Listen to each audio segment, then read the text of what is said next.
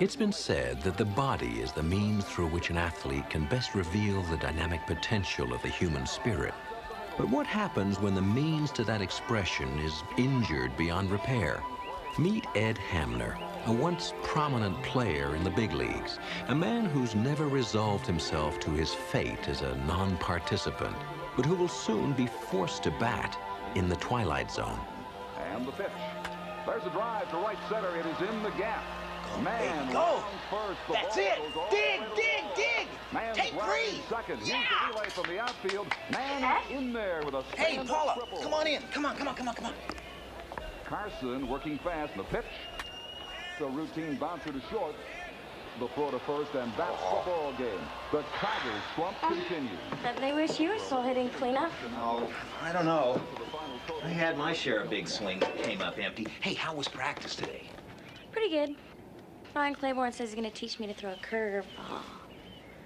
Yeah, I'm not going to. I remember what you said. You're too young to throw a curve. You'll only hurt your arm. And besides, that fastball of yours is enough to get anybody out. But you got to concentrate. Remember, if you ever feel like you're losing it, just step off the mound, take a deep breath, completely clear your mind. Confidence and concentration. It works every time. Oh, I almost forgot.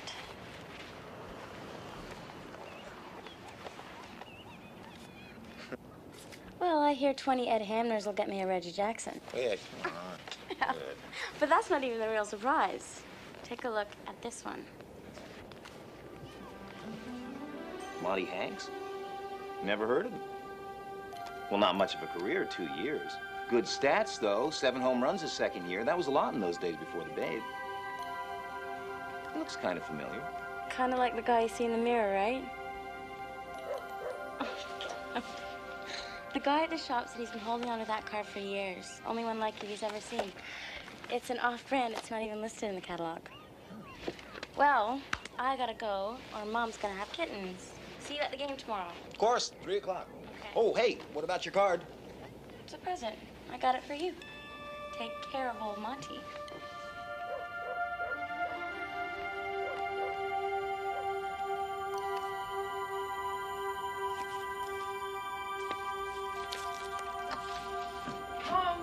Hey, Cindy, take a look at this.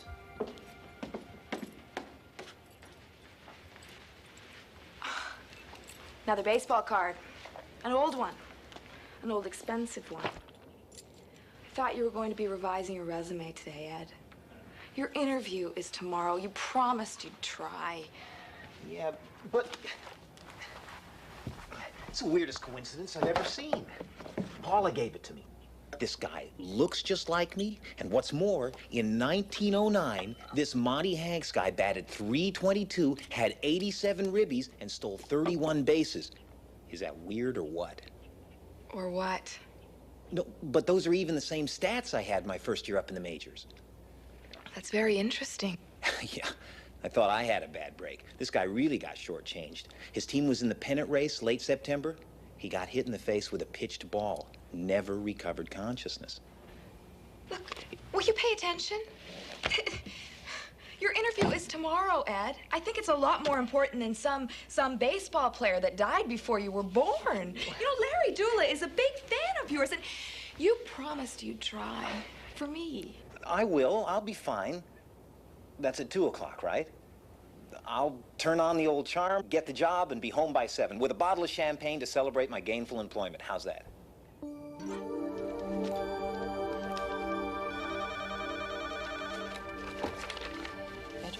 computer division. Thank you.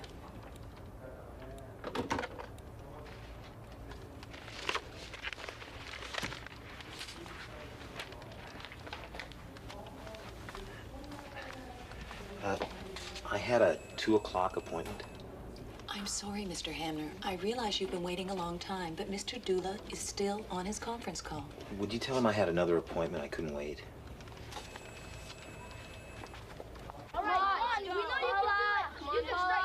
You can get him.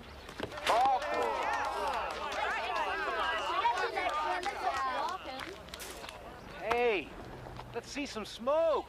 Yeah. You tell him. Shoot now. Come on, concentrate. 3 good runs. We go. Right.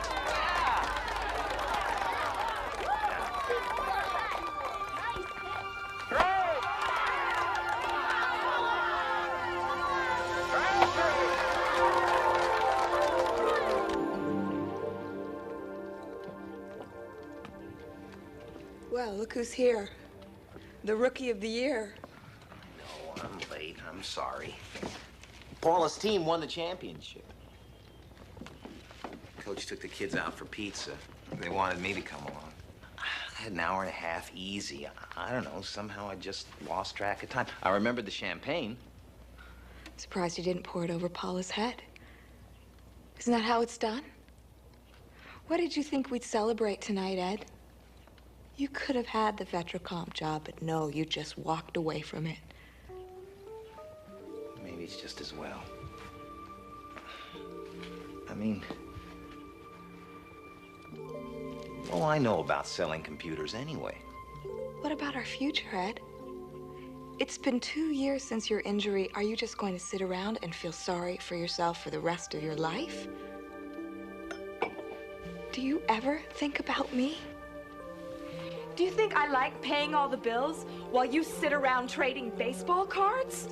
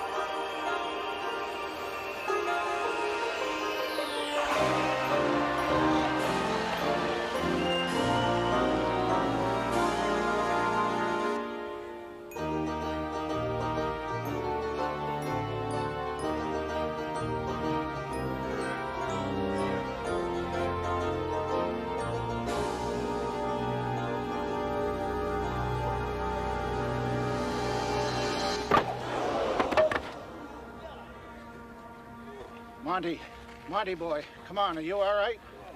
You must have one hard head, Monty. I thought that killed you.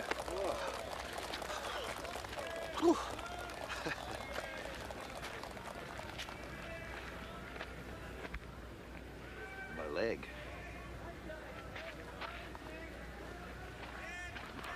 There's nothing wrong with my leg. Of course there's nothing wrong with your leg. It's your damned head that got hit. Maybe I should send Moran in to run for you. No, I'm fine. Well, come on. This ain't no fan dance. Let's play ball. Play ball!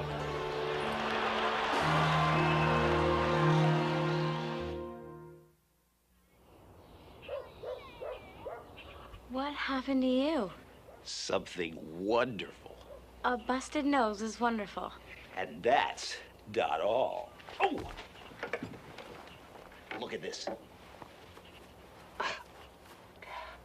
Oh, gross. I did it yesterday.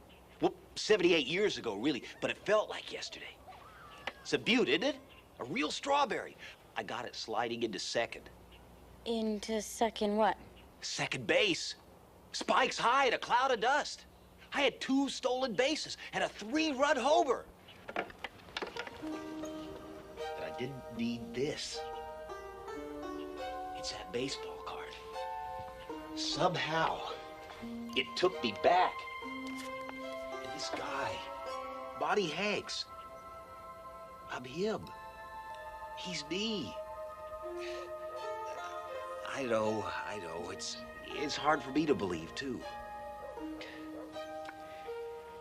Maybe you had some kind of a dream or something. I didn't do this in any dream. Look at the card. I don't see anything. But what? Check the stats. Home run, second year. 8. 8?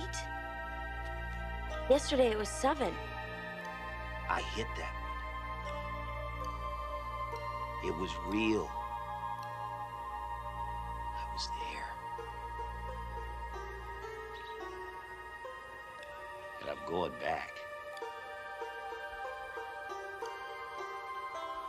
Hey, kid.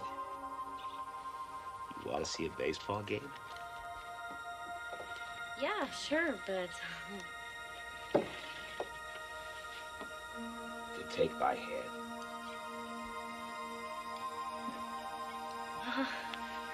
I don't know, Ed. This is a little weird. Hold on.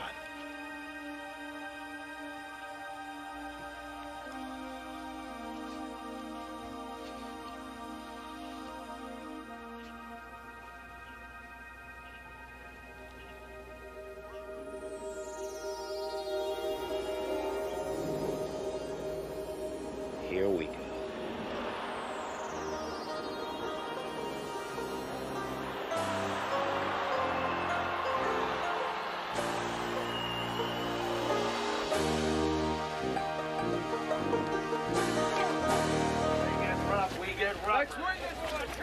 Happened, Ed. On to you, Leighton. Get that kid out of here. Come on, look alive. We got a ball game to win.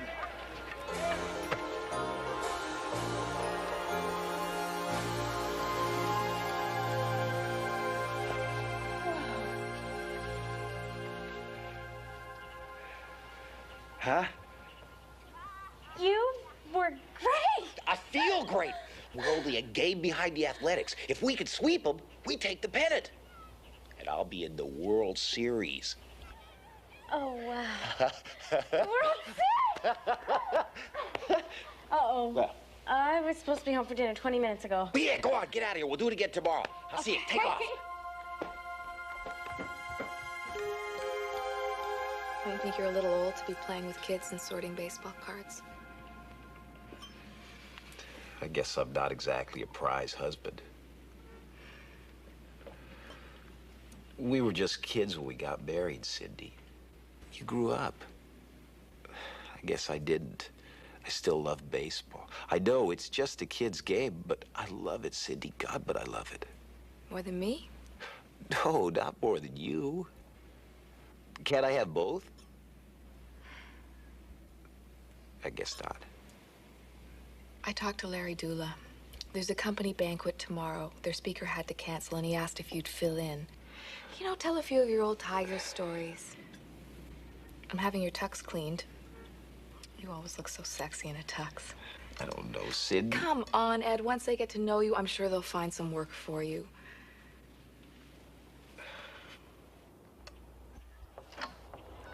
Oh, there you are. It's an early game today. I didn't want to leave without you. I can't go today. I've got an orthodontist appointment. But today's the big one. We beat the Athletics today. We clinched first place. Yeah, I know, but my mom will never let me get out of it. Especially for something I can't even tell her about. I'll miss you. Won't be the same without you there rooting for me. Well, I'll still be rooting. I'll just be 78 years away. Big dinner party tonight. I'm meeting my future employers. You're gonna be a coach? Computer salesman. Aren't you happier playing ball? It's not that easy, Paula. Not when you're an adult. I have responsibilities. And I was thinking about 1910. It almost seems like you belong there.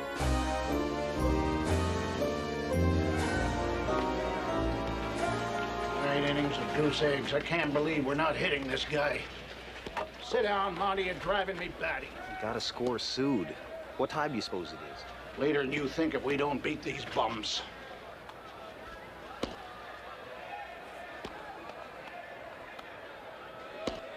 Ed?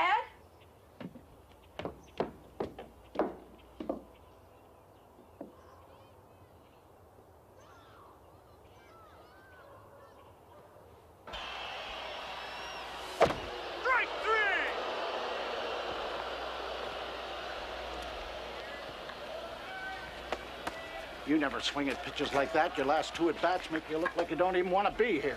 Swinging too hard, I guess. Yeah, well, now get out there and hold them. If they can do it to us, we can do it to them. Back, I got a problem. Oh, yeah, me too. If we don't win today, we don't get no pennant. Now, what's your problem? It's my wife, I promised her. Your wife? We're into extra innings. Mac, you don't understand. If I stay here, I stand to lose everything I've got, including my wife. I'm out of extra innings at home. What about here? I'm talking about the World Series. Are you nuts or what?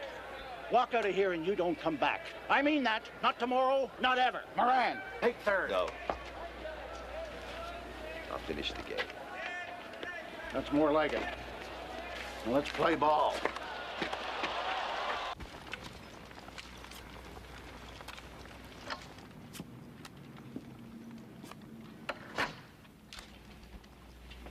Where's Ed? Don't you knock?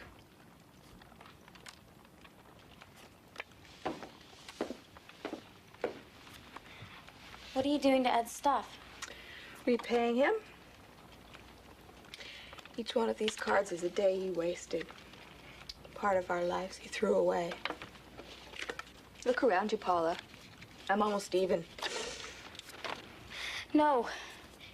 He'll be back. I know he will. Oh, yeah. Rookie of the Year always makes it home, doesn't he? What if there's no home when he gets there? Don't say that. He's a big man to you, isn't he? Big man. You know why he's so nice to you? Because you're a fan. Ed needs to hear him cheering, and you're the only fan he's got left. Ed just needs someone to care about him. It's all so simple when you're 12, isn't it? But eventually you'll grow up and you'll realize you can't play games for the rest of your life. You're wrong. Give it to me, please. God, I didn't notice it. Ed's latest treasure? Showed it to me the other day. Is it special to it? No, it's my favorite. Ed doesn't even care about it. I like it because I told Ed it looks like him, but he doesn't think so. You're lying. I remember now the stats. Same stats as the Rookie of the Year. No! I bought it for him.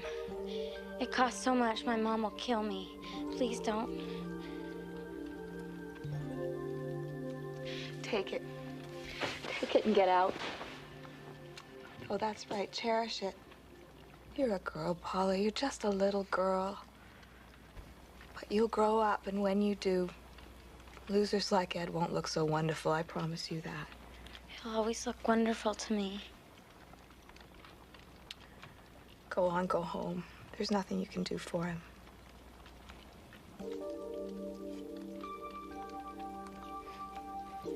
Yeah. There is.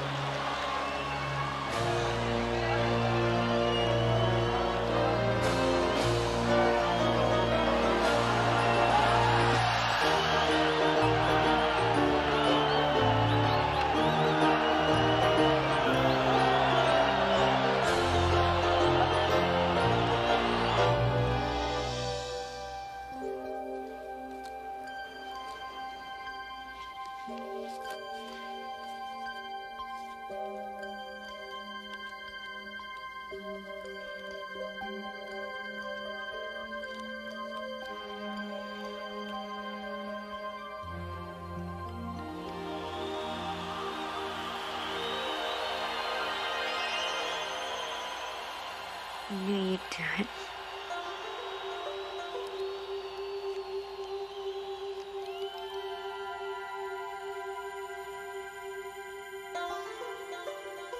Ed Hamner, Monty Hanks. To some, a mere face on a trading card. But to a special friend, he's an eternal boy of summer.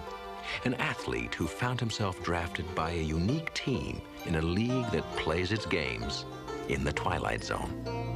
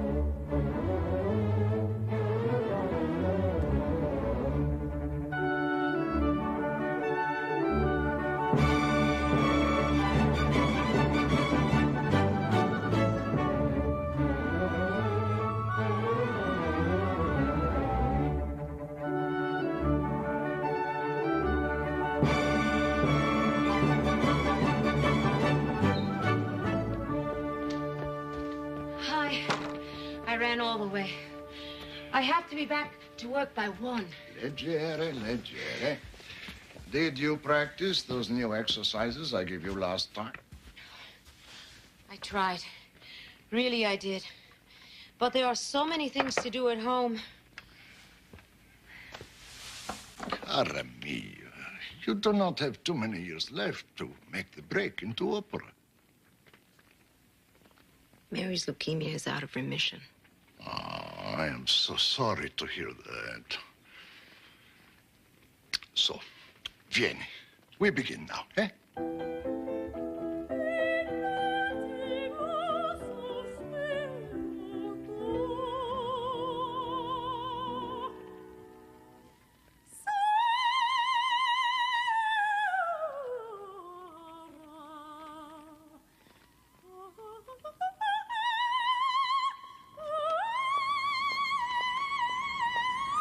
Rosemarie Milletti, oldest of 5 children, always responsible, always dependable. Time and dreams sacrificed to family and duty. Rosemarie, soon to receive a gift of time, offered by one who can least afford it. A first fleeting glimpse into the Twilight Zone. Mama! Papa! We're home! Rosemary! Yes, Mom. I brought Mary's medicine home with me.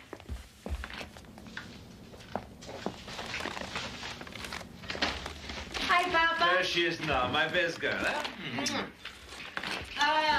Would you set the table for me and check in on your aunt, see if she needs anything before dinner. Oh, and look in on Mary. She's been restless all day. How was your day? Oh, how do you think it was? I finished sewing that dress for Mrs. Cardinale, and all she could do was complain about the letter. This is 1966, Mrs. Milletti, not 1946. Please raise the hem, can you imagine? So I told her the hem is right where it's supposed to be. You can check the McCall's pattern if you don't believe me. Then I had to listen to your aunt complain about Joey working at Martino's. She thinks he pushed his hand on the meat scale. Dorothy, keep your fingers out of the polenta.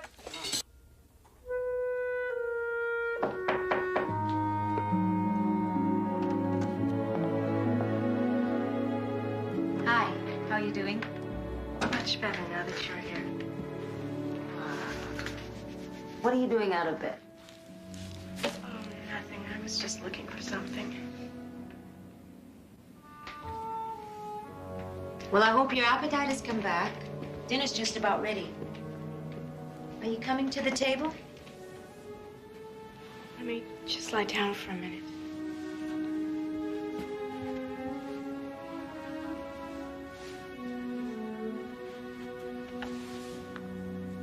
Your birthday's in a few days. You'll never guess what I got you. Special. I saved all year for it.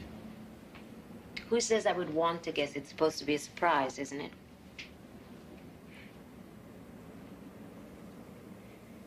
Rosemary? Yeah? When I die and after I'm dead a long time, you will still remember me, won't you? What kind of a thing is that to ask? I just don't want you to forget me. Till my dying day, you'll always be in my heart. And nothing will change that. Good. Because when you're an opera star and you travel all over the world, I know you will. If only you'd believe it as much as I do. And when you stand on stage and sing, I'll be there. In a way. Mary, you know that's never gonna happen. Yes, it will. Stop saying that it won't.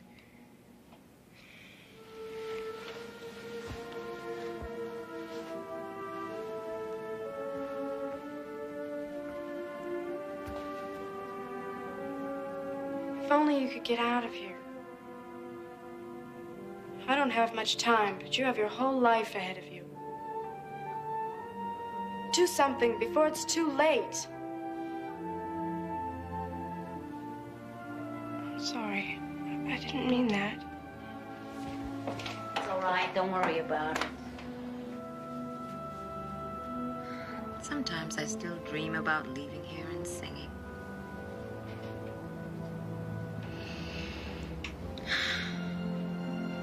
Remember when we used to go up to the roof and look for shooting stars and make a wish? Uh-huh. Warm summer nights, chocolate ice cream, and shooting stars. I always made the same wish.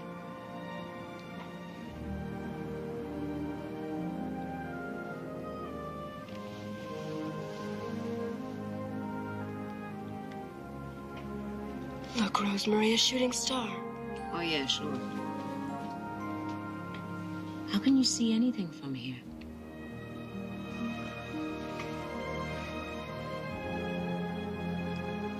What on earth are you doing? I made a wish for you. What a dreamer. I wish it were that simple. Come on, I'll walk you to the table. I'm sorry I'm late. I lost the ticket to the laundry, and it took the clerk a while to find it. Papa?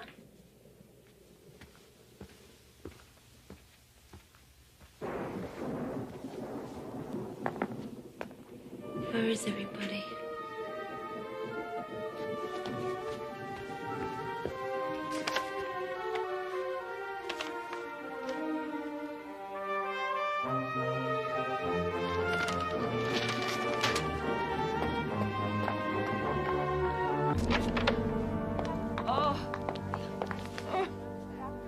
She's been calling for you.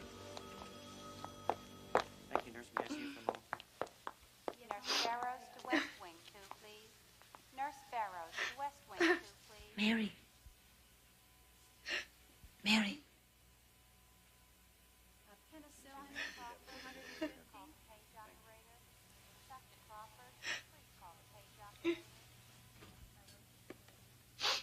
I waited for you. I have to show you something. Listen. Do you hear it?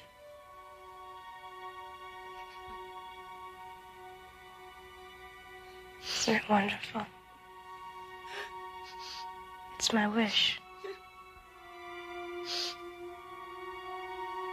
Follow the music and you'll see. Go ahead. It's wonderful. I saw it. But remember to come back. She keeps talking about the music. What music?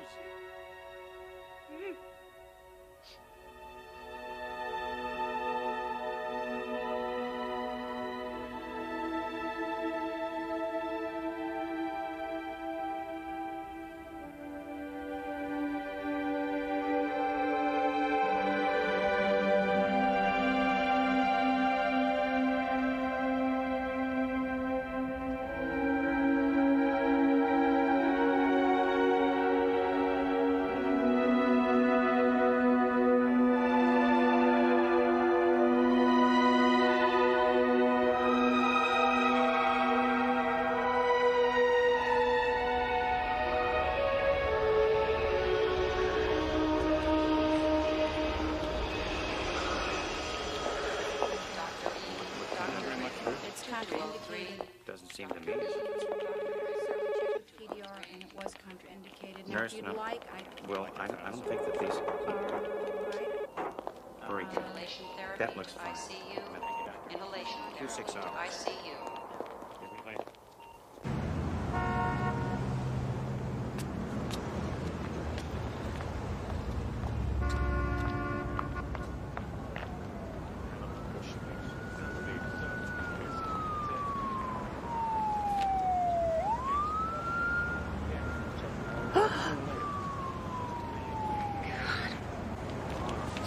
Taxi! Yeah, lady, you need a ride? Yes. Where you want to go? The Metropolitan Opera. Sure. Lincoln Center, coming right up. No, I said the Met. You're from out of town, right? No. Well, Yeah, yes. yeah, I could tell. Anyway, the Met, that's over at Lincoln Center.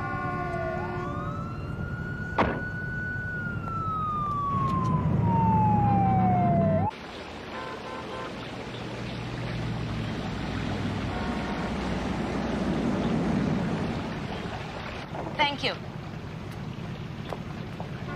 Looks like they started without you. The opera. The matinee just started. But I don't think you missed too much.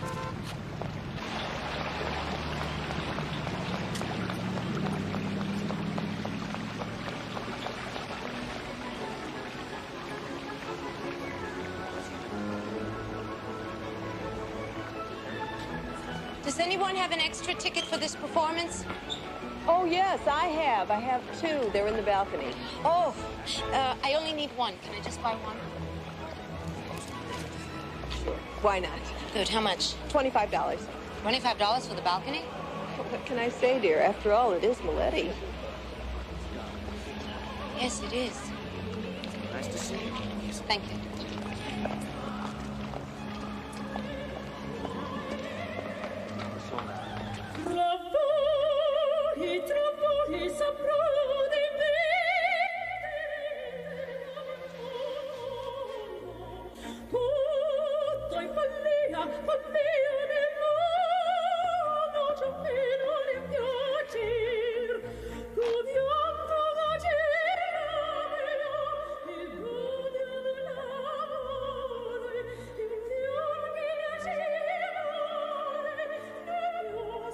She is magnificent, isn't she?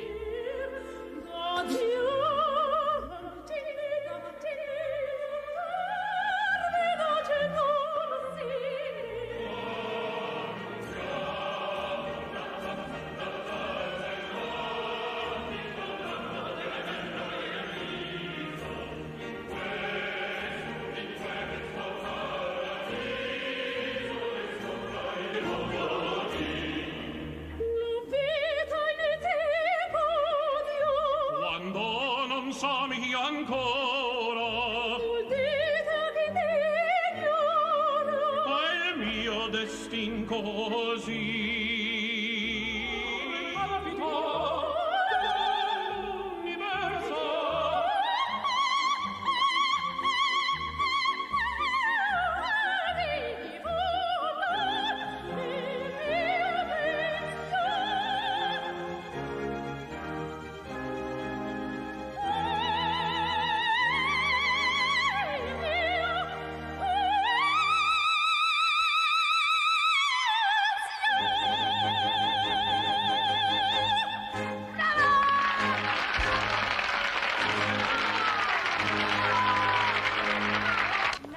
I'm sorry, but you people will just have to wait till the singers come out. No one is allowed backstage for autographs.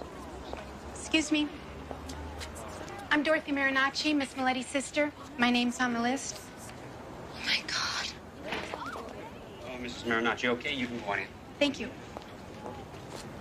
I'm on the list. My name is Mary Miletti. I think I'm on the list. Oh, yeah, here it is. Okay, go on in.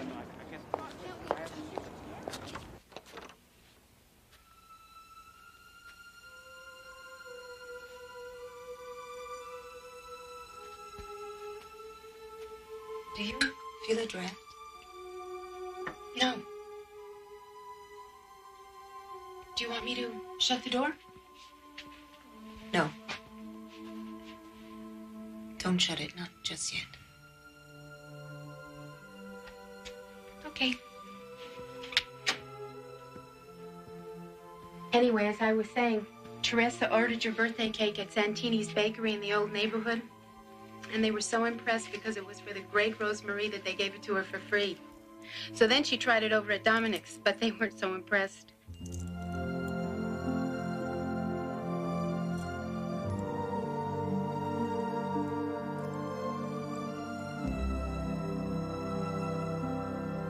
It's hard to believe that so much time has gone by.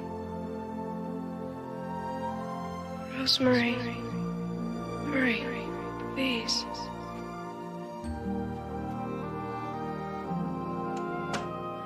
Whew. I did feel it this time.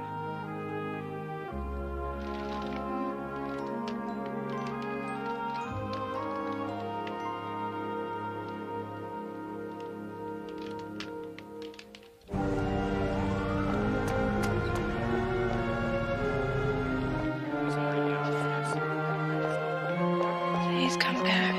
Hurry. Mary, I'm coming back. Please don't go yet. Please don't die.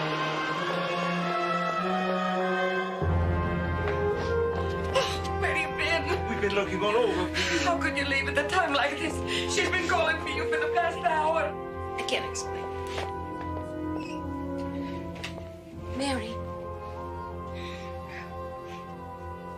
Thank you. You saw.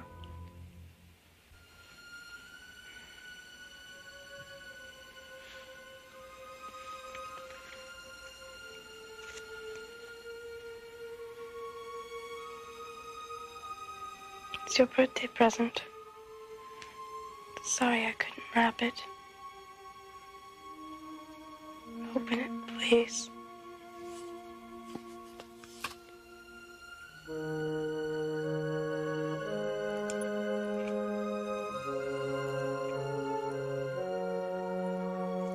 I'll make you proud of me. I promise. I love you so much.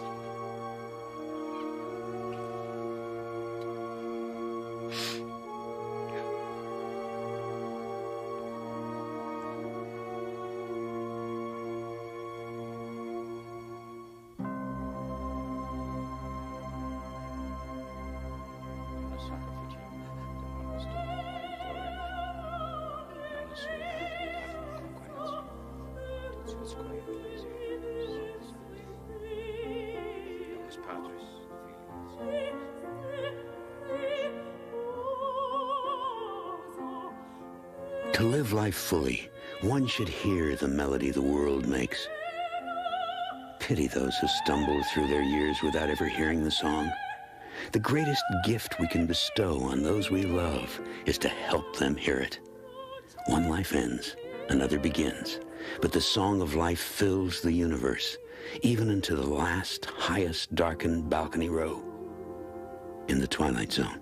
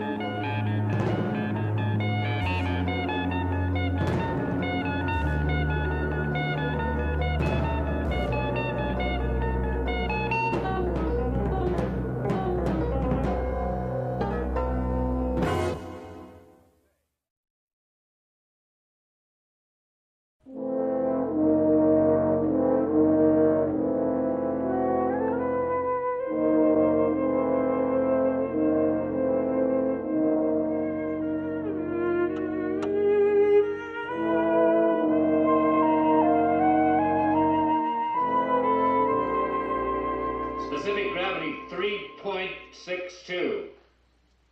That looks good. If it remains remain stable, we may have something. Specific gravity, 3.62. All right, get ready to start test series number 1. Hydrogen generator pressure? It's normal. All right. Start. Number 1. Begin in 5 seconds. 5, 4, 3, 2, 1, start.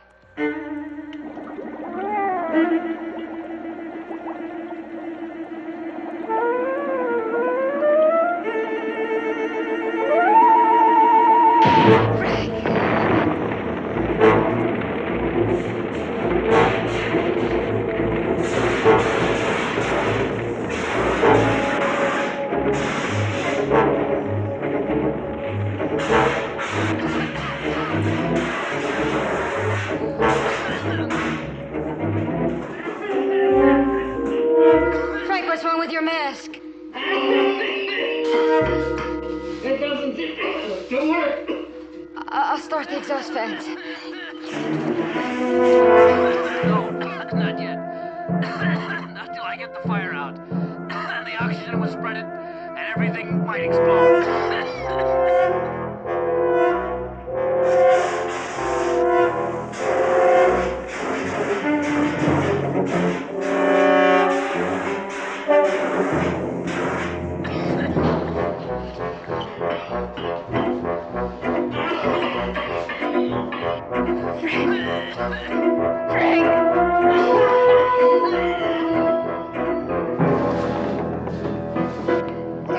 Our flask exploded. He's in there. The exhaust. Oh, no. Wait till all the gas is exhausted.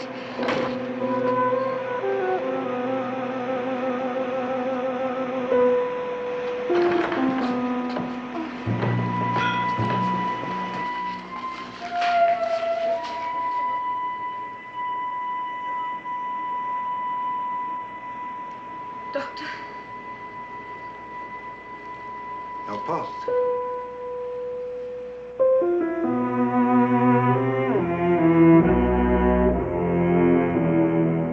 Such are the hazards of scientific research. And strange as it may seem, this is not the end, but only the beginning of the ordeal of Dr. Cordell. Our leading players are Mr. Robert Vaughan, Miss Kathleen Crowley, Mr. Robert Ellenstein, and Mr. Russ Conway. Speaking of chemistry, this thriller is a mixture of 1 part scientific possibility, 1 part imaginative melodrama, and 2 parts pure terror.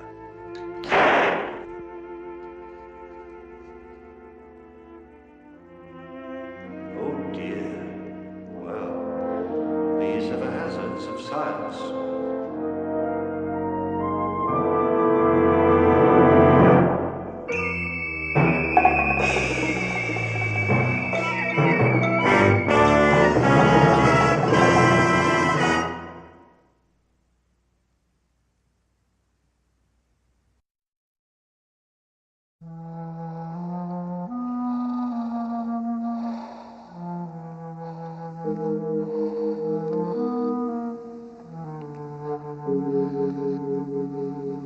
Just lie quietly now. I've just given you an injection of adrenaline. No. Lie still. Are you all right? Mm-hmm. Your notes? They're safe. What is it, Doctor? 10 minutes ago, he had no discernible heartbeat. Now it's normal. How do you feel, Frank? Other than a splitting headache, I feel all right. Can I get up? Come on. Up. Well, you better phone Washington, Doctor, and tell them to run the rest of these tests. Because we've got a new problem to solve now. What's that? This mask is supposed to protect against any known gas. And it failed me completely in there. Are you sure it's working correctly? Well, we both checked it before we went in the cage. It's routine. But it must be defective. If it isn't, you know what you're suggesting. Not suggesting. I'm telling you.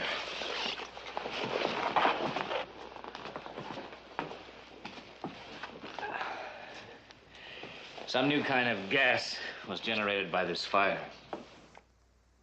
Now, we've spent 2 years trying to find an antidote for nerve gas. And then suddenly we stumble on even a more frightening problem. A gas against which our best equipment is completely useless. A new gas? Well, there must be some other explanation for what happened to you. Well, you gave me a physical examination less than a month ago. Was I a candidate for a heart palpitation or a sudden blackout? No. Let's face it, Doctor. What we can discover by accident, others can discover too, or possibly have already discovered. I can see tentatively that you've run onto something unique. I'll report it to Washington and send this gas mask along to be checked. Do you have any idea what combination of chemicals occurred during the fire? Well, yes, but it would take weeks, months even, to check out all the possibilities. Oh, Frank. I guess I bounced a little harder than I thought I did. Well, you're going home now. And no work until I say so. Now, no arguments. You're going home. Lois, you'll drive him. There may be more after effects. I'm more likely to have after effects from her driving. Mind your manners, Doctor. You're a little too fragile to be bounced again. Come on. She never got over being champ of her judo team. You two go along. I'll see that everything's secured here.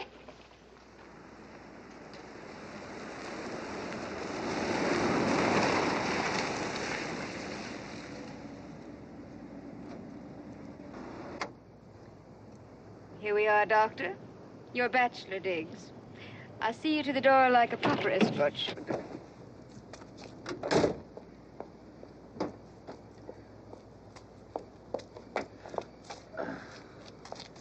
I say, what did you put in those drinks? Adrenaline and oxygen. A real gas set.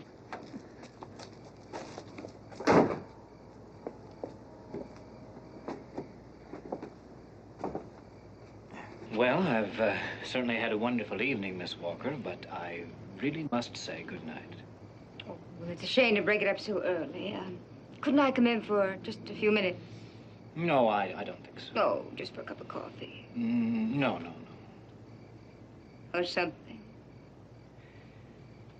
Well, I hardly know you, Miss Walker.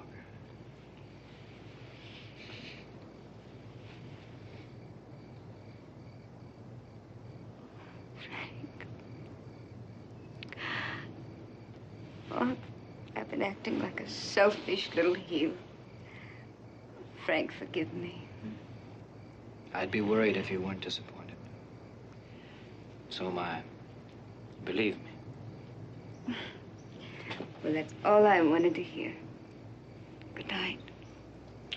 Good night.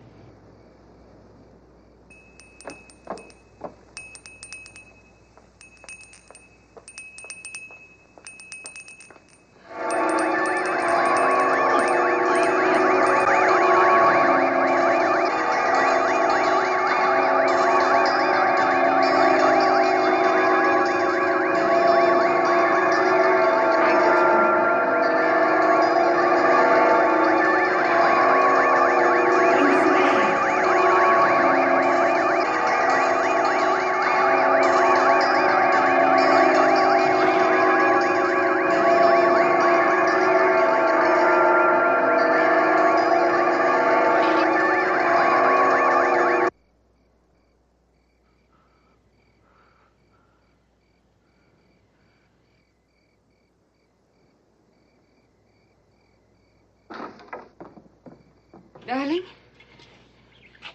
What happened? I don't know. Suddenly, the sound of that little bell almost drove me out of my mind. My heart began to pound, and every sound was horribly amplified. Oh, you're still a little shaky from that accident at the lab. Yeah, I guess that must be it. Come on, inside and into bed. You stay there until I phone you tomorrow. Hmm? All right, good night. Good night, darling.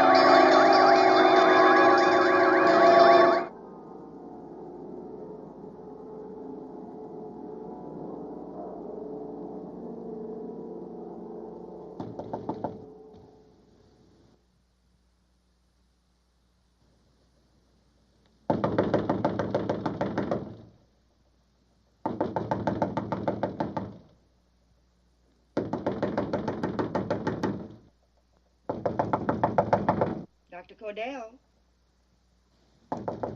Dr. Cordell?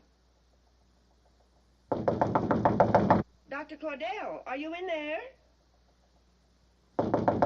Doctor! Yes, Mrs. Heath. Didn't you hear your phone? It's been ringing for the past 20 minutes. Miss Walker's been trying to reach you. All right, thank you. I'll call her right back.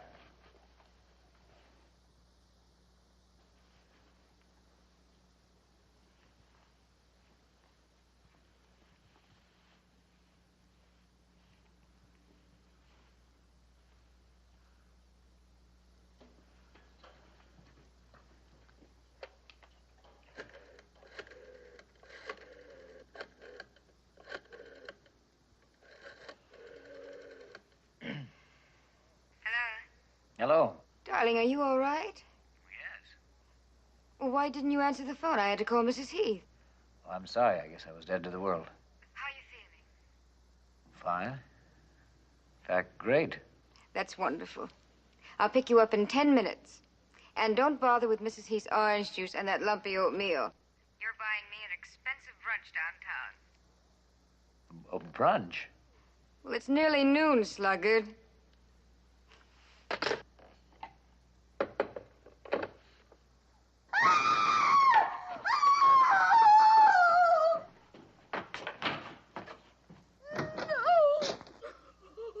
Mrs. Heath, what's happened?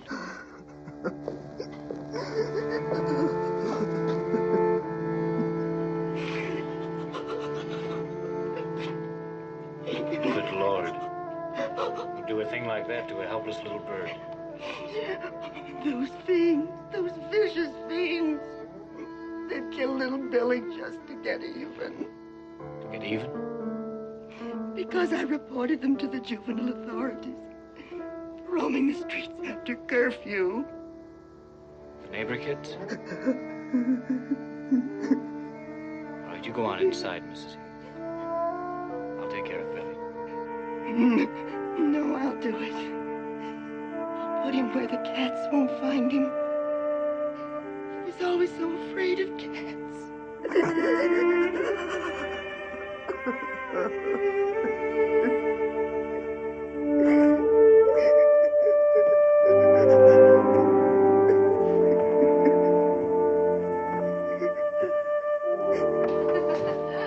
That's priceless. You mean that you actually were brewing moonshine right beneath your chemistry professor's nose? Right under his red nose. I always felt the old boy was wise to us. He was probably sampling the stuff after class.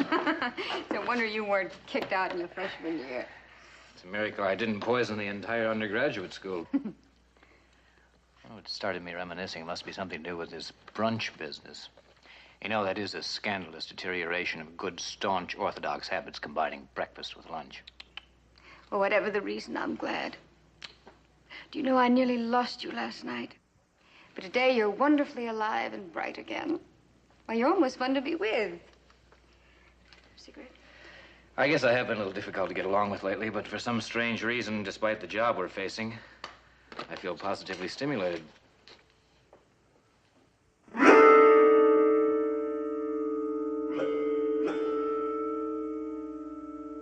Match, darling.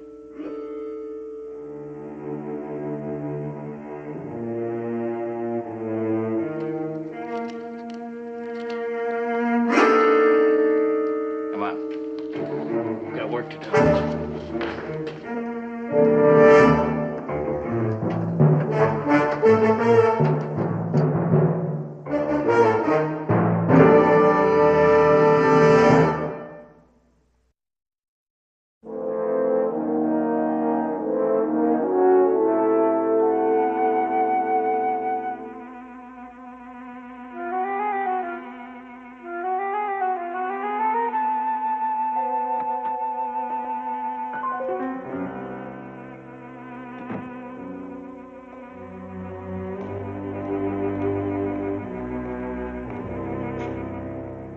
Another night session? Well, I can take it if he can. Any progress? Oh, nil. 3 weeks trying to recreate that gas, and I've got nothing but circles under my eyes. How's he feeling? Well, I think he's overworking. It's like a compulsion. It's almost frightening. Maybe I better take another look at him. Ask him to come around to my office first thing in the morning. Good. Good night. Good night, Doctor.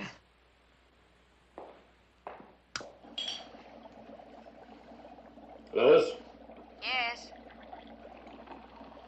in the future, please don't shut off the intercom. I'm sorry. I was afraid Dr. Bronner's chit-chat would bother you. It bothers me a great deal more for me to know you're talking about me behind my back. It wasn't anything sinister. He just stopped in to see how you were feeling. I'm in perfect health.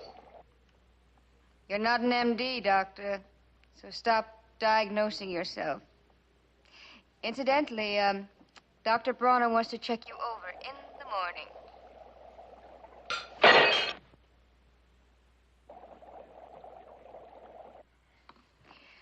All right, Frank, that's all for tonight. Come out of there now.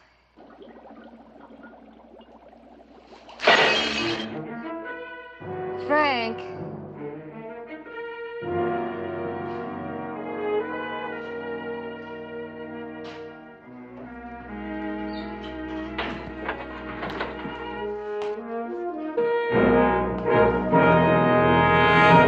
Well, that was a stupid thing to do, wasn't it? You should take the hint. That was a typical fatigue symptom. I'm sorry if I frightened you. No, forget it.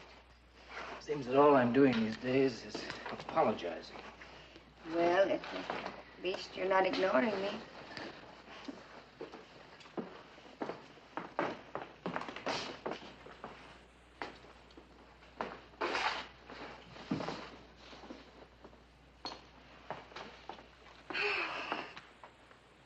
Aren't you quitting?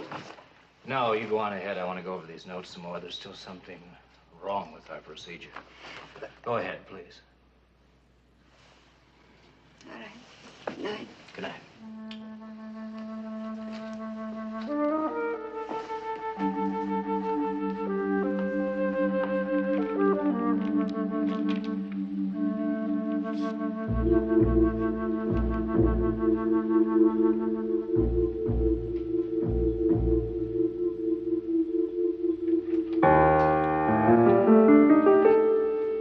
Excuse me, I'm lost, I think. What are you doing in here? I'm new on the campus. I thought the library was in this building. I'm so sorry, Mr. All right, just a minute.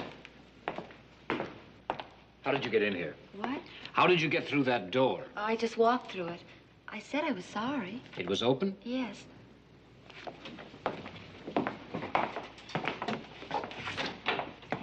And you didn't see this sign, of course. Oh, I didn't notice. What's your name? Susan Baker. And you just walked through this door, huh? Well, yes, I saw a light down here and I just... And it was open? Yes. Well, it couldn't have been opened. It's always locked. It locks automatically. Well, I don't know about that, but it really was open.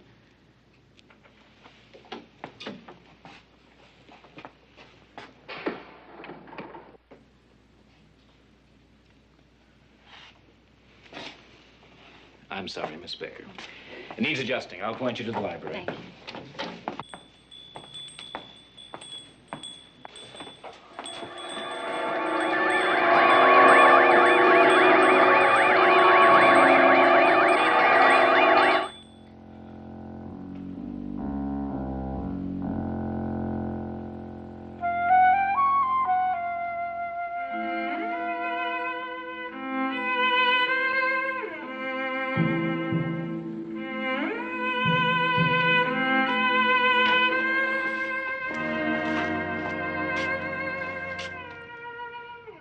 Here's that building out there. On the other side. Thank you.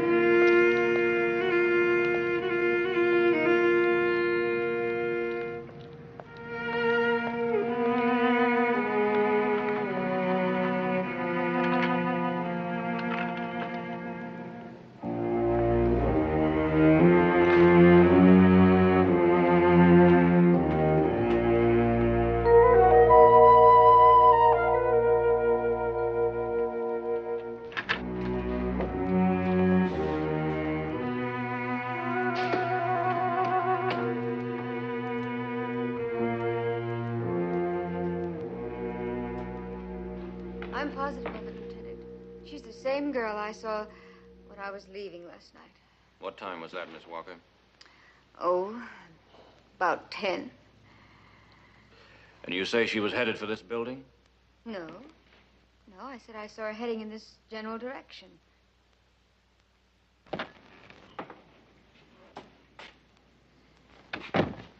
Oh, Frank. Dr. Cordell? Frank, this is Lieutenant Butarik of the Homicide Squad. How do you do? We were about to go looking for you. What for? Well, Mrs. He said you left about an hour ago. Oh, well, I was driving around. I wanted to think. Would you mind telling me what time you quit work last night? Well, I don't know. I would imagine it was about an hour after Dr. Walker left. Did you hear about the murder? A co-ed named Susan Baker? Yes, I did on the radio.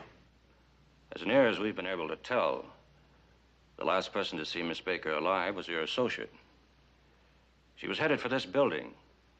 Did you see her, Dr. Cordell? Oh, no, I don't think so. She might have wandered into your lab.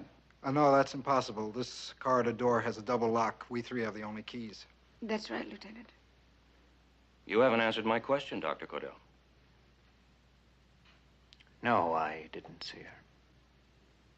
Where did you find her? Just across the way in a shrubbery. Poor thing. What he did to her. You saw her? I asked Miss Walker to identify the girl. I see. I guess that's all for now. Thank you. Goodbye, Lieutenant. What a horrible thing to have happen. Well, Doctor, I believe you wanted to examine me this morning. Don't tell me you're actually submitting without a fight. Well, you two seem determined that there's something wrong with my health. I think if you have any after effects from that gas, we ought to know it. All right, come on now, let's get it over with. Well,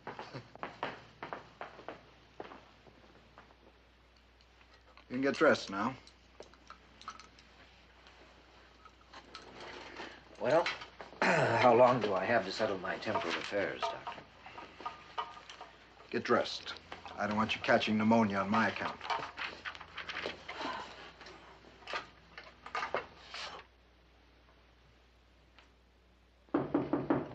Come in.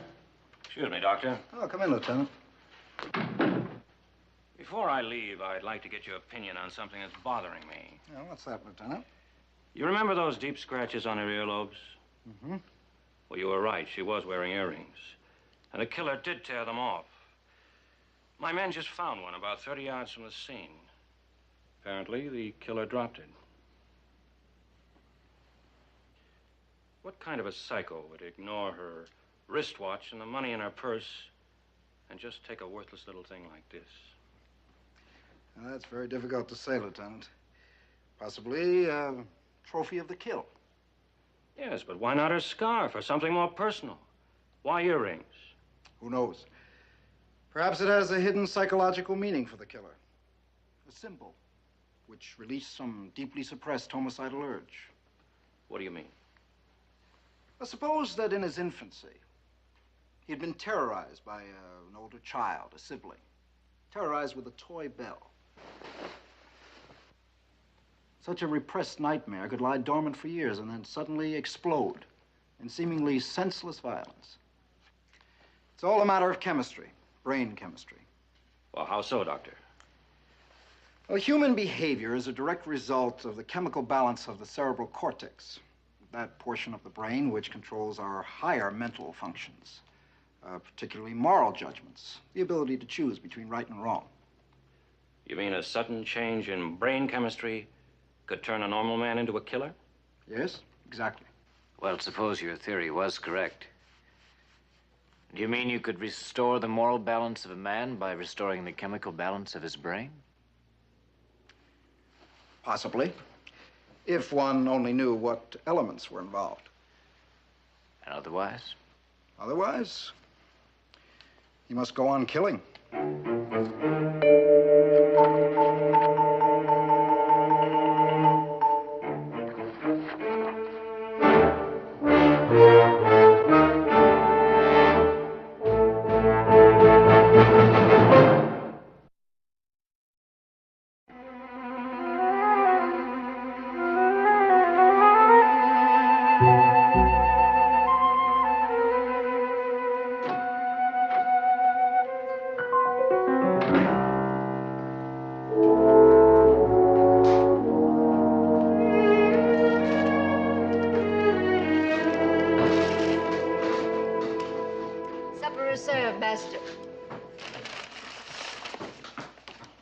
Sammy Fong says there's actually chicken in the chicken chow mein tonight. Would you like me to send in a menu? Oh, Frank, come on, let's not let it get cold again tonight, please. Can't you see I'm trying to concentrate? So am I on my neglected feed box.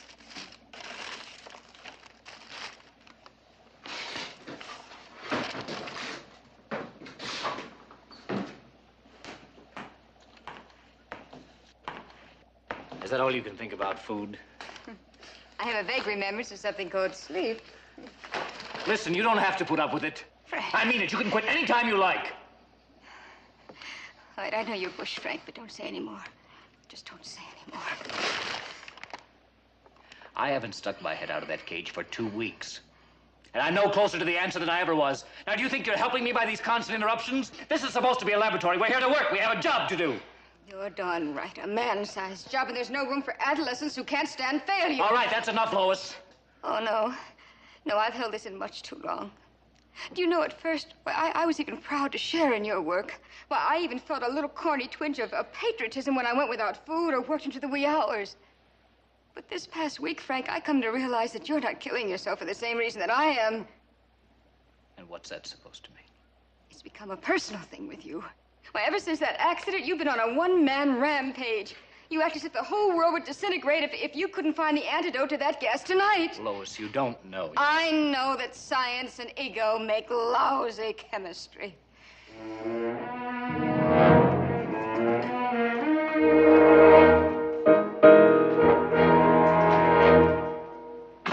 Lois!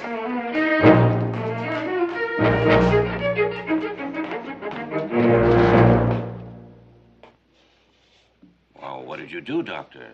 Slug the lady? Thought I saw tears. I guess you scientists have your squalls just like the common herd, huh? What do you want, Lieutenant? Now look at this door. Help yourself. This it? The gadget you had your maintenance man fix the day after the murder. It's on his worksheet, Doctor. Adjusted pneumatic door closer for Dr. Cordell. So? Well, your associate came through this door shortly before the girl was killed. If the door didn't close completely. It did. You seem very certain of that.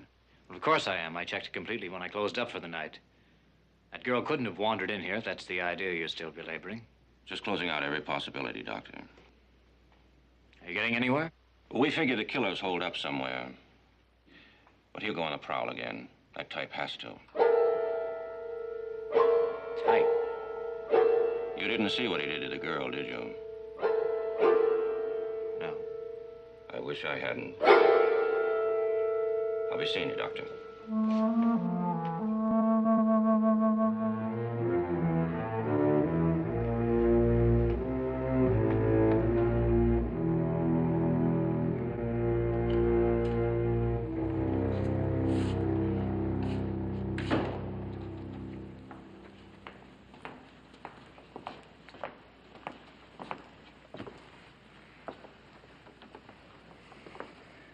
Got another glass?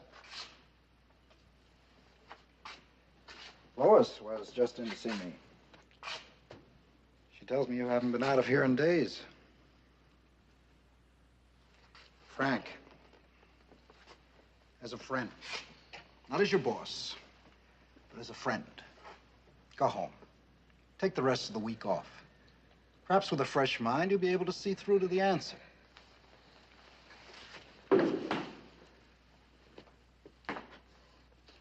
All right. Look, suppose you never rediscover this mysterious gas and its antidote. Don't you imagine that the other side has dozens of weapons that we don't know about, and vice versa?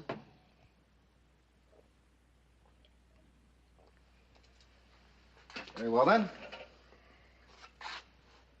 I accept your resignation, Dr. Cordell. This isn't a snap decision, Frank. But the day that you became personally involved in this problem, you ceased to be a scientist, and this is work for a scientist. You better stop by my office tomorrow. We'll have to think up some face-saving excuse for your resignation. Wait. What do you want me to do?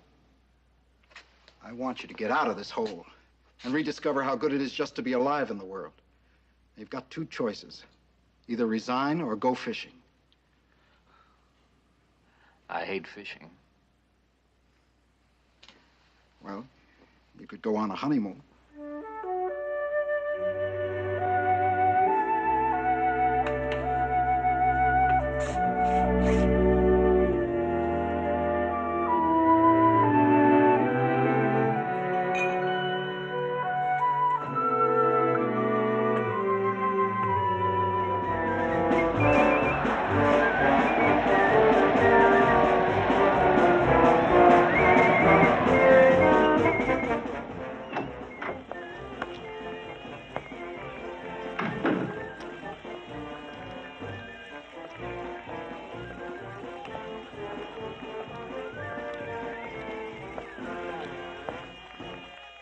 Okay, kids, now I want to hear this one. Ready? Hit it! B-E-A-T S-T-A-T-E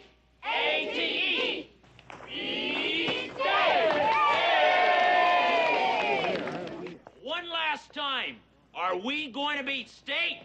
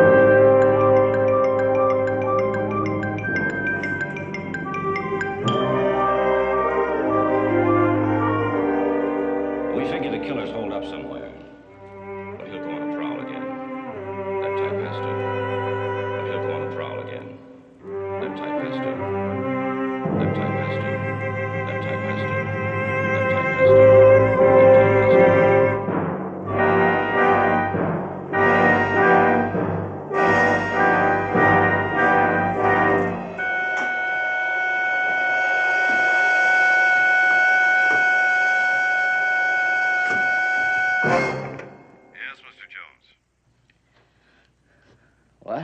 This is the night clerk, Mr. Jones. You, want me to send you up another bottle? Oh. What day is it? It's Wednesday, the 21st. Wednesday.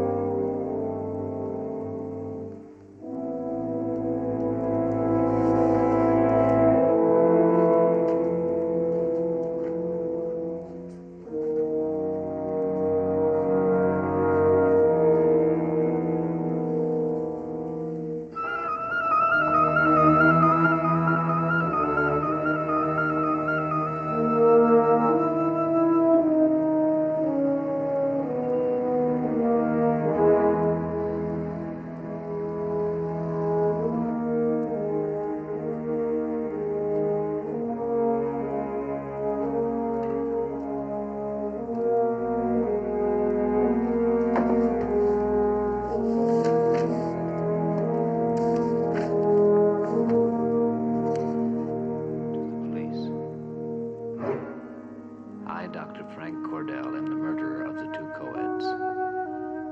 When you read this, I will be already dead. I must destroy myself before I kill again. Once the terrible sickness takes possession of me, I am unable to stop myself from killing. It started after I was exposed to an unknown gas which my associate, Dr. Lois Walker, and I have been trying to recreate. Lois, I've got to warn her about that gas. Night, clerk. Get me Pendleton College, extension 93, please.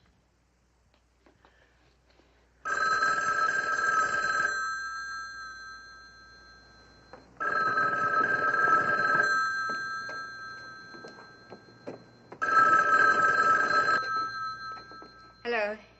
Lois. Frank. Well, where are you?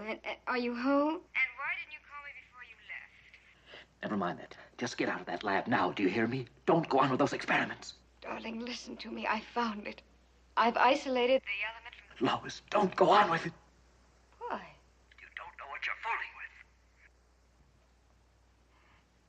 Frank, are you ill? Someone just came in. It's Dr. Bronner and that police lieutenant. Look, I'll put Dr. Bronner on. No. Don't tell them you heard from me. Do you understand? Don't tell them. But why? Lois, I've got to talk to you first. You're in great personal danger. That gas, it's more hideous than we dreamed. There are effects. I can't explain on the phone, but I've got to talk to you. Frank, you are ill. I've got to talk to you somewhere alone.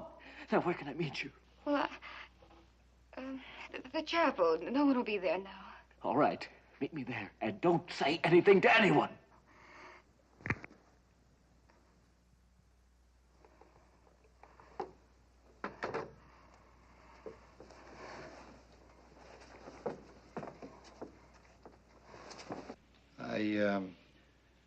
I'd rather she didn't know what you suspect. After all, it's only circumstantial. It's quite a coincidence, Doctor. The very day you brought up the idea that a simple little bell could trigger the killer, Cordell holed up in this lab. He ate here, he slept here. But you can't suspect a man for being dedicated to his work. She's leaving. Lieutenant, Good evening, Miss Walker. can I help you with anything, Doctor? No, I was just showing the lieutenant your lab setup. Oh, I see. Well, in that case... Lois. Yes? If you should happen to hear from Dr. Cordell, let me know right away, will you, please? Yes, of course I will, Doctor. Good night. Night. Good night.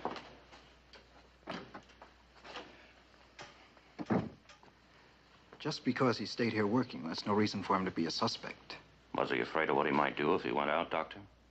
No, that's impossible. If he was afraid to go out, why would he allow me to send him on a vacation? I don't know anything about that. But if you need proof, I found it hidden in his room.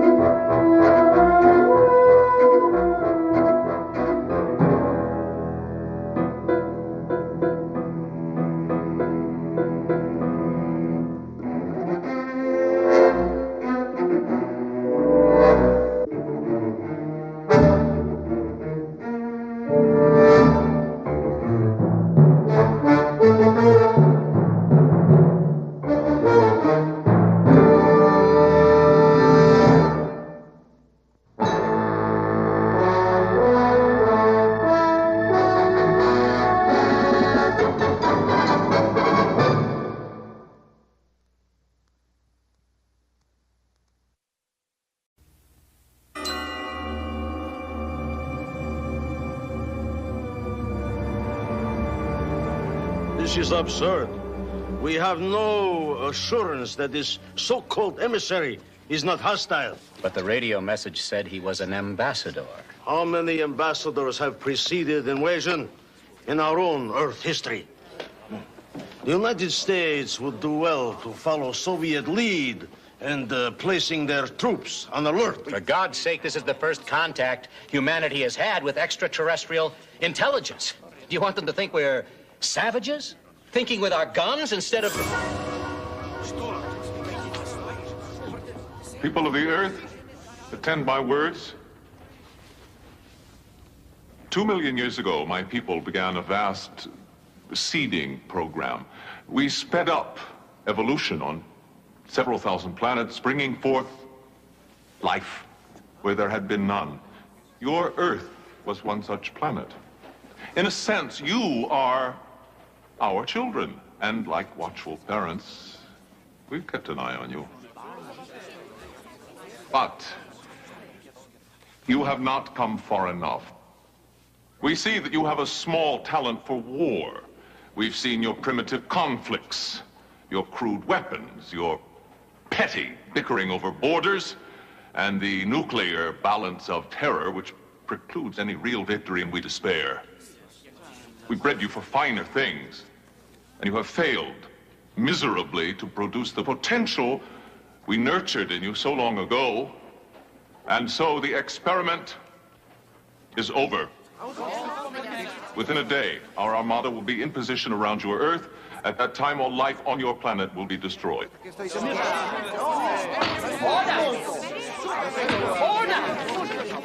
Order! It's absurd. How do we know you can't do it? If you really need a demonstration, keep watching the skies. Sorry. Order! Madam Chairman. Madam Chairman. The chair recognizes the delegate from the United States. Mr. Ambassador, surely you don't mean to condemn our race to death without giving us a chance to speak in our own defense. Surely that's not fair. The universe, Mr. Fraser, is not fair. Do you think we made this decision in haste? We've been debating it for many centuries. Centuries? Oh, yes. We are a very long-lived and patient people, but even our patience has limits. You must give us one more chance. You've had your chance, many of them, over the centuries. Yes, that's true, Mr. Ambassador. It's true, but we've never had this much motivation. You say what? Your ships are arriving in a day. Give us that much time, one day. What do you think you can accomplish in so short a time? I don't know, but you must give us one chance. At least let us show you the potential you saw in us at the dawn of time.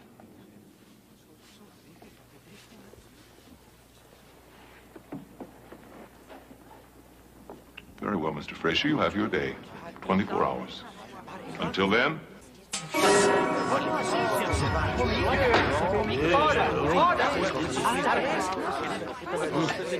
Order! Please, if ever there was a time for us to put aside our differences, it is now. I am not convinced. Before we enter into peace negotiation, I must have proof that this threat is real. Proof? Proof? You've seen their spaceships. You just now saw him disappear. What else do you want?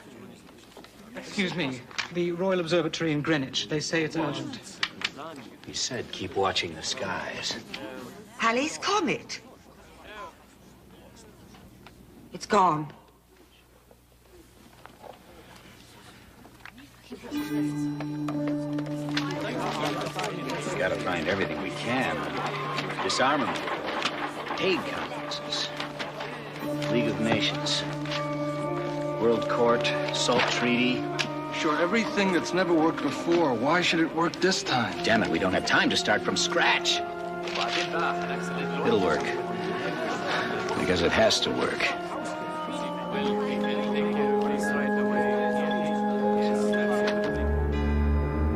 Yes, there it is.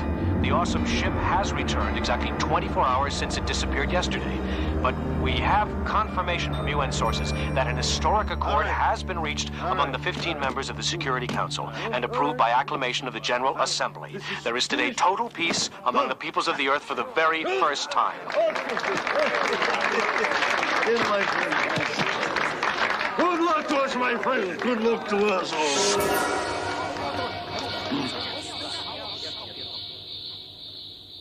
Well, Mr. Fraser, what have you there? Peace, Mr. Ambassador. Peace. Within these pages lies the framework for worldwide unilateral disarmament.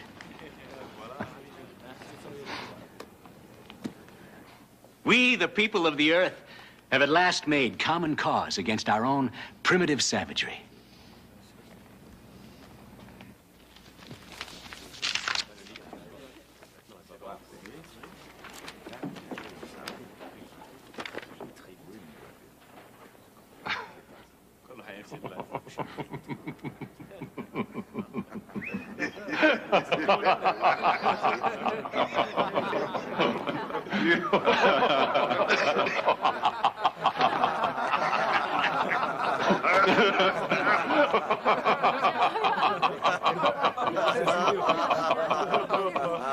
I fear you have misunderstood me.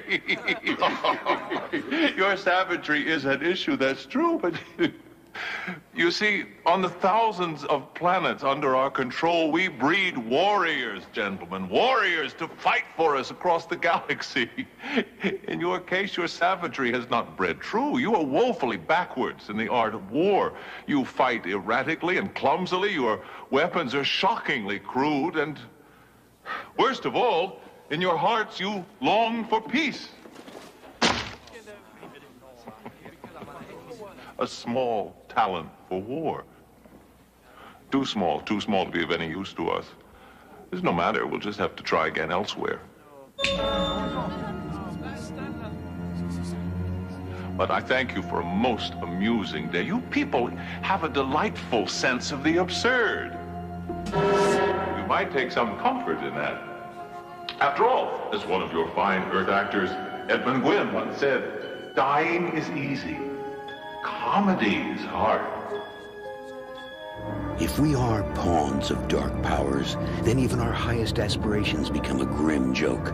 But if not, then no one will goad us toward world peace, or take it away once we've achieved it. Doubters, please note, you've just seen it achieved once, however briefly, in the Twilight Zone.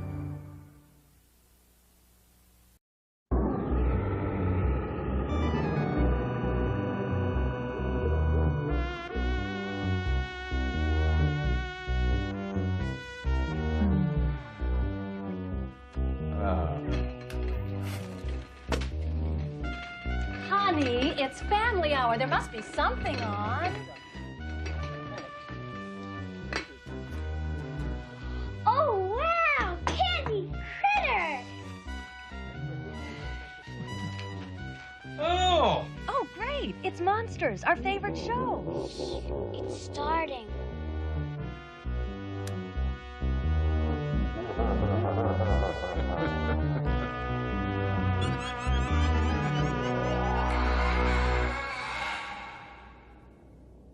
Okay, I'm ready. Anytime you are. Do you hear me? I said I'm ready.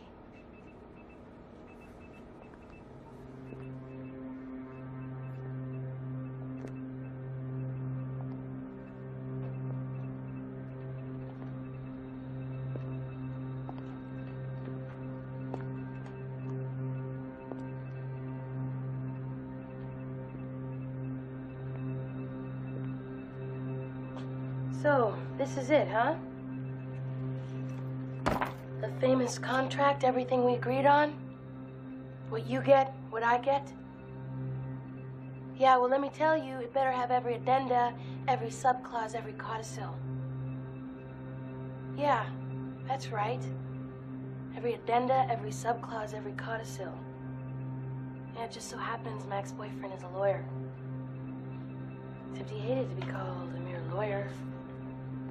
He insisted that he was an attorney. No, that was too beneath him. He was a litigator.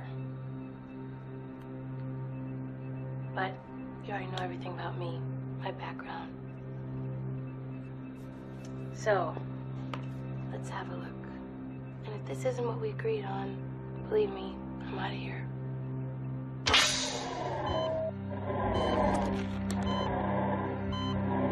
Okay, it's accurate. Everything you promised. I stay here. Did you choose 9 months for some symbolic reason? Gestation, birth, rebirth, and return. I get to go home to be independent, wealthy.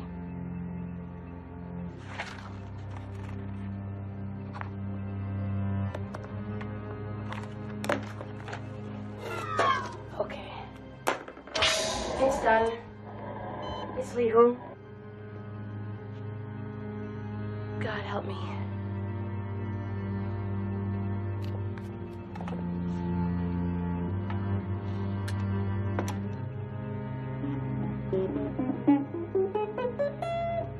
Perfect tune. Exactly what you promised. Maybe this won't be too bad. I think I'm gonna like this. All right. So I'm in, so now what?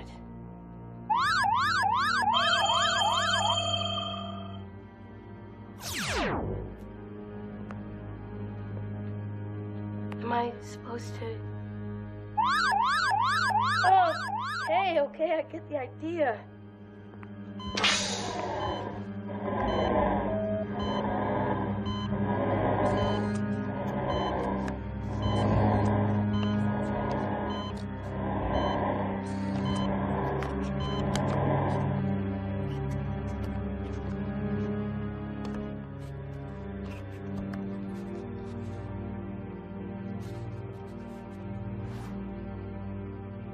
So, fun and games, is that it for the next 9 months?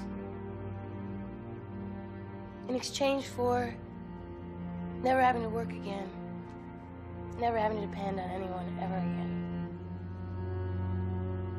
Hey, I'm tough. How much? You have no idea. 9 months? No problem. Okay. 9 months? Sure. 9 months.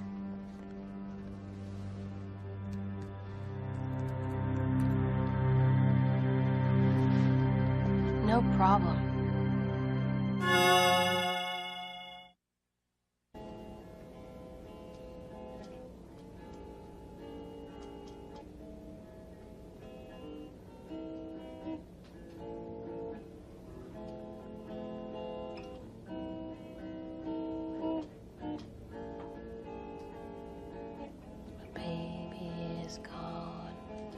He got up and died, and now it's just me, and I got nowhere to hide.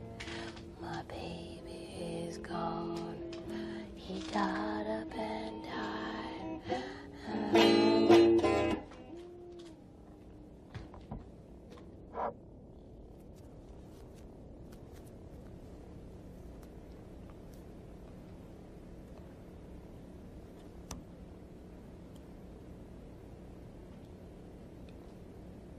I don't know if I'm supposed to say this.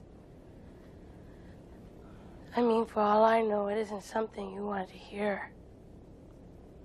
If you're listening.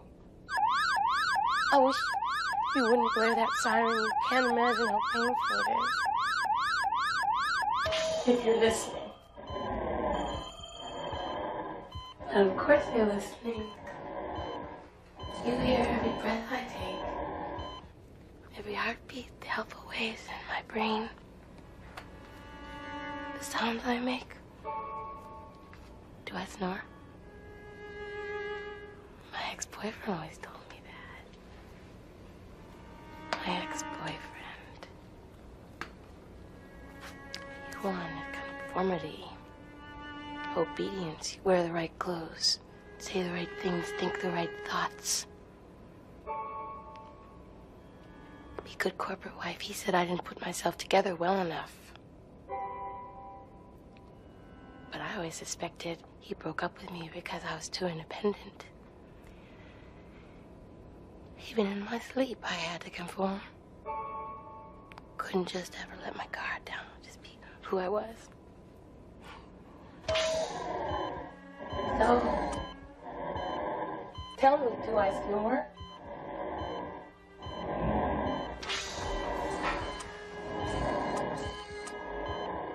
Please, just talk to me.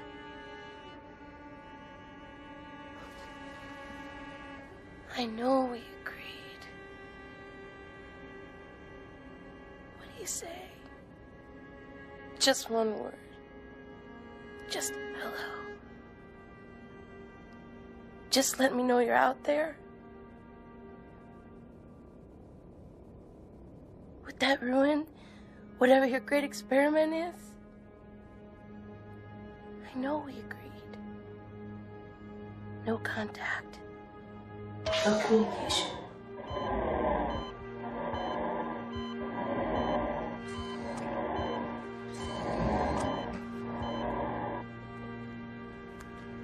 That's fine.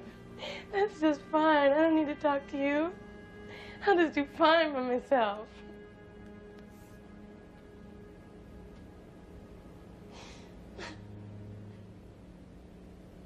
Just one hello. Please stop this thing. Just say hello and open the hatch and let me out.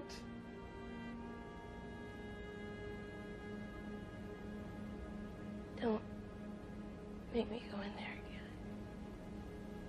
I know I agreed. I signed your damn contract. The money doesn't matter to me now. Keep it. Please. Just say hello and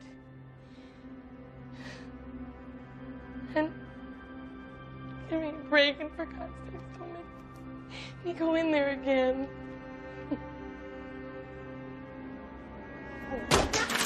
I want you to go home! I want to see people, I want to hear people scream! Anything!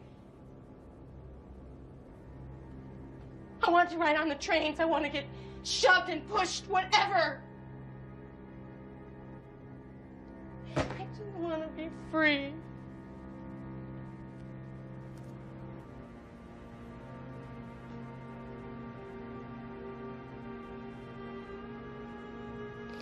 I never understood what that meant before. To be free.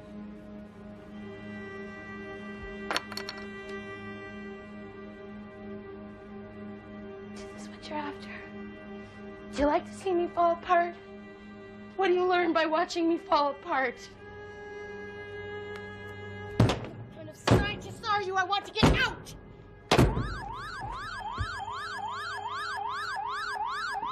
I'm sorry. Please, just stop this. I'll do it, whatever you want, whatever I promise. Just please. I'll give you my word. I'll obey the contract. Just please stop this. I'll do it. Thank you. Thank you. I will. I'll do it. Thank you. Thank you.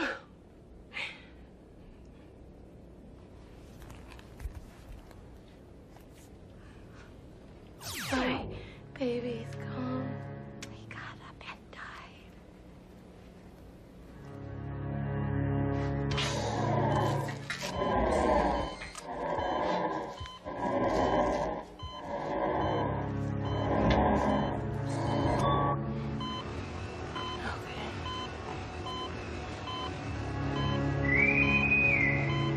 Okay, my name is Jamie Neal, and my name is Jamie Neal. Okay. All right. All right. 4 rooms. This exercise area. 3 others. An entrance bay. Solar power station. Sleeping quarters. All linked to this unit by corridors. I can't reach my bed. I can't get to where I eat unless I pass through there. hell no. What's in there? Oh, yeah. Tell me what that face in there. What's my surprise for today? Or is it today? I don't know.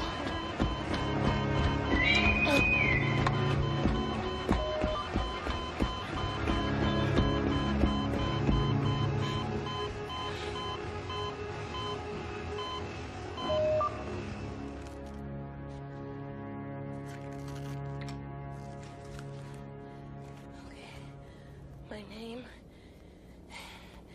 is Jamie Neal. I'm 23. I've been here, I think, 64 days. I think. Why didn't you at least give me any windows? Does that spoil your great experiment just because I want to see night and day? The sun sets on the other side of this wall. I never knew how much I'd miss it. After 64 days.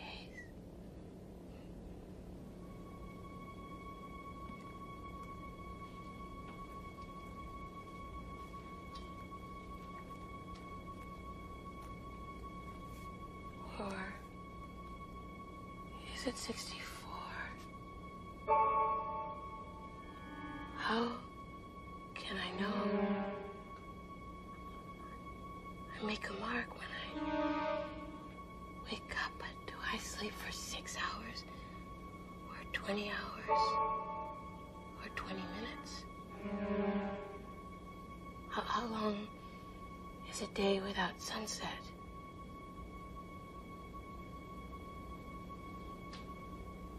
Like the sun setting over the city. The smog, the dirt in the air makes it very beautiful, you know. Colors. I remember crimson. Like some kind of flower. Bleeding heart and blossom. Or dying.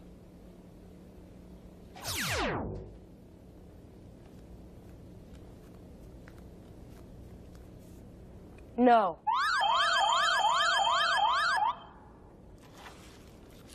Yes. Fulfill my contract, obey my masters, go through my paces. What's it gonna be this time? Steam, ice, snakes, electrified floor?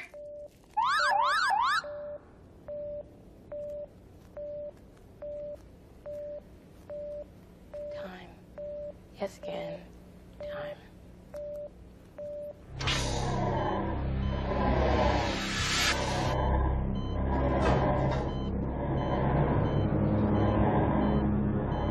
Something new? Why? Why do you keep changing it?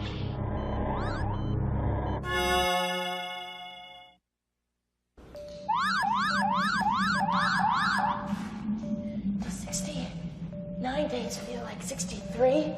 Or 200? Or 6 months or 8 months? 200 days or one long endless day? How will I know? How will I know when my time is up? This can't go on forever. Maybe this is how. You never meant to keep your end of the bargain. You're just toying with me. Oh, is this an experiment, or are you just having fun watching the way I react, putting me through my paces? You've changed it again. Why?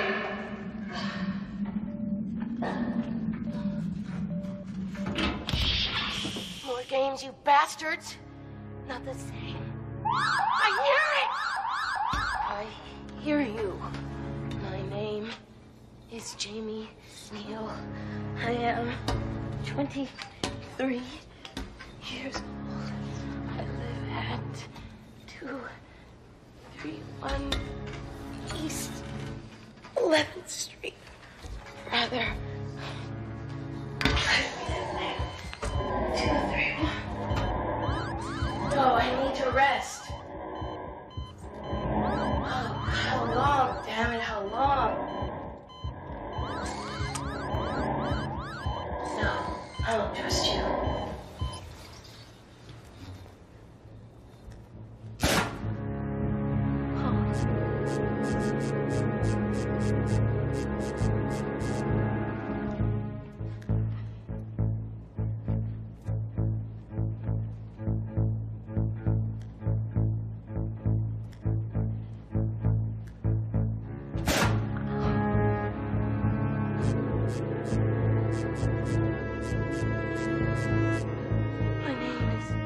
Jamie, Neil, I am a human being.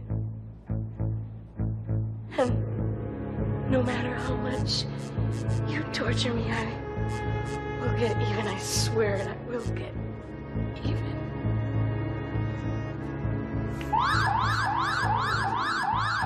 You didn't warn me I'd be tortured.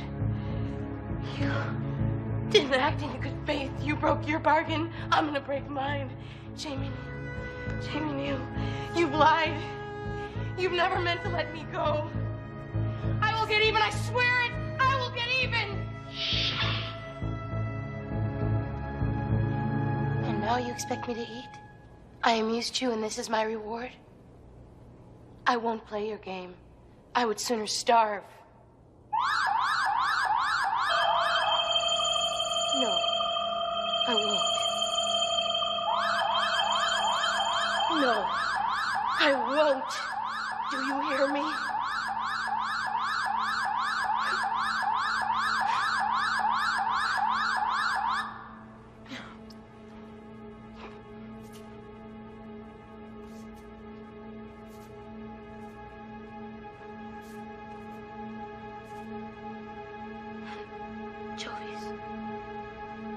You know, I'm allergic to anchovies. They make me hyperventilate. What is this?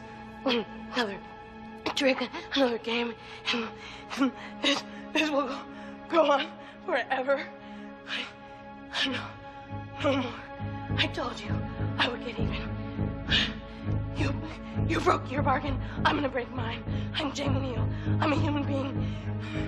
Do you understand what that means?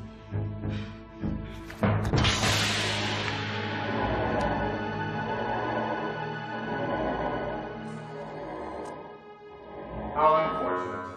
And today she was especially amusing. Yes, regrettable. After all this time, I don't understand their emotions, but I suspect that I'm feeling, what do they call it? Grief. Yes, an intriguing word. The subject has proven to be most bewildering. True, yet we have learned something. What? She was incapable of tolerating confinement. She fought against it. Yes, but when we scanned her mind, we learned that her species kept small rodents in similar confinement in spaces they called habitats, designed to provide a challenging and varied environment. Apparently, her kind are hypocrites. They enjoy having, but don't like. In fact, they loathe being pets.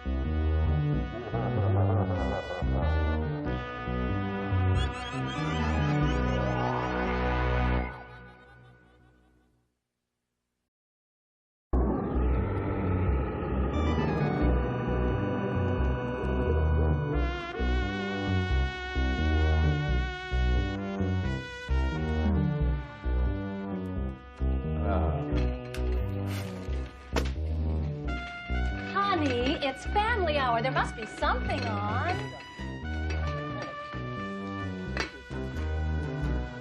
Oh, wow! Candy critter!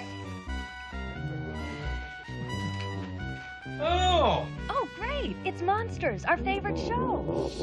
It's starting.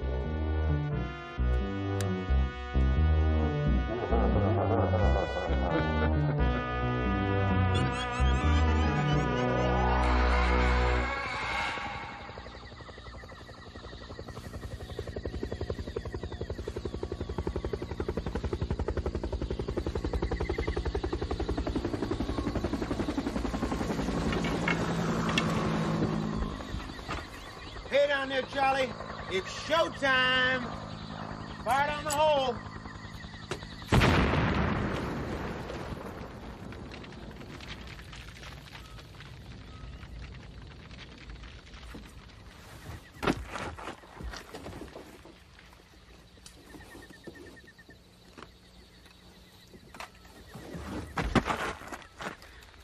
It stinks down here. Never get used to it. I don't know, man. I kind of dig this smell myself. Yeah, Kenner, but you're crazy. You like these tunnels too damn much.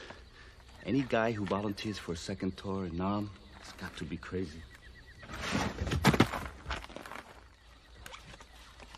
All right, Lieutenant, which way? The earth is packed harder in this direction. Hey, look, Sarge. Here's the thing. 2 weeks and I am out of this cruddy country and back in the Bronx. So let's not go looking for no trouble with Charlie. You know, no commendations or nothing. Let's just in and out, okay? Just in and out. Oh, you short-timers are all the same, man. Nervous. Look at yourself, Taurus. You're nervous. Don't you worry about a thing, man. Old Sarge gonna take good care of you. Let's do it, boys. Sarge will take good care of you. Well, I ain't gonna get lost my last time in this hellhole either.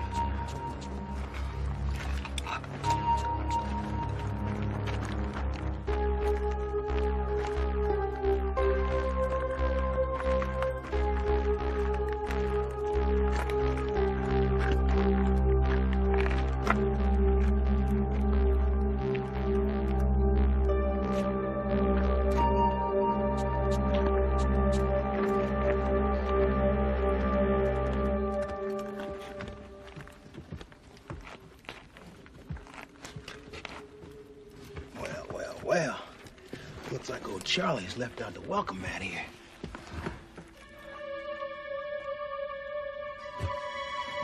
Hey, what the hell are you doing? We could just climb over it. We might not see it on the way back. Yeah, you're right about that, man. We could be moving fast on our way out of here. Besides, I've done so many of these things I can do in my sleep. Usually. Easy.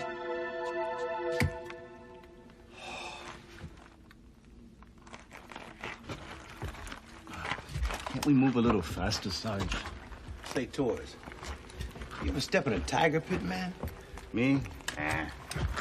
One of my men did, once. Dig this, man.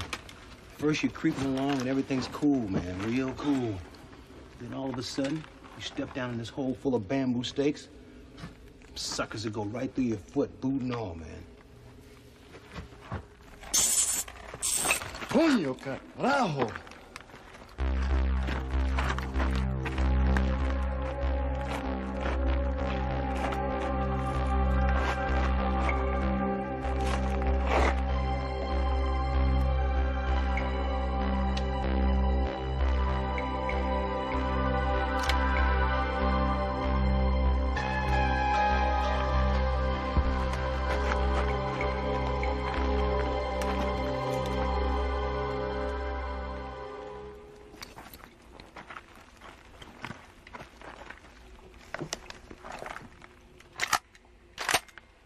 Good stuff?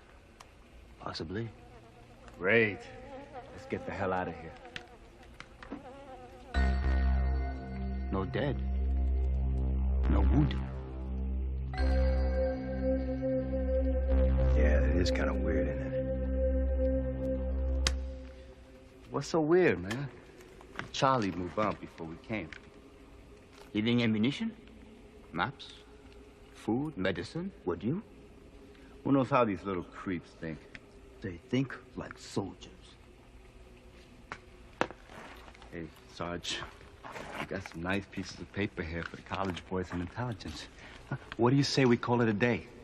Come on, Torres, you know as well as I do. Our mission is to recover documents and interrogate the survivors. The way I see it, muchacho, we've only earned half our pay. What? Come on. Now look, maybe they're ahead of us, waiting. Maybe that's why they didn't take anything, because we've been set up. You know better than that. We'd have never made it this far if they wanted to stop us.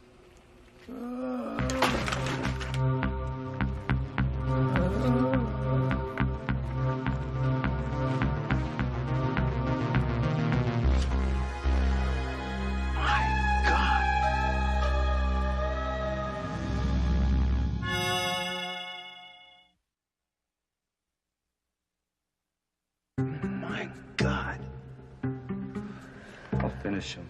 No.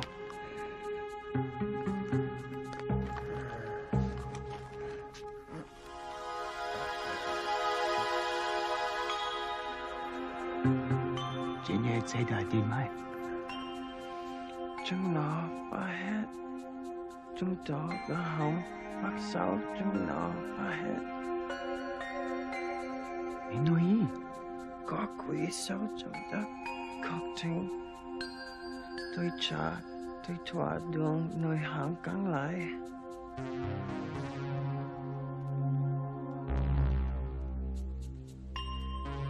Mày luôn chuẩn mày tim mày. Người chết tôi trong tường. What'd he say? Nothing useful. Tell us anyway. He was delirious, not making sense. We should move on. I said, tell us! Taurus, what the hell? I want to know why that beastie looks like a pit bull had him for breakfast and where everybody went. Back off, Taurus, you hear me? Talk. Hey, I got enough to worry about down here without worrying about you flipping out on me. If you can't hack it, man, just get the hell out. I just want to know everything the VC said, that's all. Now, just cool it. He told me that they dug their tunnels too deep, disturbing something evil in the earth, which destroyed them. Evil? The hell that's supposed to mean? The dead came out of the walls. The what? The Viet Cong buried their dead in the walls of these tunnels. Too dangerous to carry them to the surface. Often they had to be buried quickly. These are close quarters. So we're crawling through a cemetery? The dead are all around us. The corpses of our enemies. Well, you expect me to believe some crap about being killed by dead people? You may choose to believe him or not. That is what he told me. So what else he tell you? He said that when they tried to escape, the tunnels would not let them. The hell's that supposed to mean? I do not know. You're lying. I saw your face. What he said meant something. Only that when he spoke of evil coming up out of the ground, it seemed for a moment that the earth might be avenging all the blood spilled on it. Vietnamese, French, American blood.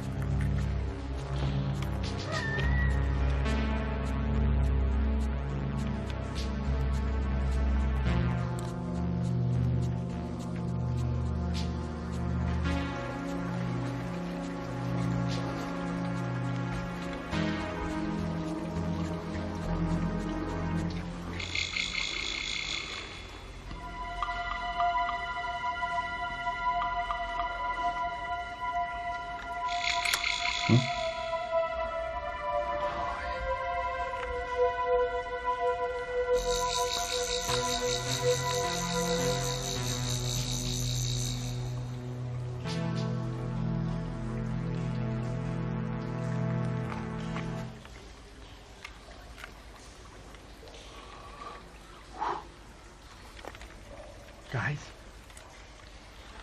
Sarge? Lieutenant? We have lost the corporal. Taurus! Damn it! Who are you? Santa María, Madre de Dios, ruega por nosotros pecadores y líbranos de solo la fruta de solo las mujeres, bendice la fruta de vientre de Jesús.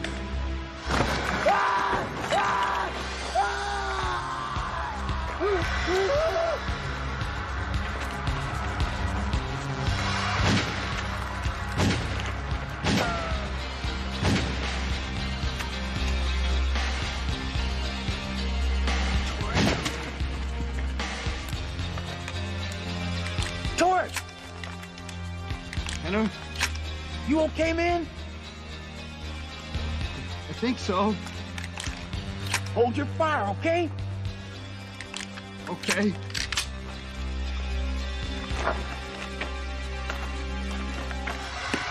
Away from that wall, for God's sake. What are you talking about, man? Who are you shooting at? Something grabbed me. Something? I got it. Kept shooting at it, backed off. Yeah, so where'd it go? Into the wall. Where? Just vanished into the wall, right there. No opening, no cross tunnel anywhere near us. Listen, Torch, man, what you saw is all in your mind, man. You're just spooked. You gotta get a hold of yourself. That thing grabbed hold of me. What kind of thing? Corpse. The VC was right. To get out of here. Hey, Troop. You just got a bad case of tunnelitis, man. Maybe he did too. Look, Sarge, I think we should get out of here. I mean, we did our mission and everything, didn't we? Maybe we should get out of here. Can you bring up the rear? Of course. You stay right on my butt, you hear me? You got it, man. All right, we'll be standing up straight in 10 minutes, 15 tops.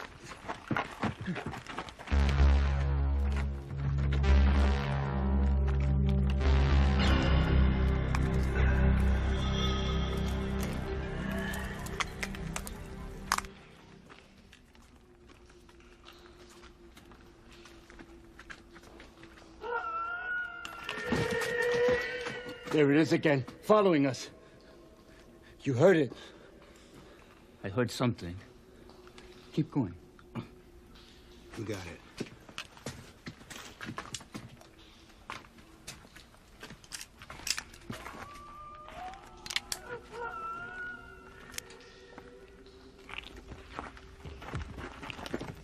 Here's another one of your markers, homeboy. Regular as clockwork. You ought to sign up to work for the damn highway department. I shouldn't have been so rough on him. Oh, man, buy him a beer when you get to Saigon.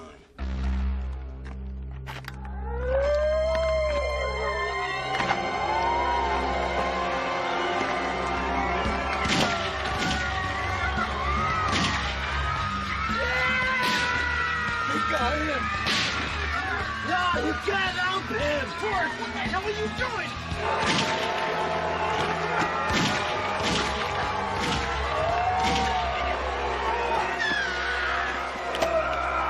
He's alive! He's trying to get back!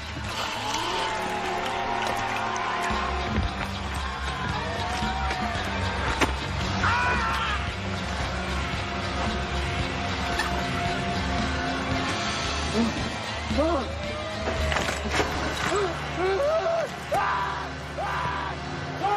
Use your knife! Use your damn knife!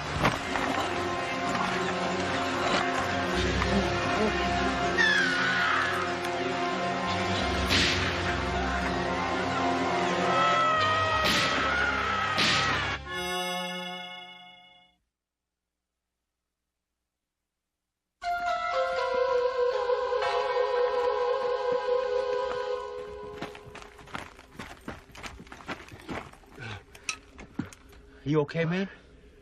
We can't stop. Catch your breath.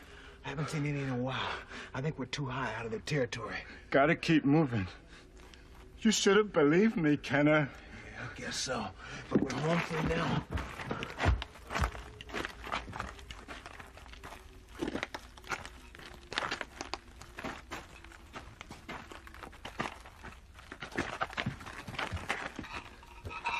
What the hell? What? This shell. What about it? I don't remember making a turn like this coming in. Hey, man, we made a lot of turns. But I don't remember this one, do you? Look, if you put the marker up here, it's got to be the way, right? That's what blazing a damn trail's all about. Yeah, but suppose someone... There is no someone, man, except for the corpses. And they're not this close to the surface. But the VC said that the tunnels wouldn't let them escape. It's a lot of crap, man. That's what he said, Kenner. I don't give a damn what he said. If you're smart enough to put these markers out, then you better be smart enough to follow them, because that's sure as hell what I'm gonna do.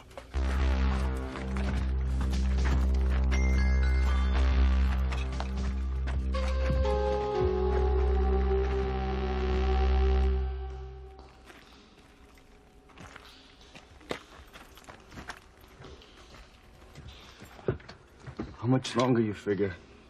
I don't know, man. I haven't seen any of my shells for a while now. Same thing I was thinking. Maybe we already went past the entrance. We would have seen it, the daylight. No, it's dark by now. I know one thing, though. Sure, it's taking a lot longer getting out of here than it did getting in. Seem that way to you? Can't tell anymore. Let's try another way, man.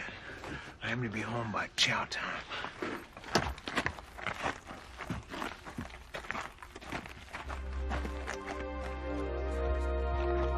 Hey, what did I tell you? Back on track. One marker after the other. Yeah, walking uphill all the way. We gotta be real close to the top by now.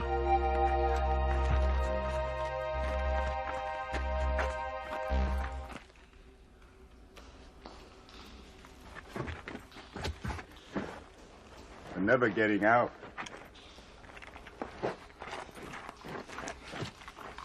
Hey, man, we must have just made another dumb mistake is all. All we gotta do is retrace our steps.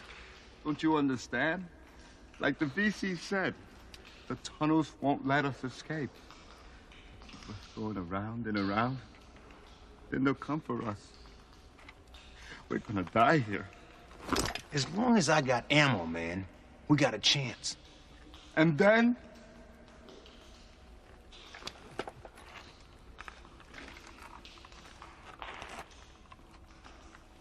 Hey, we can't be more than a few feet down.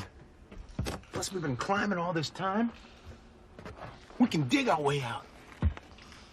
Come on, Torres. Ay, Dios mío. No me deja morir aquí en este roto. Come on, Torres. Never should have come in these damn holes. We don't belong here. Just like the DC said. We stirred up people, and now it's making us pay. I need your help. Nothing's gonna do any good. We're finished. All right, the hell with you.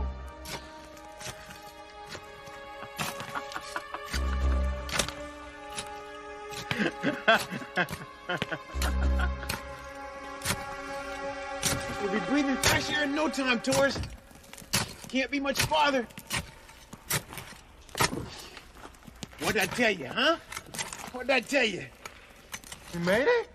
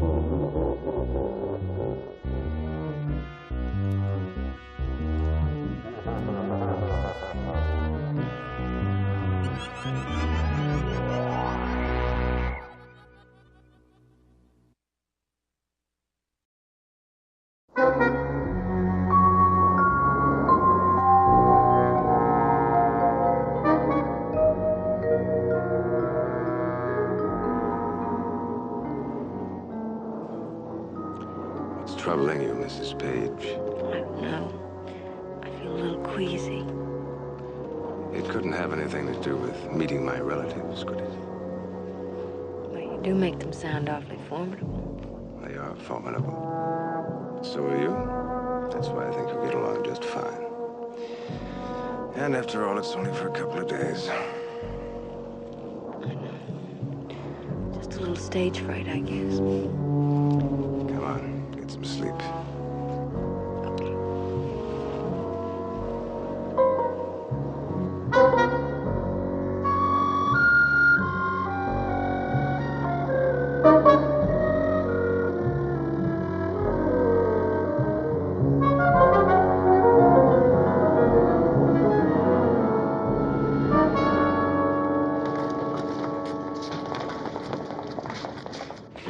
Sleepy? I'm not used to sitting up in a plane all night. Well, as soon as we get to Pasadena, you can catch a nap. Darling, why don't you wait over there? This will take a few minutes. Okay, dear.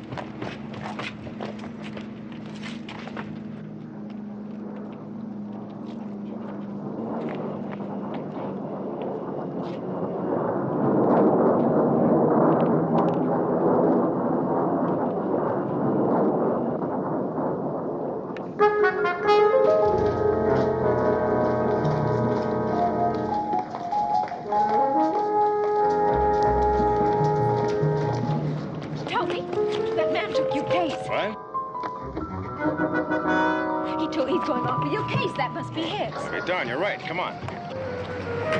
Hey, mister! Hey, taxi!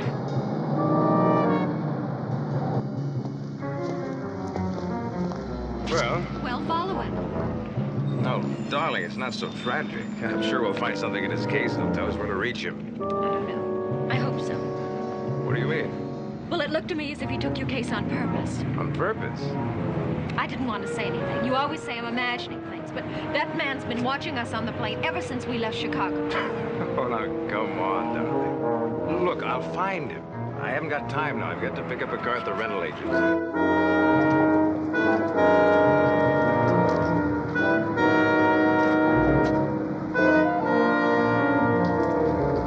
An attaché case, a classical ingredient in tales of cloak and dagger. Well, was the young lady correct?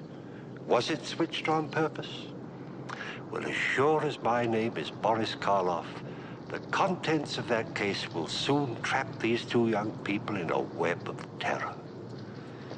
Alice, the bewildered bride, doesn't yet know that her husband's life will depend upon her silence. She'll become a girl with a secret. That's the name of our story. Our principal players are Miss Faye Bainter, Mr. Paul Hartman, Miss Myrna Fahey, Mr. Rhodes Reason, Miss Cloris Leachman, and Mr. Harry Ellaby. We assure you, my friends, this is a thriller.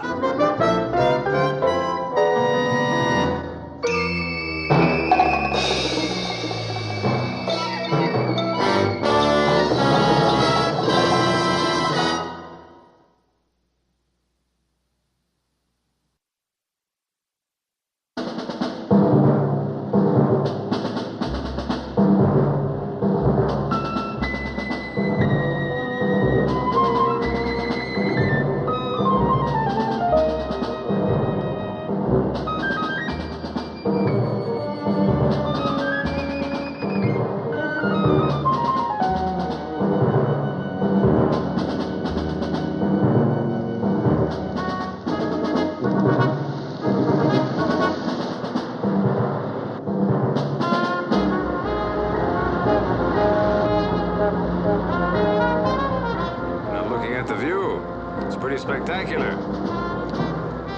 I'm so sleepy, dear. Okay, the view will keep.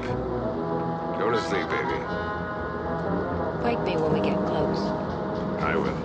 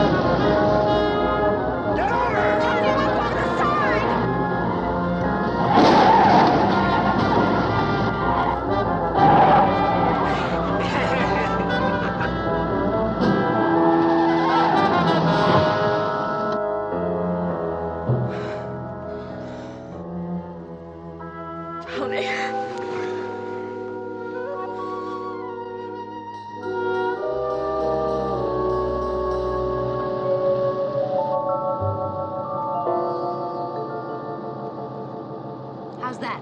Perfect. You didn't even look. They'd love you without any lipstick.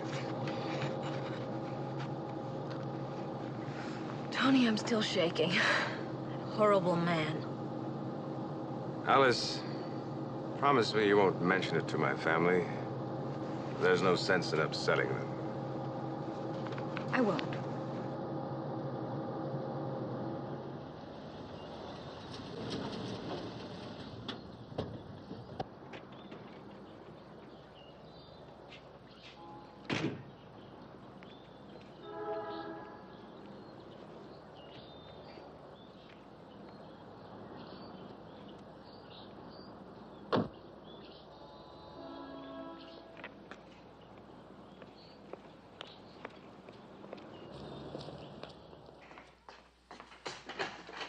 Well, Mr. Tony.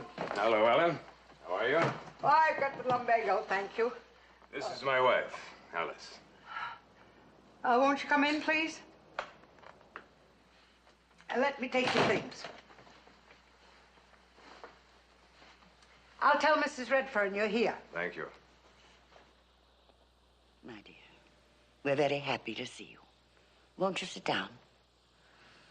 I know you're both tired and want a rest, but first, let's have a little talk, shall we? Just the four of us. So, Anthony, you're in Chicago to stay, are you? Yes, that's right. A job, an apartment, and a wife. Are you a Chicagoan, Alice? No, I come from Indiana. A small town. But I was working in Chicago. You seem quite young to be holding a position. Well, you'd hardly call typing a position. You live alone in Chicago? Well, I was going to college there. I was working to help pay for my education. Then I met Tony. So there went everything.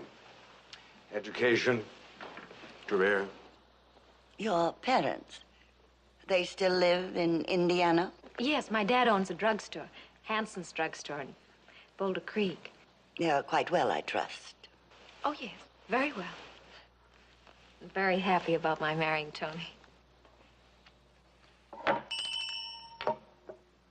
Alice, Yes, ma'am. I'm very happy that you were the instrument of Tony's salvation. He's a reckless boy, but basically honorable. He should give you no serious worries. Thank you. Ellen, will you show Mr. and Mrs. Page their room, please? Yes, Miss Redfern. We'll be dining at 7:15.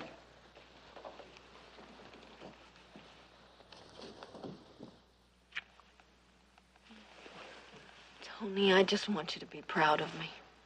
I am proud of you. Now, why don't you take a nap? By the time you wake up, I'll be back. Back? Where are you going? Well, it's my fault. We forgot to get something for Gran. I'll go with you. No, you get your sleep. There's Uncle Greg and Cousin Bee coming up, remember? And, darling, please wear those earrings I gave you tonight, for Gran's sake.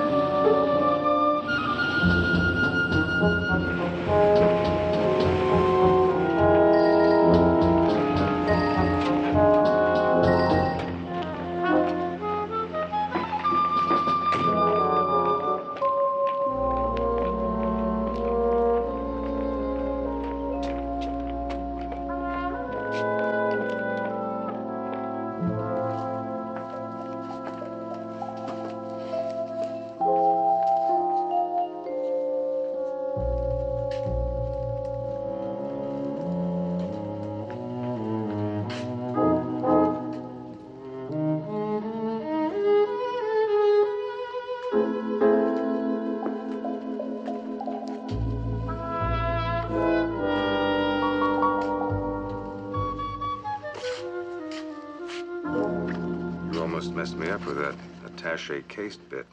How's that? My wife caught you at it. If you hadn't skipped so fast, I'd have had to take it back. Did you get a chance to study the information? I don't think I can handle the assignment, Herb. Why not? Someone's on to me. There must have been a leak. There couldn't be. A car pushed us off the highway on the way over. We were lucky not to be killed. Couldn't it have been an accident? It was no accident. Tony, I must tell you.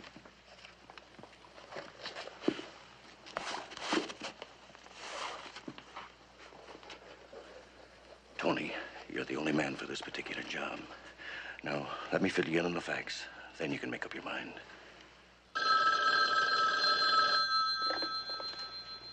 Kowalik here. Yes? What? Yes. Left the house. The library.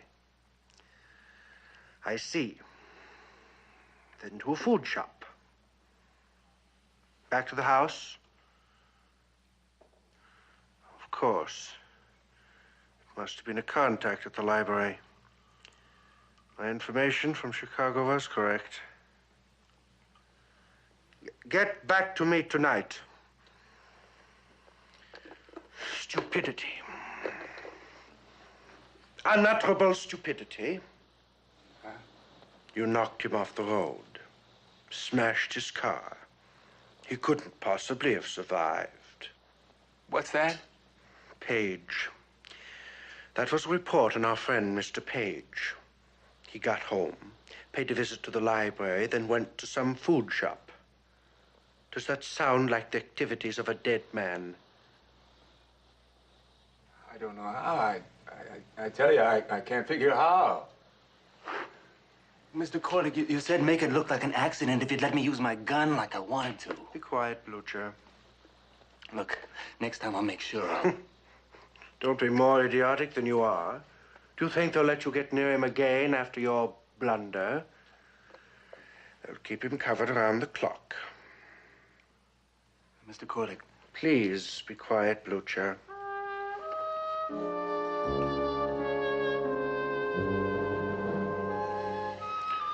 Have to work this out.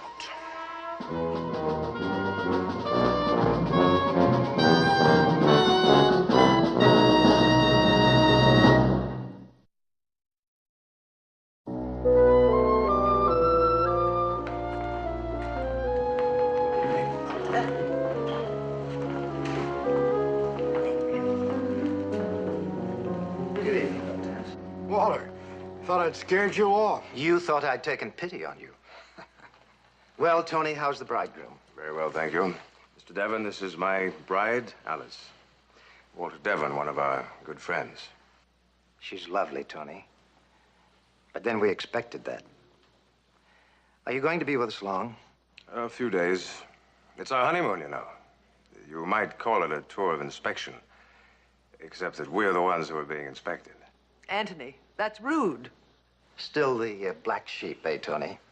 A bit on the gray side these days, I'm afraid. Shall we have at it? You two still battling? Chess isn't a battle, Tony. It's a conversation. Your uncle makes a move, and I refute it. Then he refutes my refutation. It's really quite fascinating. I can imagine. It was your move. Coffee? Yes.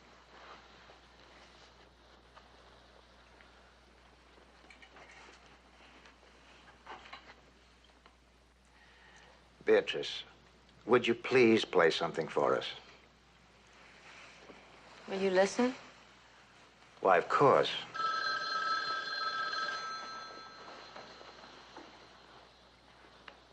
Telephone, Mr. Page. Long distance. Oh, thanks, Ellen. Just a minute.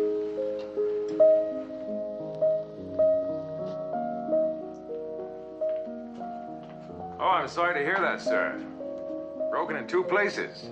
Well, that's bad.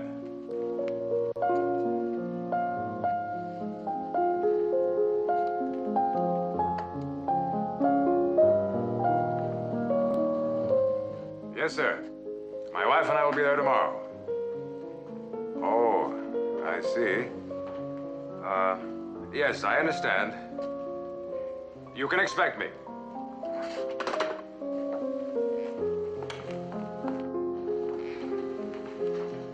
Well, that does it. Something wrong, darling? Just a messed up honeymoon, that's all. I have to leave in the morning. Tony, will you please explain what you're talking about? That was my boss, Mr. Delgado. He broke his leg in 2 places. Seems to think he's marooned at his cabin. Very unfortunate. I'll have to fly directly to Minneapolis and then get a boat. I'll go with you. I'm sorry, darling, but Mr. Delgado said there isn't room at the cabin. Well, then, why not leave your Alice in our care? Thank you very much, but I think it'd be better if I went home and waited for Tony there. Now, look, darling, I don't want you alone in Chicago. I want to know that you're safe and sound. Well, then it's settled. You'll stay here with us. Unless, of course, she might be more comfortable somewhere else. No, it isn't that at all. Thank you. I'd be very happy to stay. Good girl.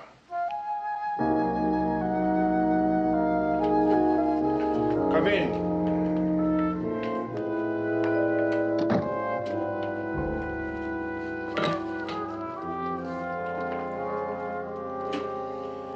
Well?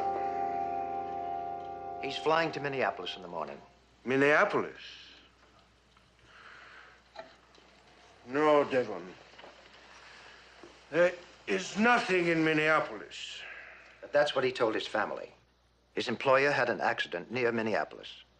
He received a telephone call to fly there tomorrow. It makes no sense.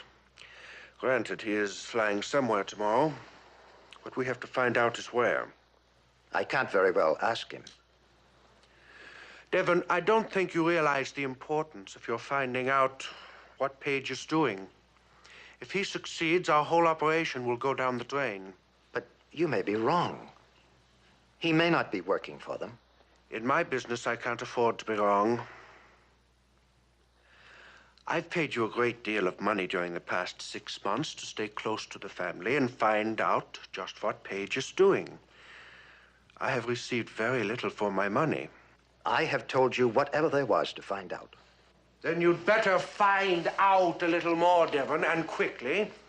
You'd better find out where he really is going tomorrow. I'll do what I can. You'll find out.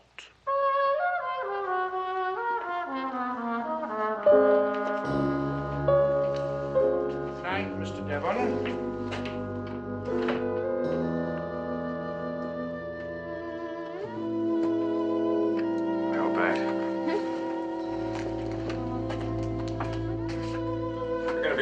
Darling? Mm-hmm. Of course.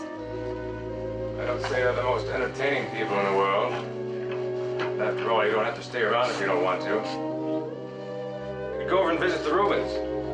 You remember Mal and Sally Rubin?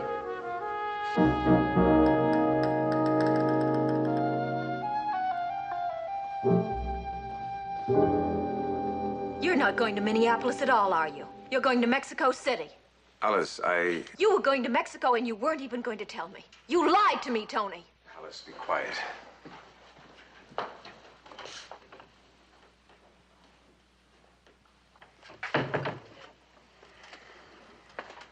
Tony, why didn't you tell me? Get your voice down.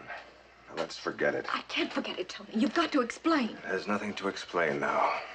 I was going to Mexico. Why couldn't you tell me, Tony? Why did you lie? There were other lies, too, Tony. In Chicago. I didn't say anything. Tony, I'm your wife. Alice. You're in some terrible trouble, aren't you, Tony? That man in the car yesterday, he tried to kill you, didn't he? He tried to kill me, too, Tony. Don't you think I have a right to know why? All right, Alice. Since I can't go through with it now anyway, I will explain.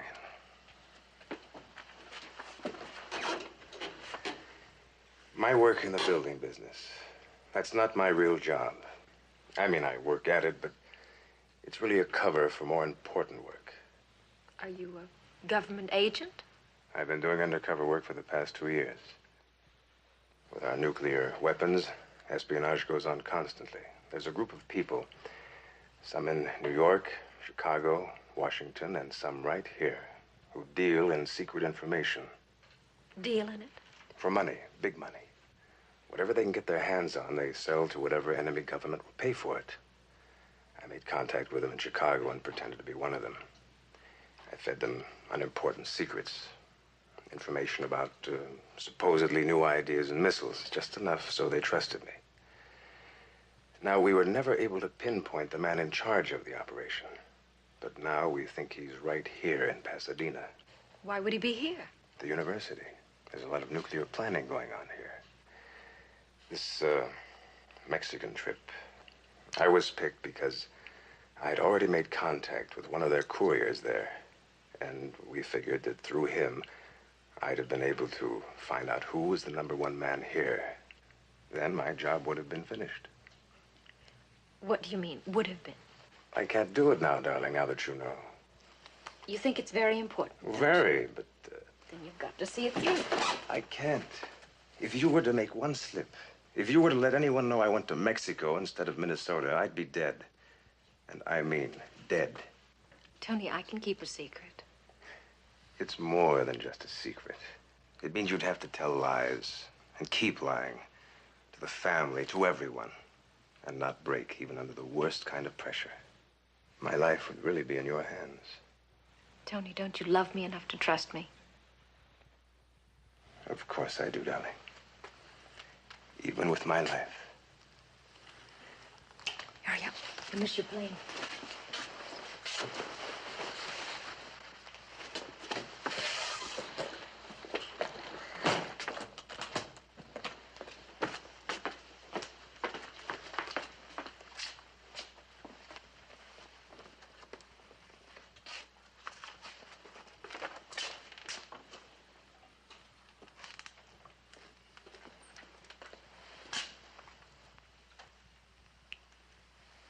It won't take more than a few days. Thank you, darling.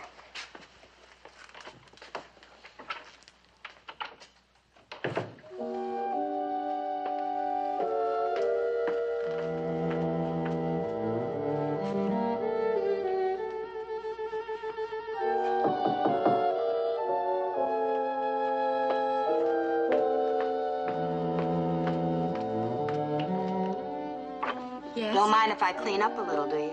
Oh, of course not. Sure is a good-looking man, your husband. Thank you. Just imagine you two only married a few days and him off to Mexico City.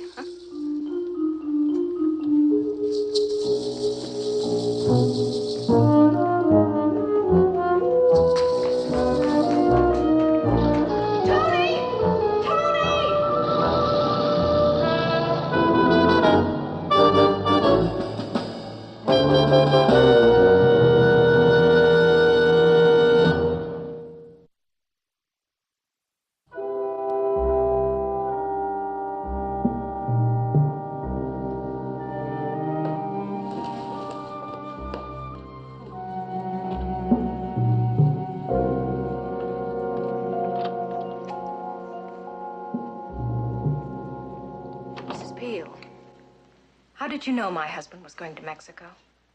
You was talking real loud. Couldn't help it here. Mrs. Peel, my husband's on business. He might make a lot of money. It's important that people think he's going to Minnesota. It's oil wells. I'd appreciate it if you'd not mention my husband's trip to anyone. Whatever you say, Miss Page. Say, you know you got a lot of pretty jewelry over here? You know, I like jewelry. Gives a person class. These earrings, they go just beautiful on me, don't you think? Those are... Just beautiful. Yes, you're right, they are. Take them. You mean it? But I want you to promise me that you won't say anything to anybody about what you've heard. Oh, I promise. Us users are tight-fisted and tight-lipped. You know that.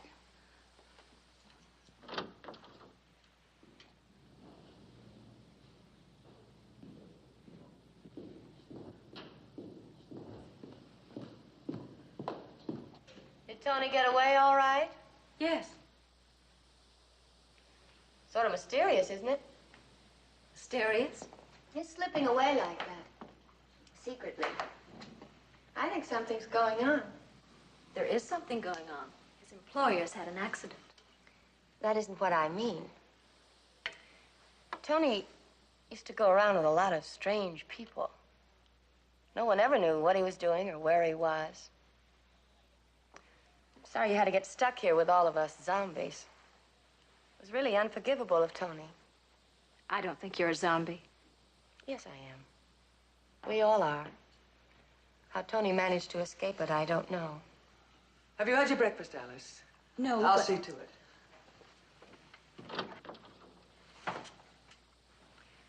B, what kind of a man is Mr. Devon? I don't know. Alice, will you follow me, please? Of course.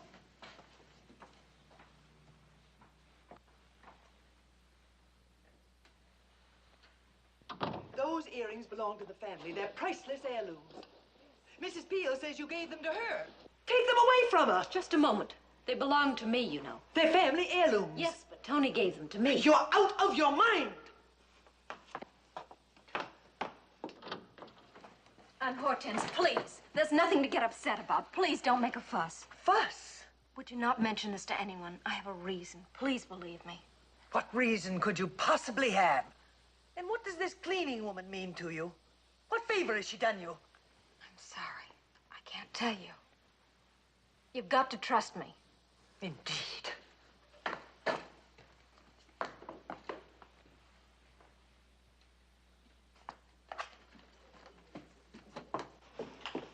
Mrs. Peel, how could you? How could I what? Wear them in here. You knew what would happen. Look, I'm a human being. I figure I can wear whatever I want, where I want. She don't scare me, that Hortense, not one little bit. Just because she's got a big house and a big mouth, she... Mrs. Peel, will you please take off those earrings and give them to me?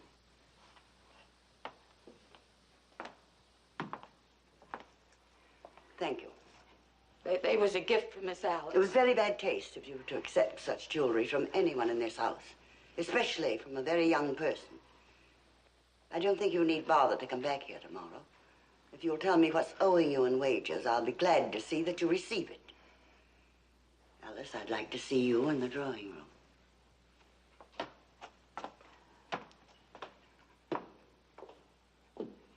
You see that? You see that? Now I'm out of a job. And for what? A mistake you made. I didn't make it. You did. Well, you just wait till that Duchess finds out a few things about her precious grandson. Mrs. Peel, you made a promise to me. Yeah, and you see where it got me, huh? If you keep quiet, I'll give you $300. It's all I have. Well... All right, forget it. Go in and tell them what you know. I'm not going to bargain with you. Go on. Well, now, hold on, Miss Alice. Us Indiana people, we gotta stick together. $300 will just about tide us over till Carrie gets a job. Carrie, that's my son. He lives with me. I was going to quit this job anyway. It's too rich for my blood. What's your address? It's 3112 Kenwood Avenue, 6th floor, apartment 3. I'll have to cash some traveler's checks. I'll be over to see you just as soon as I can get away.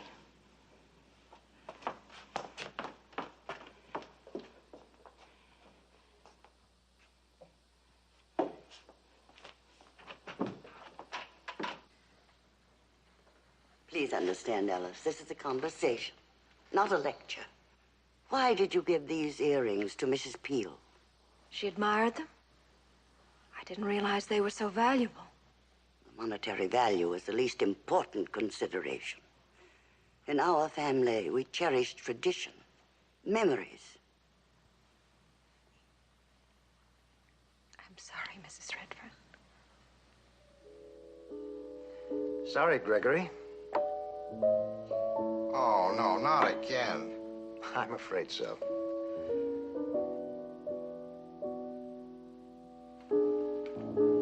Well, Alice, have you heard anything from Tony? Just a wire saying he'd arrived safely. Any idea when he'll be back? Not yet. He's a nice boy. I'm glad to see he's settling down. Don't be too sure. How's that? Oh, he's a mystery man, Tony is. So's his wife. Really? Oh, yes. She's got a secret. Haven't you, Alice? Secret you paid Mrs. Peel not to tell? Oh, for heaven's sake, she's in one of her silly moods again. It's true, though. That's why she gave away that priceless set of earrings. It's a plot. It was an odd thing to do, Alice. Afraid you're all talking a bit over my head. What was an odd thing to do? Alice gave away some of the family jewels to Mrs. Peel. Got her fired, too. Oh? My theory is that it's blackmail.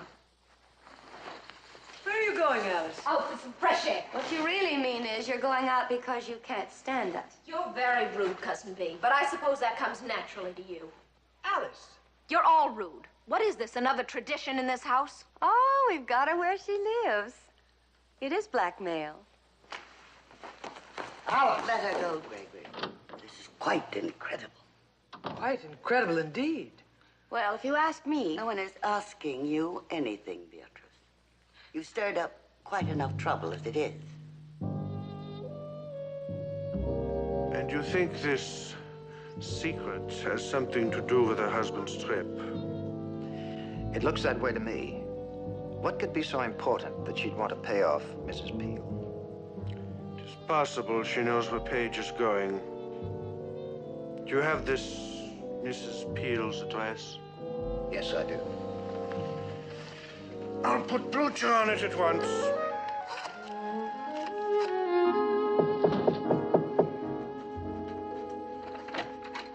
Gee, I was beginning to think you wasn't going to come.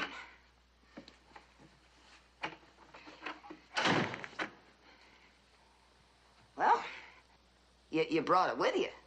Yes.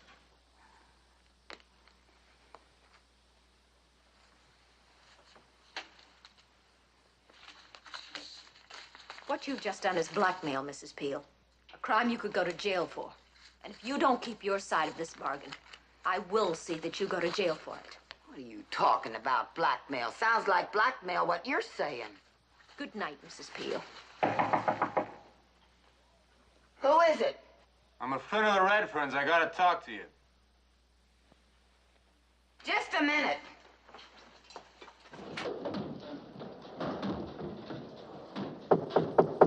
Well, hold on.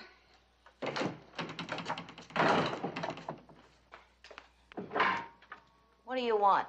Mrs. Peel, Yeah, what do you want? I came here because I'm a friend of young Mrs. Page's. The girl's in trouble. I want to help her. Well, I don't know nothing about that. You don't have to lie to me. She told me all about it. Yeah, well, she told you all about it. Why talk to me? Well, we need your help. Look, I don't know what you're talking about, mister. There ain't no trouble that I know of, and there ain't gonna be none either, so I'll just say thanks and goodbye. Look, I'm busy. Oh, you want to play games, huh? Well, we'll play my way. Now, why'd Mrs. Page give you them earrings? It's none of your business, and you leave me alone. You better tell me, else I'm gonna have to give you a going over. And I just like to do that. It had something to do with Mr. Page's going away. Didn't it? You're out of your mind. Now stop her.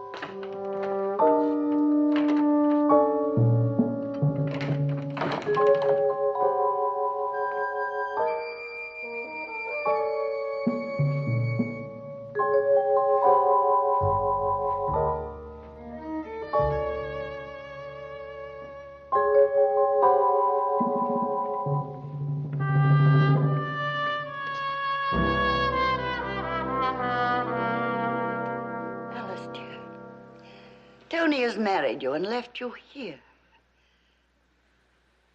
Won't you tell me what it is? No, I'm sorry, I can't. You admit there is something. Yes, I admit that much. Very well. I won't press you any further. May I go now? Of course, child, of course.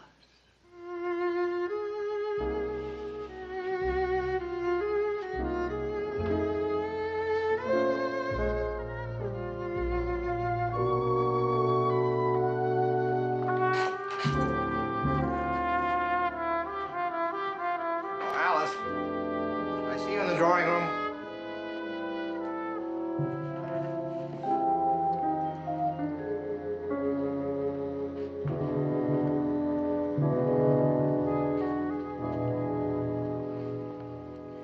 Sit down.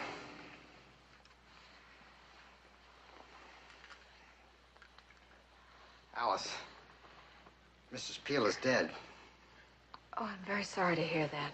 Her son, Carrie, telephoned me. Now, look, I want the truth. Tell me, what do you know about this? Why should I know anything about it? Now, look, no lies now. Hank Bowman of the bank was in touch with me. You cashed $300 in traveler's checks there, didn't you? Yes. On Mrs. Peel's body, they found $300. You gave Mrs. Peel that $300, didn't you? Yes. Why? I was responsible for her losing her job. When she needed money to get started someplace else, I felt I should be helpful if I could. Then you weren't bribing her to keep quiet about something, as Bea suggested?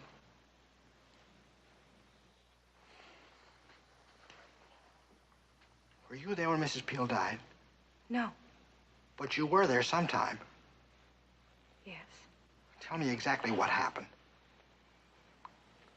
I took a cab to her place. I went upstairs, I gave her the money, and I left. That's all. Now, listen, Alice, that cab driver who drove you to Mrs. Peel's, if he should start putting all these things together, well, we could all be in serious trouble. He could describe you. He knows what time he drove you there. Can you tell me this? Who knows what time you left? Do you realize what I'm saying? This is a murder case. Alice, did you do it? Did you kill Mrs. Peel? Do you think that I did? Never mind what I think. Just answer the question. No, I didn't kill Mrs. Peel. Then you can't be any help to the police at all. I didn't see anybody there but Mrs. Peel. But the money, the earrings in the first place. Alice, what's behind all this? I told you. No, you haven't. I'm sorry. May I leave?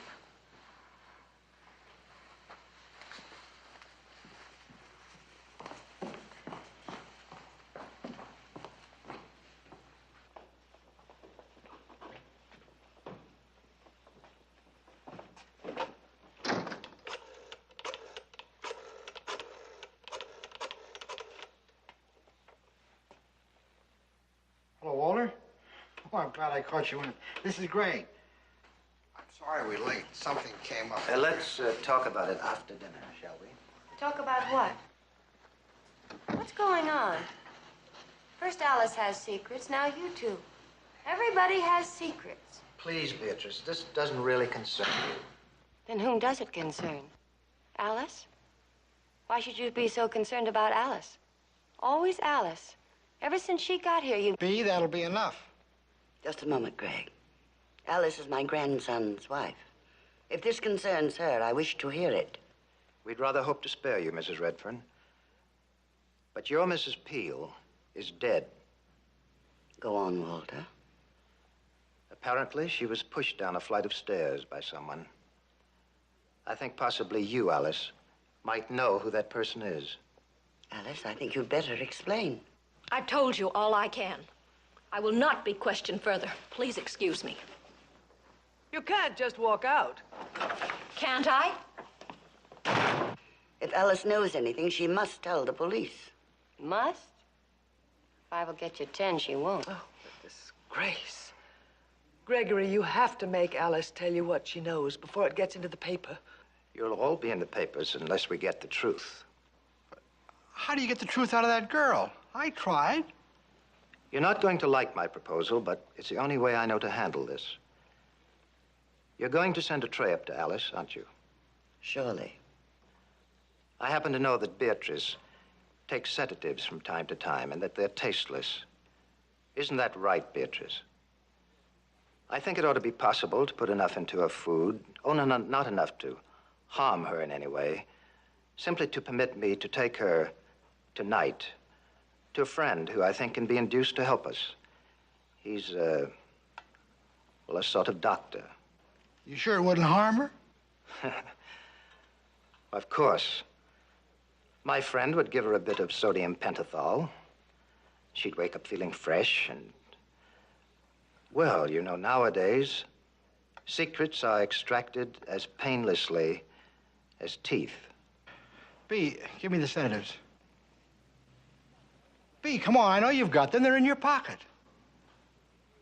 Beatrice, do as you've been told.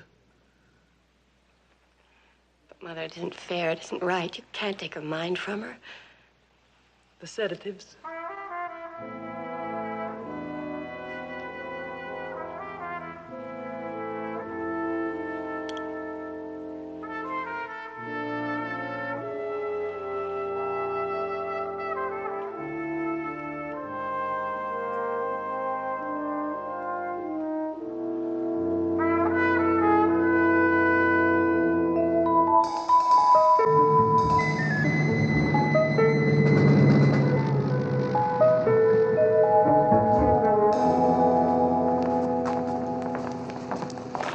Tony? Good. Say, tell me about Alice. Is she all right? Well, that's just it, Tony. No one seems to know where she is. I tried to contact you, but... But what? Get it out. She disappeared from your grandmother's house last Thursday around 7:15. Seems she's mixed up in a homicide. What the devil are you talking about? Well, the old woman at the house, Mrs. Peel, the cleaning woman. Yes? She was killed. The police think that Alice might be a witness. So where is she? We just don't know. You better phone the old man. You phone him. Tell him I've got enough to nail our friend Devon and his boss. But first, I've got to find Alice. Give me the keys to your car.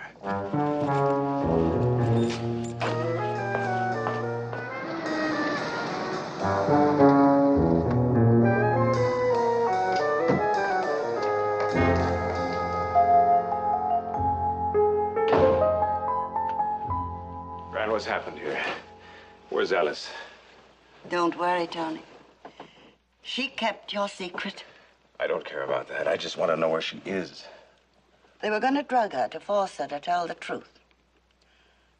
They? Who's they? Walter Devon. It was his idea, of course. And Gregory. And the others.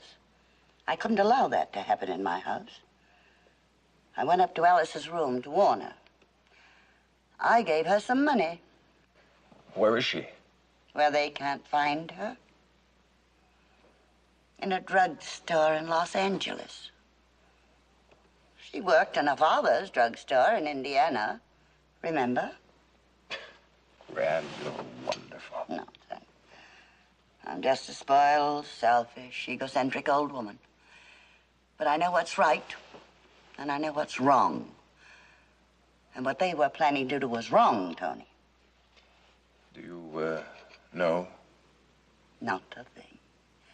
Except that Alice has a secret.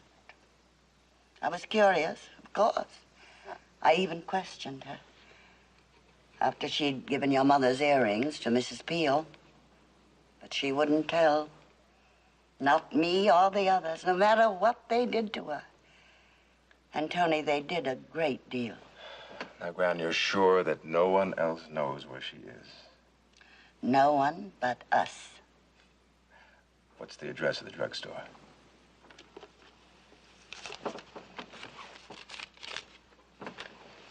Tony, this is serious, isn't it? Yes.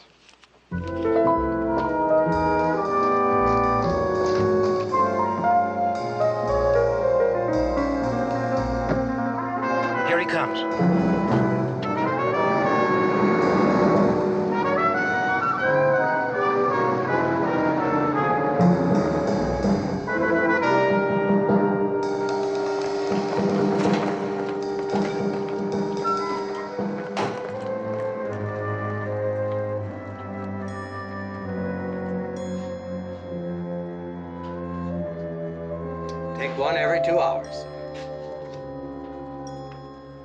Mr. Ziegler? Yes?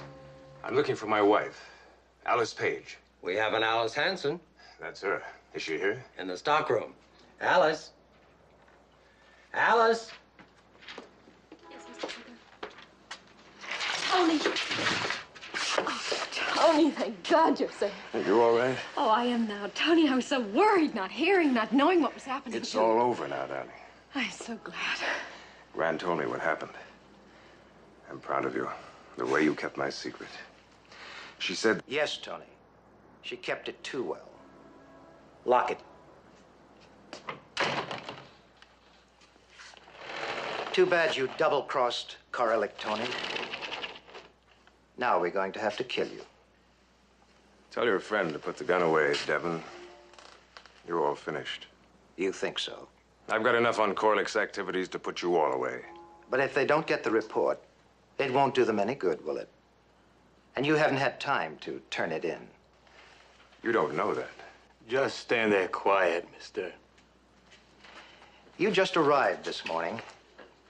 We figured that you'd go looking for your wife first. Well, if we kill all three of you, nobody will ever know about that report. They'll know you did this. No, they won't. It looked like a holdup that went wrong. All right. Take care of the girl first.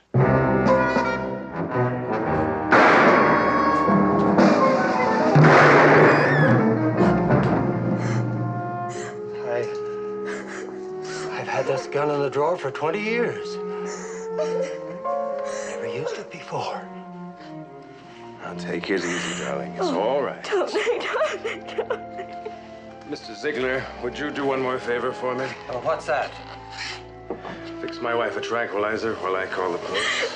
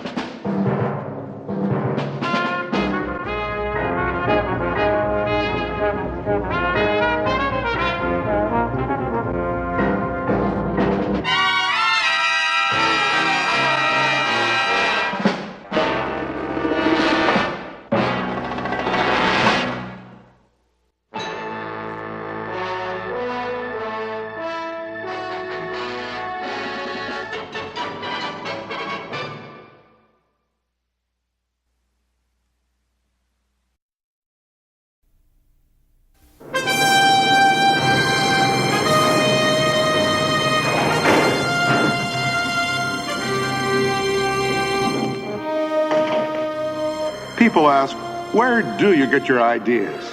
Well, right here. All this is mine. I'll never starve here. I'm Ray Bradbury. And this is...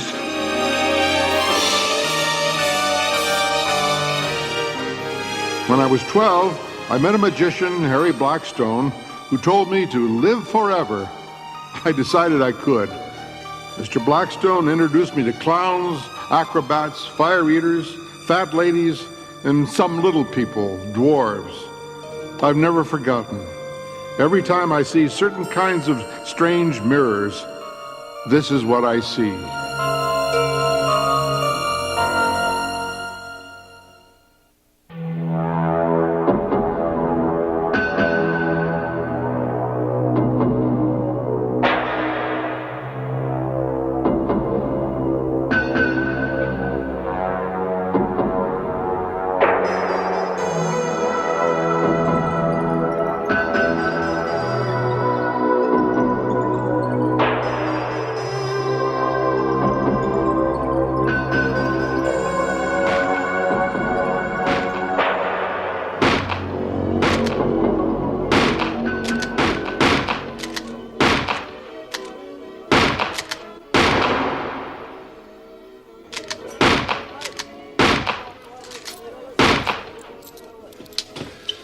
You like them military operations, Amy? Pretty good, Ralph. Pretty good? Hell, it's perfect. Just like me and everything I do. Perfect. Now, some night soon, you really should try and find out just how perfect I could be. At anything. Anything? Name it. I got a name for it. Its name ain't Ralph.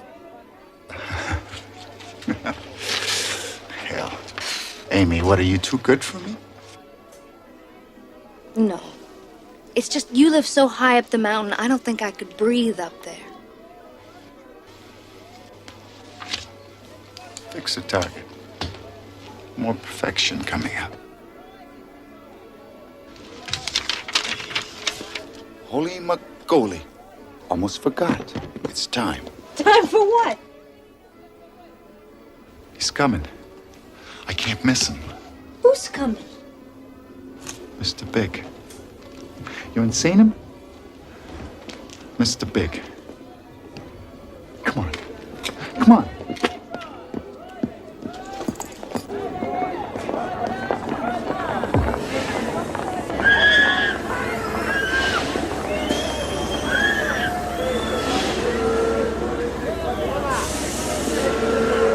Where do they go on that?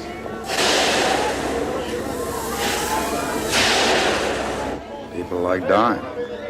It's kind of a death. Why, Ralph Banghart, you're a philosopher. There's lots up here, Amy. Someday you'll find out. Holy cow, here he comes. Hide, hide. No, just come around back here. Come on, hurry, hurry.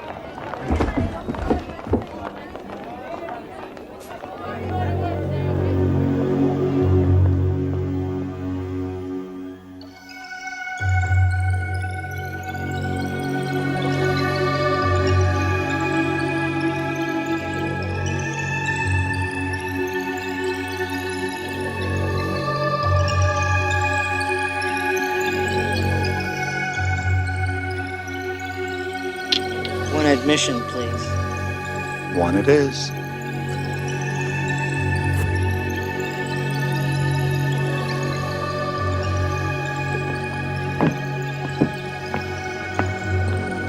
It's Mr. Big.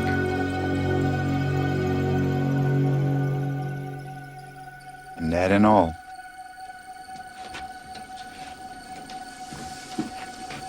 You ain't seen nothing yet. Come on. Come on.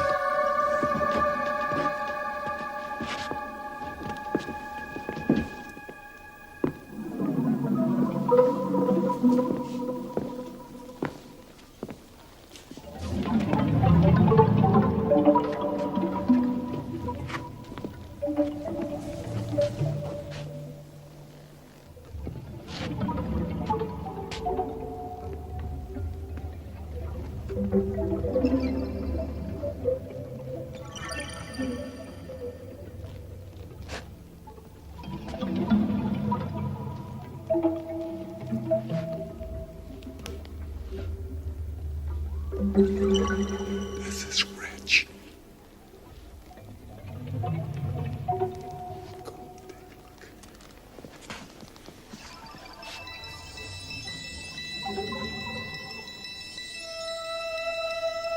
Every night, the same thing.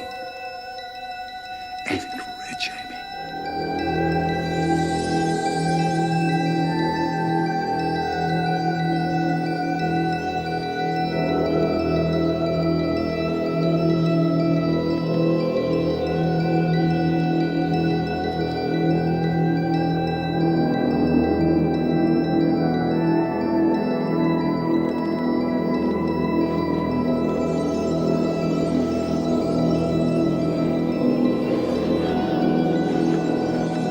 What's the little king doing now?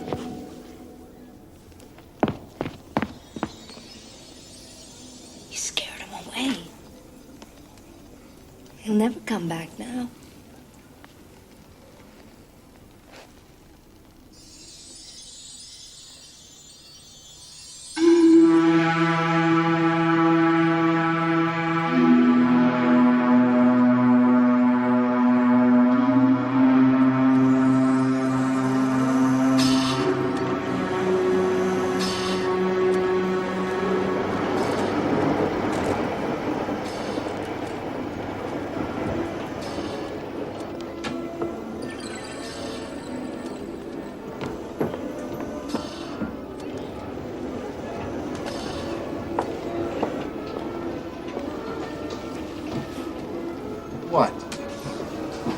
still in there. Why aren't you? Same old song and dance. Boring. I gotta think of a way to shake the little guy up. I give him a hot foot, turn the lights off. I don't know. Ralph. All right. I'm just kidding. I'm just kidding.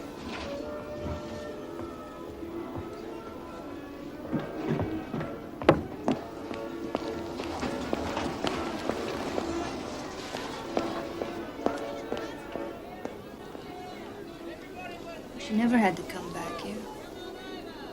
Excuse me? You spoil my fun?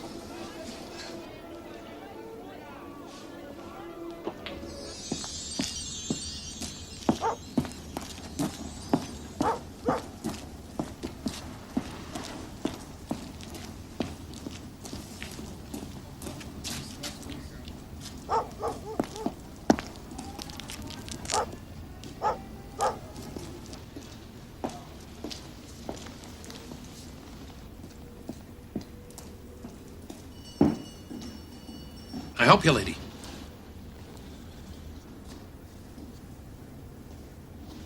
Baby, the little man that was just here. Oh, Mr. Bigelow. Mr. Big. No, Bigelow. Bigelow. See, there's his name. There. Bigelow. He's a writer? Yeah, you wouldn't figure that, would you? A little gent like that. Wait, you got change.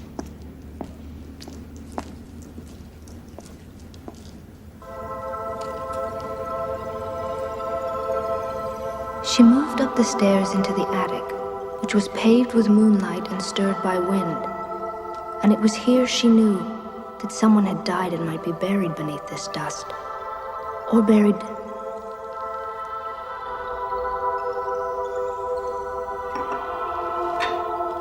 or buried under the wintry ice of the chandelier itself, like someone lost in a glacier that moved in a 1,000-year journey to a sea. At any moment, the ghost might rise and exhale dust from its whispering mouth, and all the strewn books lift with it, like terrified birds to fly through the air and disturb the night.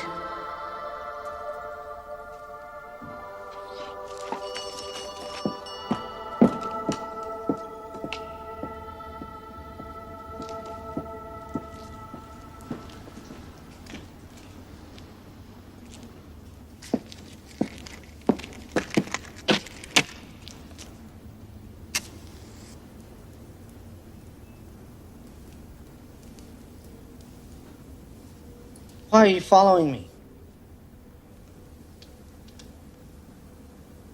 Well? I'm a fan. What? A reader. Nobody reads me. I do. They're wonderful. Come into the light.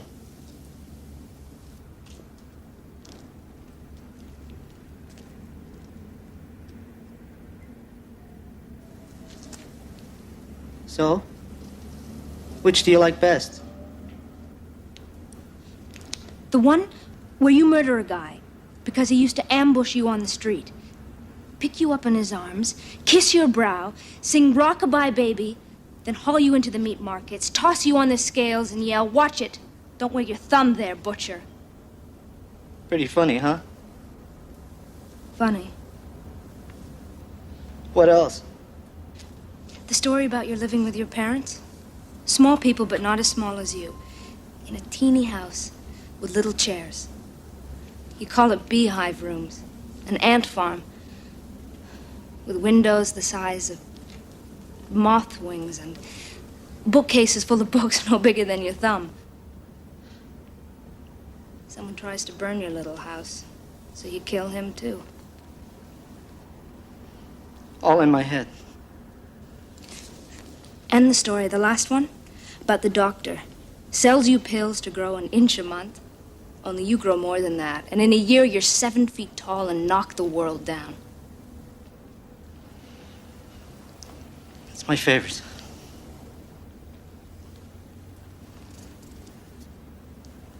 I wonder,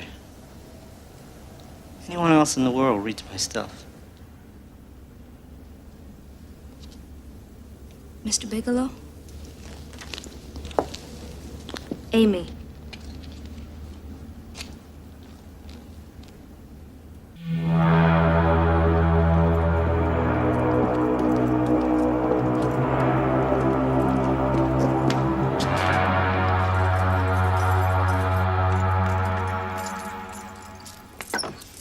Can't be too careful.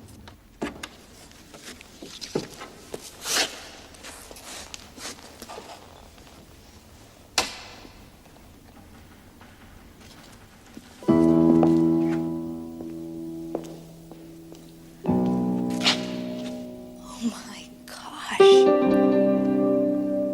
It must have cost thousands. No, I built it myself.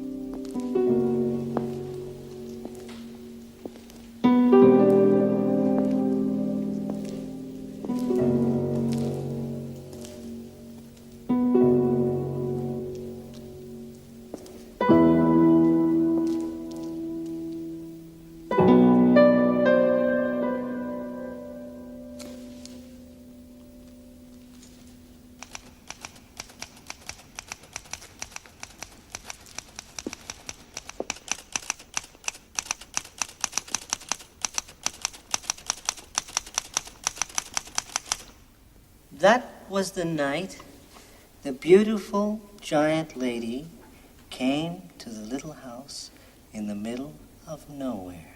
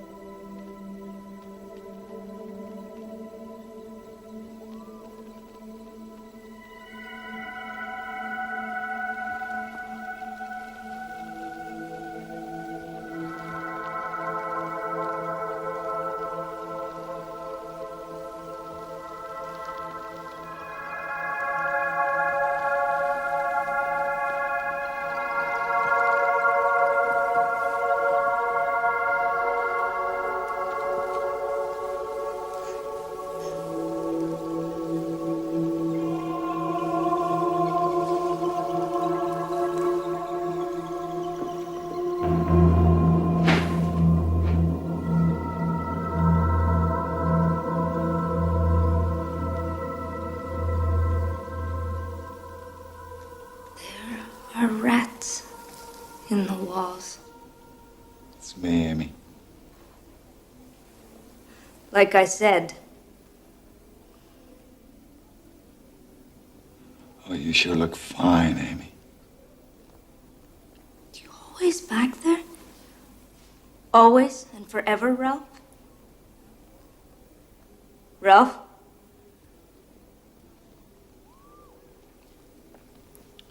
It's the only fun I have. These mirrors expensive? Where'd you buy them? A place in Long Beach. Why? Thought I might buy one. Keep it home. Look in it every night. Never have to come back in here knowing there were rats in the walls.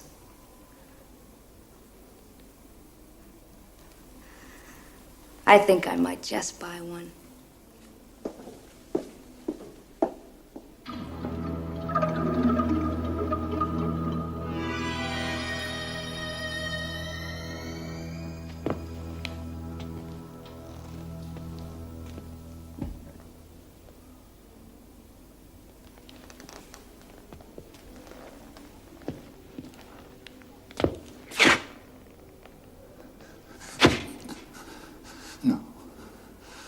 Oh, no.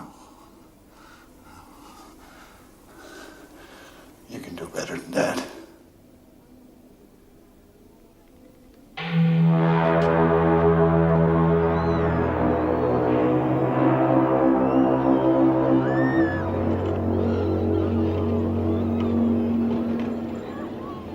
Please find and close a check for $197.50. Please ship mirror to R.D. Bigelow.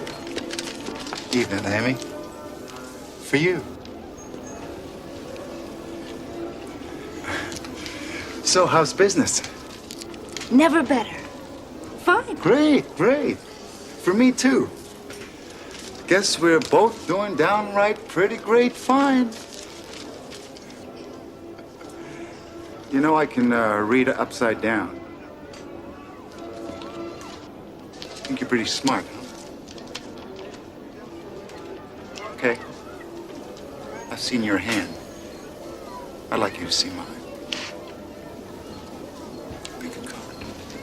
Any card. Go on, take a card. Any card.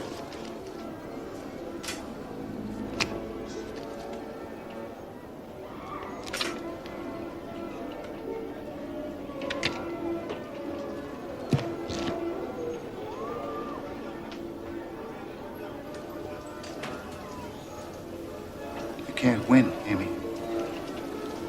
All aces of spades. All dark cards. I fixed the deck. Just like I fixed the mirrors.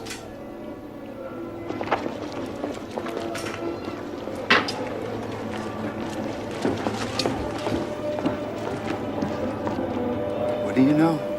There he is, right on time.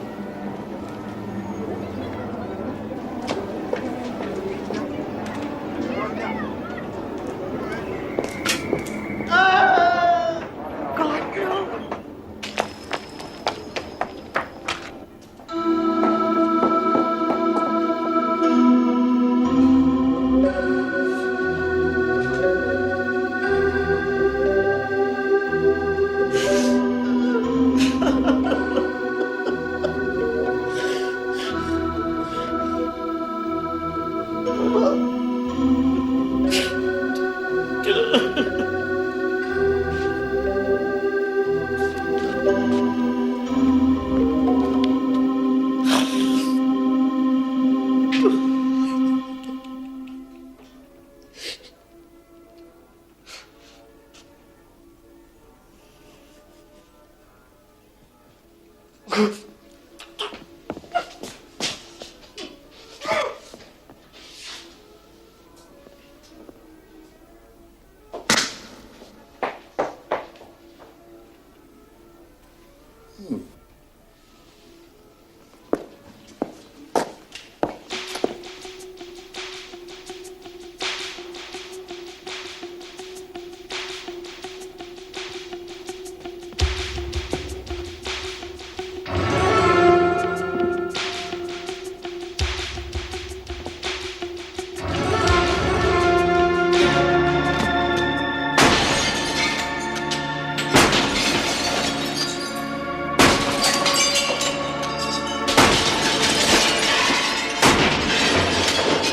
no.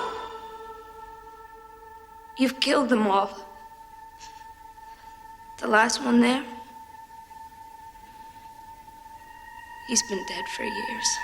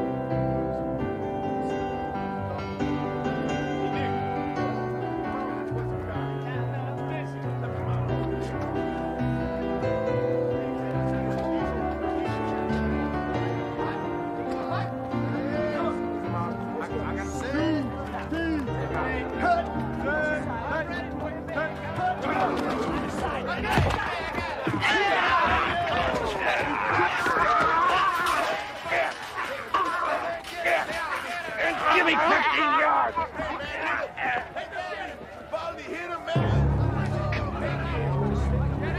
Come on!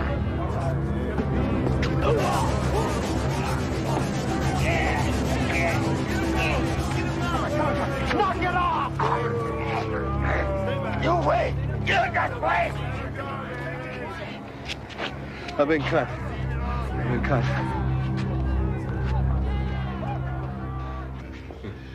I have to watch that for infection, of course, but there's no serious muscle damage.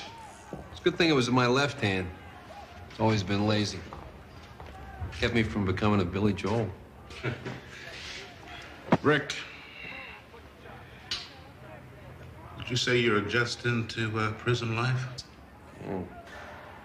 Look, you don't have to answer my questions. No, it's all right. I'll answer your question. I'm adjusting fine, Doctor. I've got a swell room, a couple of great guys from roommates. We're redecorating. Getting a lot of exercise, too. Yeah, well, that's not what I meant. What do you mean? You're not fitting in. Now, you got the white game ticked off at you. And even though you play like Ray Charles, you hardly qualify for the black game. What am I supposed to do, stand around while some guy's getting knifed? Wouldn't make me any better than the rest of them, would it?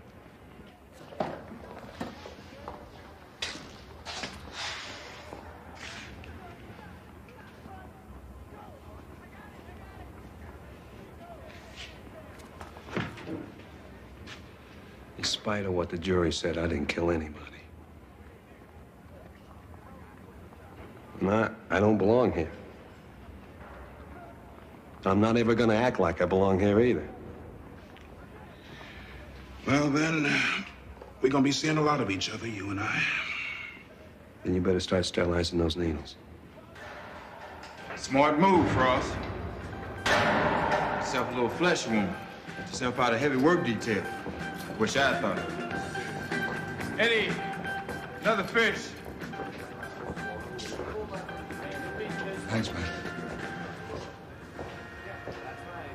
Got a leg?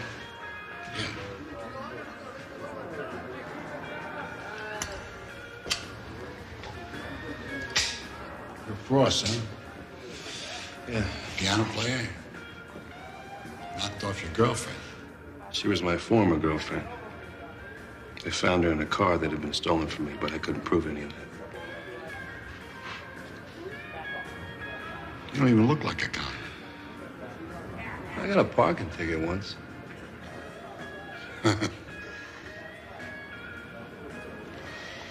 Eddie O'Hara. How you doing? All right. Now, we got a job to do. We got to line up some chairs in the chapel. Yeah. For His Eminence, the bishop, he's going to say Mass next week. Yeah. If you had a piano or something, could you play Ave Maria, something like that? Yeah, sure. Where the hell am I gonna get a piano around here?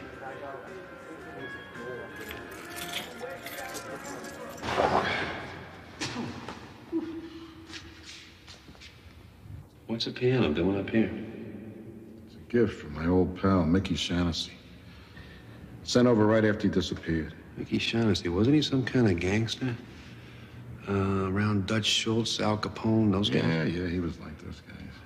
But his territory was show business, vaudeville and bands and clubs. The Shamrock Club was his. He was a music lover now. He may have sent this piano over so the guys could gather around it and sing. Huh. Didn't get much use, did it? Eddie. Yeah, I'll be right with you. Talk to Max. Maybe we get this thing moved to the chapel. Yeah, okay.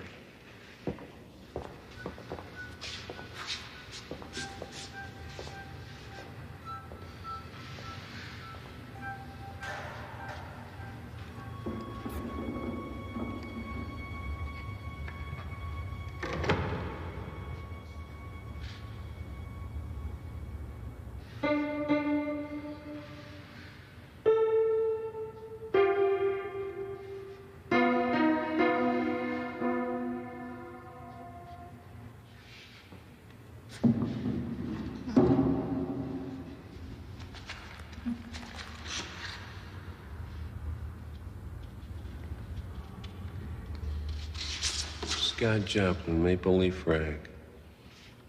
Printed in 1899.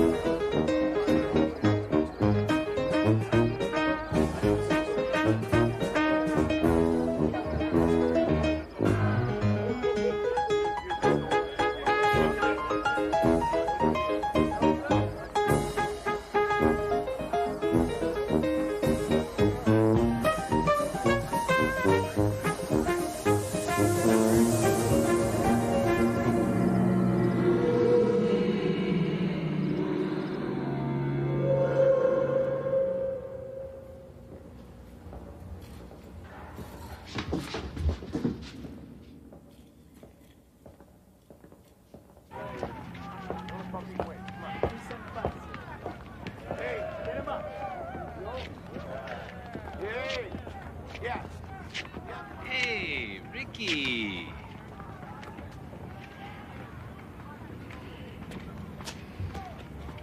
Why don't you come play some ball with us? Sorry, bad hand.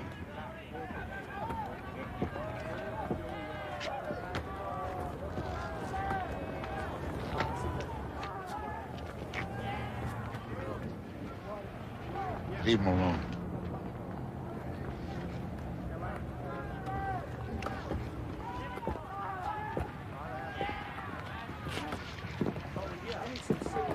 Thanks, I guess I owe you one. Yeah, I guess so.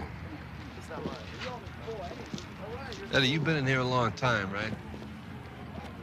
Well, if you call 50 years a long time. How do you get him to leave you alone? I believe in the 11th commandment. Do unto others as you would have them do unto you. But do it unto them first. It's a hell of a way to live. Yeah, but you live. I was a rough kid, traveled with a rough crowd. I almost got myself into big trouble. But I'll tell you something. I didn't kill that guy. Mickey framed me. Shaughnessy was your old pal. Yeah, he was. That was a long time ago. We had a problem. We were both in love with the same girl. Mickey said he'd make her a star. He even played piano for her when she sang in his clubs. So he decided to eliminate the competition, right? Listen, where'd you disappear to yesterday? Max and I were looking all over for you. I'll tell you, Eddie, as soon as I figure it out myself. You do that. Remember, you owe me. Yeah. I don't know.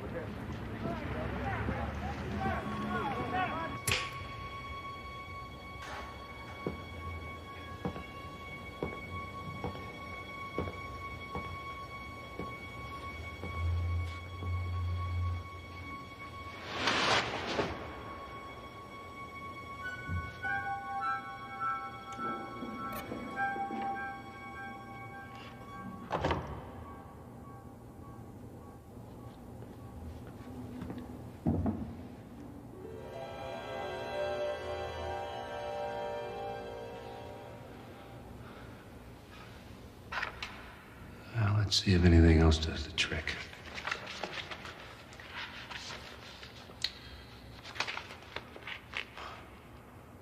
Over there, George M. Cohen. 1917.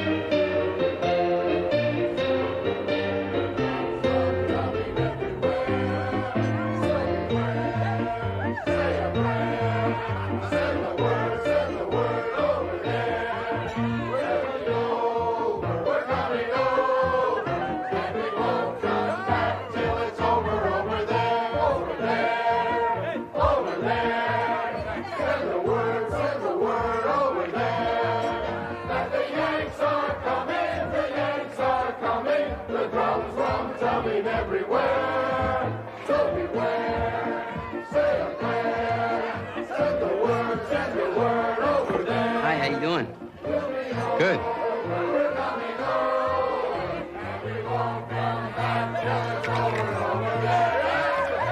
Where you from, doughboy? Well, from here it would be, south from here. Arkansas, Texas? No. 103rd Street. 103rd Street? Yeah. See, let me buy you a beer and then you could play that song again. Yeah, sure. All right, 1 second.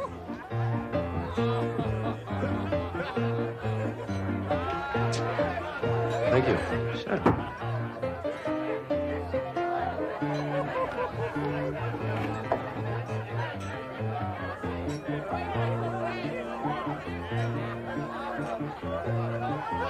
Well, I'll tell you sure can play that thing. So far, so good.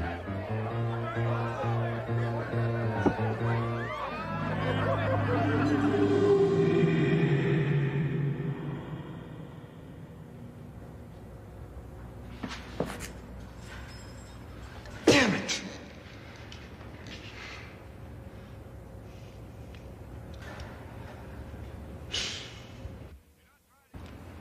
It was the weirdest thing that ever happened to me in my life. Both times I started playing one of those old songs and then boom, I'm right back in time, right? First I was in a park. The next time I was in some place called the Shamrock Club. Mm-hmm. It was the weirdest thing. I could taste the beer. I could smell the cigarettes.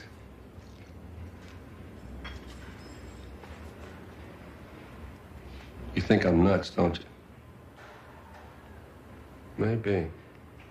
You know, I keep thinking that if I could just pick the right music and the right year, I could stay there. Hey, man, don't go by me. If I was smart, would I be working here? Listen, I appreciate the needlework. I'll see you around sometime. Hey, are you going somewhere? I don't know. I hope so.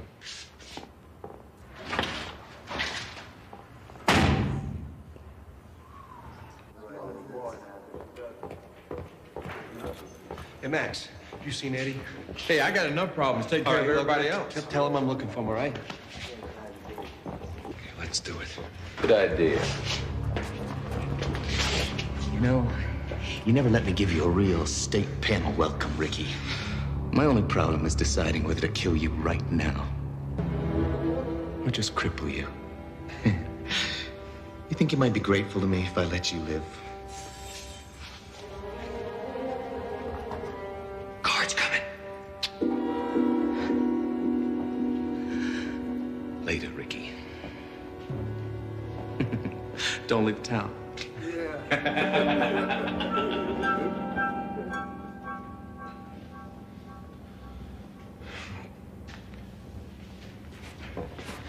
Okay. Way to be good. No, it's shaking the blues away. Shaking the blues away. No, it's there's someone to watch over me. 1928. That's good. Calvin Coolidge, Flappers, bathtub gin. That's great. Don't worry about Thompson. He's got the brain of a houseplant. Now, what do you want? I got this crazy idea. I don't know if it's gonna work or not. What would you give to see Mickey Shaughnessy face to face again? To see me? Yeah. I'd be willing to spend a year in hell. Why? Put your hands on the piano. Do what? Put your hands on the piano. Here. Look, here. The Shamrock Club? Yeah. It's Shaughnessy's place. Yeah. But these look new. I know they're new because I was there yesterday, the Shamrock Club in Chicago. Now look, if I got this thing figured out right, all I gotta do is play the right tune, and you and I can be back in Chicago in 1928. 1928? Ed, put your hands on the piano, it won't work. Hey, look, kid, I don't know what the hell you're talking about. But when you've been in a slammer for 50 years, you don't believe in magic anymore. I have to do this, Eddie. So go ahead and do it. Be my guest.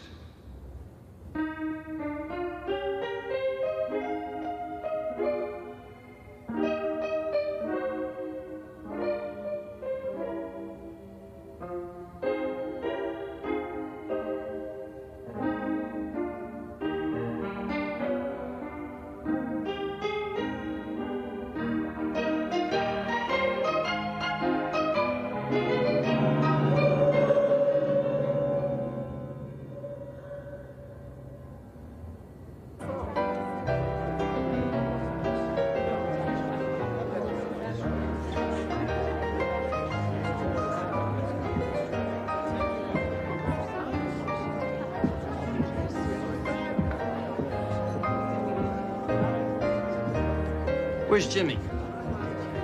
Jimmy who? The player from the Shamrock, the guy who was overpaying to be here tonight. I don't know. I think he took sick. The union sent me over. The union? Yeah. Shorty, make a note. I want to see Jimmy Melton over at the club tomorrow morning. Jimmy, Shamrock, tomorrow. Got it, Mr. Shaughnessy. Mickey Shaughnessy? Yeah, who are you expecting, Babe Ruth? Hey, this is my house, and that's my piano you're trying to play.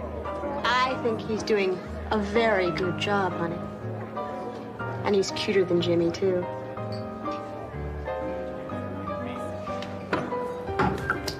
Damn it. Shorty! Tomorrow morning, I want you to get me one of them classy new pianos. What do you call them? Grand piano from the club. And I want you to just get rid of this old cat house number. Sure thing. What do you want me to do with it?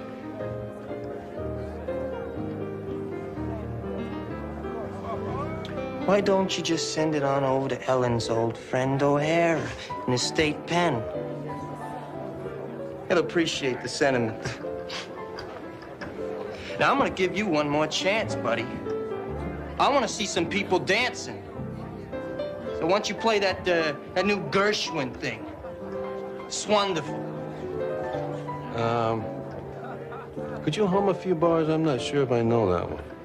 The song of the year, and you don't know it? No. Why don't you show him how it's played, Mickey? I'm sure he'd appreciate the sentiment. Move over. I can play it slow.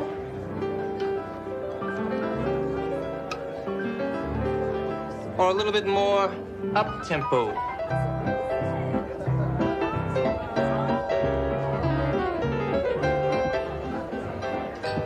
You can dance, can't you?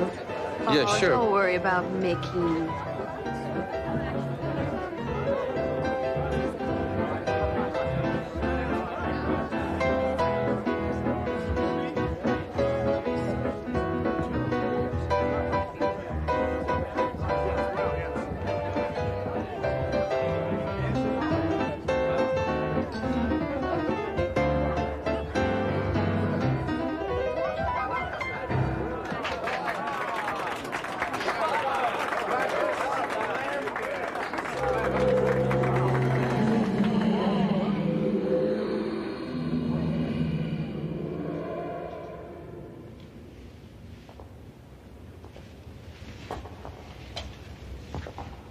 Hell am I?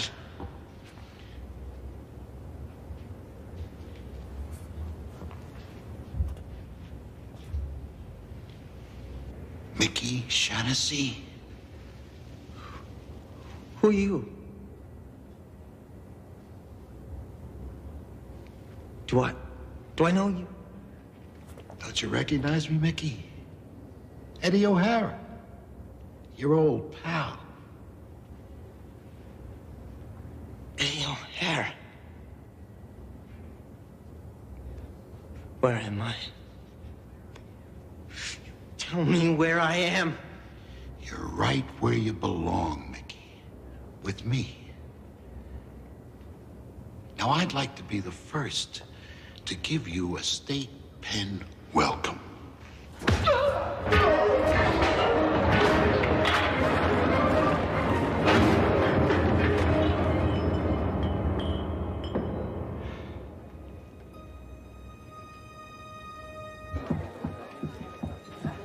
You know where Mickey went? Yeah, I do. He went outside. He said he'd be gone for quite a while. Oh, well, that wouldn't be the first time.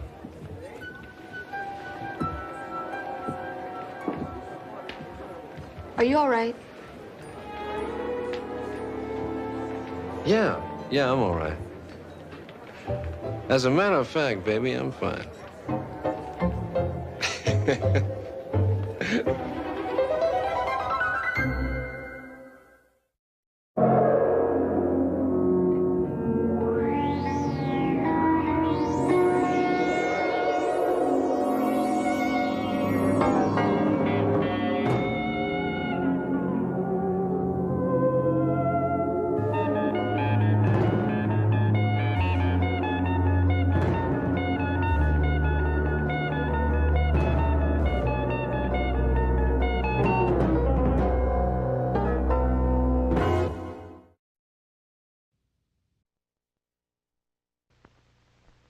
you ever had the feeling that you knew what someone was going to say just before he said it? Or have you ever walked into a strange room and had the sensation that you'd been there before? Well, if you have, you've taken a small step beyond. Now watch a giant step.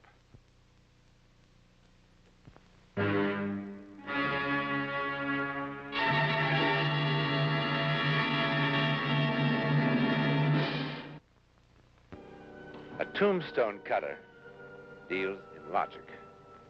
Every man has a birth date, and every man has a death date. And it's the function of the stone cutter to engrave these vital statistics in their natural order. Now, if this seems so self-evident that it needn't even be discussed, I urge you, remember this stone cutter. All right, that's water over the dam. Get rid of Jameson. Never mind about his contract. He's got a price. Pay it and drop it. Now, look, you're going to have to handle that Houston business yourself. I'm flying to Tulsa in an hour, and I won't be back until late tonight. Tony! Now, look, tomorrow won't be any good either. I'm tied up all day. All right, then. Will you get it settled and check with me? All right, Tony, all right. That's enough. That's enough. What are you trying to do? Kill me? Oh. Yeah, this is for you. So? Well, it might be important. They're all important. Read it, will you, Tony? Go on. This one I never heard of. Cassaneck Village, Maine. Give me that. You even got business up there?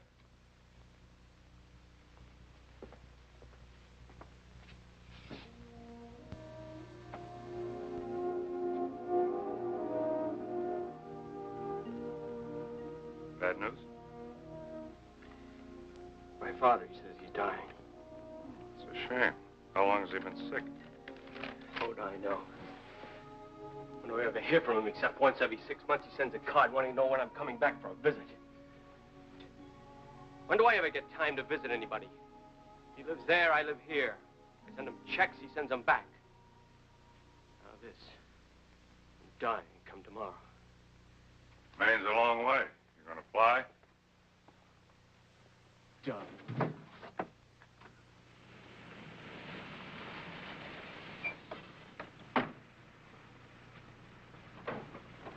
Change.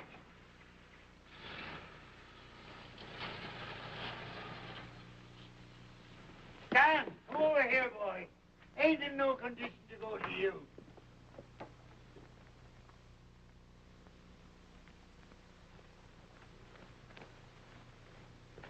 Well, how are you, boy? Didn't expect you for a couple of hours yet. What the devil do you think you're doing up there? What the devil does it look like? I was fixing to finish this off, but seeing how you brought visitors, I reckon I'd best come down for a little handshake and welcome to you. Name's Lockhart. I'm Dr. Halsey, your son's physician. And this is Doc Simmons sitting with me. How do you do, Doctor? Now, just exactly what's going on here? Well, now, it's right good to see you, Stan. Look, what kind of a joke is this supposed to be? You scare me into getting a doctor and flying 3,000 miles because you're supposed to be dying today, and look at you. He's young yet, boy. What are you talking about? Up on a ladder painting a house? And you there, telling me tomorrow it'd be too late. Reckon it will be. Well, have you made a diagnosis, Doctor? You could call it that. Dying up on a ladder painting a house.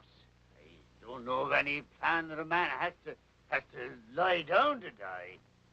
I was sort of planning on visiting with you, not arguing. Ain't much time left for arguing, you know. Oh, Pop, what do you want to talk like that for? What do you want to try to scare me with a trick like this for? Oh, are you sick? Are you feeling bad?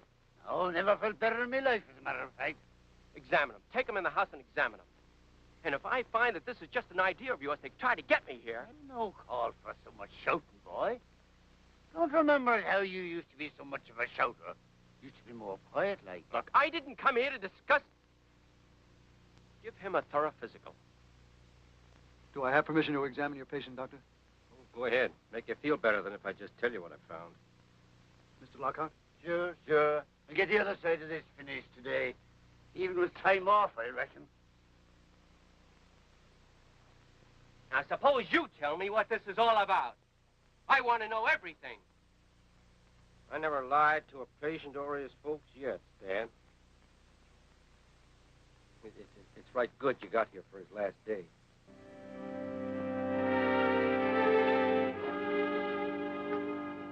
Well? Well, his heart's about as good as yours or mine. Blood pressure's probably lower than yours is at the moment. His muscle tone is extraordinary for a man of his years. Reflexes normal, kidneys... In other words, there's nothing wrong with him. Well, Doctor, have I overlooked something that you found? Nothing there. All right, I've had enough. I suppose you tell me what makes you or him think that he's going to die today. No. Don't tell him, Doc. Show him. Maybe I ain't seen this son of mine for under 15 years, but I'll wager he ain't changed that much. Talking about something never proved nothing to Stan. He's got to be shown. Show me what, Pop? What are you talking about? Doc will show you, and then you'll know. And then maybe we can quit this arguing and have that little visit together. Go on, Doc. Take it there. There ain't much time left. But I've never seen anything as ridiculous in my life. Pop, come back. Will you come back here? Wait a minute. Like you said, there's no use arguing. We'll take a little walk, and I'll show you the reason he's going to die today.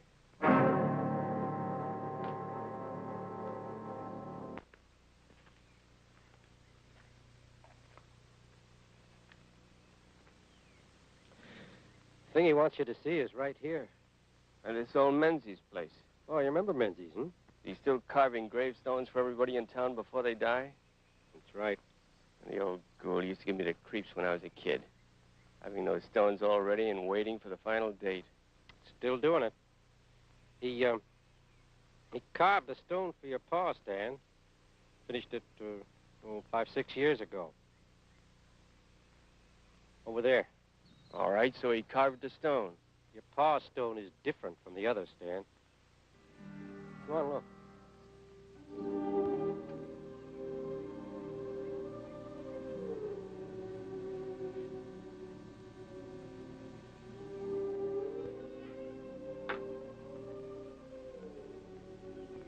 Like I said, your bar stone is different from the others. 5 years ago, when it was carved, Menzies put in 2 dates. Birth and death. Born July 10th, 1883, and died September 7th, 1957. Businessman like you must keep dates in his mind pretty good. Today is September 7, 1957. All right, Doc. The joke over now? Now, listen, Stan. Never mind. I know what you're going to say. I remember some years ago, Menzies put a death date on a man's stone before he died, and the old geezer died on that day. And everybody talked about it for a whole year. But that was a coincidence, and you know it. A year or 2 after you left here, Menzies did it again. A woman. Oh, she'd been ailing for a spell. But she died on the day Menzies carved on her stone. So he traded one lucky guess to give some old poor sick soul a push on the way out. Now, what's the matter with you, Doc? You're a medical man, a scientist. You know about suggestion, psychosomatic suggestion. 2 years ago, it happened a 3rd time. A baby. Menzies carved the stone the day it was born. Birth and death date. For about a year later. Father got so mad, he come up here with a sledgehammer and busted the stone into 100 pieces. Menzies said that wouldn't make no difference. And it didn't either. And you wonder why I never came back here for a visit. The whole town, even you, living 100 years back in stupidity and superstition. Letting an old crank lead you by the nose, even though the place he's leading you to is your own grave.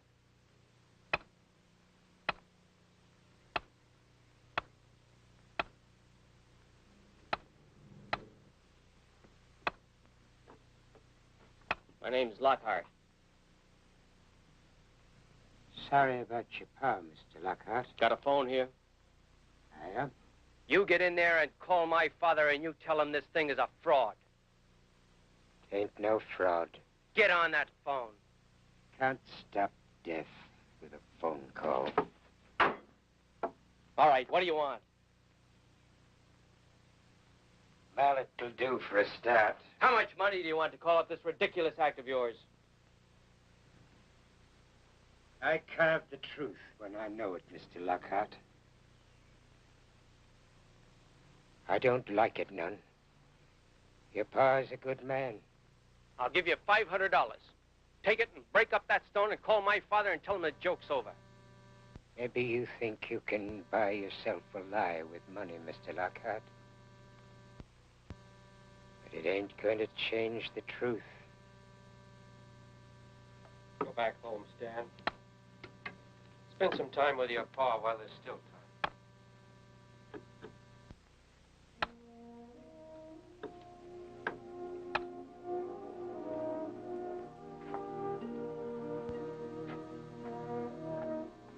Lockhart. My father in there? Yeah, he came in about 10 minutes ago. No, wait. Before you go in there. What's the matter? Well, he came back about 10 minutes ago, as I said. And he looked rather ill, so I gave him another checkup. And, well, I just don't know how to explain this, but there's been a definite change. His heart is erratic, his pulse is weakened. There's nothing definite, but I... Up. Just resting a mite. Doc, take you over to Menzies to see the stone, eh? Pop, how much of a fool do you have to be? What's the matter with you? So a guy puts a couple of dates on a stone. Now, that doesn't mean a blasted thing. Still shouting, boy. Seems like you do a powerful lot of shouting. Will you listen? Will you listen to me instead of some of these half-cracked characters around here? Now, you're not going to die because some crank puts a couple of letters on a stone. Those other things, call them coincidence, call them suggestion, they don't mean a thing. What's all this you do back where you work, boy? It keeps you so busy. You got a short time to catch up on a long while. Now, Pop, we've got all the time in the world. If you just... Making money, I guess, judging by that fancy doctor. And them checks you send me every month. I can afford to send checks to a man who sends them back uncashed. Made you mad, didn't it, by doing that, eh? Well, they were for you. No, not for me. More for you. You got a name for it here. Conscience money. I don't want you having me on your conscience, boy. Now, look, Pop, let's get this straight. I don't have anything on my conscience. Now, maybe you have. Maybe that's why you think you're dying, because somebody says today is your day. But I don't. Always kept thinking you'd come back, Stan. Before now, I mean.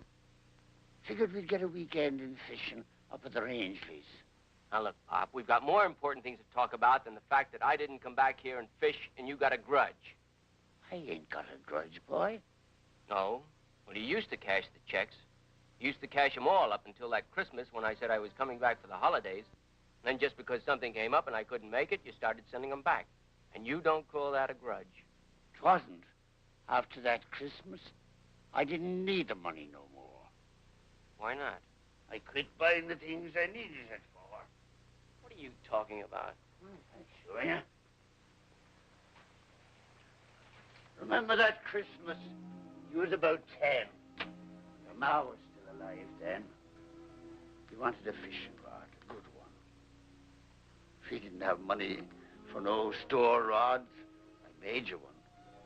You didn't say much, but we knew. Boy, 10, he wants what he wants. That Christmas, I reckoned you were coming back for a visit. I bought a rod. Got all kinds of stuff here. The gun you wanted when you was 12. Field glasses. That must have been the next year. Camera. Wristwatch. It isn't easy for a man to forget the things his kid wants that he can't get him. You mean you spent all this money I sent you for things to buy me? I had to use yours. Never could do it on my own. Wouldn't have told you. Except that you'd probably be wondering after I was gone. And you cleaning up things and found this stuff. I think maybe I'd best go sit down a while.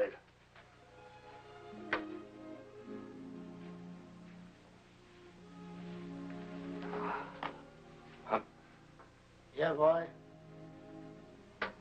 September too late to go fishing in the Rangeley's? Yeah, September's too late. And we'll do it this spring. Or maybe you can come west with me. Or if you can't do that, then I can come up here weekends and we'll go in the spring. Now, I mean it, Pop. I know you do, boy. Remember that horse we had, Pop? Remember how you told me to water him every morning and every night and how I forgot? And one day how he died? Yeah. Didn't catch up for you till he'd gone 3 miles down the road, running away. That horse cost $25. All the money in the world then. Dead. And you didn't say a word. Except, hot out today, son. Let's go back. Seems like I'm always in the same rut. Always wanting to get you to go home. I'm home now, Pop. I'm home.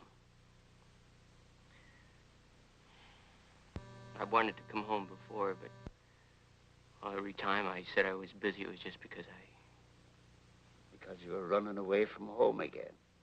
Isn't that what the Lockhart kid always did when things went wrong? One thing about you, boy. Maybe you run, but you always tell the truth after about why you ran. Later, I want to show you something. Oh! Ha! Ha! Hold me! I was just talking to him and...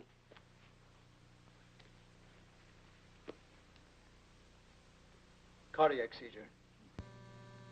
But I can't understand it. His heart was in fine condition this morning. It still is. He's going to be all right. Just save him. I'll do what I can, Mr. Lockhart, but he's dying. That should ease the pain. I've given him some morphine and a stimulant.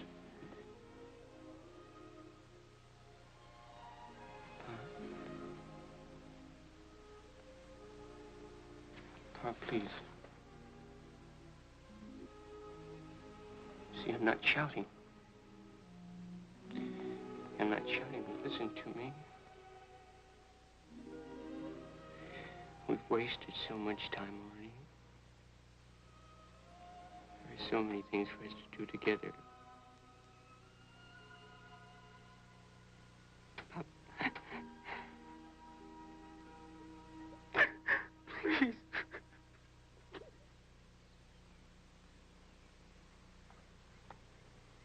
You know, Doc Simmons told me about that headstone. And I keep telling myself, why, this is United States, 1957. It's not Haiti, not the jungle. We're here. Had nothing to do with a headstone. It was his heart. Yeah, I keep telling myself that, too. But his heart was okay this morning. He was in fine condition. Other people in good condition have been hit with a heart attack, too. Yeah, I know that. Tell me something now. Those 3 cases, they weren't substantiated, were they? Well, I mean, now if they were, if this man could really call these names, why, there'd been some publicity about it. The newspapers would have carried the story. I can see you don't know much about towns like this, Halsey. Even if Menzies did what they said and brought the dead back for an encore, nobody outside this town would ever know about it. They guard their town and their secrets as if it were pure gold. Why, then, you think those 3 cases were authentic? I think it's time you stopped asking questions and started doing what I paid you to come here to do. Now get in there and help him.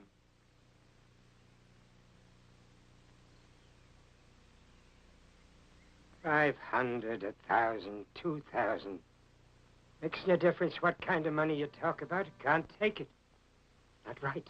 You're a fine one to talk about what's right. You think it's right to kill a man? No blood on my hands, mister.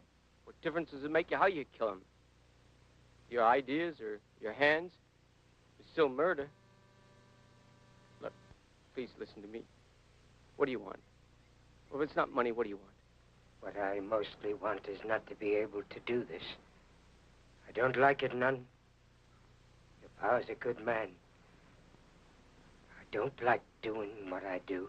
Then why do you do it? Seems like I can't not. Names, dates, I carve them. When it tells me to put something extra, I gotta do it, that's all. Go on home to your pa, mister. You can't do him no good here. You murdering devil, you! Get out! Get out! Get out! What for? So you can go on with your killing? So you can write somebody else's death sentence? Huh? Get out! Please. Listen to me, please, please. My father's dying. Look, I just want to go home and tell him there's no stone, that there's a mistake. Please, listen. I said get out! All right. I'll go now. But I'll be back with someone to stop you. I'll be back. I'll be back. I'll be back. I'll be back. I can't do that, Stan. I know how you feel, but I can't do that. Why can't you? It's murder, isn't it? Why can't you do your job and close up Menzies' place and throw him in jail where he belongs? Why can't you do your job? My job is law, Stan, not persecution. You sit there and talk to me about persecution. Who's persecuting who? What about Menzies? Can't you understand, Sheriff, my father's dying? What does it take to get a town to do something about this? What does it take to stop a man like Menzies? Tell me what I can do. What anyone can do and stay inside the law, and I'll do it. I can't throw a man in jail for carving a date on a stone. If I could, it would do no good anyhow. What are you all, dead in this town? Is that why you don't care if a man killed because you're dead anyway? Standing there letting a thing like this happen? How can we stop it? You tell me that. The father of that baby that got burned, he felt like you did. He came in here like you now, shouting at me to lock up Menzies. But I couldn't. Then he went out to the stone yard and smashed his baby's tombstone to bits. It didn't change a thing. The people in this town don't like this any more than you do. But what are we supposed to do? I don't care what you do. Just do something. Stop him. Stop him? Stop him from what? That stone was carved 5 years ago. Carved and finished. You want me to beg, don't you? Just like everybody else in this hick town, you want to cut me down to size and make me beg, huh? All right, I'm begging. Just stop him, will you? Arrest him, run him out of town, do anything, please, but just stop him, will you? I've wasted a lot of time. My pop and I, we've got so many things to do together. We just have so many things to do together. Sheriff Allen speaking. Hiya, Doc. Came in a while ago. I'll tell him. Look, just get Menzies to come with me to Pop's, will you? Now, that's not breaking the law, is it? Huh? Just get him to say it was a mistake? Stan, that was Doc Simmons called. Sorry, Stan. Your pa's gone.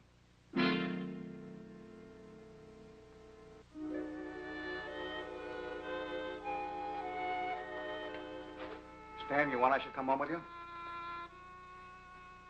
My car's right outside. Stan, let me come with you. I'll...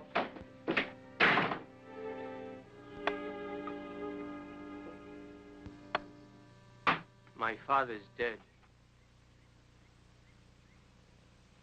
I figured.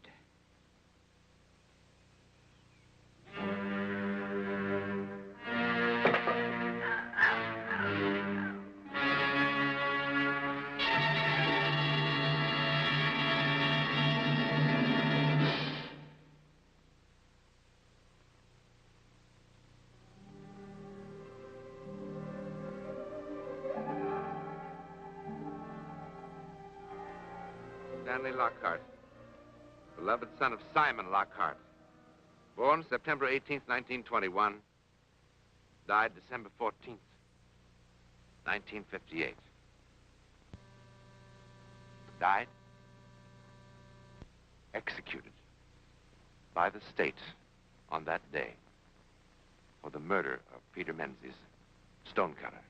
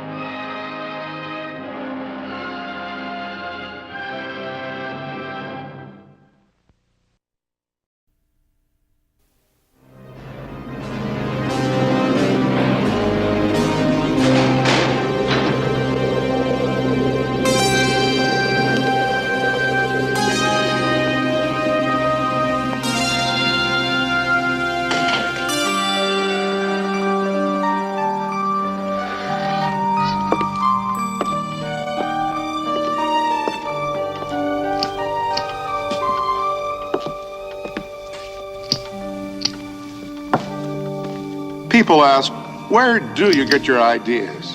Well, right here. All of this is my Martian landscape. Somewhere in this room is an African veldt. Just beyond, perhaps, is a small Illinois town where I grew up. And I'm surrounded on every side by my magician's toy shop. I'll never starve here. I just look around, find what I need, and begin. I'm Ray Bradbury. And this is... Well then, right now, what shall it be? Out of all this, what do I choose to make a story? I never know where the next one will take me. The trip? Exactly 1/2 exhilaration, exactly 1/2 terror.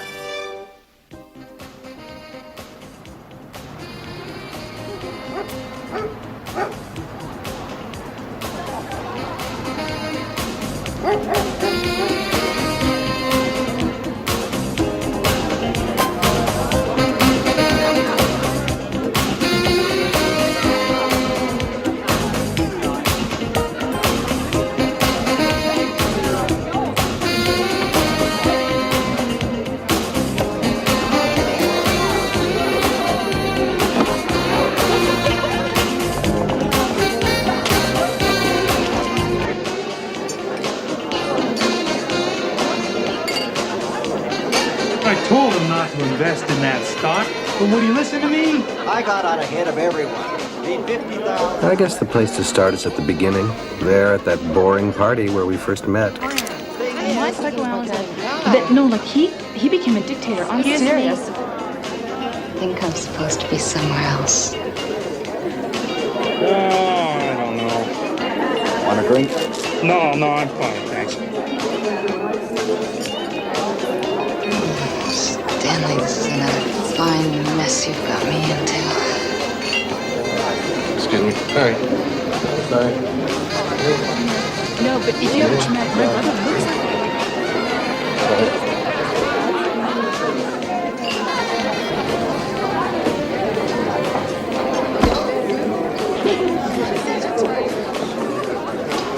Pardon me.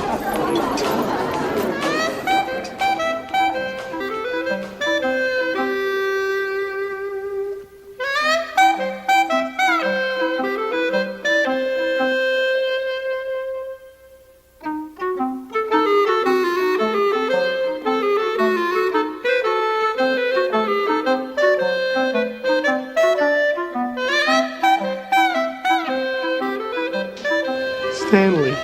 Ollie. Well, Stanley, this is another fine mess you've got me in. I'm sorry, Ollie. I was just about to say the same thing myself. Well, don't just do something, stand there. I mean, why don't you do something instead of standing there? I will. Trust me?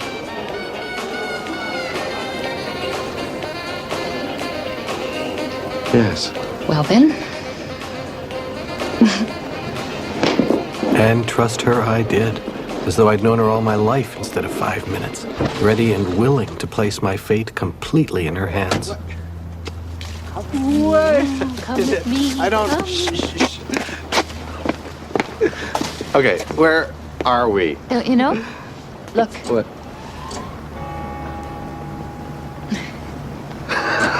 Can't be. It is. But Laurel and Hardy never made a movie here. 4,000 miles from here. The music box? 57 years ago. But then what is that up there? The piano box. The music box that Laurel and Hardy carried all the way up the steps, and then it chased them all the way back down again. In 1931. We shot this 1-minute commercial here today with Laurel and Hardy lookalikes, and we couldn't afford to fly to Los Angeles, so we found this hill, by God, and these steps, and we paid $40 for that piano crate. You want to see? We're going up there? Together.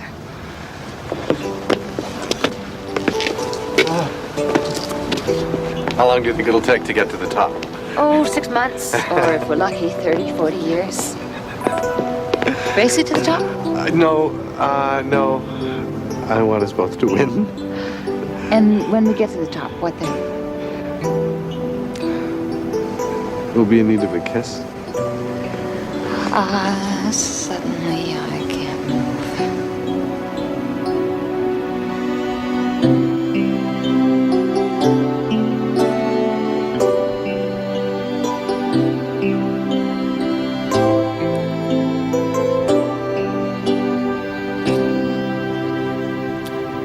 Oh, Stanley. Oh, Ollie. I don't want to go to the top. Why? Because then we'll just have to come back down. Okay. About face. You be Oliver Hardy, and I'll be the piano case chasing you down.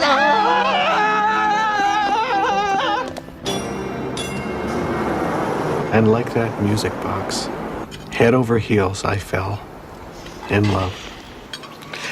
There's the one they did about a gorilla who wore a ballet outfit and then did a dance in their room. The one about when the bad guys twisted their heads around backwards. And then there's the one where Stan lighted his thumb like a cigarette lighter, right? And thank you. That's the one where they adopted a baby, remember? And then his wife left him. And they had to take care of it alone? Whose wife? Stan's. Ollie's. Ollie's. Oh, I got an idea.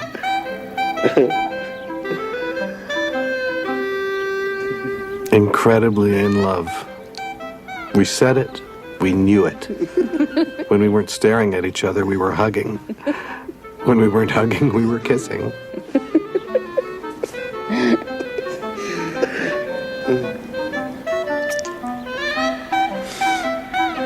Here's another fine mess you got me in. Well, good night. Good night.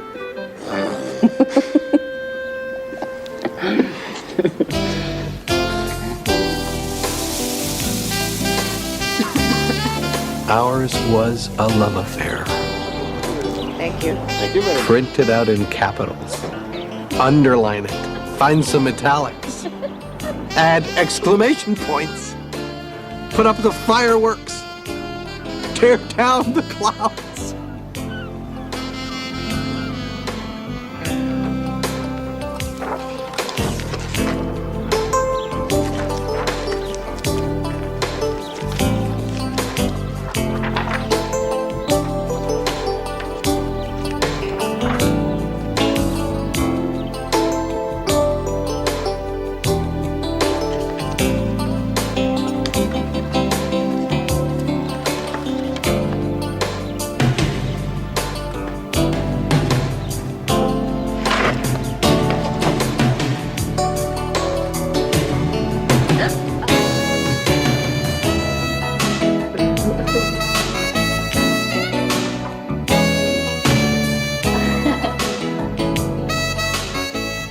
Anyway, it was the 4th of July every night. New Year's every dawn. It was a bobsled downhill and everything cold racing by in beauty and two warm people holding tight and yelling with joy. I don't want a dog.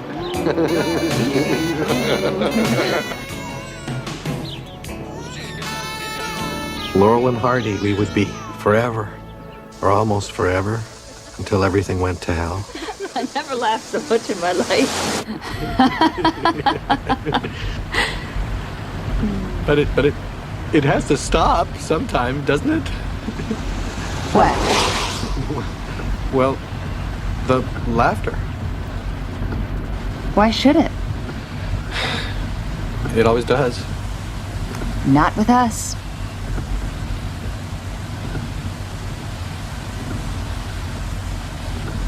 Why did you ask that? All good things end, don't they? Gotcha. What? You never played the game Gotcha? I never even heard of it. I've been playing it all my life. Where do you buy it, in the store? No, I made it up. I almost made it up. And if you're real good, one night soon, Gotcha.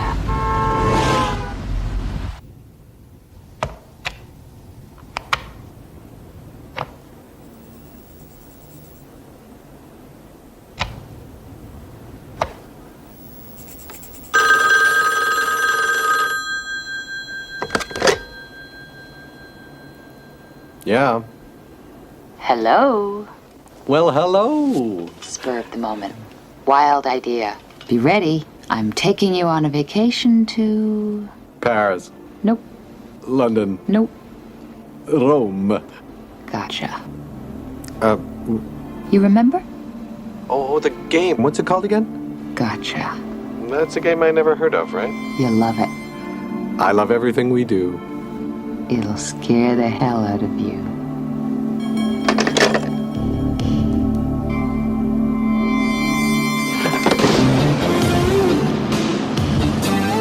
Here we are. Do you realize what part of town this is?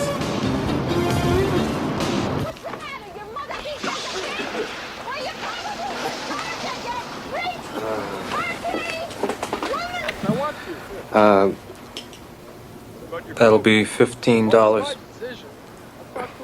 Rates are kind of high in this place, aren't they? Cash. Yeah, I'm sure. Muggers or something. Yeah. Talk about this later.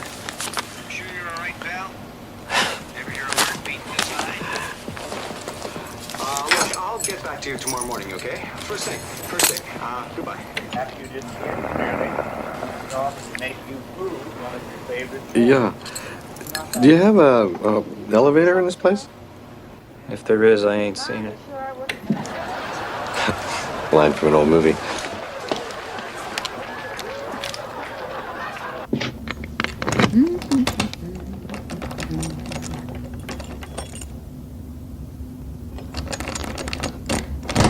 Hold it.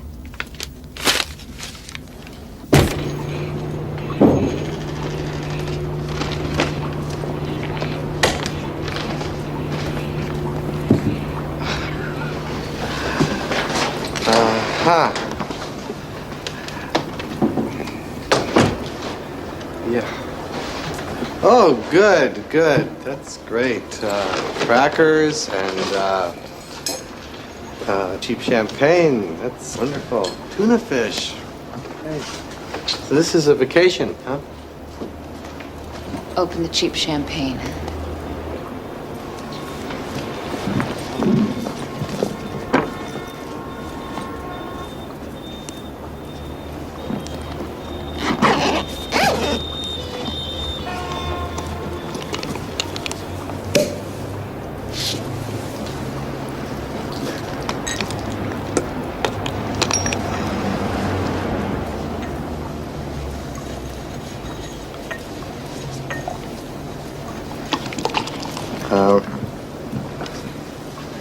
Here we go. Yeah. Just a minute. I'm all wet. Darling. Don't worry about the scar. Here's to the last night of your life. I beg your pardon?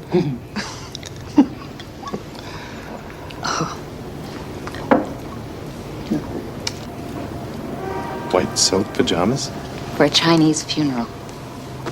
In there. Well, Oh.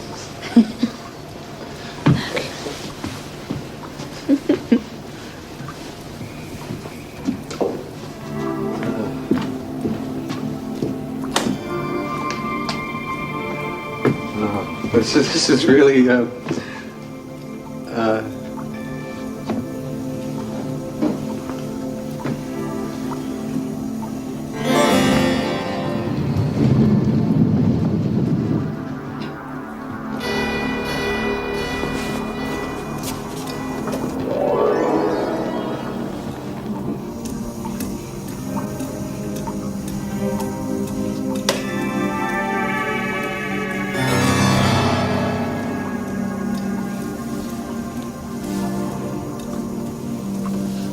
This is a game, right?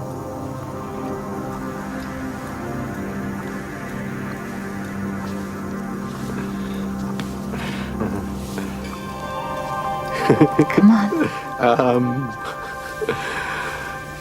Yeah. What do we... You must follow my instructions now. Now what? No arguments. For the next half hour, not a word. Not a sound. No matter what.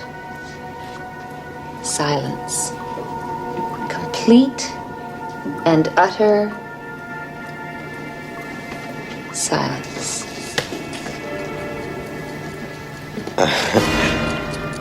Time for gotcha?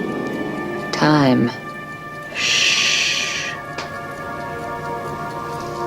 When the alarm goes off, it's over. Not a second before. Not a second. Okay? Okay. Proceed. Okay.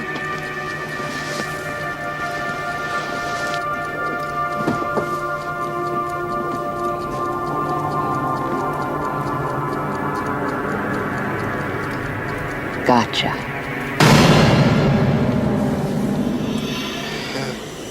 Well done. Shh. You are not supposed to talk.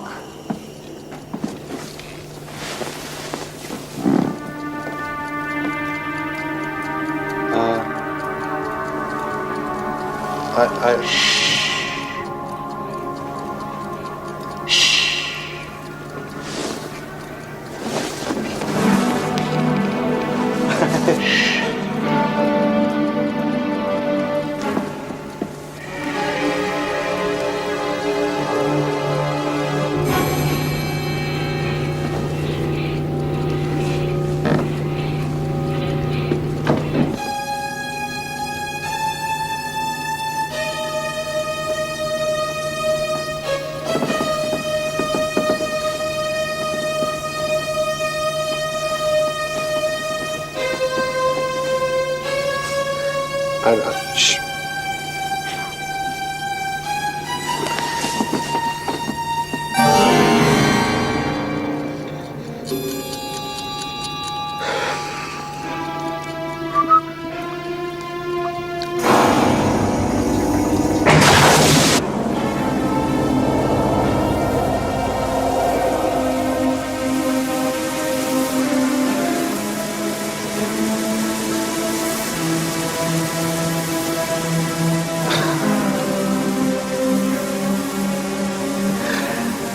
How do you like it so far? Don't speak.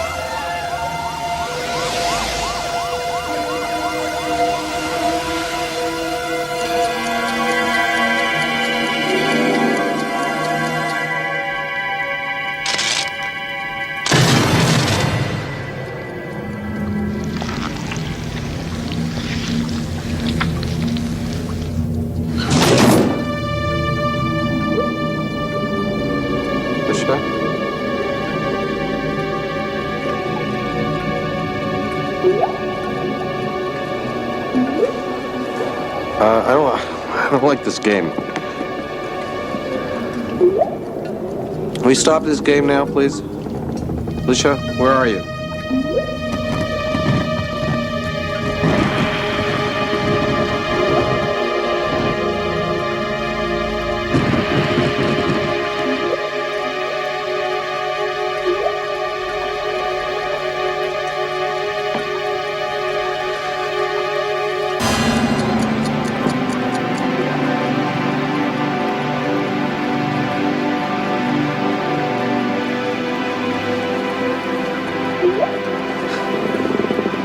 You hear me? Could you answer me, please?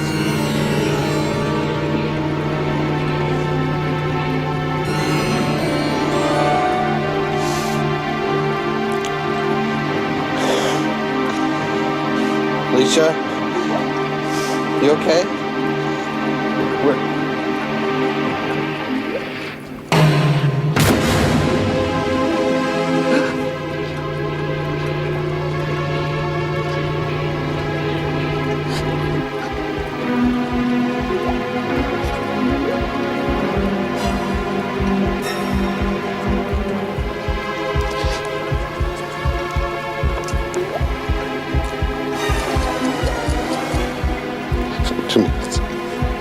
Two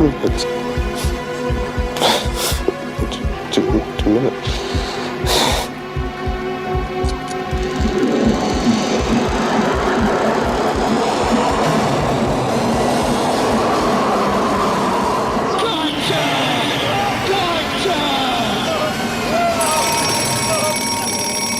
Gotcha.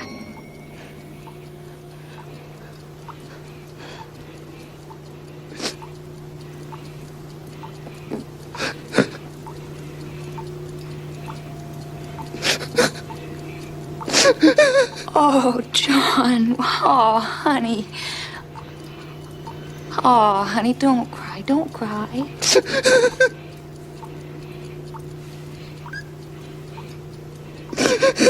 Please don't. I didn't realize I...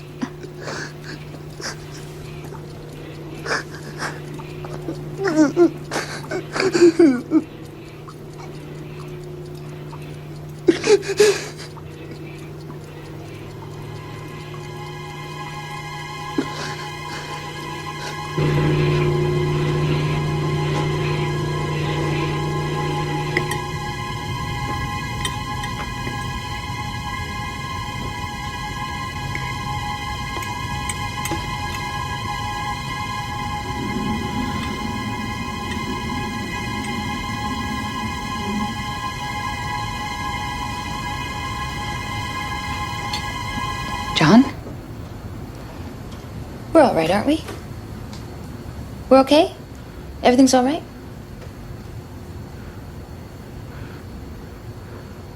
Okay.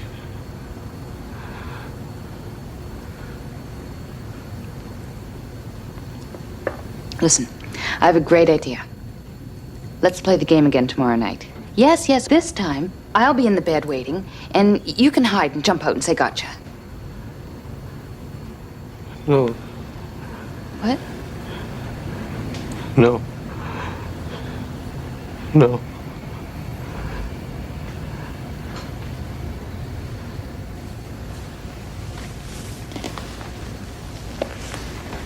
Let's go, John. Gotcha.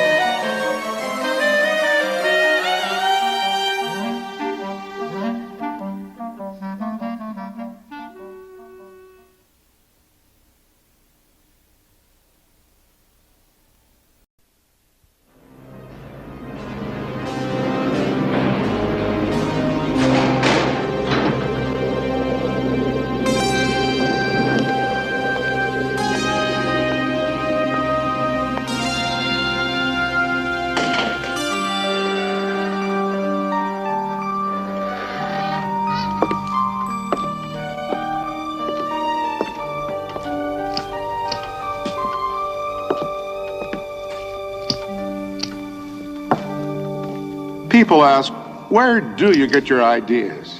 Well, right here. All of this is my Martian landscape. Somewhere in this room is an African veldt. Just beyond, perhaps, is a small Illinois town where I grew up. And I'm surrounded on every side by my magician's toy shop. I'll never starve here. I just look around, find what I need, and begin. I'm Ray Bradbury.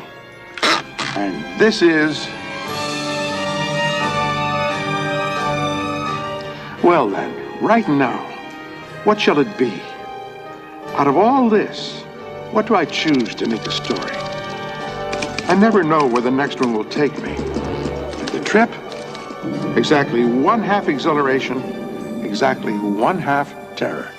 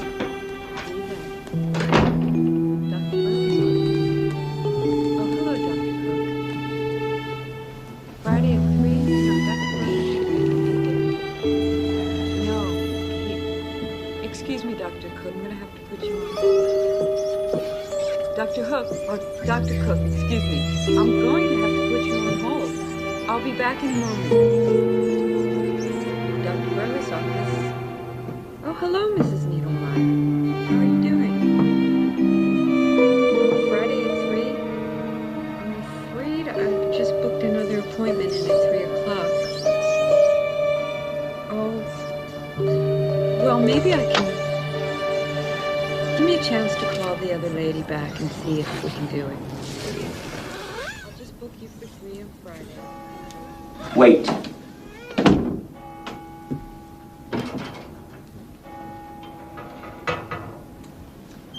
$186. Doctor, those other patients are ahead of me. I can wait. That's all I need. They're nervous enough just being here without you staring at them. Here, fill this out. You know all the questions. Fill this. Oh, what is it this time, Professor? In January, you thought you had colon cancer. February, you saw a documentary on tuberculosis and came in with coughing fits. March, blood pressure. July, heart. And now, varicose veins. Future of death. Teaching that to your students? Say ah. Ah. What am I supposed to find? Well, I'm not sure, but my throat feels very, peculiar. Peculiar. You know what you're suffering from? Suffering? Discovery of the larynx. Doctor, I think it's more than my throat, because my elbow and my wrist, my bones, you know, I've been reading more. Bert, have you ever had a sore muscle and continue to irritate it, fuss with it, rub it, and the more you bother with it, the worse it gets? And you realize that you've been causing most of the soreness yourself. Well, son, that's what's with you. My advice to you is to take 2 aspirin and call me in 2 months.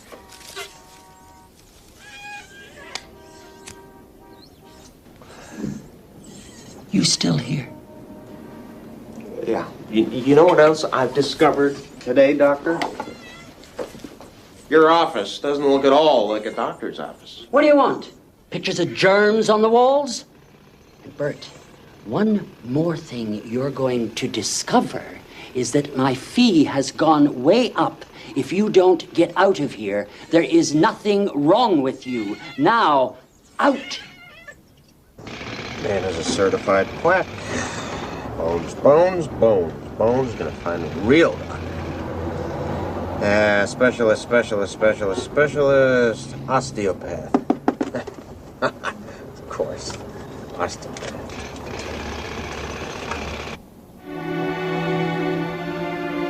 Now that's more like it.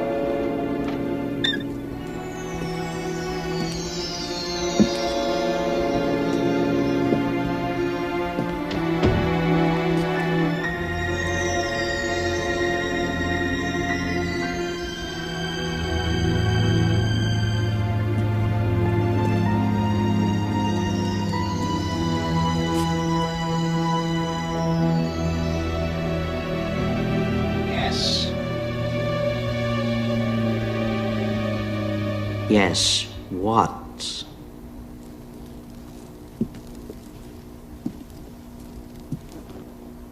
Dr. Munigan? Munient. He of the extraordinary cures. Pleased to make your acquaintance, Mr. Harris. Bert Harris? I'm having a problem. With your skeleton. Well, not the whole thing. Why not? It's all one architecture. The knee bone connected to the thigh bone. The thigh bone connected to the hip bone. You know, that old song.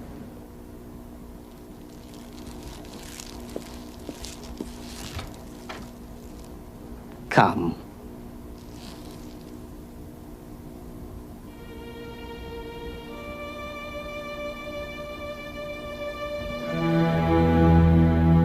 It's like visiting a museum.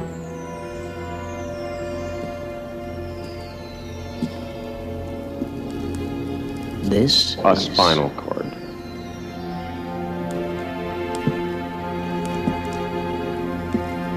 And these Carpals, metacarpals, phalanges.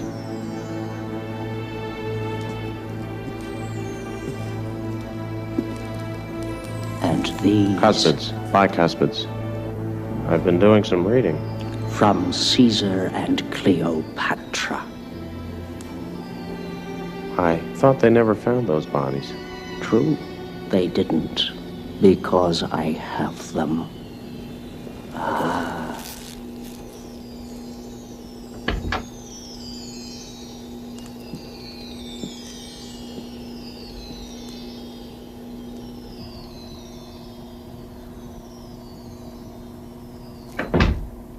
But now you. Do your clothes fit wrong on your flesh? Does your flesh fit wrong on your bones? I never thought about it. Think. Perhaps you came into this world with the wrong sized skin. So, your skeleton is being smothered by your ill-fitting flesh. Do you wish help? Yes. Hop up. Lie down.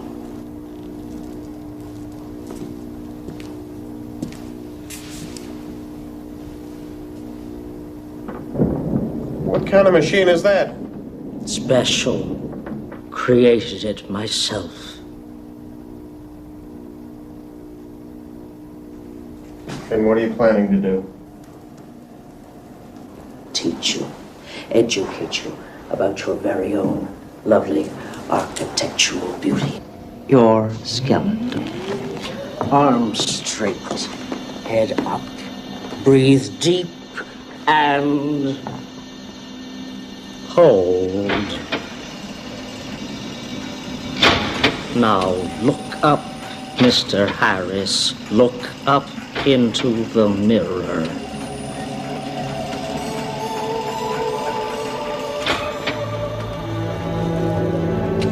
Aha. What? Bad news?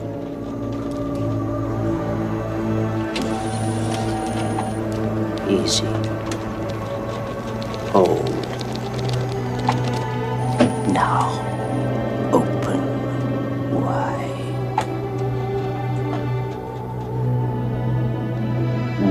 wider. Wider cooperation, Mr. Harris, please.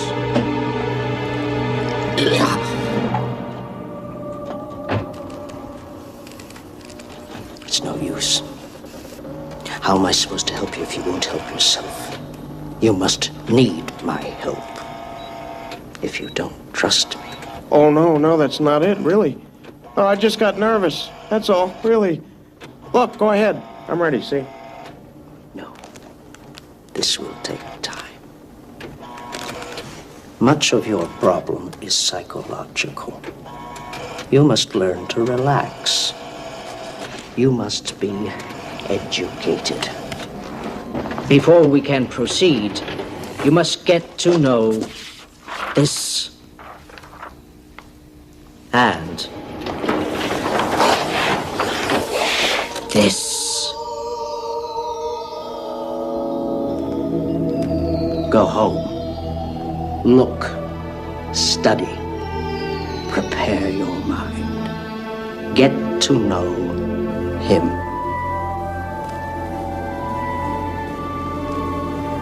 Then come back. Understand?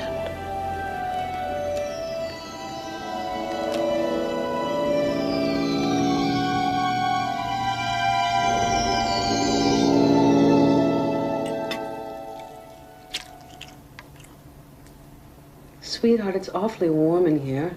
Why don't you take your sweater off? I'm cold. I think I'm coming down with something. You will if you don't eat something. Listen to the expert here. You're fine. A hypochondriac married to a nurse. Perfect match, huh, Bert?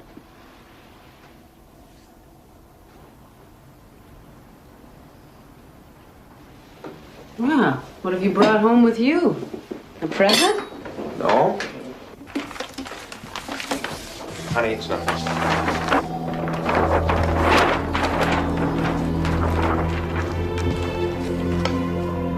Good God, who is that? Me. No resemblance. The other me. Other? There's only one of you. Two. I never thought. I just discovered today. Most people don't consider, think, imagine what's inside them. In every one of us. That terrible representative of death. A skeleton. Get rid of it. It? You mean me? That's not you. Oh, my God, it's just what holds you up when I'm not holding you up. No.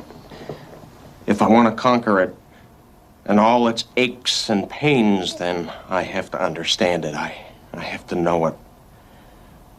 And I finally found a doctor who understands.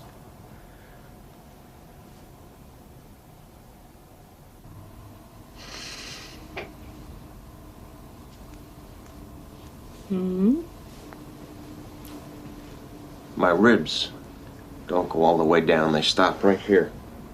And I found these funny ones that just dangle in midair. Sweetheart, you are being silly. Everyone's ribs stop at a given point, and those funny ones are floating ribs. Really? Mm-hmm. Well, I hope they don't float around too much. Mm-hmm.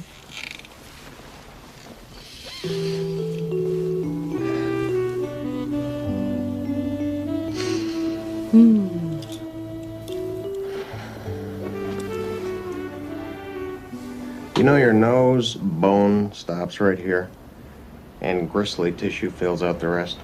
Yes, I did. Darling.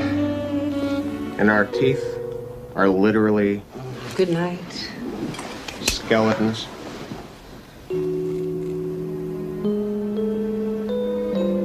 Showing themselves to the world.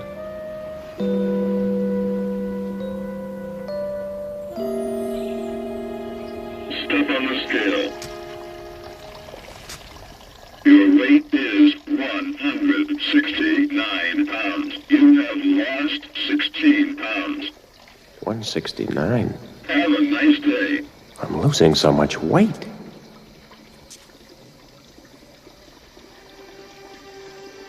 You're beginning to show. Damn you. Think you can starve me? Make me lose weight?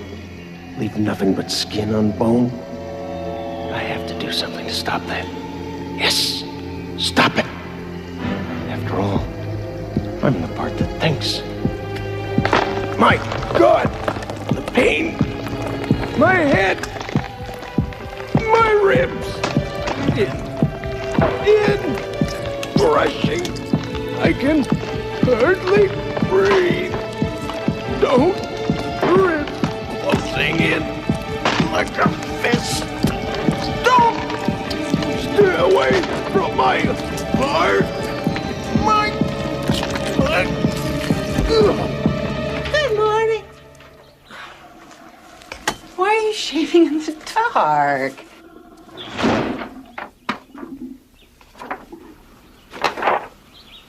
What's the matter? Something inside me. I think it's something I ate.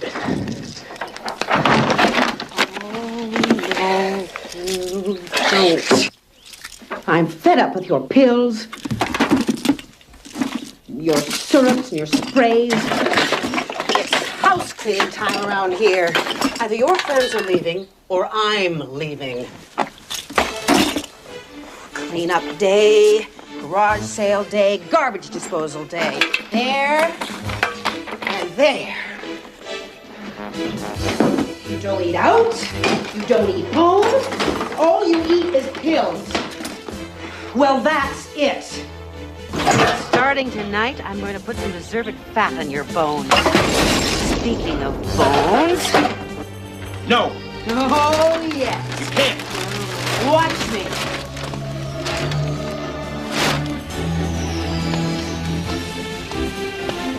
Oh my God.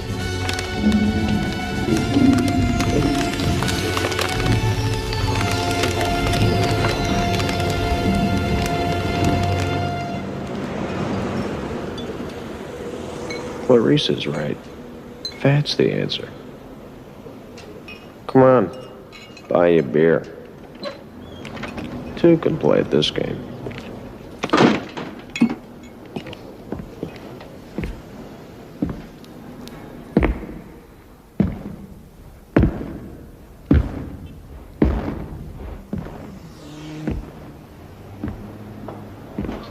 Fill her up, Harry.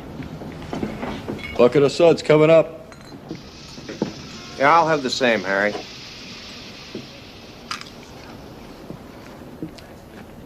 Glands? Or is it some kind of special diet that you're on? You talking to me? I beg your pardon. You see, I'm having a problem putting on weight, and I thought maybe you could give me some hints. You want to gain weight, do you? Yes. Well, listen here. Inch by inch, layer by layer, year on year, I have built this bounty, this battleship of a body.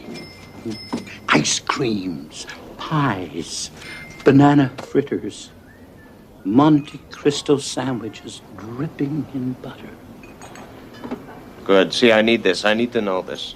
But prepare yourself to meet every vile and terrible person you can possibly meet. And pretty soon, you'll be adding the good old fat. Day by day, you'll be building an epidermal buffer between yourself and them. Layers of fat to shield you from their abuse. You'll be cured. Prepared. Cured. That's what Munian said. Pardon?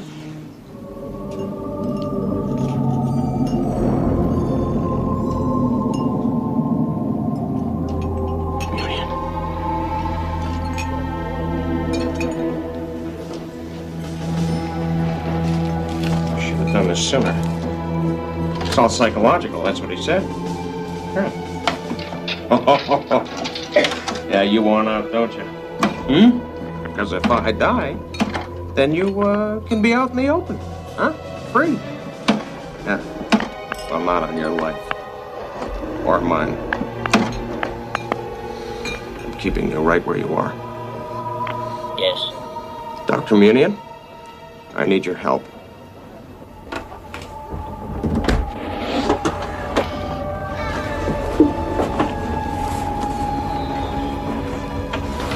Superb. You have prepared yourself. Yes. I've lost all this weight. It's psychological. Just like you said. Yes, of course. You will sit.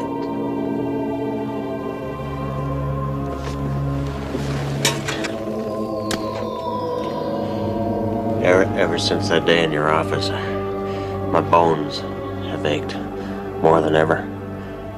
Yeah, I can't eat.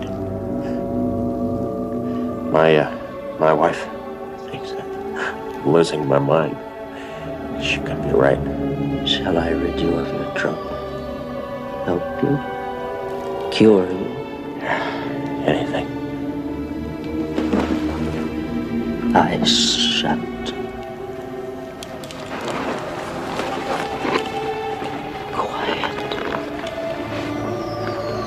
Mouth wide. Oh, it's this old joke. What a man in a dentist chair. Cooperation, Mr. Harris. Hi.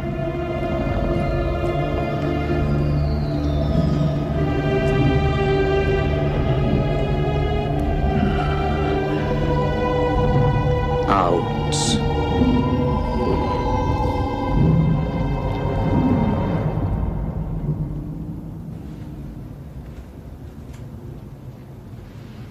Dr. Munian? Where are you?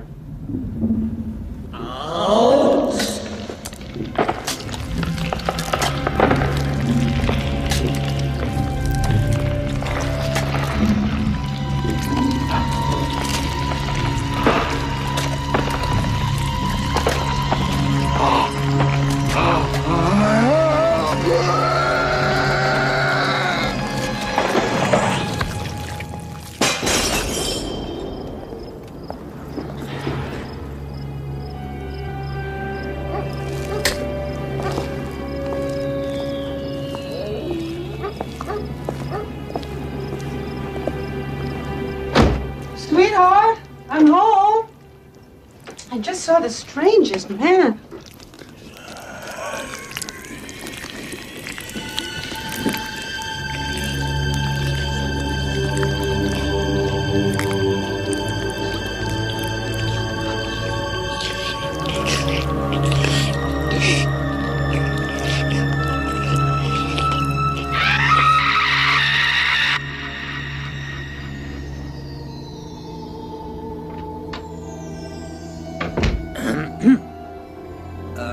Excuse me, Dr. Munigant? Munians.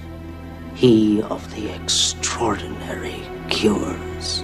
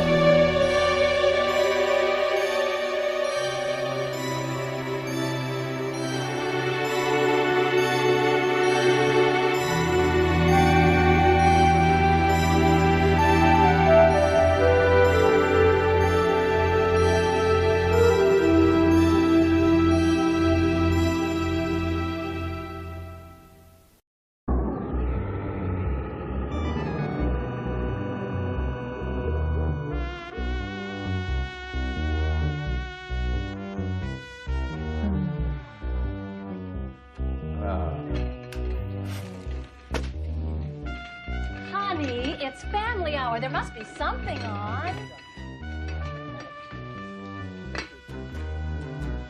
Oh, wow! Candy critters!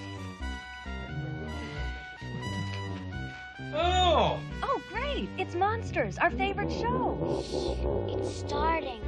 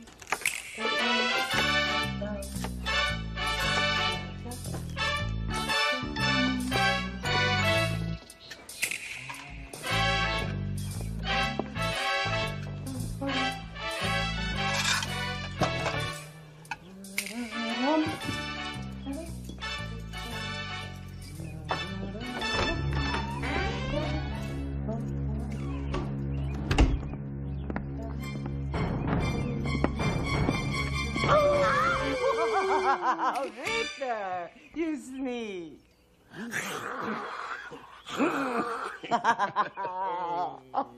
You're home early. It's not every day our daughter gets engaged. Look, Greta. Bear's blood. Half a day's pay is in that bottle, but we'll have only the best tonight, and we'll drink toast after toast to the happiness of Anya and Stanley. Stanley. That's right.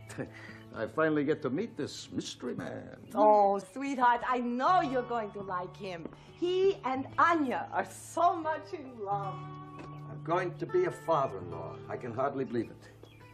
Before you know it, I'll be a grandfather. Okay, Grandpa. Go upstairs and change. They'll be here any minute. This country's been good to us, Greta. We have a lot to be thankful for. Not like the old country. Huddled by day in caves, running terrified by night. Hated and murdered just for what we are. Greta, that's all in the past now. This is America. Everyone is welcome here. People are less suspicious of strangers. Not everybody. Mrs. Peabody stopped by again today. Oh, what did she want? She found dog tracks in her rose garden. Wanted to know if we had a pet. Serves me right for taking a shortcut last night. Still, it was worth it. He was in great shape. Took a while, but I wore him down. Still the leader of the pack. Hey, Greta? Still the wolf I love. Later, Casanova. Want me to bury those leftovers in the backyard? Oh, don't be silly. This is for Stanley. What do you mean?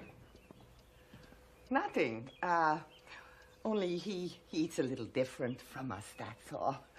What, is he allergic to joggers? Who would pass up a meal like that?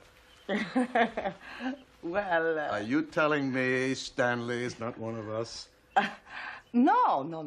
He changes very much the way we do. Sort of. Sort of? Victor, you always say that America gives everyone a fresh start.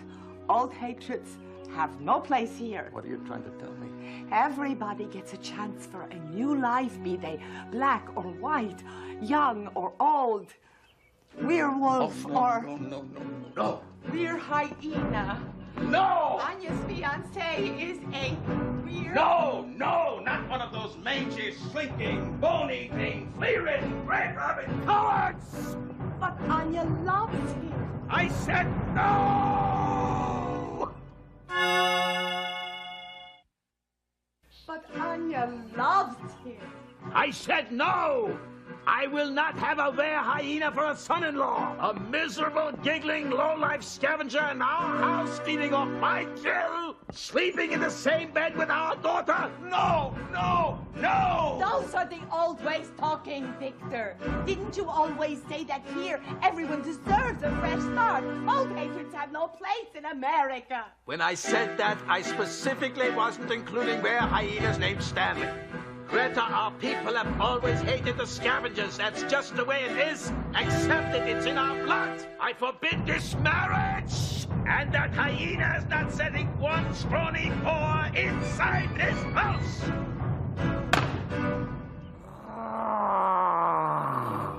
You listen to me, Victor Lupasian. Our daughter is bringing her fiancé here tonight. You will sit in your place as head of this household. You will carve the jugger and serve the wine. You will make polite conversation with your son-in-law to be. You will talk to him and be nice and make this the nicest night of your daughter's life, or you will answer to me.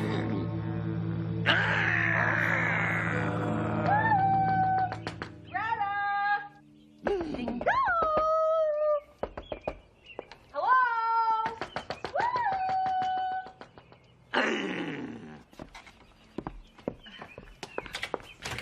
Oh, hello, Mrs. Peabody. Hello, dearie. I was just fixing dinner, and I was wondering if I could borrow a cup of cheese. Actually, this isn't a very good time. Thanks, dearie. You're such a doll.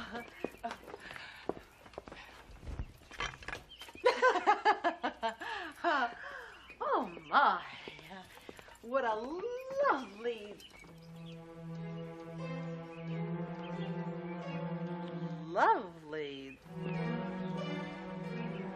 Lovely kitchen.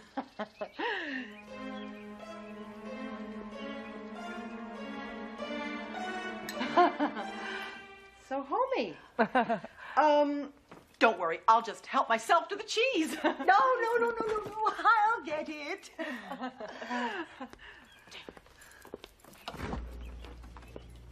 Here you go, cheese. Ooh, my, it looks like a celebration tonight. Must be a special occasion. Lovely crystal. Ooh, fine china. Is this for some sort of foreign food?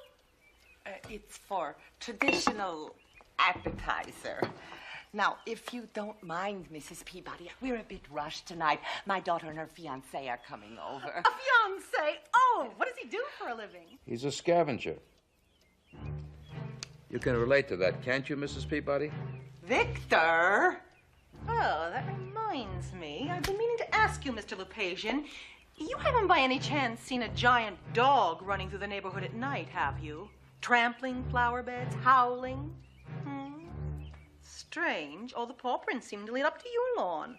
Come to think of it, I do see a dog around here from time to time. A big, old, ugly she-mongrel, always nosing into other people's business. Sorry, I'm fighting a cold. I'm gonna get changed. Call me when Anya and it arrive. You know fathers.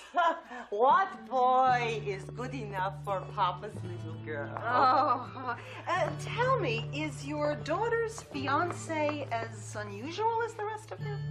What do you mean by that? Oh, don't misunderstand, honey. It's just that we don't have many foreigners in the neighborhood, that's all. Stanley is an American, just like the rest of us. Ah, and that's what this country's all about, right? Right. Oh, here, anybody can become a citizen. Nothing I can do about it. Not that I would, of course. Of course. Now, if there's nothing else, Mrs. Peabody, thank you so much for stopping by, and good night. Maybe I can stop by later. I'll bring dessert. Wonderful. Goodbye. It's going to be a long night.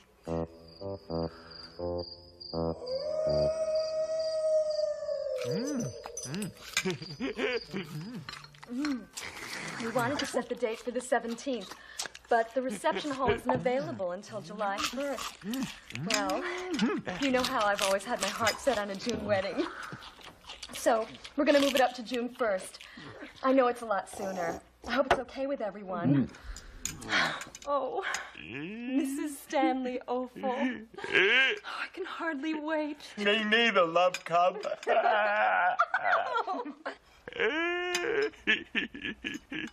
Love cup. More wine, Stanley? Oh, thank you, Miss Lopesian. Please call me Greta. Oh, thank you, Mrs. Greta.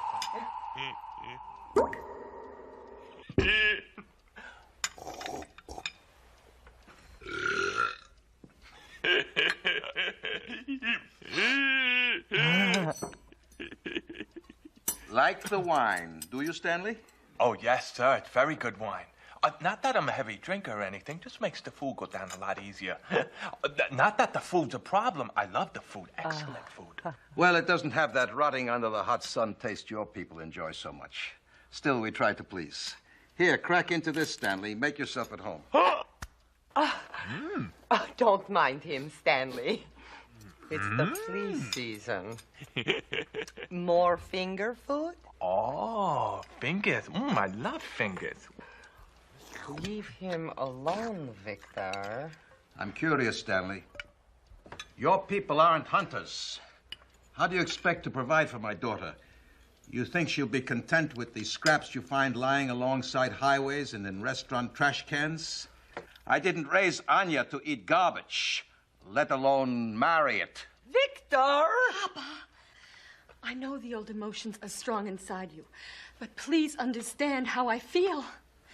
I love Stanley, and I love you and Mama. Now, I don't want to upset you, but I have to follow my heart. And what do you follow, Stanley? Buzzards? Oh, Papa! Stop it!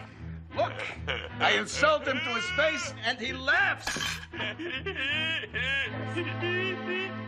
Everything's just one big joke to you, isn't it, boy? Yes, sir. No, I mean no, sir. Yes, sir. No, sir. Do you know why my people have always hated yours? Because you're all cowards. You hyenas are all alike. You run at the first hint of danger. Why should I trust my daughter's fate with someone like you? Why should I? Because I love her? Then prove it.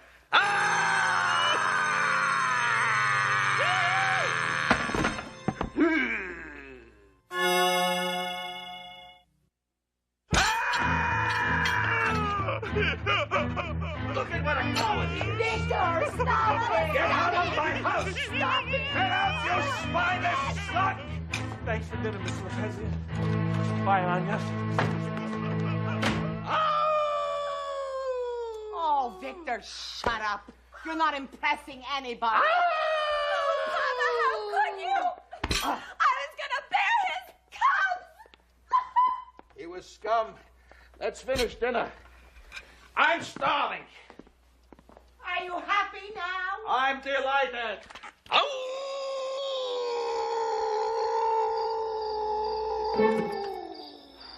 Now that was not the howl of an ordinary dog. Those creepy Lupasians are hiding something. And I'm gonna find out what. What you did to that poor boy was inexcusable. I'll never see Stanley again! Never! Anya! No great loss. You'll thank me later, I promise.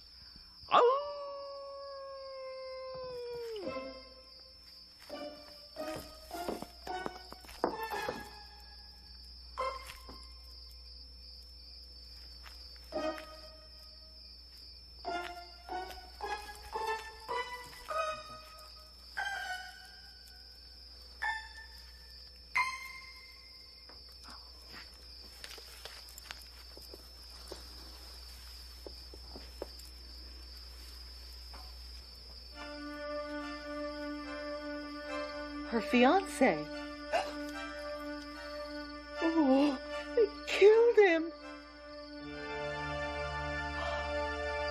Oh my God. Werewolves. They're werewolves. if their being foreigners wasn't bad enough.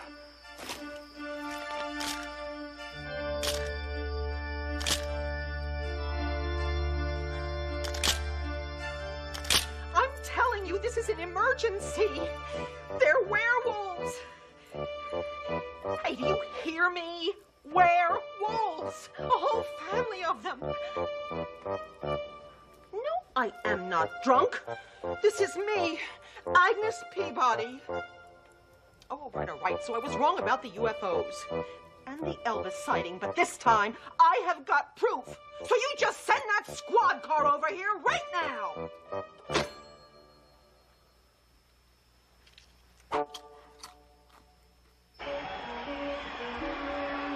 Victor.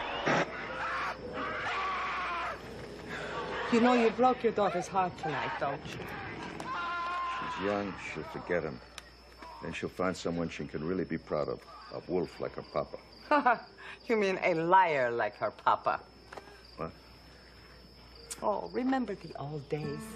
Every time our people made a kill, there would be 5 of Stanley's kind ready to fight each other for our leftovers. Our life was hard, but theirs was miserable. Nobody should have to live that way. Least of all, a nice boy who loves our daughter. Oh, yourself. Come on, Victor.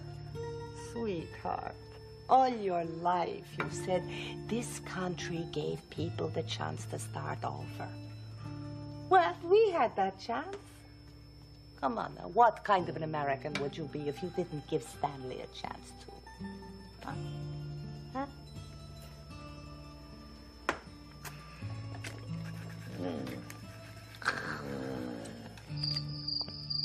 That's right, Stanley. Don't let that Mangio wolf scare you off. You're gonna go in there and tell him exactly how you feel. There's nothing to be afraid. There's no way he can keep you away from Anya. No way. That's right, Stanley. All right, Stanley, you're gonna go in and tell him exactly the way things should be. Exactly. I can't. Mr. Policeman. Boy, you sure didn't waste any time. But you better radio for backup. Those werewolves are much too dangerous for one plainclothes cop. Werewolves?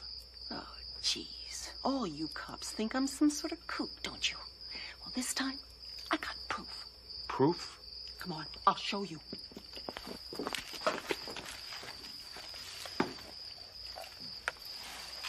I had a hunch there was something weird going on in that house, and I was right. Now, go radio headquarters and have them send down a SWAT team and make sure they load up on silver bullets. I want you to wipe out the whole pack of those foreign monsters. Wipe them out? How else are we going to keep the neighborhood safe for decent Americans? Well, I got a pretty good idea.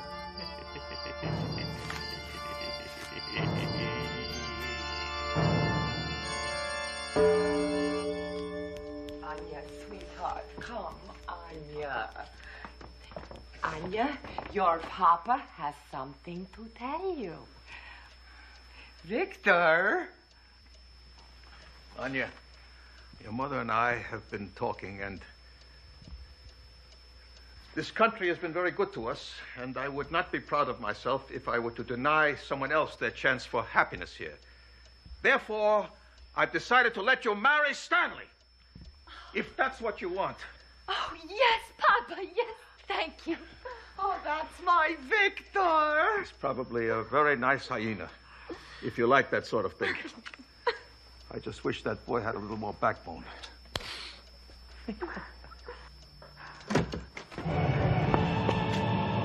Stanley!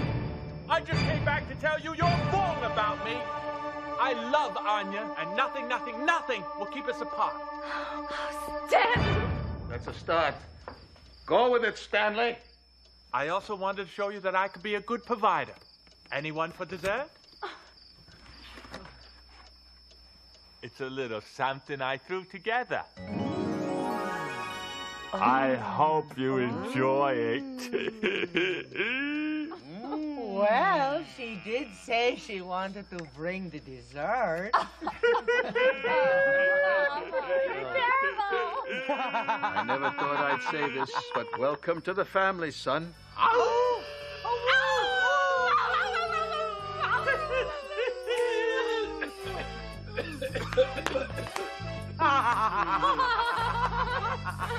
Does this mean I can call you Papa? Don't push it, Stanley.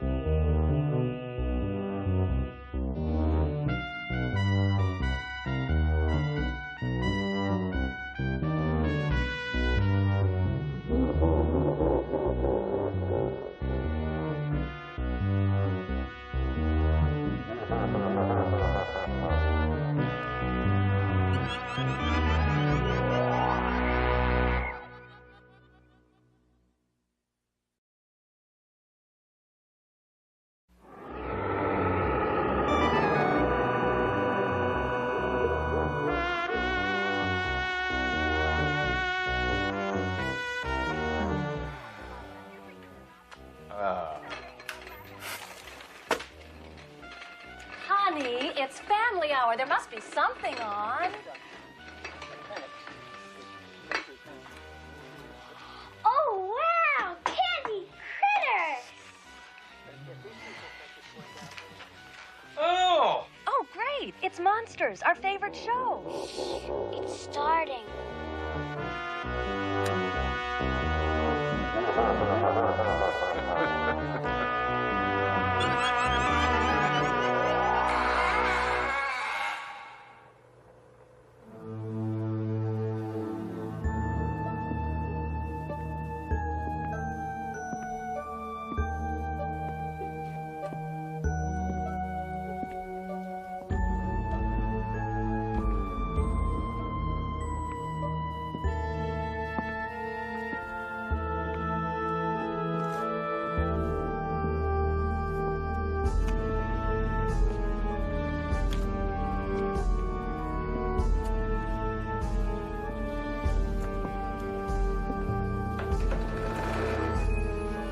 The soil taste today?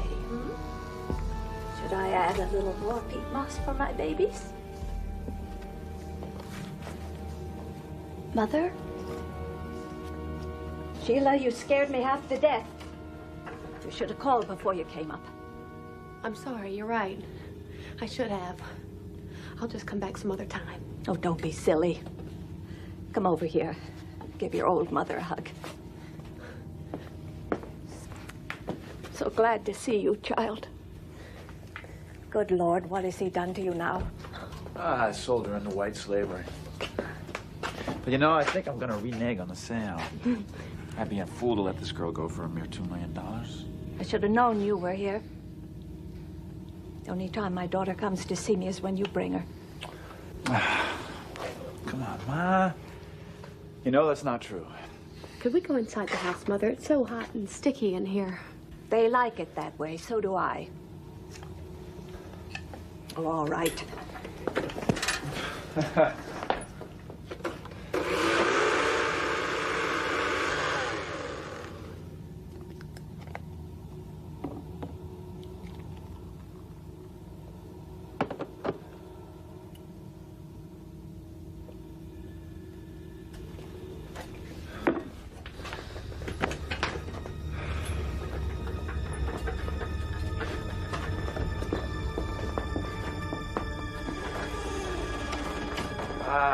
Bought you cake.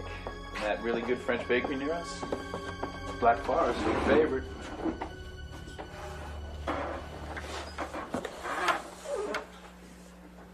I've decided I'm on a diet. Mother, please.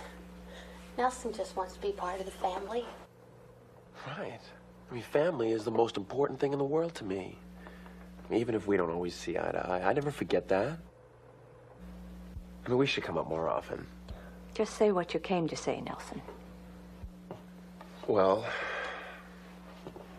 we've had a little emergency recently, and it's hit us pretty hard. How much do you want? Well, we're 8,000 in the red, but 5,000 would take care of us for now. The answer's no. What? You heard me. I'm through paying for your gambling and your womanizing. You'll not get one more penny from me. Ma, I don't think that you completely understand the problem. I understand perfectly. Sheila and I discussed it, and she agreed that I should ask you for a loan. Yes, that's right. We both agreed. Given the circumstances, I will have to disregard my daughter's wishes.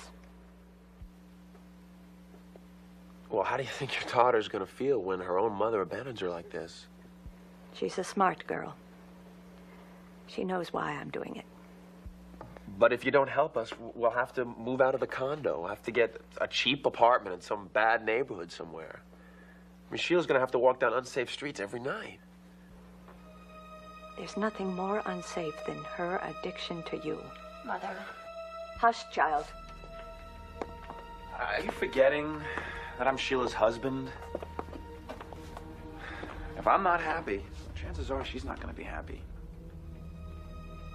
In fact, I can guarantee that.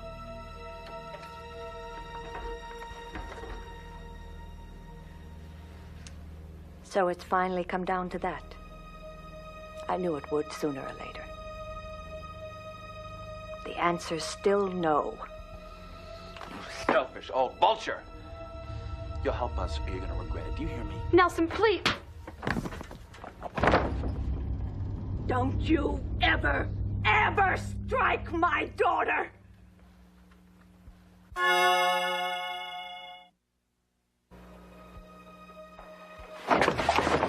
You got out of your wheelchair. You picked him up.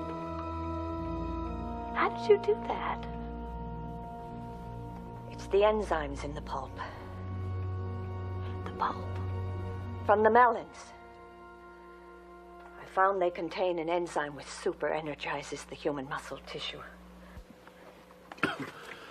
One glass of melon juice will charge up even an old bird like me.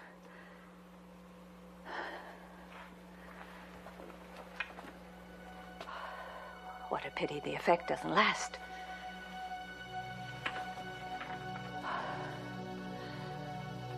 I'm not used to exerting myself to this extent. Run to the hothouse and get me another glass of juice.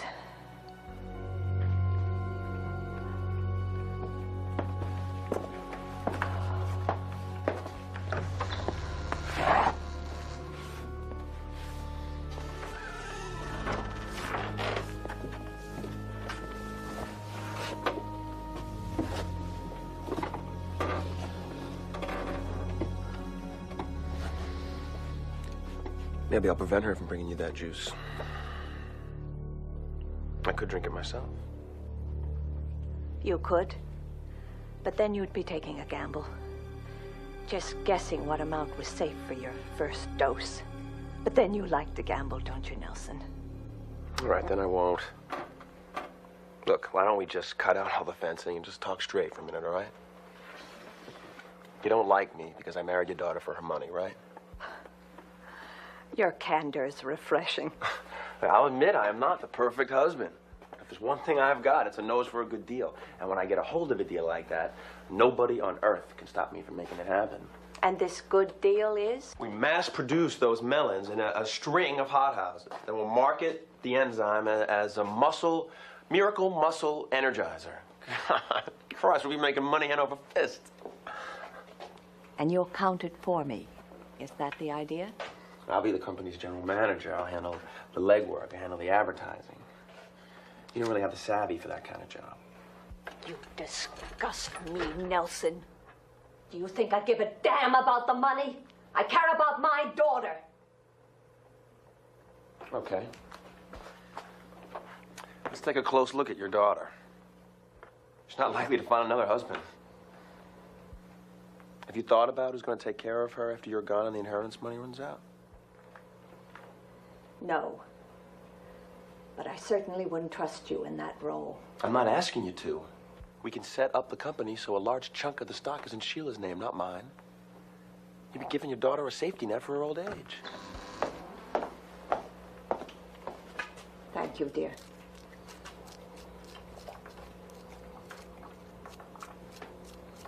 Well, have we got a deal?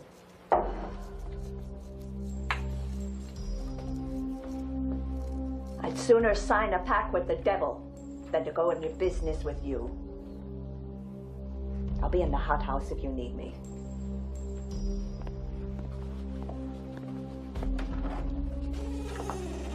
What are you and Mother talking about? I offered to help her set up a company to market that enzyme. You heard what she said.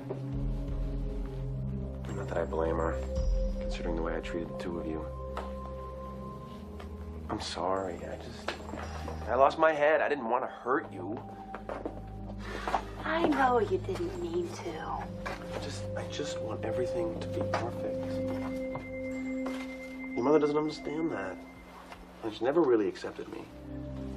She will. She just needs time to get to know you. Things will work out. I know they will.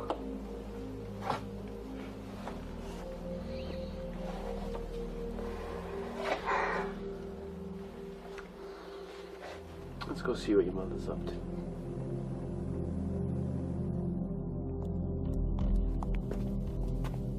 Never satisfied. No matter how much peat moss I give you, you just want more, more, more. Do you think I own the peat works or what? Here you go. There. Honey, she's talking to her plants, for God's sake. Oh, you want some too.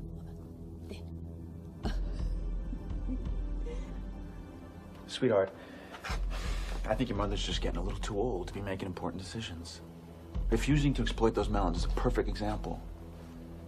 We're just gonna have to take a few and grow them ourselves. Steal them? Oh, no, I couldn't. Look, I don't like having to go behind her back any more than you do. This is for us, honey. This is for our future. But she'd hate me. She'd never speak to me again. Once she sees how successful that company's gonna be, she's gonna come right around. I don't know. It just doesn't feel right.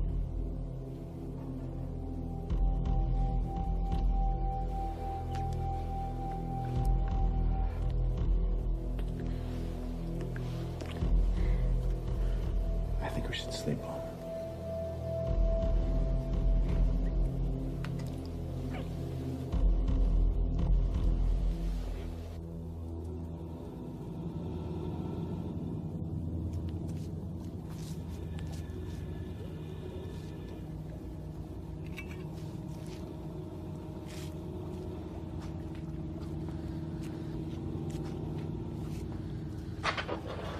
Honey, why don't you come back to bed? I will.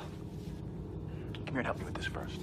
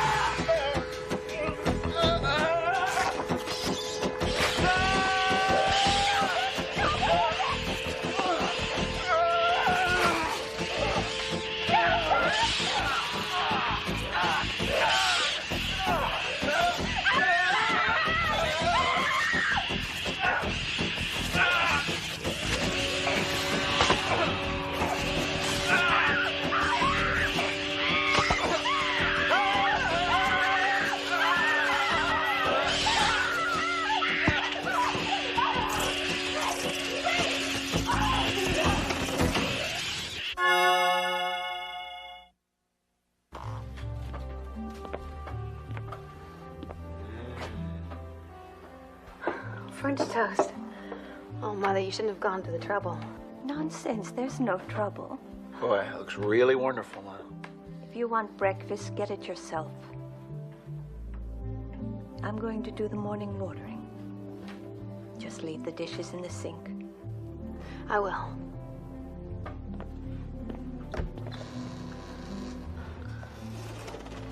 You gotta pick her brains about those worms. Ask her some indirect questions. I can't. She'll know we were in there last night and she'll guess why. I just can't do it. You know, if we can market that enzyme, we'll be able to do all the things we planned. We can get that little house in the country you like. Be a great place to raise a family. We don't have to wait anymore. And your mother would love grandchildren. You know she would. I guess I could talk to her.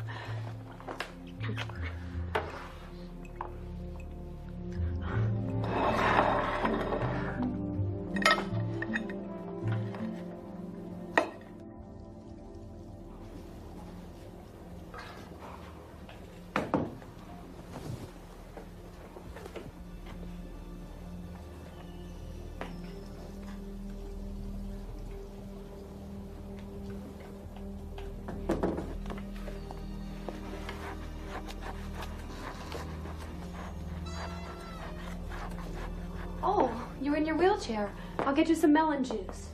Never mind, dear. I don't like to depend on it. Come here. I want to talk to you. When you were born, your father and I were already middle-aged, tenured at the university, set in our ways. Bugs and plants were all we ever cared about. We didn't know how to be parents, so we simply ignored you. It's in the past. Let's just forget about it. I don't want to forget it. I want to make amends and be a good mother to you. I'm going to start right now by trusting you.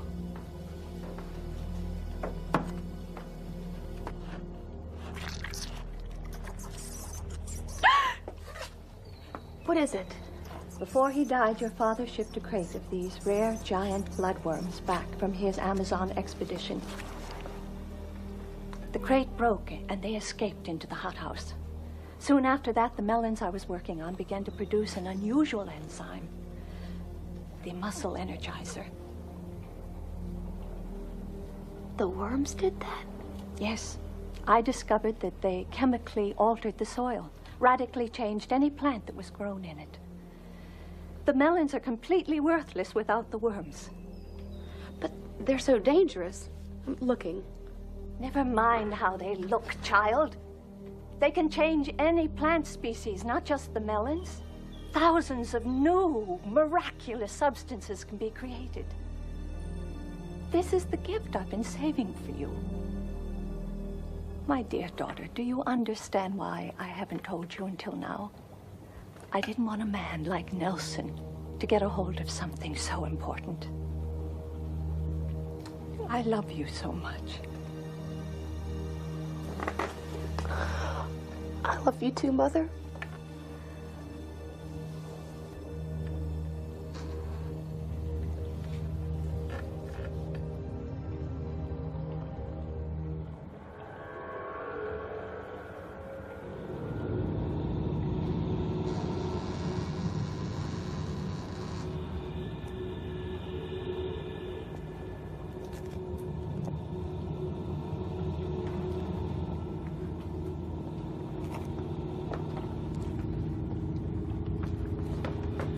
Please, I really don't think we should go through with this. Will you just shut up and dig?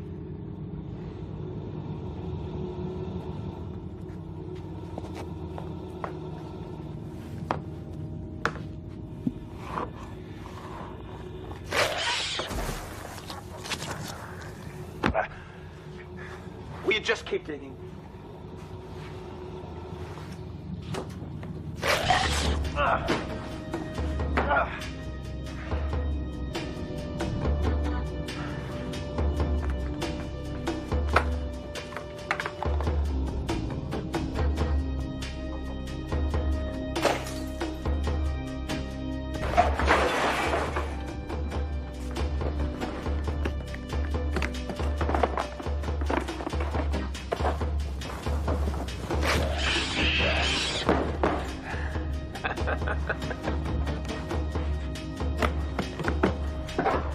Well, let's go. You're going somewhere, Nelson. Yeah. Yeah, I don't need to hang around this dump any longer now that I know about your little secret. Your precious little girl told me. I knew she would. I planned it that way. Yeah. You knew. There's no shame in it, dear. You were never a match for that monster. So, now you're trapped. Well, who's gonna trap me? You? I've drunk some of that juice now. Get out of my way or I'll rip you in half. Leave her alone, Nelson. Sorry, love. But I don't need you anymore now that I have a breeding pair of these worms. You bastard. You used me. Say that you love me. Lying through your teeth. You're not stealing worms, you idiot. You're taking her children. Her children. Don't ever mess with the mother instinct.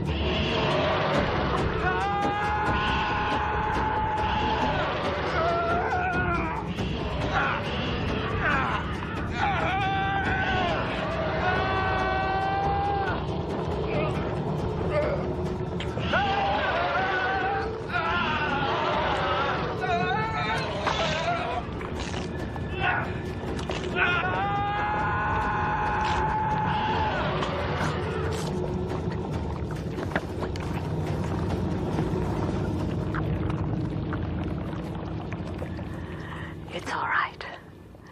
It's all over. He's gone.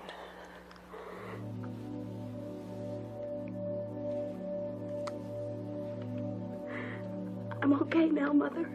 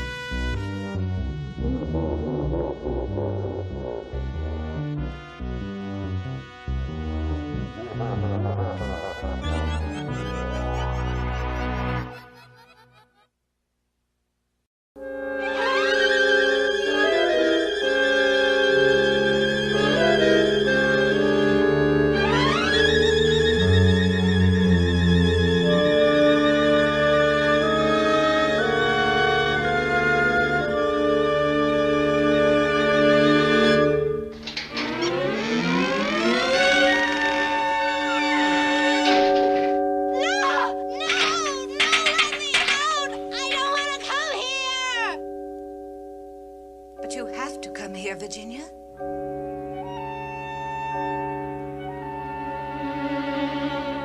But I don't want to. I'm afraid. There's nothing to be afraid of. You've come here to find peace, Virginia. That's right, Virginia, peace. So come on now, come up to the house. Must I? Do I have to? Of course you have to, Virginia. So come now, come up to the house.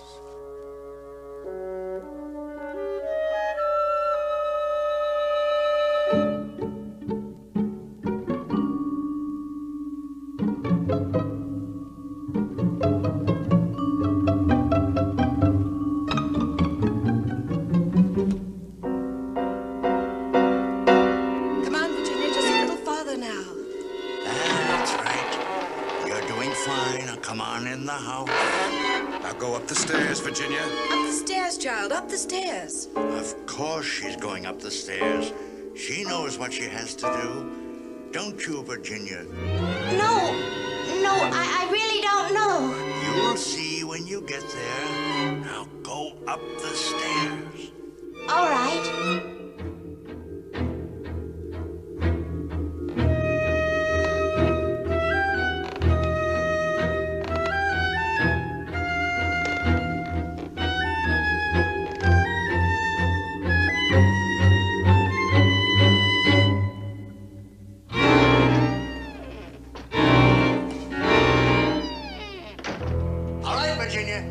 Do what you came for. Hurry, child, hurry. You mustn't keep us waiting so long. Oh, no. No, please. You must, Virginia. You haven't any choice. That's why you came here. It's what you want. Quickly, Virginia, then you'll be at peace. Peace like Alice. Then I'll be in peace. Peace like Alice. No more bad dreams. No more nightmares.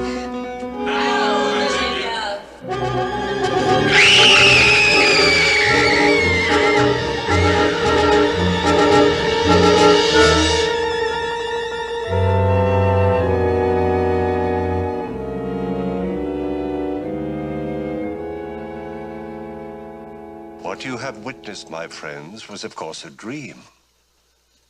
But was it a fearful dream of self-destruction?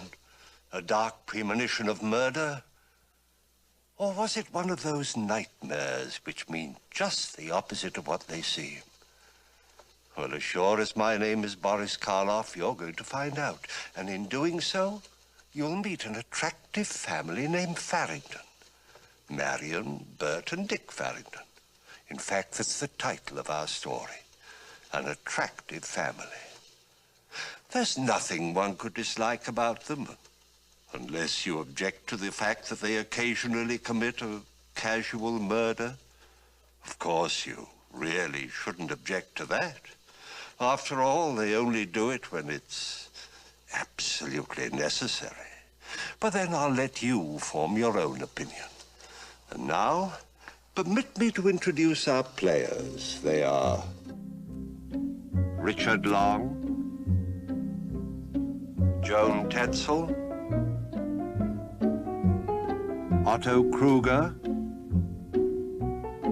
Leo G. Carroll, and Joyce Bulifant. Now remember, no hasty judgments. I'm sure there are several attractive families living on the same block right there with you. That's a shocking thought, wouldn't you say?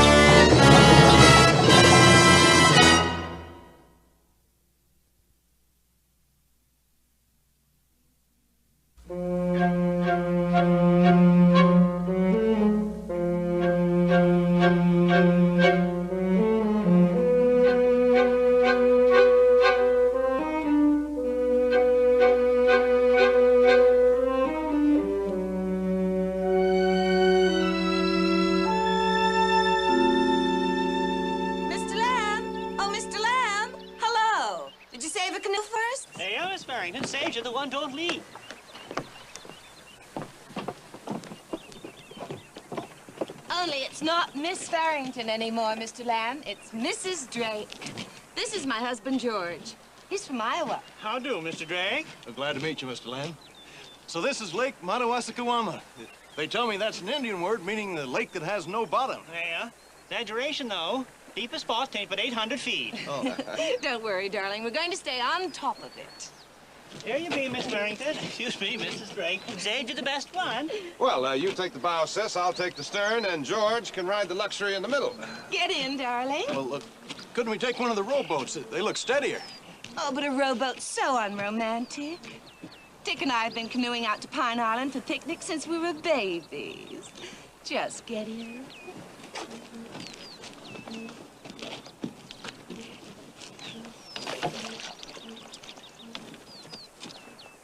That's it, George. In my husband's part of Iowa, they don't have any lakes, just farmland. He owns 300 acres of it. Being on water makes him a little nervous. Don't you worry, Miss Drake. Ain't hardly a ripple out there today. Don't expect us until late. We're going to show my husband what a real New England picnic is like. All set, Mrs. Drake? All set. Push us off. Here we go.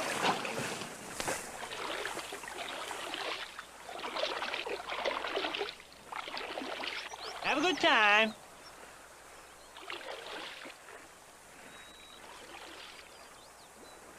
$300 acres, Iowa corn land. That'd be worth about,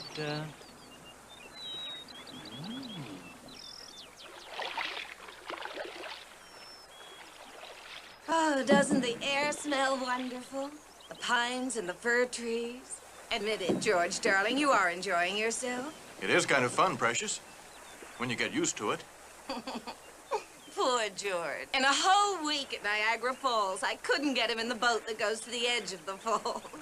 It's just that I never learned to swim. Well, don't worry, George. If we do tip over, just don't panic. That's the worst thing you can do in the water, panic. Do we really have to start back to Iowa tomorrow, darling? Couldn't we wait just until Uncle Bert gets back from Europe? I do so want you to meet Uncle Bert. Well, I'm sorry, Precious, but the corn's getting ripe, and you know how it is with corn. Yeah, especially 300 acres of it. Oh, George, my paddle. Get it, quick. Oh, of course, sugar. Not too far, George.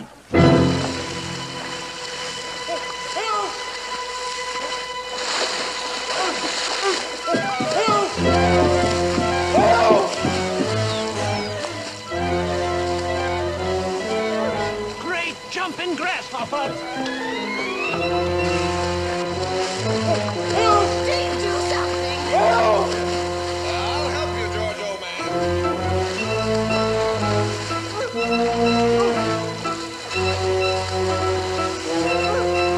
Hang on, old boy.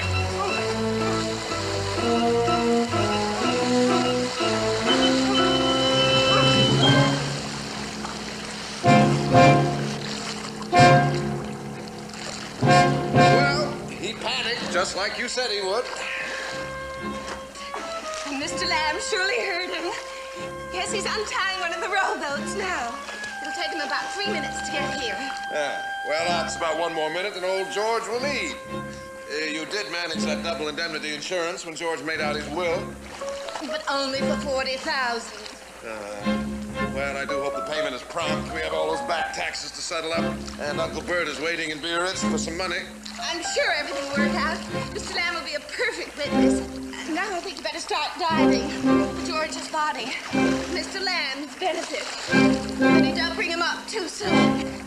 Yes, of course. Mr. Lamb! Help! Help! Help! Mr. Lamb! Help! Help! Help!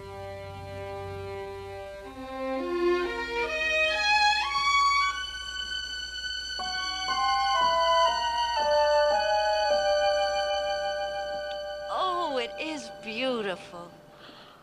Thank you, Uncle Bert, for bringing us. It's as gorgeous as you said it was. The best view in this part of Mexico. Now, you two stay where you are. I have a surprise for you. It's back in the car. What does he mean, a surprise? Well, with Uncle Bert, you'd never know. I hope you don't mind his barging in on our honeymoon, but he was in Mexico City, and he did want to meet you. Oh, I'm glad he came. I like him. It's nice to have an uncle and a sister-in-law, even though I haven't met her. Well, you will, just as soon as she gets back from Monte Carlo. Oh, it feels so good to be part of a family again. Being brought up by a bank is pretty dull, even though they do take good care of your money. Yeah, so I understand, darling. You see, we Farringtons have been a very closely knit unit, so I can guess how lonely it's been for you. It's been even worse for Ginny. She's so much younger than I am. She never did know father or mother. All her life, she's been in boarding schools. Dick, when I phoned her, she was just quivering with excitement about our elopement. She can hardly believe it's true. Sometimes I can't quite believe it either. I mean that you actually picked me. Oh, well, maybe this will convince you. Oh, these first. Now, hold it, just as you are. That's it. Now, you see, that picture couldn't be posed. That had to be real. Uncle Bert, where did you get that thing? Oh, I know, some chap in the village. I rented it from him, and he filled it full of colored film and swore on his mother's name that I'd get gorgeous pictures to show Mariana when I fly to Biarritz next week. Why, Uncle Bert, how thoughtful of you. Yes, but I'm not sure that I know how this gadget works. Look, you go on kissing her, and then I'll fiddle with it. May I have my glasses, darling? Oh, here they are. No, over here. No, Dick, over here. Don't ever tease me about my glasses. I can't see a thing without them. Oh, I'm sorry, And darling. I've always been so terribly self-conscious about it. I've always been such a wallflower, convinced men don't make passes at girls who wear glasses. I still don't see how you ever came to pick me.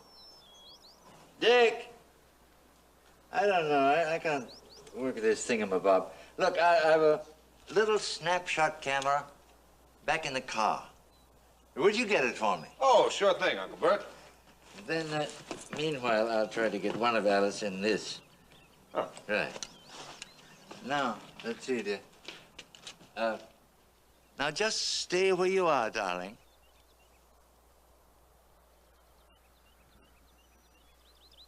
No, I think perhaps without your glasses, huh? Oh, of course. Oh, that's splendid. I don't seem to be able to find you in this viewer gadget. Now, look. Go to your left a bit, will you? That's now, back a step or two. Yes, now, a little farther.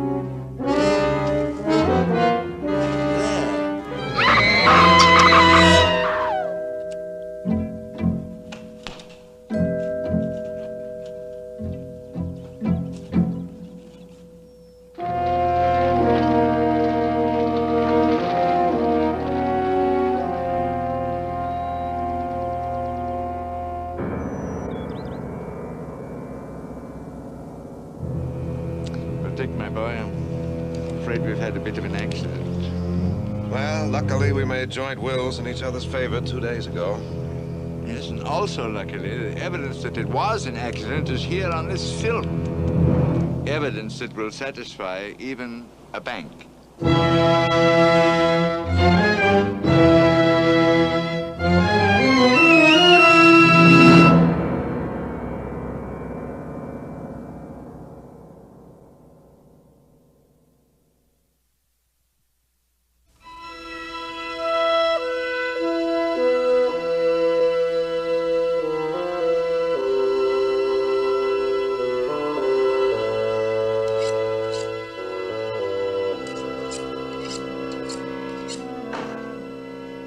Nothing worse than a dull carving knife.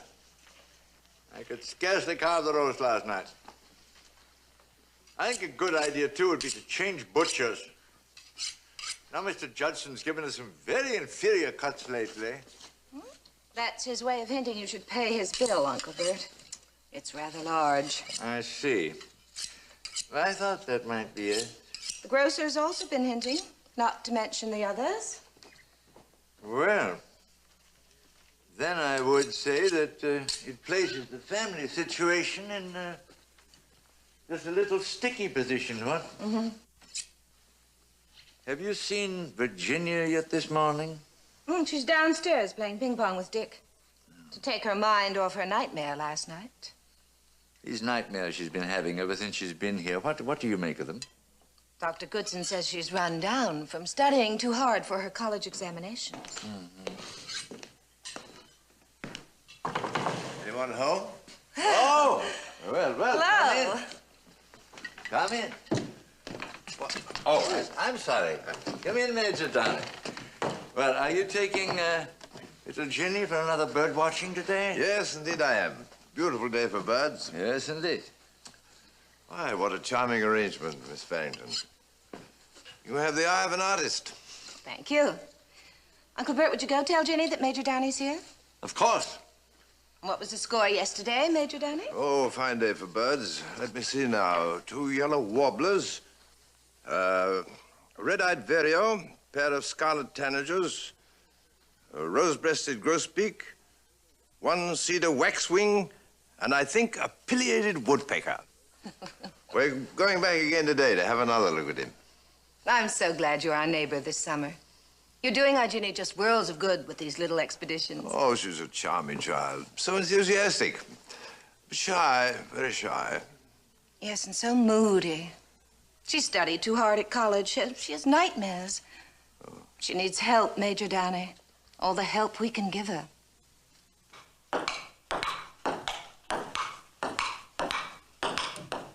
My point, Dick. I You are just quick for me. Not much muscle, but very fast on the feet. Now we change sides. All right. Oh, Dick, are these your old toys? Yes, mine and Marian's. We've played here ever since we were old enough to walk. Father always made us put our things back in place when we were through with them. Well, no wonder you're all so neat and efficient. I wish I were neat. I like you the way you are.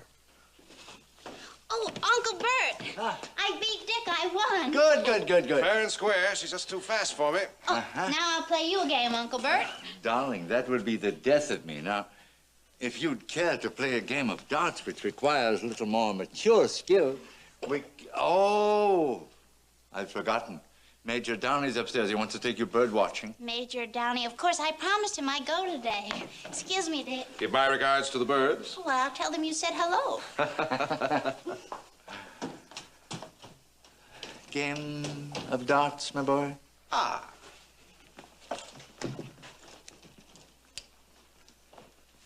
Shall I? Go.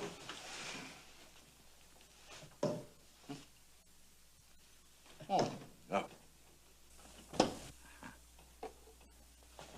Kipman, do. Here I am, Major Downey. Well, I'm sorry if I kept you waiting. We have the whole day, Jenny. And Birds is never impatient. I think you better take a wrap, darling. Major Downey says you may be late. Oh, I'll get my sweater. Here I am already. Oh, Major Downey, do you think we'll see a pileated woodpecker today? If we're lucky. If we're very, very lucky. We'll be back about 5, Miss Farrington. If we're a little late, don't worry. Major Downey? Yes? Saturday is Ginny's 21st birthday. We're giving a little party for her. I do hope you'll come. 21st birthday. Oh, that's an extra special occasion. I'll be delighted to be here. Thank you. Thank you. Goodbye. Have fun.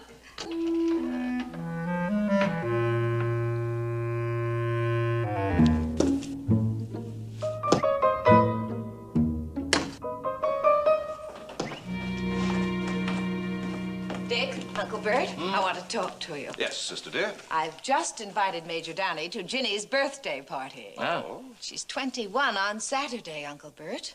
I've been meaning to ask when the happy occasion would be.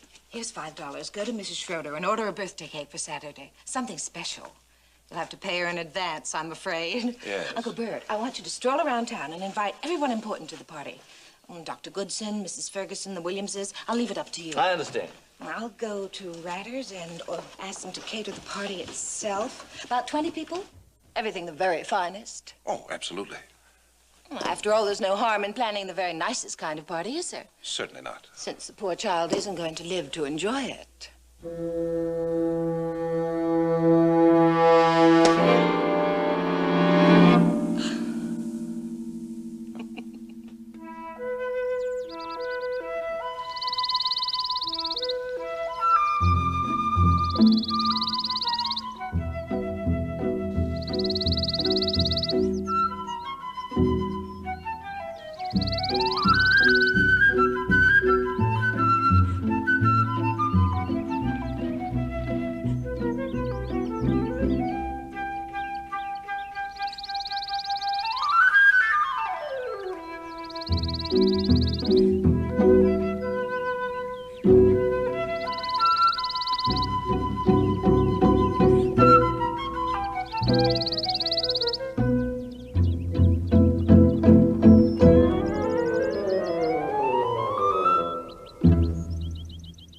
Did you see it?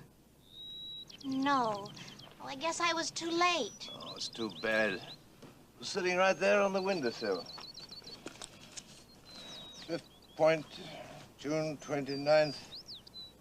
Male flat-billed cuckoo. Mature specimen. May be nesting within abandoned house. That's the old Maryview house, you know. Would you like to go inside? Oh, no. Oh, I hate places like that.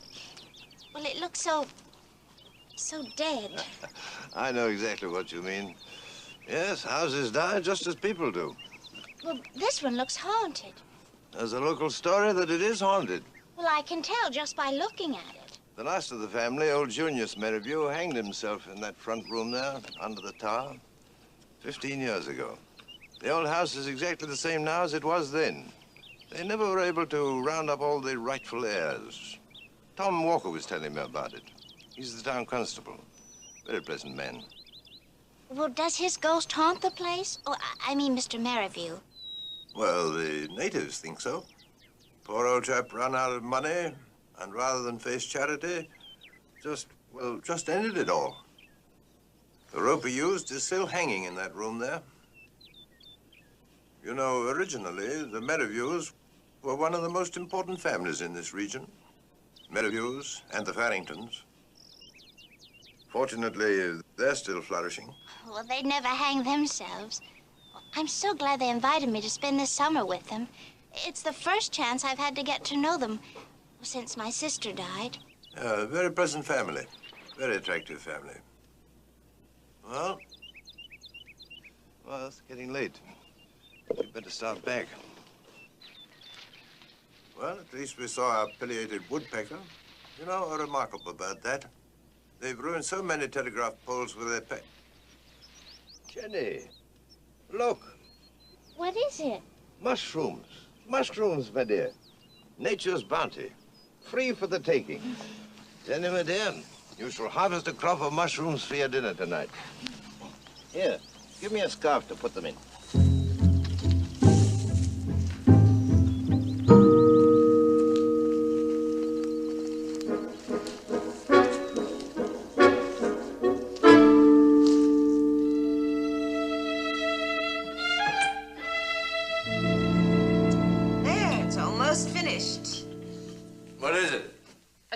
For Ginny's birthday. Dick, did you order the cake? 3 layers with "Happy Birthday, Ginny" spelled out in the icing. Cost $4.75. I had to give Rupert's a $20 deposit on the party itself. Do you suppose? No. I cannot take another dime out of Ginny's estate. Meanwhile, we're out of whiskey. This is the last bottle, and it's empty. We have more important things to worry about than your whiskey, Uncle Bert. Come on, help me, will you? Precisely. Why are we delaying? You realize Virginia's been with us almost a month? Perhaps you have some helpful suggestion? We have been wasting time. By now, the whole town knows how fond we are of Ginny, and except the fact that we love her, that's why we had to wait. Meanwhile, all we have to do is to wait until next Saturday. And if little Ginny doesn't die before her 21st birthday, you'll have to give an accounting, Dick, of her estate, and the family will be up the spout. Of course, I know how disappointing it is for you that Alice should leave half her estate to her little sister after appointing you executor. But couldn't you have avoided spending Ginny's half, too? I mean, after all, the family wouldn't be in this predicament if you'd just used a little prudence. Now, listen to me, Uncle Bert. You can't No, tell... Dick, let me speak. Uncle Bert. Well...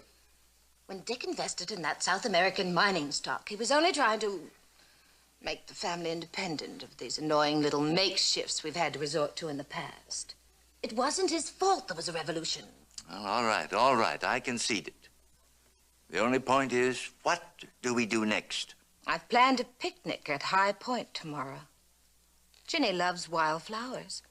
And there's some very sweet ones growing along the edge of the cliff. Oh, Dick, we saw one. We saw it, a pileated woodpecker. Well, how wonderful. A marvelous specimen. Finest crest I ever saw. I'm glad the day was a success. What have you there, flowers? Oh, no, mushrooms. Major Downey found them in the woods, and I picked them myself. But, child, those mushrooms are... Well, you'll have them for dinner. I trust Major Downey's judgment. And I'll take them to the kitchen. And thank you, Major Downey, for a lovely day. My pleasure, Miss Jenny. Yes, nature's bounty. No need for anyone to starve in the woods. There are dozens of edible weeds if you know where to look for them. What happens if you pick the wrong kind? Well, then you quickly discover your mistake. Oh, yes, very quickly. Well, I must be going. Goodbye. Goodbye, Major.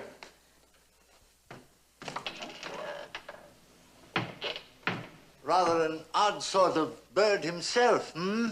Yes. Marion, what was wrong with those mushrooms? Major Downey has done us a favor. Those mushrooms are extremely poisonous. Ginny shall have them all. After all, there's only enough for one. Well, then, we can afford more whiskey, huh?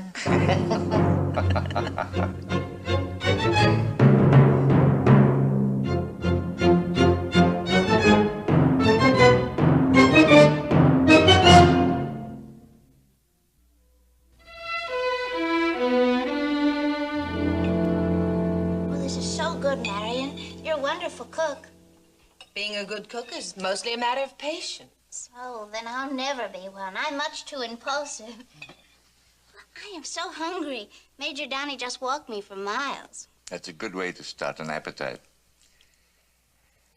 I'm afraid I'm not very hungry. Where'd you go today? Oh, all over. And then we stumbled on this horrible old house. It was all deserted and empty, and gave me the shivers. The old Maryview place, I expect. It's been like that ever since Junius Maryview hanged himself. I couldn't bear to look at it. It looked so dead, and, well, I hate dead things. They frighten me. Well, then we won't talk about it. Is everybody finished? Yes.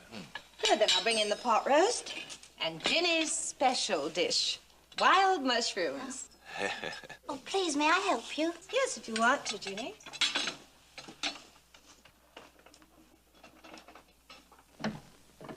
She's an appealing little thing when you get to know her, isn't she? Yeah, it's too bad. Little Ginny is all right. Hey, would you mind taking a bit of advice from an older man? Spare me the sermon, Uncle Bert. I know. If it hadn't been for that revolution down in South America, we'd all be in Monte Carlo right now. Right. South American politics and women, the two most unpredictable things in the world. Salud, Tio. Salud.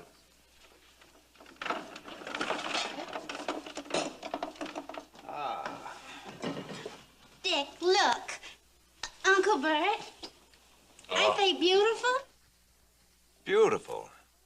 I picked them myself. Major Downey calls them nature's bounty. Well, eat them, darling. Eat them while they're still hot. I will.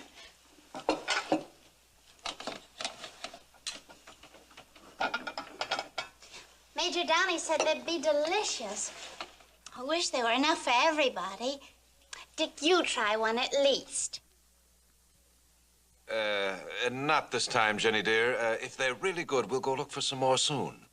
That would be fun. Do you know that Major Downey's traveled all over the world? He was an officer with a regiment of Gorkhas in India when he was young. Well, he certainly seems to know a lot about birds and plants. Oh, yes, he does. Tomorrow he's going to take me and show me 3 wild plants that can be eaten if you're lost in the woods. But tomorrow we were going on the picnic, Jenny. Oh, yes, of course. How could I have forgotten? Well, I'll have to telephone Major Downey right away because he was going to hire a car. Oh, now look what I've done. Now look what you've done. Ginny, for heaven's sakes. I don't know how I could be so careless. Marion, I've broken the spode plate that belonged to your grandmother. I don't know how I can ever forgive myself. Ginny, dear, the plate doesn't matter. We mustn't cry over a few spilled mushrooms. Now, let's just finish our dinner as though nothing had happened.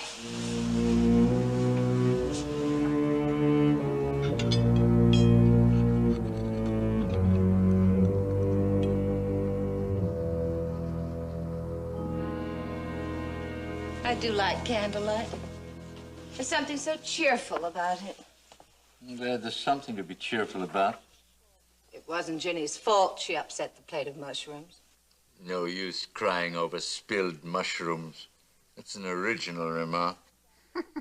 Don't be sarcastic, Uncle Bert. There's still the picnic tomorrow.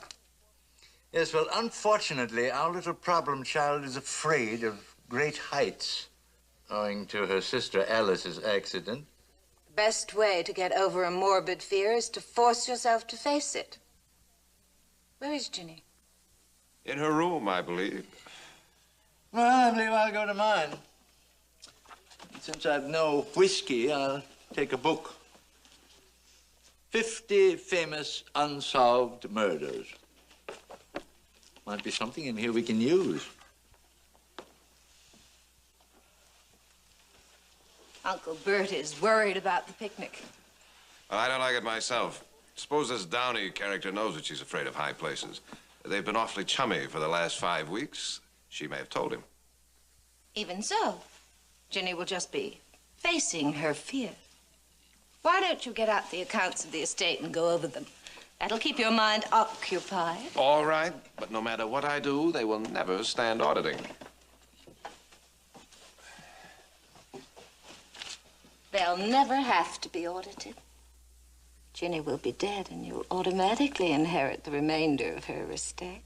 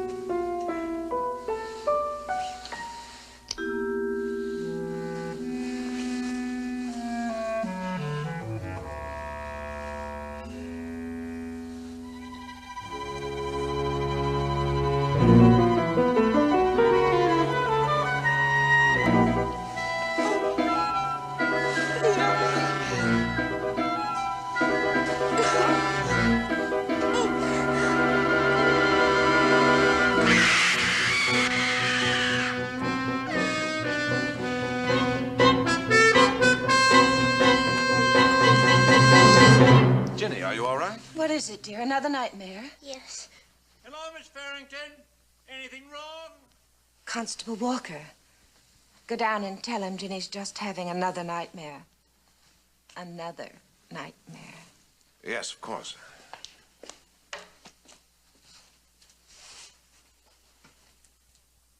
It's all right, Ginny. It's all right. Tell me about it if you want to. Just feel so ashamed screaming like that. There's nothing to be ashamed of. But it's just so silly. I started dreaming about that old house. The Maryview house? Yes. Well, Marion, it was horrible. I was in my nightgown, and something was making me go into the house. And I didn't want to, but voices kept calling to me, telling me I had to go in. And I did. Marion, it was horrible. Go on, Ginny. Tell me what happened then, in your dream. What happened then, Ginny? I've been hearing about her nightmares. Should daughter have some doctoring, maybe? Well, she did see Dr. Goodson, but the medicine he gave her doesn't seem to be helping very much. Dr. Goodson. If she was my kin, I'd have her see one of these here specialist fellas. Well, that's a good idea, Constable. We may try that. Well, it wouldn't do no harm, I reckon. Meanwhile, we're trying to cheer her up a little bit. We're going to take her on a picnic tomorrow, if the weather clears. Oh, she's gonna clear all right. Yeah, she'll clear by afternoon. I'd have an afternoon picnic. Thanks, Constable. We'll do that. And thanks again for dropping by. All right. Good night. Good night.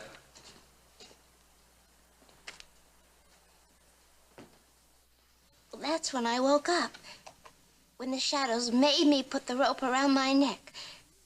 And I knew then I was going to hang myself, just like poor old Mr. Maryview. Oh, Marion, do you think I'm ill? Of course not. I'm very angry with Major Downey for showing you that horrible old house. Now you just go right back to sleep. I promise you, you won't have any more nightmares. Tomorrow we'll have a lovely picnic and everything will seem different. You're so sweet to me. And you take such good care of me. We try to, darling. For Alice's sake. For dear Alice's sake.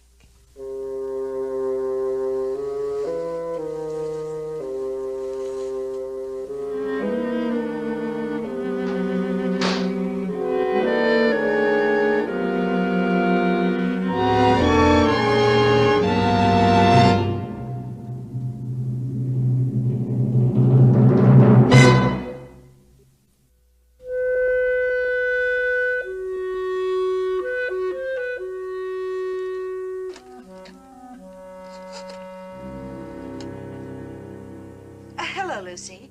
Get me Dr. Goodson's office, please. Uncle Bert. Hello. Yeah, I'm back. I was beginning to wonder. Hello, Dr. Goodson. I wanted some advice from you. Well, about Dick's sister-in-law. Yes, Ginny. She had a especially bad nightmare last night, and I was wondering if perhaps a specialist in Boston... Oh, I'm so glad you think so. Dr. Harvey Winters. I'll write it down. Don't bother about the number. Lucy can get him for me. Yes, thank you very much.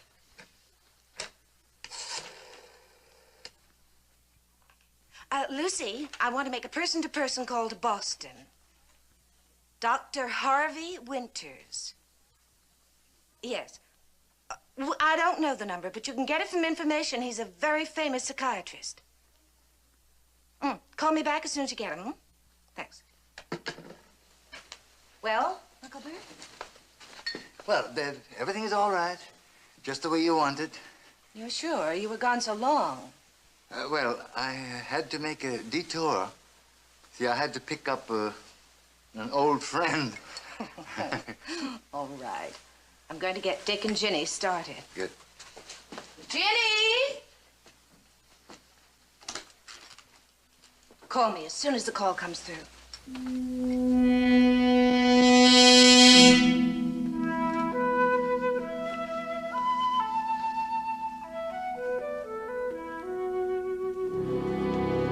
look fine, Ginny. I look awful. I feel terrible. I mean, about the silly way I acted last night. Oh, anybody can have a nightmare. But I screamed so half the town must have heard me. Everybody must think I'm sick. You know. Now, it doesn't matter what everybody thinks, and you're not going to have any more nightmares. That I promise. Dick, you make me feel so much better. Ah, here's Marion with the picnic basket. All ready to go, sister dear? Uncle Bert and I will be delayed, but it's so late already. You two start. Oh. Go on, don't worry about us. Go and have a good time. All right, that we will. Now, come on, Jenny. Don't look like you're going to a funeral. We're going to have fun. We're going to a picnic.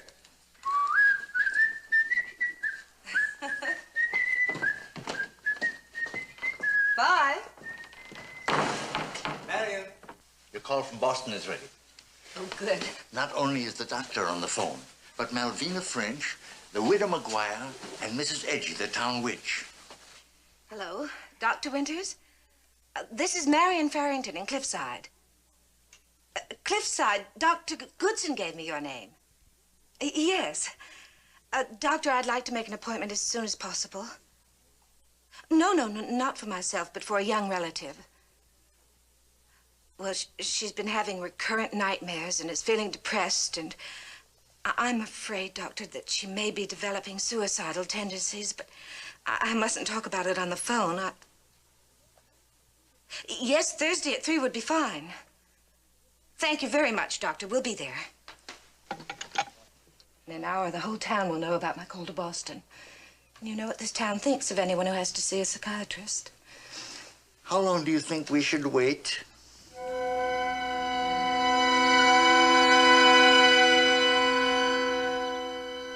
Oh, I feel so full. Well, if there's nothing left, it's Marion and Uncle Bert's own fault. Well, you don't suppose something happened to them? Oh, no, they'll turn up. Listen. Well, that's a warbler. Major Downey taught me. Uh-huh. What kind? I don't know. It's a yellow warbler. Well, how do you know? I saw it. Where? Come on, I'll show you. Over here. No. Over there. No, it wasn't there. Over here. Oh, now you're teasing me. Well, what's the matter, Ginny? It's a beautiful view. I'm afraid of heights. Oh, come on, Ginny. You have to fight your fears. Dick, no, please, some other time. High places make me dizzy. Ever since I found out how Alice died. Well, all right, Ginny, dear. There's no sense in getting dizzy, is there? I've always been a silly goose. Alice was a brave one of the family.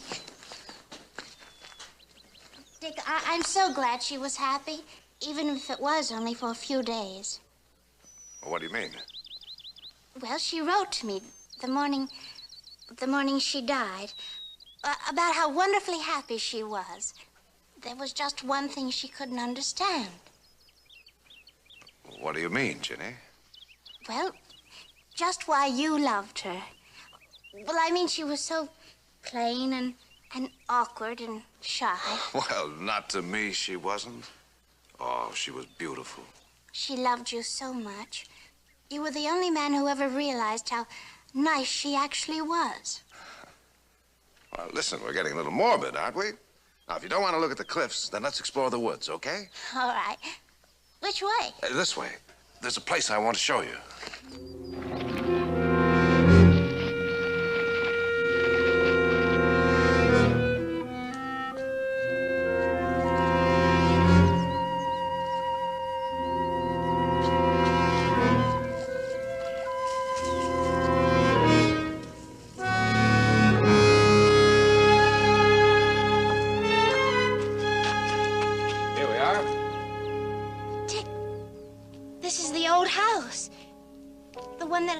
I dreamed about. Yes, I know. Come on.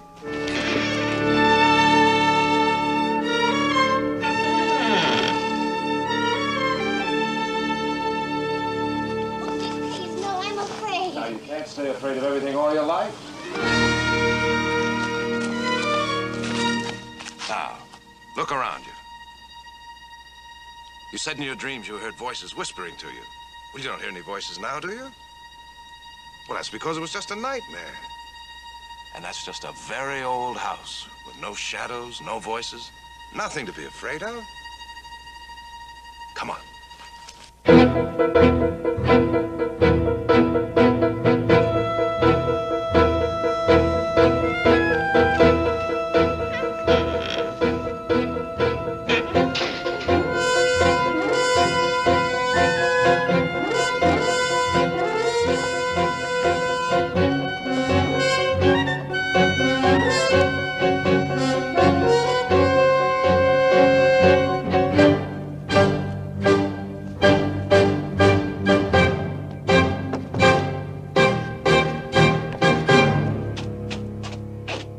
Inside. No, I don't want to. The only way to get rid of your fears is to face them. Now, I'm going to show you that there's nothing to be afraid of. Well, it's just an old room, old furniture, old pictures, nothing to be afraid of, right? Yes, Tim. Now, let's go upstairs.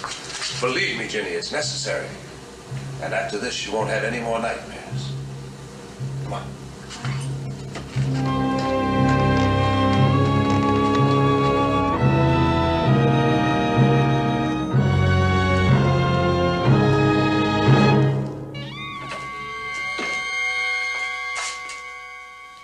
This is the room where Mr. Merrivale hanged himself. Dick, it's just like in my dream. The rope and everything. Well, Dick, let's go now. Not yet, Virginia. Not yet. Come on.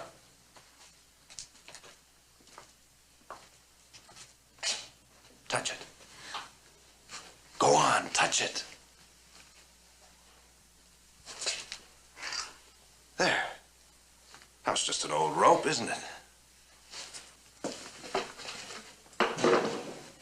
Now, up you go.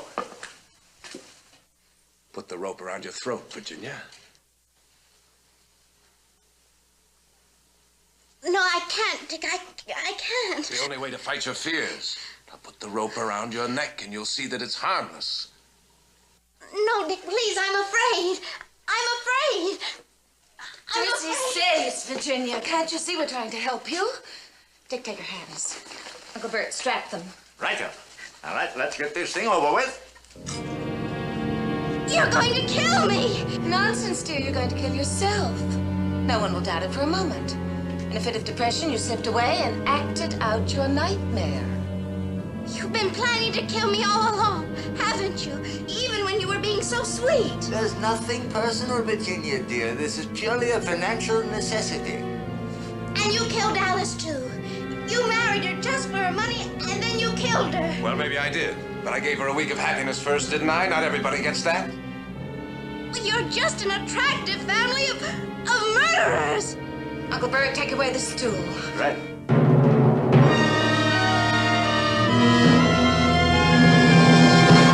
I wouldn't do that if I was you, Mr. Farrington. Not unless you want your head blowed off. Stand back from her, all of you. Go on, quickly.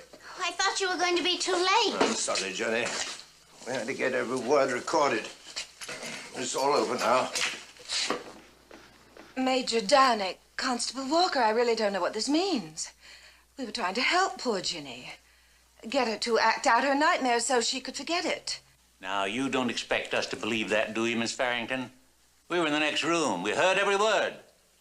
I happen to be Jenny's godfather. We've always suspected you killed Alice. When you invited Jenny here, we suspected you wanted to kill her, too. Those mushrooms and the dreams were simply ruses to trap you. When you tried to feed me those poisonous mushrooms, we were sure of it. I told you, women in South American politics... I know, the most unpredictable things in the world. Take them away, Constable. Take them away. Downstairs, all of you. Don't forget, this is a double-action gun, loaded with buckshot. Jenny, my dear, you are wonderful. But I think we can call a halt to our bird watching now. After all, how can we ever top 3 vultures?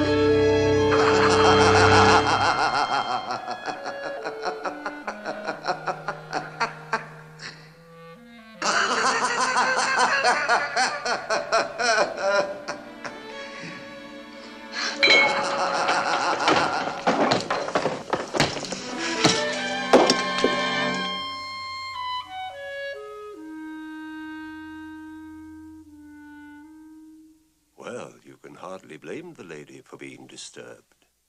I'm sure she never dreamed such a thing could happen. Especially not here, in a place of science. In fact, part of one of the finest medical colleges in France. Oh, I do admit that this place may seem a trifle sinister to some. As a matter of fact, the local people refer to it as La Maison des Os, the House of Bones.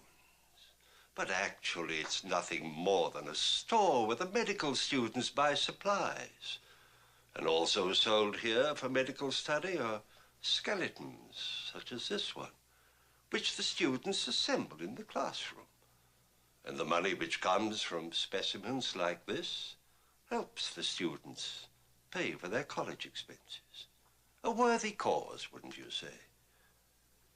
But what about those whose motives are not so worthy? Our story, entitled Flowers of Evil, will provide the answer to that question with the able assistance of these distinguished players. Luciana Paluzzi, Jack Weston, and Kevin Hagen. Yes, my friends, to some, the skeleton is a valuable scientific tool. To others, perhaps to you, it is a classic symbol of death. Well, wait. And as sure as my name is Boris Karloff, you will see which role it plays tonight.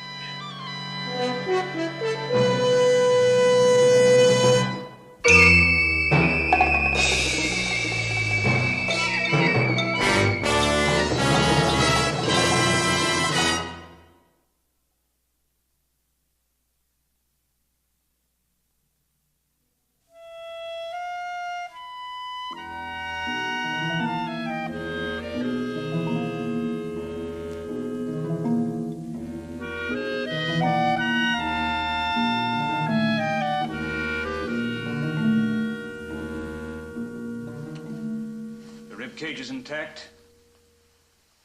Most of the joints are sprung, but no matter. No bones are broken. Why? Why did you do it? I told you. But you were telling me lies again. What happened, Madalena, truly? It seemed to turn into Henri. I would have sworn he was sitting there, dressed as he dressed, smiling exactly as he always did when he was being sarcastic or caught me out on something. Well, if you do not want to tell me... I don't know. Are they or are they not my husband bones? Did we or did we not get rid of him? Is this or is it not the second time his skeleton has been sent back here? Answer me, Arno. It's all in your mind. Guilty imagination. Perhaps he can still play on my mind. Skeletons may not be as dead as they seem. Why should this one be returned? This one of all those you have sold for the Academy. Why did the Lycée reject it? I don't know. But I recognized it at once. Tall, thin, and skinny. How I hated him. Madalena, I hope you never hate me like that.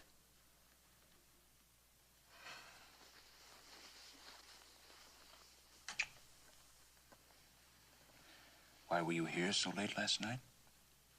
I remembered your trustee meeting.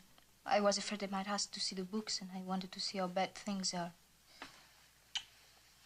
What are you going to do with them?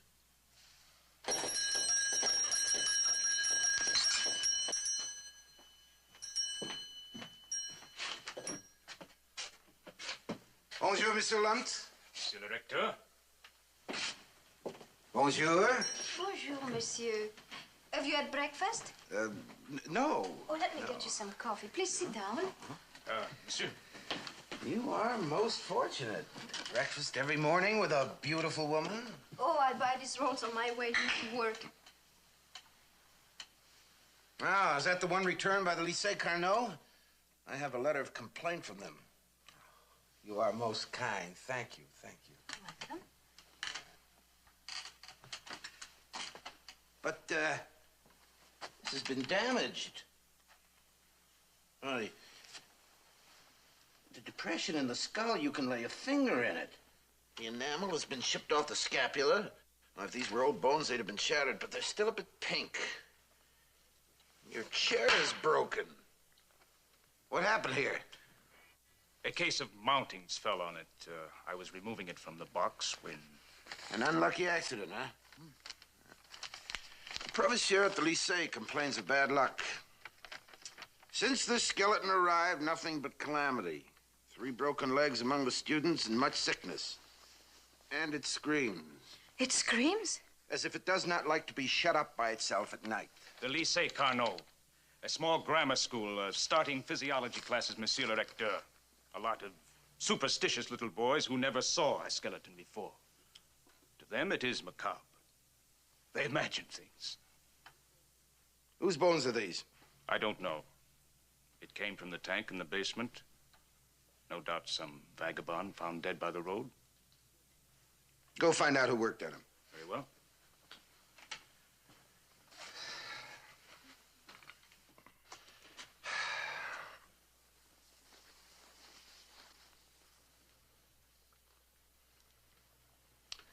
Still no word from your husband?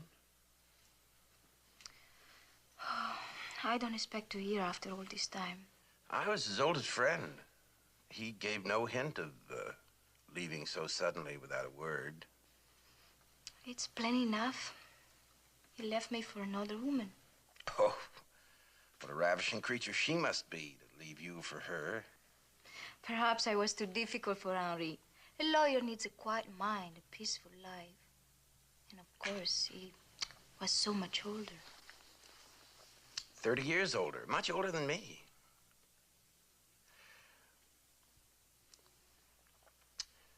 You could do quite well for yourself. Much better than here. You could have the pick of the town. I hear Monsieur Charlot Lebrun, a wealthy man, is looking for a wife to take back to America with him. You know him, perhaps? I have no wish to. I'm content as I am.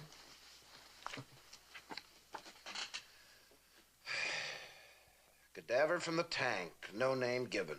No medical details? None, monsieur. Well,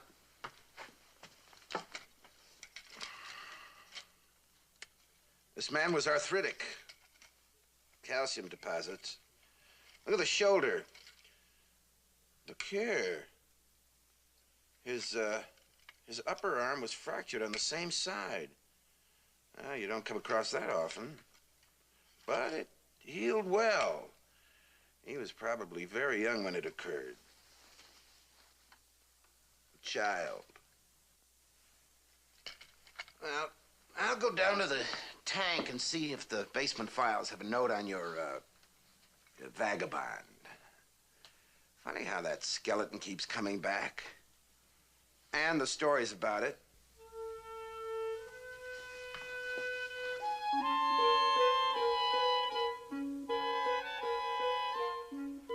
Henri had a copy of Baudelaire's Fleur de Mal. You know the book, Flowers Vival. Might I borrow it? I will send it to you. Bring it one afternoon when you have some time. Madame? Monsieur? Monsieur.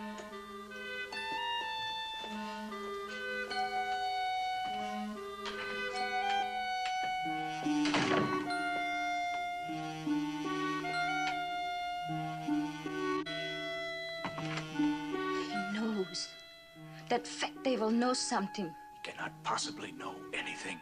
Then he guesses. And if he should go to the police? There is no evidence, no proof, nothing.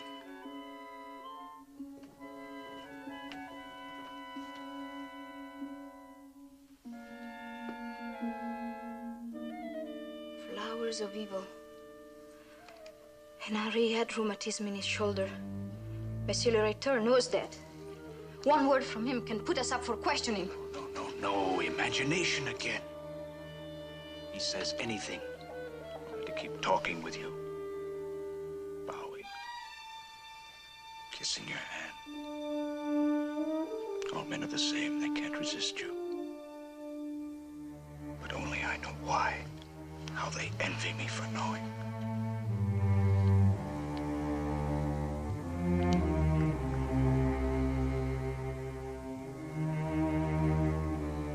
Is this your complete list of cadavers? All the bodies that have been through here in the past 2 years? Where each body came from? When it was put in the formalin tank here? When it was issued for dissection? No possible chance of error, I suppose? None whatever, monsieur. None at all. You ever count them? Monsieur le Recteur, no one wants them, and they cannot get away. How many in here now? Oh, not many at this time of year. The season of influenza and the pneumonia will soon be here. Then we shall have more. 1, 2, 3, 4, 5.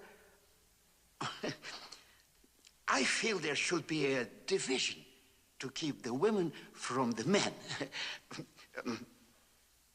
Of course, that doesn't matter now. A sad thought, mon ami. Yes. 9, 10, 11, 12, and one more. 13 is all, Monsieur le Recteur. 13, but there should be only 12. Either you've made a mistake or sometime you've acquired one corpse too many. I do not make mistakes in such matters, Monsieur le Recteur.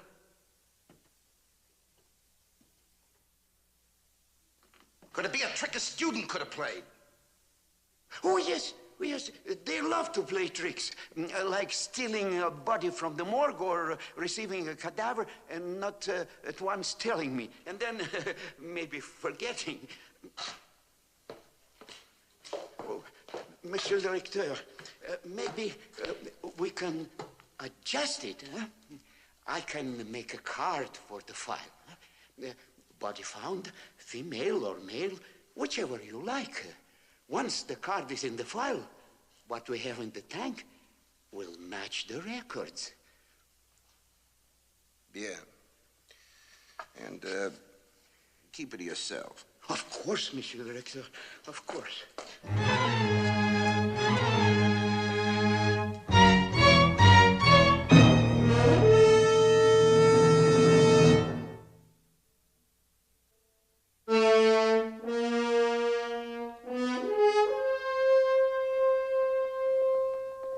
I don't see him yet. There are a dozen ways out of that basement. What are you doing with it? Put it in the closet. But Lisey said it doesn't care to be shut up. And I don't care to go on looking at him. Now we will see if... Tooth marks, he bit me. Madalena, you're as bad as the schoolboys. You jammed the lower jaw against the wall and caught your hand.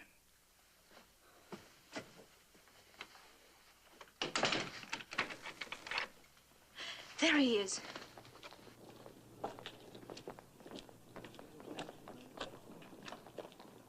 If he has found out anything, he'll walk straight on to the gendarmerie.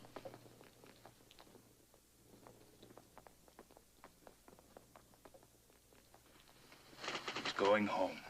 Yes, but so pleased with himself.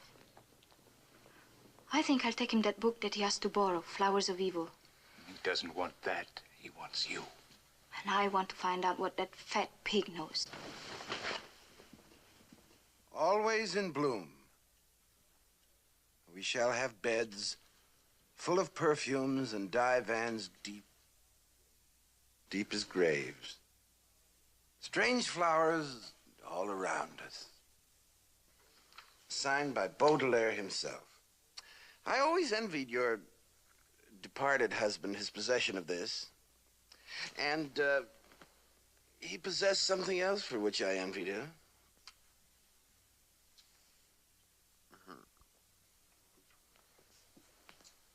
Henri once told me that he broke his left arm at the age of 8. How extraordinary that your husband's arm should be broken in the same unusual place as that skeleton. Unusual, but not uncommon, Monsieur le Recteur.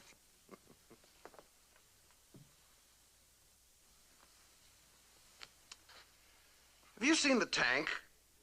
The great cistern in which we put bodies donated for anatomical studies? No. We get them from the morgue, from hospitals, and often from people unwilling to pay for funeral expenses. During the past year, an extra corpse, an unauthorized cadaver, was put into the tank. Come on. There appears to be no way of telling who it was.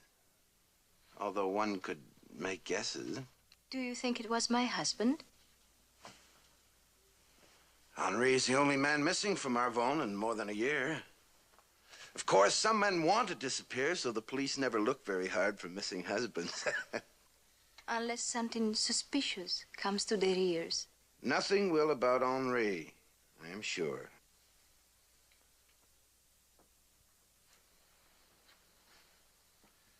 But, of course, we are here and he is not.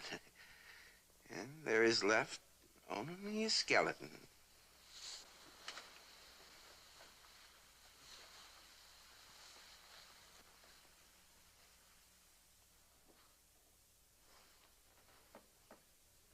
Would be pleasant if early some morning you brought in hot rolls and made coffee for me. Wouldn't be unfair to your friend Arnaud Lunt because you've spent several evenings in Chaumont with Monsieur Charlot Lebrun, the millionaire American, as they call him. You shouldn't listen to gossip, Monsieur le Recteur. And tomorrow evening you are to dine with him again, is it not so?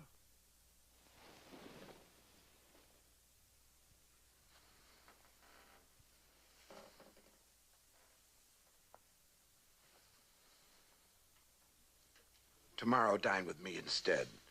I will come for you at 7. No, that would make a scandal. I will come to you. Tomorrow's my birthday. We will celebrate. A little wine, then l'escargot d'or. Nothing more exclusive.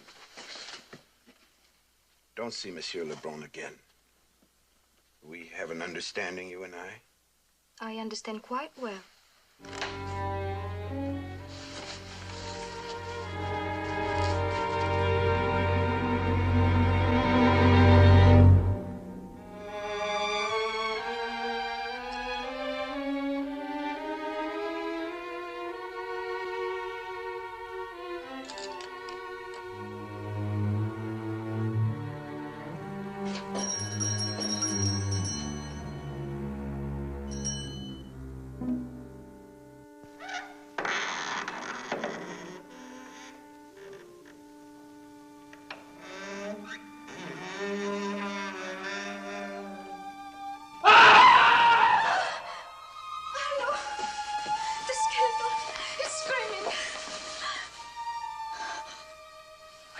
Listen.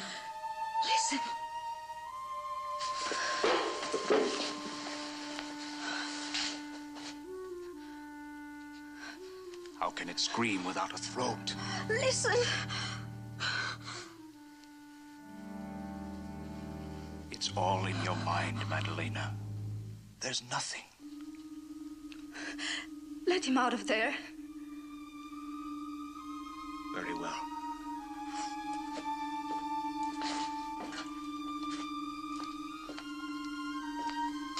Come. You will see for yourself.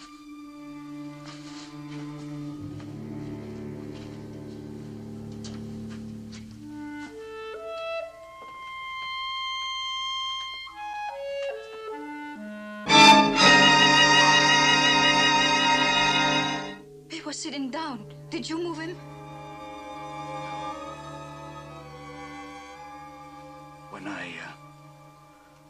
When I closed the door, I must have jammed the knee joints. They have sprung it upright.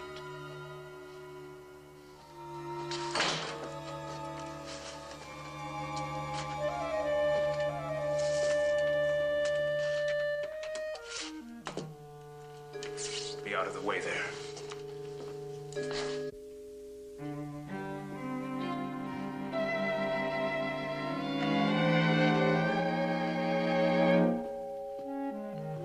Doing the books. There's not a single sou in the trustee account. I've taken it all. We'll put it back when I get Henri's money. First, you must prove he's dead. And you can't do that even though his bones are standing there. So you'll never touch his money. And if the rector suddenly decides to check the books... Arnaud, the rector knows about Henri. He knows we put him in the tank. That greasy devil threatened to go to the police unless I give you up and go to him. And what do you say to that? I say send him after Henri. Arnaud, you don't want to share me with Monsieur le Directeur, do you? Share you, I'd die first. Then we have to do away with him. What are you saying? We have no choice. I have no choice. Another murder. Madalena, we must leave this place. Run away. On what? There is not a sou left. You said it yourself. But killing. He doesn't deserve to live. I won't. I can't. Arnaud, do you love me? More than life itself? Then if you love me, you must do what I ask. We'll use the puppies again. It's so simple. Get him over here. Not another disappearance. Then the police surely would make inquiry. We'll let him be found in his own place. They still ask who poisoned him, you know. They will not even know that he's been poisoned. The college physician will be called. He will proclaim it was his heart. Or he may say apoplexy, a stroke. Because the rector is fat. Make it up tonight. I will give it to him. How? Just make the potion. Never mind how.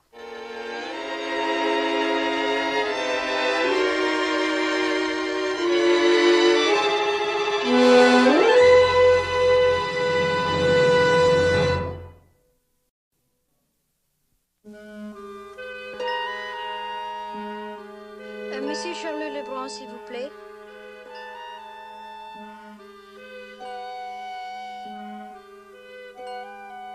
Charlot? Ça va?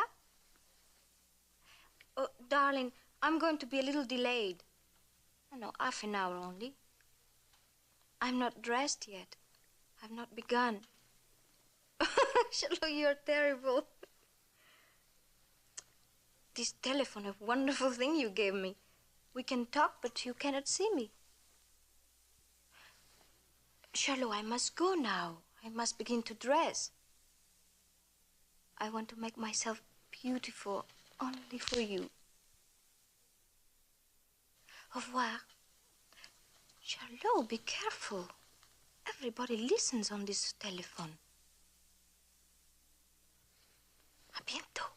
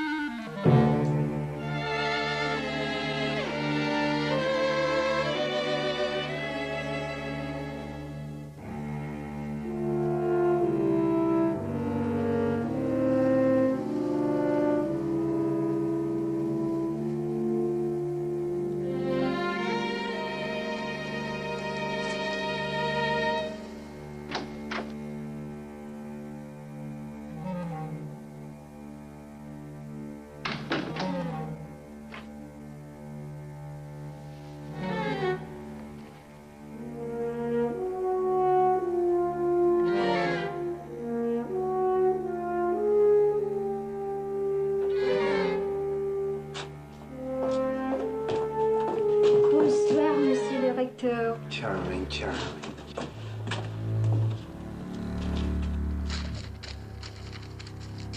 Oh, beautiful, beautiful. Well, how kind of you, mon chéri. This was not bought cheaply. Just the thing for this evening. I knew it would look elegant on you, Maurice. Maurice? Maurice, that's the first time you used my name.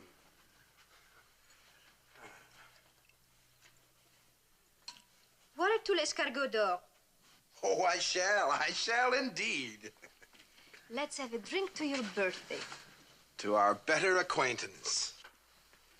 You do not truly know me, Maurice, mon cher, but you soon will. Joyeux anniversaire. To you. Well, a little fusty. You're on wine fasting, Maurice? Mais no. Come and sit down. Let's have a toast. To you and me. Don't sip it, drink it.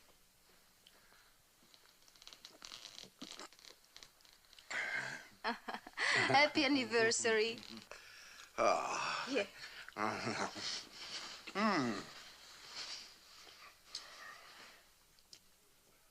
There is about you something I have never seen in any other woman. Henri once told me that you had gypsy blood. That you came from the hills by the Mediterranean. Where women know how to throw dust in a man's eye.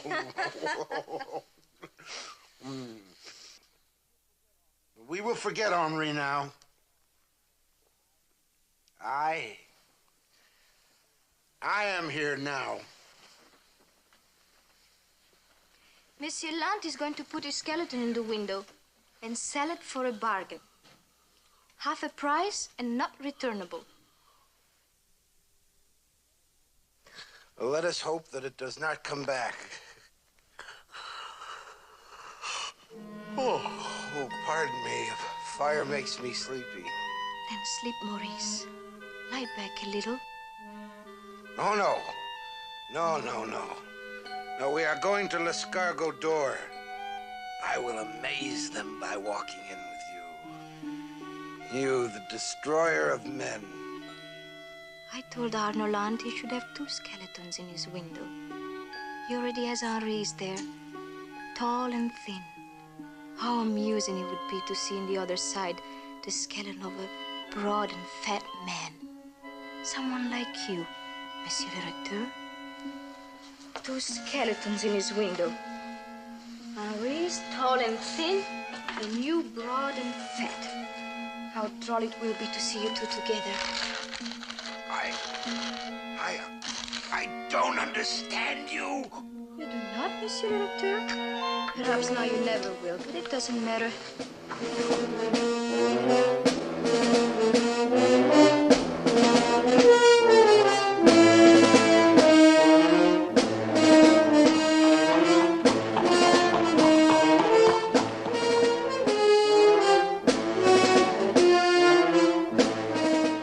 This most regrettable death of Monsieur Maurice Reynard, found yesterday morning in his quarters at the Academy. Death has come to him at least 12 hours before. The cause was apoplexy. A stroke, madame. Hemorrhage of the brain. It is announced that there will be a memorial service in the Academy, but no funeral. Monsieur le Recteur willed his body to l'École de Médecine at Troyes, where he was himself a student as a youth. Also, there are particulars of Monsieur le Recteur's magnificent career. I give this to you as a souvenir, monsieur. Pardon?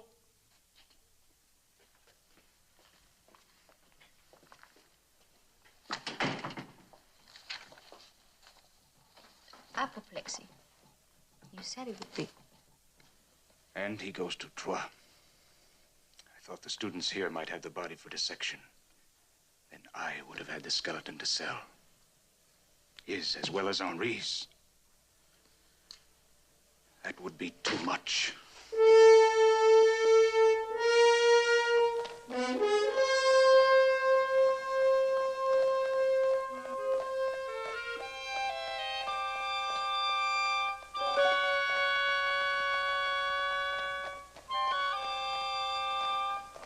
I'm attending to the rector's duties until another is appointed. I came now because I must prepare a statement of the Academy monies for the council. Bien, Monsieur le Président, bien.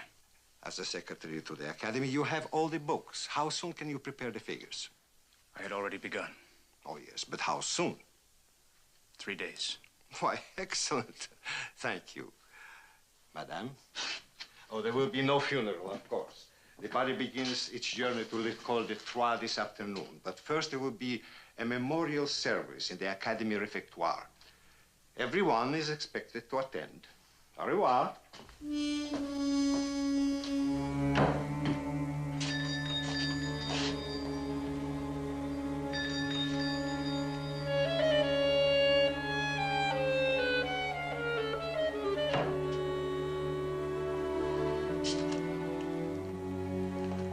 Figures. Oh, I can give them figures. I can draw them up on large sheets of paper. They will look beautiful. But God save us if they ever inquire into them. They won't. Not until the end of the year. And if there should come a sudden demand on the trustee account, it is empty. Squandered, mon chéri, on you. And you spent that evening with a friend. Charlot Lebrun. Oh, I had heard gossip, but I ignored it. What are you thinking, Cherie? Henri knew him. Monsieur Lebrun came to inquire about him. They were friends before he went to America. And he's so rich. You have to put right the academy accounts, and I thought... That he could make a loan? I'm sure he will, because he liked Henri. And I could pass the money to you. Lebrun is said to be looking for a wife. No, mon ange. Only to make business here, to have representation. In America, he's a wine merchant. Leave it to me, Arno. Leave it all to me.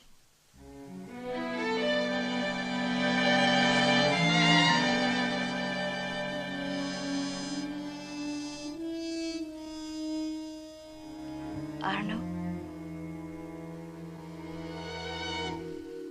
What would you do if I would run off with Monsieur Lebrun? Come after me? Just suppose, Arno. What would you do? Kill yourself? Yes. And you?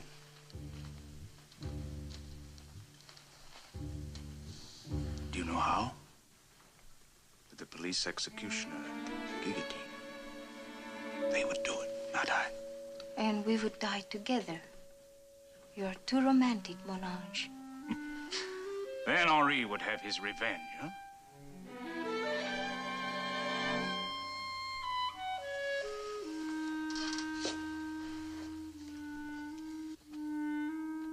I wish someone would buy that. Bad luck wherever it goes. Then get rid of it, Arno. Get rid of it. Don't you think I would if I knew how?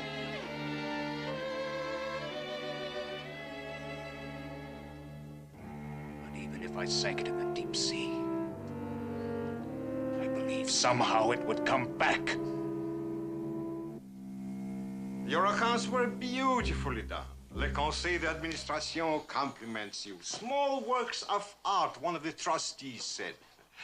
And now, so that all may be in order, it is my responsibility to check the figures you give here against those in a bank passbook. The supplies account, the economat here, the trustee account, ménage.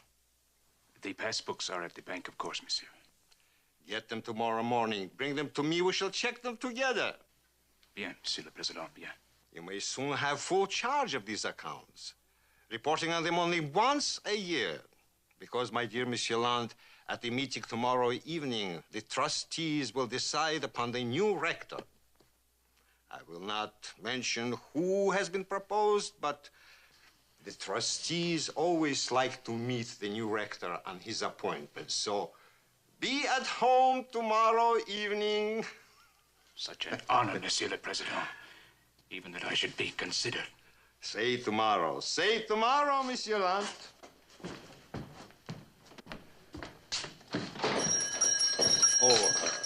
Between us, had the new rector been decided earlier, I would have suggested he should approach the millionaire, Monsieur Charlot Lebrun. He also was born in this town. We might have interested him in some financial support for the academy. But I hear he returns tonight to Paris. And then New York. Well, perhaps he will come again. À demain. À demain, Monsieur le Président.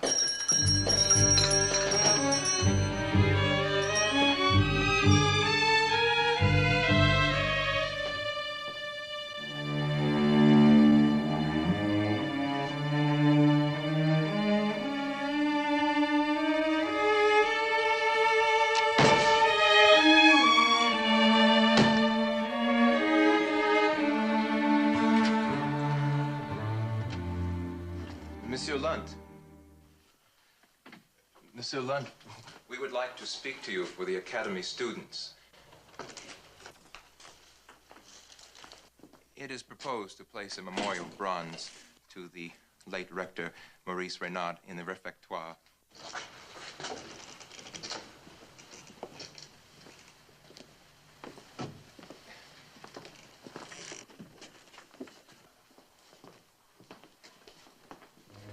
Monsieur Lund, students are not rich.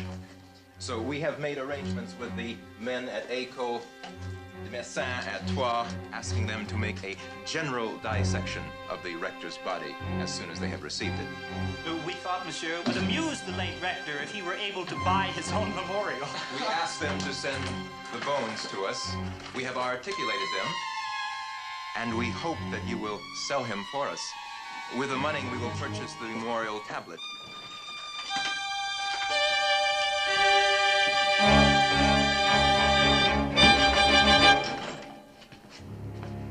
Of course, the bones, Monsieur le Recteur, are very pink. There is still life in them. Perhaps you could sell them as a pair, Monsieur Lund. The extremes of humanity. The long and the short, the fat and the thin. Les caractères comiques.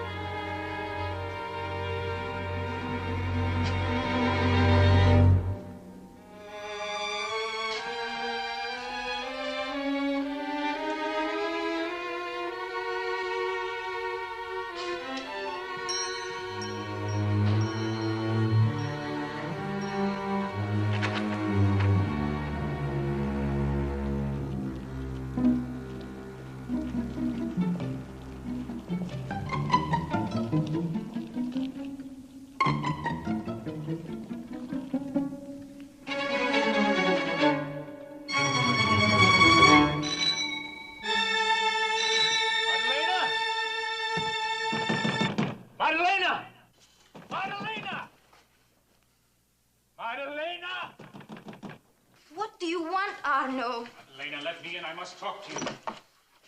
Madalena, Monsieur le Président came by. He as much as said that I am to be the new rector. But first he must compare my accounts with the passbooks at the bank. You will find out money's missing. Yes. Is it true Monsieur Lebrun leaves tonight? Yes. You said you could borrow from him. I find I cannot, Arno. No? Is there no chance? It's impossible. I asked him and he said no. Well, then what am I to do?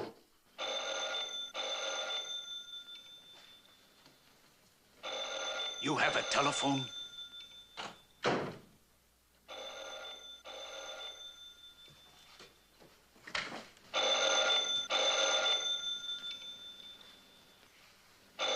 You're going away?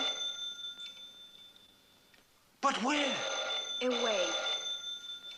There isn't a telephone in the whole academy, yet you have one here in your bedroom. Why didn't you tell me? How can you afford it?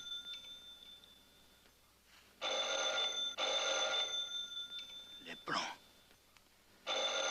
you are going with him tonight? Arno, if I get you the money you need. You are going with him. Arno, he will give me anything. Tell me how much. I will ask him now. I don't want his money now. He will get it for me. Anything you want. You are not going with him.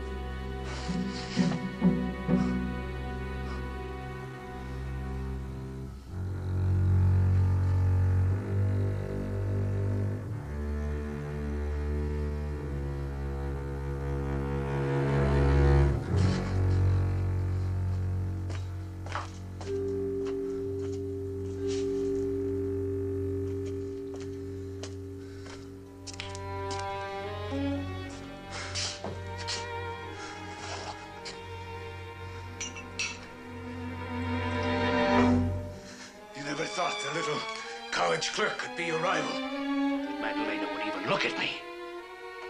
But she did. She did.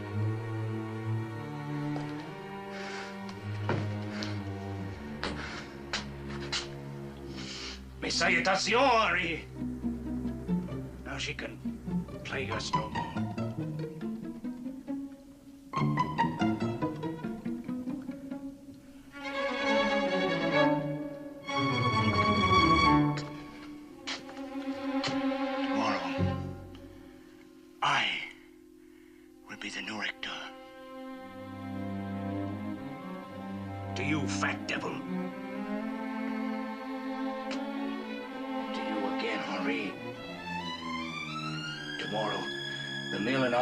Will grind your bones to powder.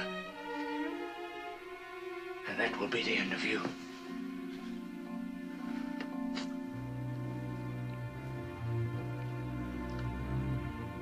A little musty. No matter.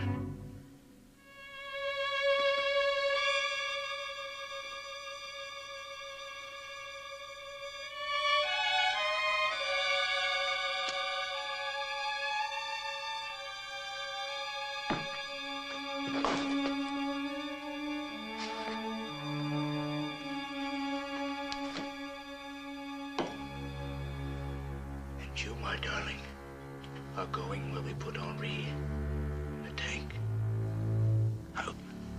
I will place a card in the file. Female vagabond.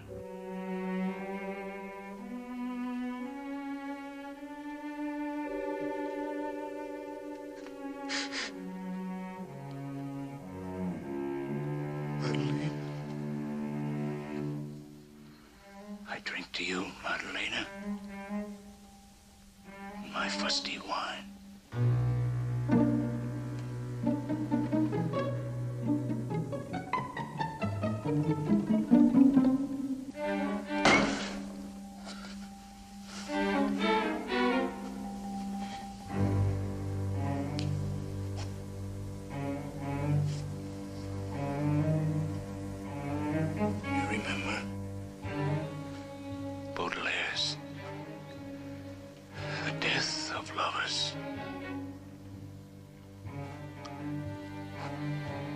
Beds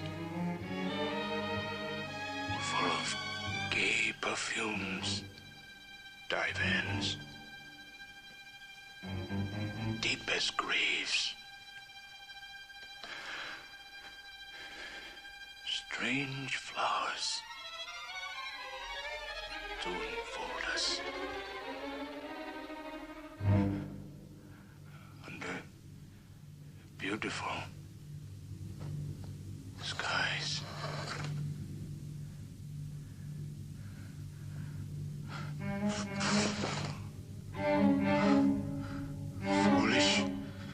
Foolish college clerk. Trying to be a man of the world.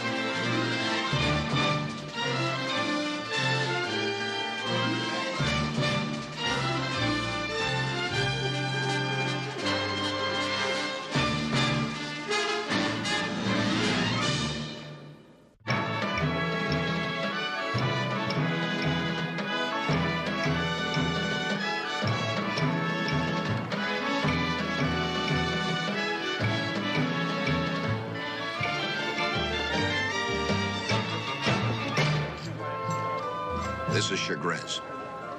In 1850, the little Indian village at the edge of the Panamanian jungle was one of the busiest ports in the so-called civilized world. The reason? Gold. But the gold wasn't here. It was in California, hundreds of miles away. The problem was how to get to California. Of course, not everybody who landed at Chagres was headed for California and its golden pipe dream.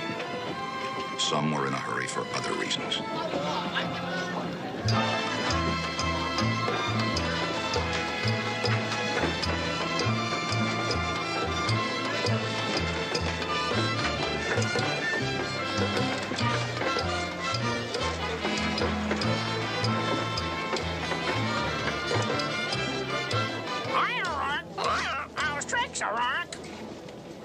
That's Mr. O'Rourke, the youth. I'm going back to Texas. Hush, will you? Once he starts, there ain't no stopping him. Almost like being married. You spotted that shipment yet? Part of it. They're unloading it now. All right, keep looking. All right. All right. How's tricks?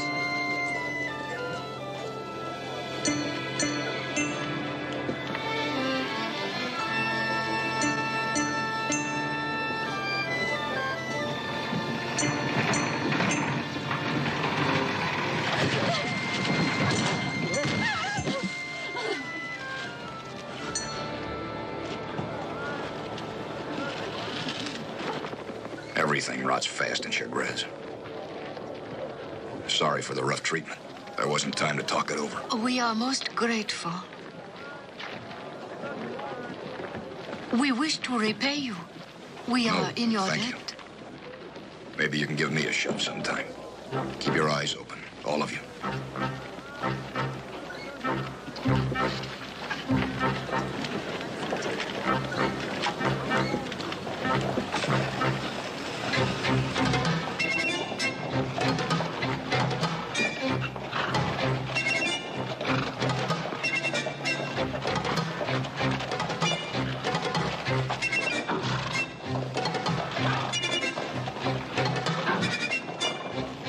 See that they're taken care of.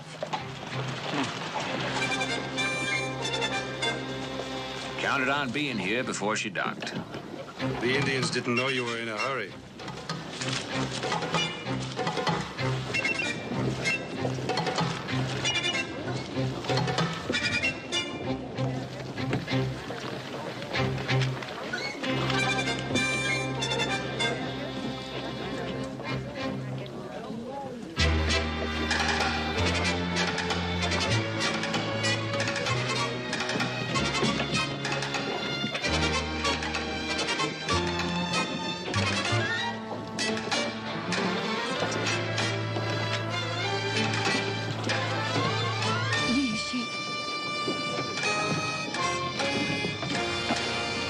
Muy bien, gracias.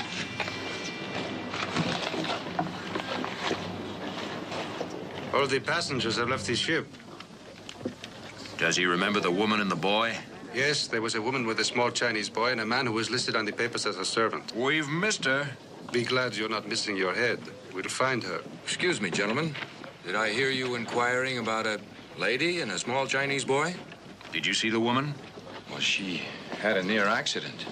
She and the boy would have both been killed if it hadn't been for O'Rourke. I might have known. Well, who's O'Rourke? You'll find out. Come on, I'll introduce you. Is your name Ritter? That's right, General. I'll be in touch with you, Mr. Ritter.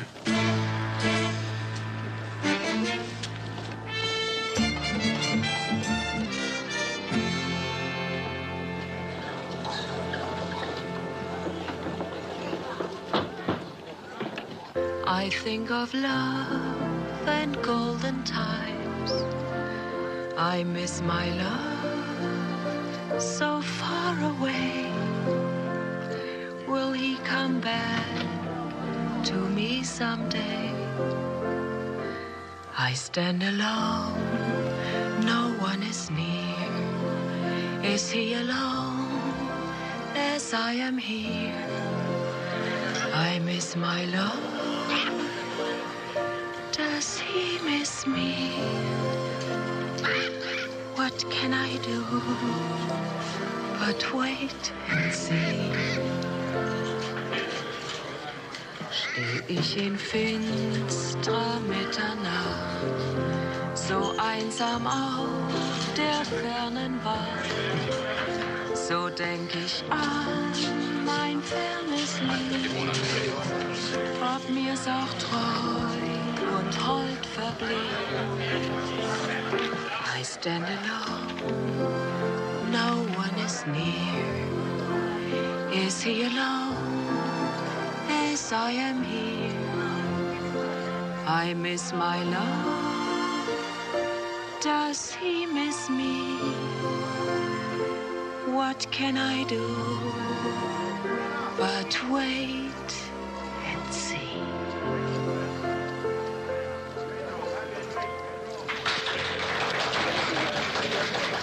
I hope you're back. Your ship sails in less than an hour. I know when the ship sails, and I decided not to book passage on her. This morning you were so set on leaving. Remember when you threw The that only bottle at me? reason that I'm staying is that I didn't like the accommodations on the ship. And that's the only reason. Getting awfully hard to please, Elena. You know, maybe if you went to San Francisco instead. I've been in San Francisco and I don't like it. I'm going to New York. Well, that's good. You can leave next week. There's a northbound ship due. I leave when I want to leave.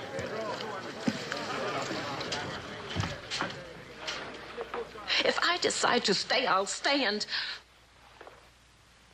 you're not even listening to me. All right, relax, folks. Everything's all right. Colonel Chauvin always pays his respects when he comes to Chagres. The house will buy the next one. Well, Colonel, this is a surprise. I thought you were in Panama City. Weren't you alerted, as usual, by your Indians? What do you mean, my Indians? They follow your orders, don't they? The Chibchas don't take orders from anyone, Colonel. You know that. We were attacked on the trail yesterday. 2 men were wounded, 1 killed. I'm sorry to hear that. Are you? I'm touched.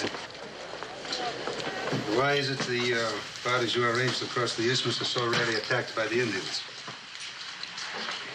We all have our share of troubles, Colonel. But if I have less than you, it's because I have a few friends among the Chibchas. Your card? I'm very lucky. Pay him off. Maybe if your people took a little time to make friends with some of the Indians, you might be welcome in the jungle. Maybe you're right. When I think about it, a man's chances for survival are better in the jungle with headhunters than with the cutthroats in this place. And a lot of decent people trying to get to California. You're a fine judge of character, O'Rourke. So why don't you join these decent people and ship out to California with them? I like it here. Ah, it's nice when a man finds his own special paradise. But, allow me. General John Doe and Captain Fang, this is Mr. O'Rourke. A great pleasure, Mr. O'Rourke. General? Oh, the lovely lady is Elena. She's just passing through Chagres. Ma'am? Juana? I don't place the uniform, General. Captain Fang and I have the honor of serving His Imperial Majesty, the Emperor of China. Well, welcome to my humble establishment. Can I buy you a drink? Thank you. But right now, we're much more interested in a little information. You were seen on the wharf with a woman and a small Chinese boy. Is that true? Where is she now? I don't know. We understand that you helped her. And perhaps she'll just happen to stop in to express her gratitude. What's she done? Well, I can only assure you that it's a serious matter, Mr. O'Rourke. The woman is a fugitive. Unless she's arrested, there can be the gravest consequences for a great many people. Just remember, O'Rourke, if you like it here so much and you want to stay in Panama, I suggest you cooperate. I'll remember. That's good. A true friend is hard to come by these days. Thanks for the drink. Now. Mr. O'Rourke, this has been a great pleasure. General? Ma'am?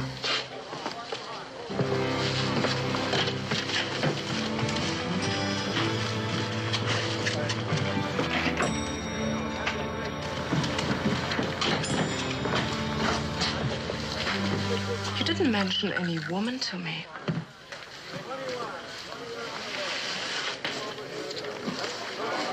John Doe. How did he get to be a general in the Chinese army? What did he mean? You were helpful to her. Talks like he's from the States. Why should she appeal to you? Chauvin must have checked his credentials. Oh, Rock. If she comes here, you are going to turn her over to them?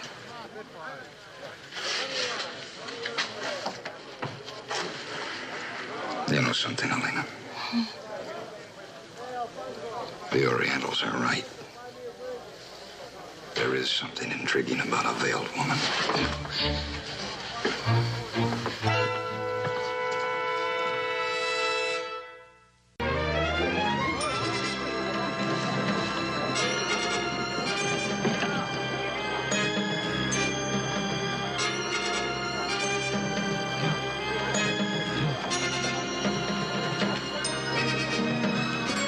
Why couldn't we go with Quang?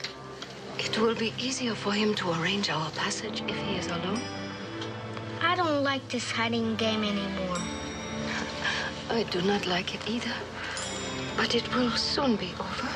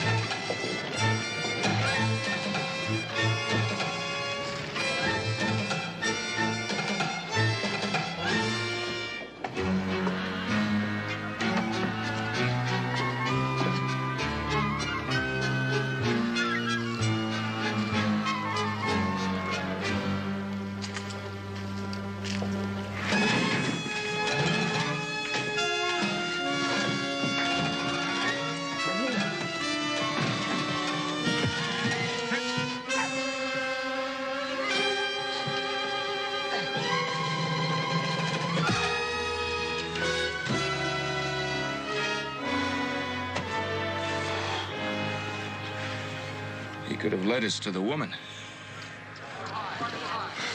All right, check with Pete at the transportation office. See if she's been there yet.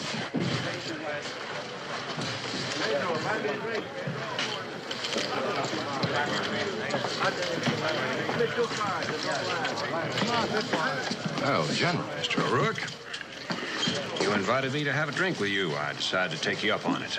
If we could find a quieter place. Why not?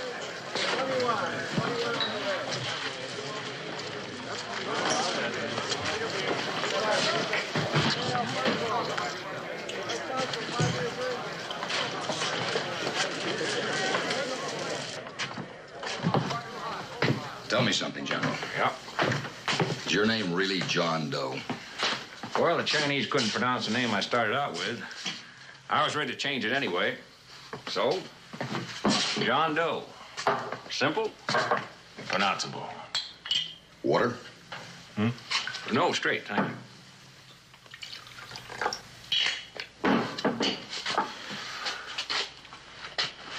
Luck. Mr. O'Rourke, I think you and I are cut from the same bolt. That's why I feel that we can do business together. It's taken me less than an hour to find out. If anybody wants to get anything done in Chagres, he sees you. Now, don't tell me Chauvin didn't warn you about me. The Colonel? He's hidebound. He's a prisoner of that noble heritage he's so proud of. In China, I'm surrounded by men like that. Can't understand why a fond devil like me has bypassed them all. I'm curious. How did you? Well, you see, I was born in China, grew up there learning their ways as well as the ways of the West. Gave me a certain advantage, but mainly because I was never afraid to take a chance. You make it sound easy. But I'll succeed. Because I'm not hamstrung into thinking there's only one way to do a thing. The trick is to choose the best one. And that's why you're here. The woman that I'm looking for will come to you. Because you offer her the best chance of getting to Panama City alive. And if she does, why should I turn her over to you? Because I'm going to make it worth your while. $5,000 for the woman and the boy. That's a lot of money. For doing very little. Now, that's an interesting proposition. I'll think about it. It's a clear-cut yes or no arrangement, Mr. O'Rourke. You have your methods, and I have mine. Like I said, I'll think it over.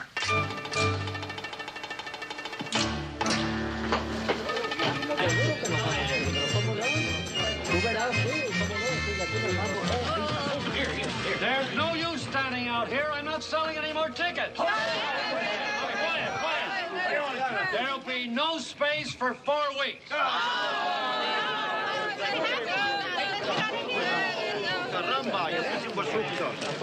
You heard me, lady. 4 weeks and no exceptions. One exception and I'll lose my job. Who is your employer? It won't do you any good. Who is he? Mr. O'Rourke. You'll find him at O'Rourke's place just up the street. But I'm telling you, lady, you're wasting your time.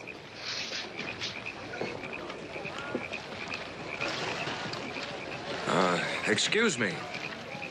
Are you trying to get to Panama City? That is right. And you're in a hurry, and they told you you'd have to wait. 4 weeks. That's a shame. I cannot wait. If Mr. O'Rourke will not help me, I will have to find someone else. Well, as a matter of fact, I'm a guide myself. Ritter is my name, Alden Ritter. I don't take many parties across because it's a dangerous trip, a lot of risk. So I pick and choose. Only those who can afford to pay enough to make the trip worthwhile. So if you're interested... All right. Look, it's the bird that talks. Evening, ma'am. Mr. O'Rourke, fella gave you a hand on the wharf today. Asked me to keep an eye out on you. I would like to talk with him. Sure. Thank you for your offer, Mr. Ritter.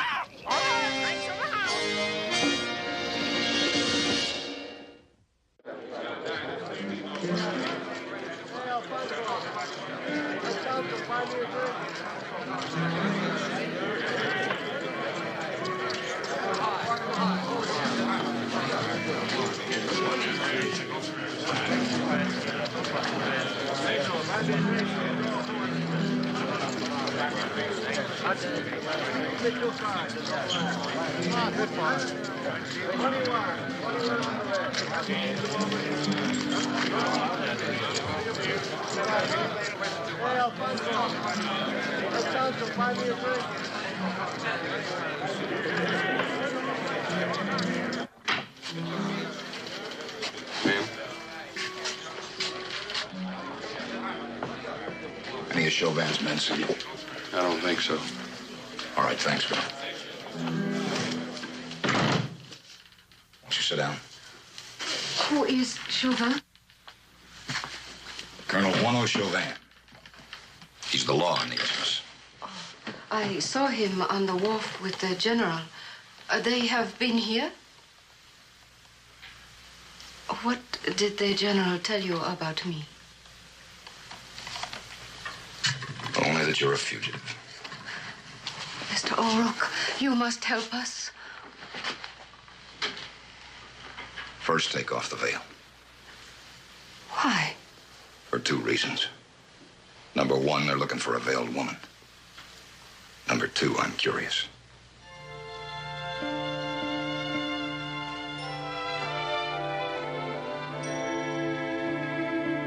I'm glad I asked.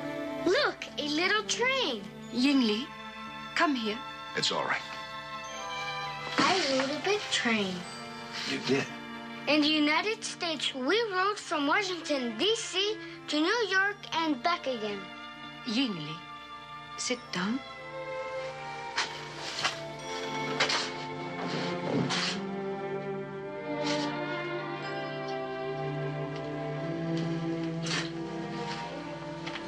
This is for you. I understand it takes 5 days to cross the isthmus, so we should leave tomorrow morning. We must be in Panama City by... Even if I could crowd you into one of the dugouts, the general will be waiting at the landing to arrest you. A private guide, then. Someone I can trust. Lady, I get the feeling you don't trust anyone. You're here asking for my help, but you don't really trust me. I am prepared to pay. And so is the general. $5,000 just for handing you over to him. No questions asked. But you would not... Well, why shouldn't I? I'd be cooperating with the law for a change. And at a good price. Is money all that matters to you? Both you and the general seem to believe that. So far, his offer's the better. And you have accepted it? No. Not yet. There's still too many things I want to find out. Like, who are you? What are you running away from? And who is General John Doe? Only one thing I can tell you that really matters. If General Doe finds me, he will have me killed, as I am sure he has had my poor servant killed. But perhaps that does not matter to you. Yingli, wake up. Let him sleep. But we must leave. If you will let us. There is another man, Ritter. Stay away from him. He can't be trusted. Look, ma'am, we don't have any private rooms. But I think I can arrange for a tent where you can sleep tonight. You are going to help us? Let's take it a step at a time. She went into O'Rourke's place not more than 15 minutes ago. I saw her. You always seem to be watching at just the right time. You might consider adding him to your force, Colonel. He's accomplished more than all of your men. You may have left O'Rourke's while you were on your way here. Captain Fong is watching. If she leaves, he'll follow her.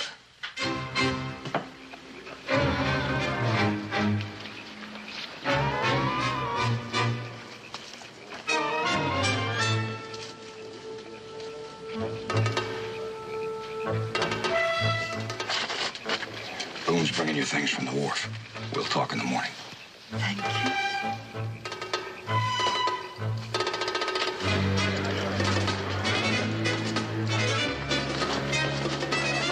Chauvin, the general.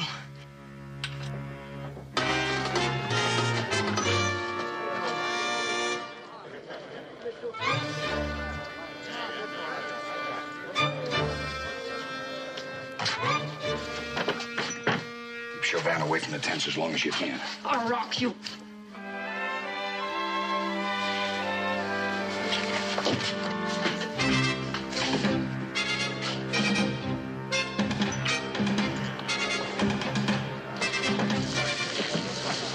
What is this all about? Where's O'Rourke? Last time I saw him, he was in his office. Who is it you are looking for? Don't you know? No.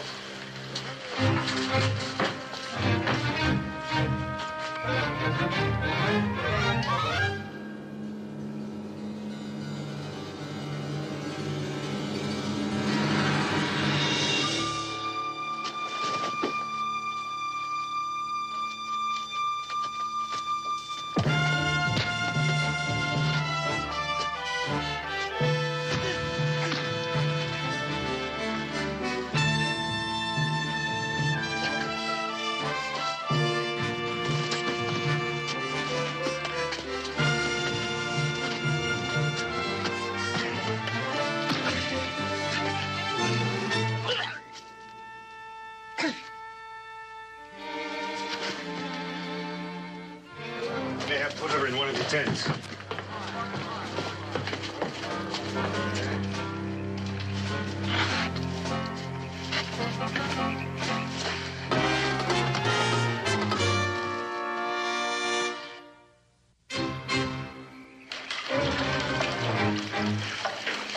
Search the tents in the entire area.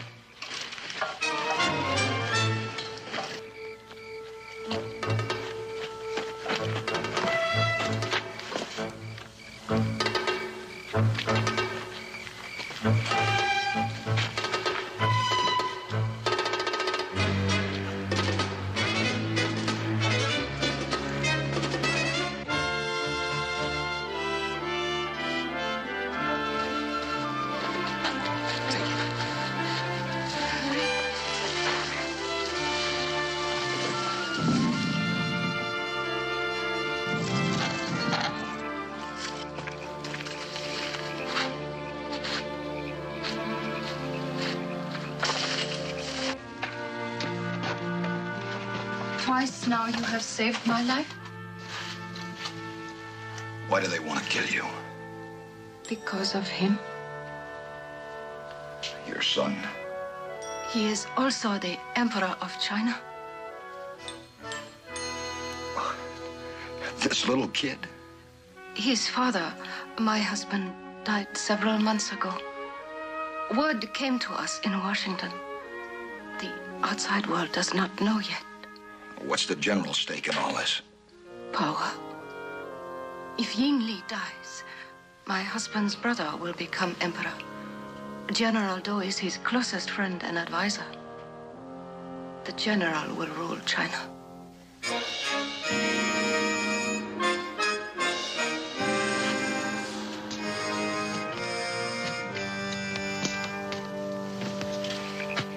Must have happened just a few minutes ago. Are these her things? Yeah. She couldn't have gotten very far. I'd have a guard posted around this place.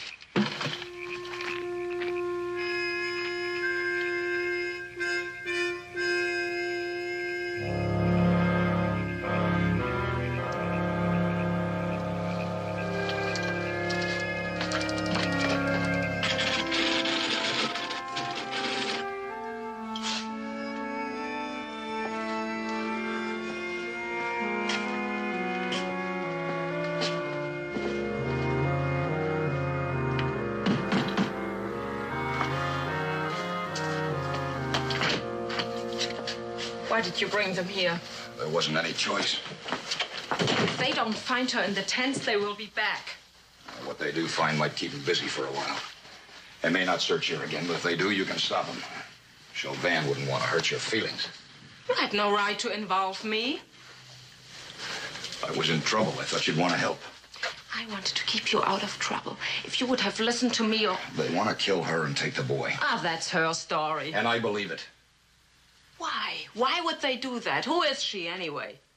If I told you, you wouldn't believe me. Why don't you try me? Later. I want to be in my office when Chauvin gets back.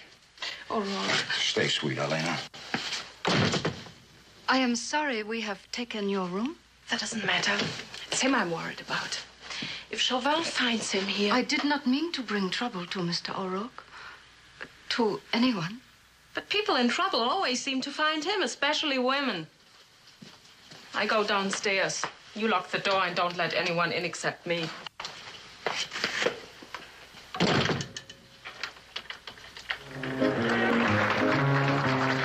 San Francisco's Golden Gate waits with open arms. The welcome's great, so don't be late. Ahoy there, weigh your anchor, mate. Sail direct to San Francisco's Golden Gate.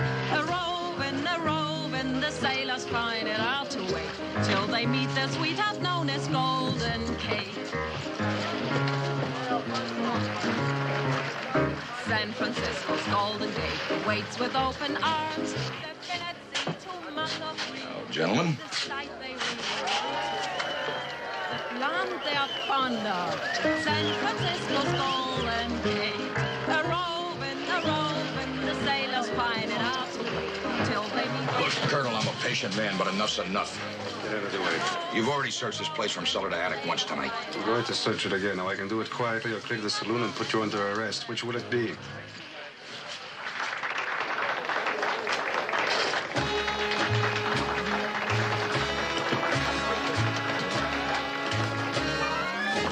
Give me credit for a little common sense, Colonel. If I was hiding a girl, do you think I'd be stupid enough to put her in one of these rooms?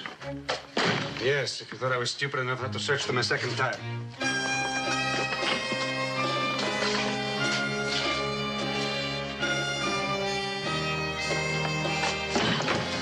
This is Elena's room. Open it.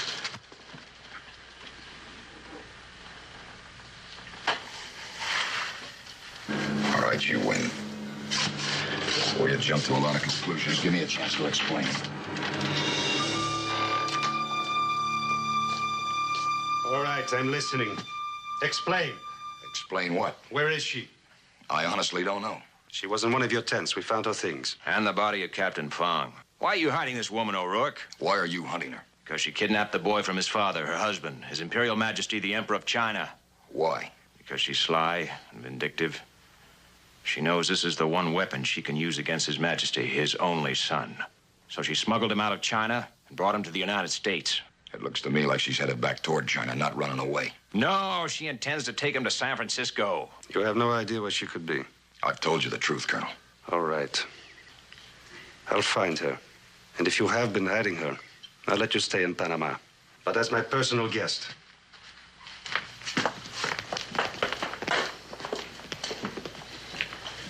Too bad you didn't accept my original offer. You'd have been $5,000 richer. Easy come, easy go. But I have another proposition for you, O'Rourke. Maybe not as attractive, but may interest you.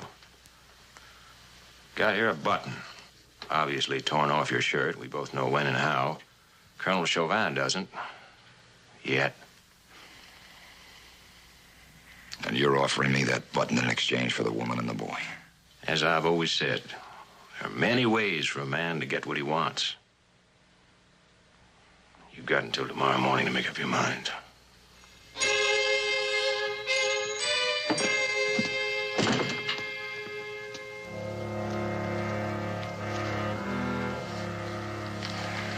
Ritter.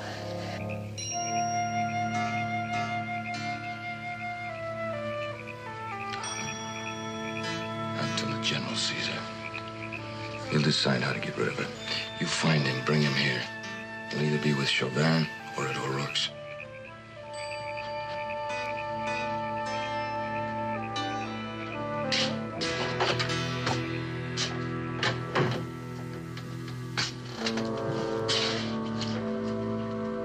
When do we leave?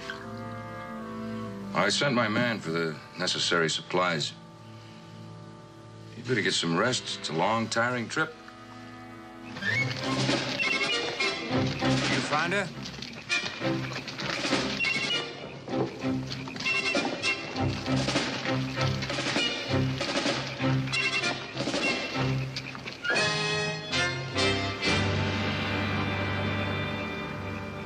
Well, what's the meaning of this? Don't you recognize him? Should I? He was the servant who left his ship with the boy and the woman. What happened? He's not sleeping. He was stabbed in the back. And robbed, too, probably. No, he was carrying a great deal of money, but it wasn't touched. He was killed for a different reason. But who in Chagres would want to kill this man besides you?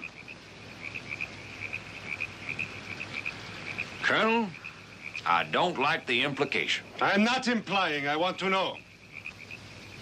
Was this man killed by one of your agents? You accusing me of having killed this man? No, but I'm telling you. I don't intend to be played for a fool. And when the woman is found, before she surrendered to you, I mean to hear her side of the story first.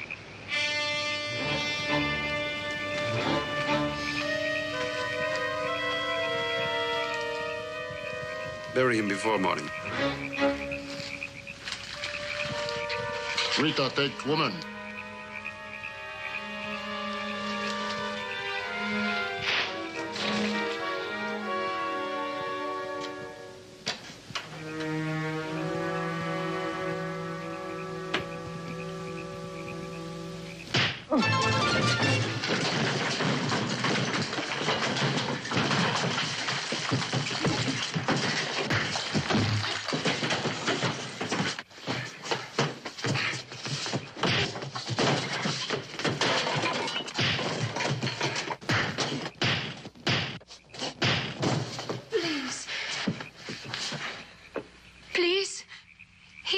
To help me? Let's get out of here. Why did you follow me? He was going to guide me to Panama City. You couldn't trust him to guide you across the street. Anyway, you'd never make it to Panama City. I've decided the best thing to do is go to Chauvin. Policeman? For once, I think I've been wrong about him. He will turn me over to the general. He's a fair man. He can give you the protection you need.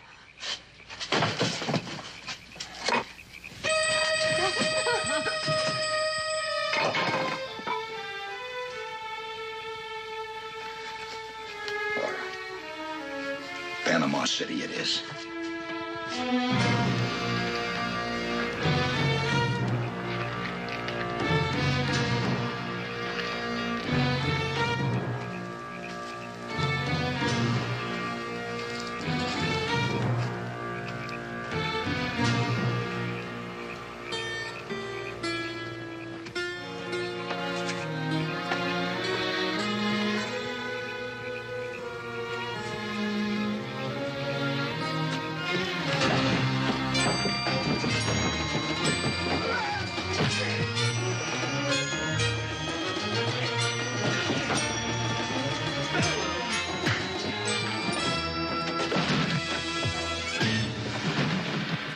me 6 men and know how to shoot a gun and have short memories?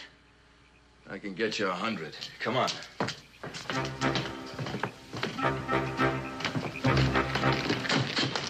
That way.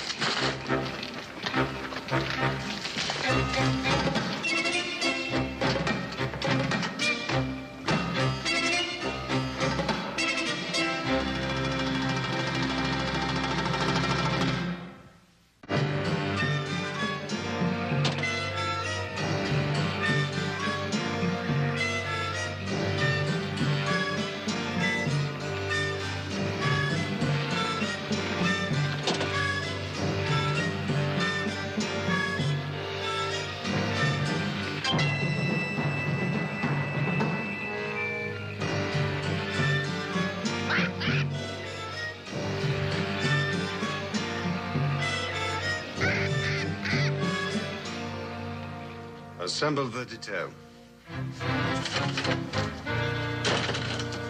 Oh, Juan, please forgive me.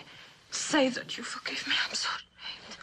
How could I do such a thing to you when you've always been so kind, so understanding? Will you forgive me, please? Will you? Yes.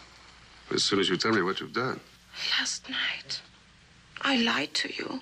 Oh, I forgive you. And I'll prove it. But you don't understand. I lied to protect the rock. That does make a difference.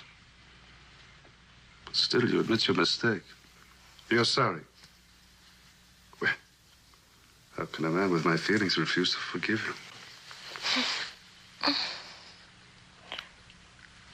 You still don't understand, Juano. O'Rourke is taking the Chinese woman and the boy to Panama City. They left last night, but if you start right away, you can easily catch up with them. Why? But she's a fugitive. Panama is full of fugitives. But I'm in a most forgiving mood today. I forgive everybody.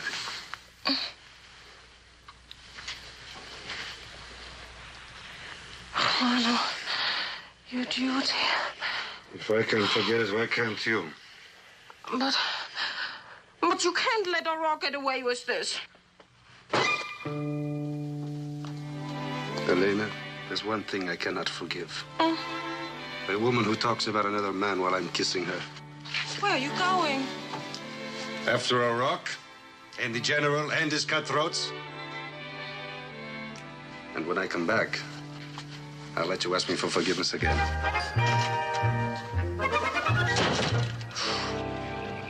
My husband was older, but at first he was very kind, gentle.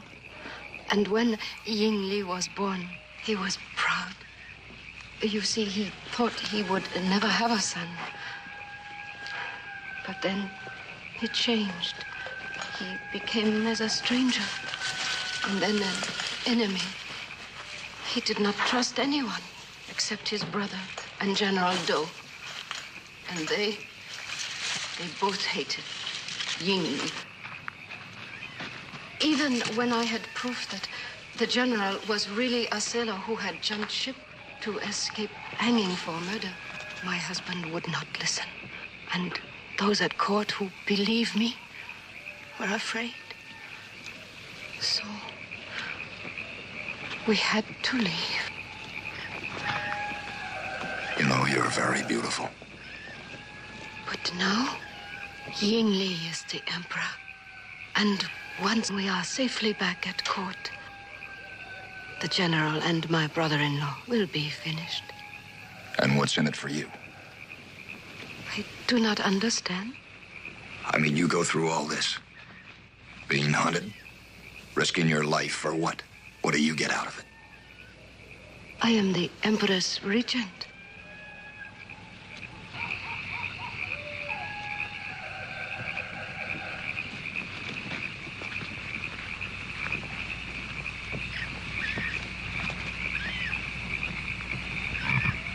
You're also a woman. Mr. O'Rourke,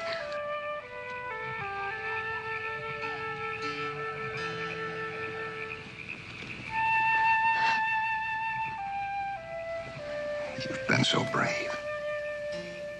Now all of a sudden you're afraid. I am not afraid of you.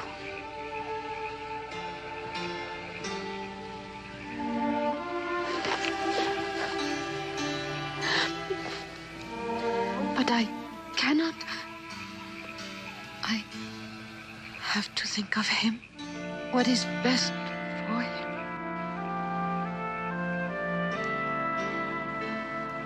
Good night.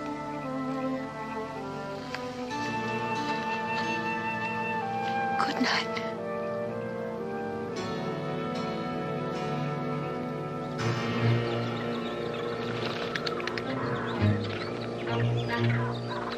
We're only a few hours ahead.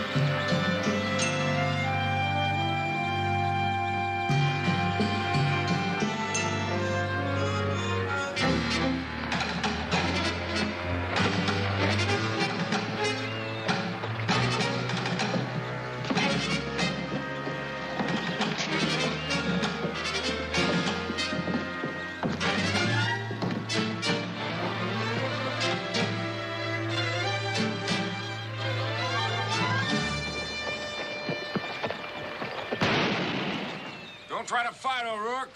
Boy might get hurt. Get to the other side, quick!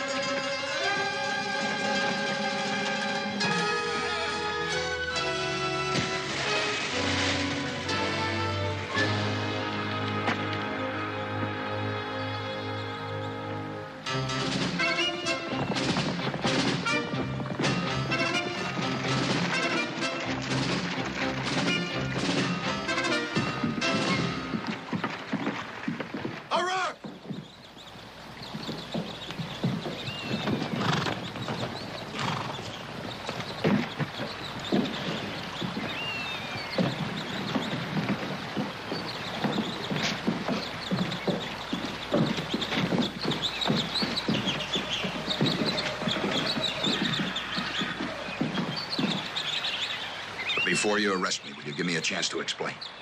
Arrest you? I'm not here to arrest you.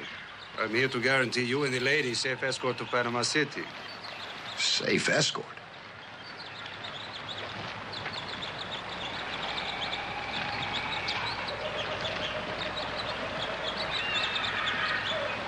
I'll make you the same guarantee. We'll escort each other,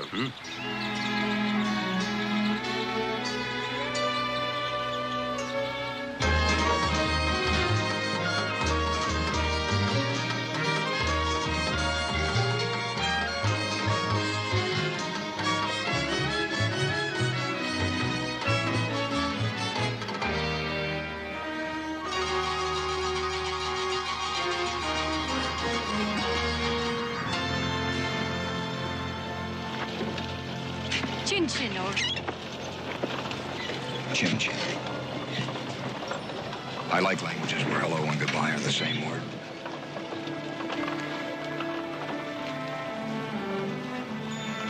So long, Your Majesty. So long. Yeah, and the same to you.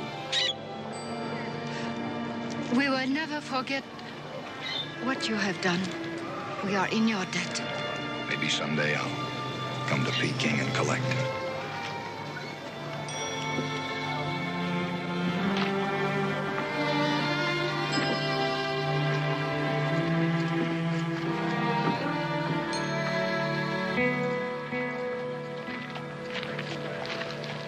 You look disappointed, Colonel.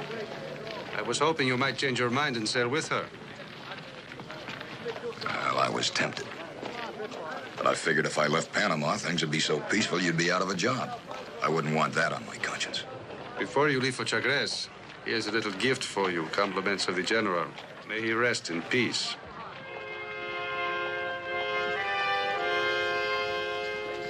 Thank you, Colonel. Next time, O'Rourke, I might not be so generous. Adios.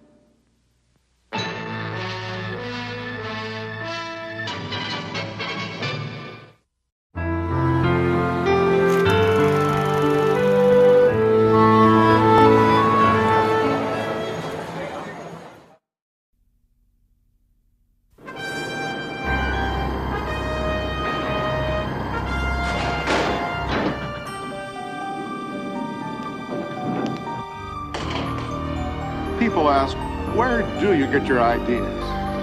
Right here. All this is my magician's toy shop. I'm Ray Bradbury. This is...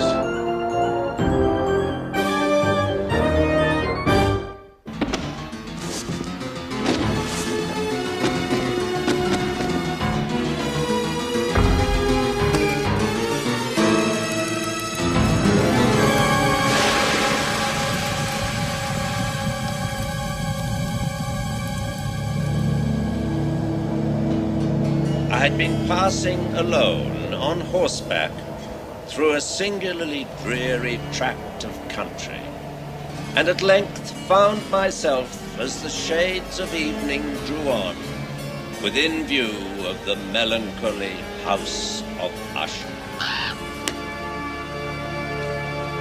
Behold, Mr. Bigelow, the second House of Usher.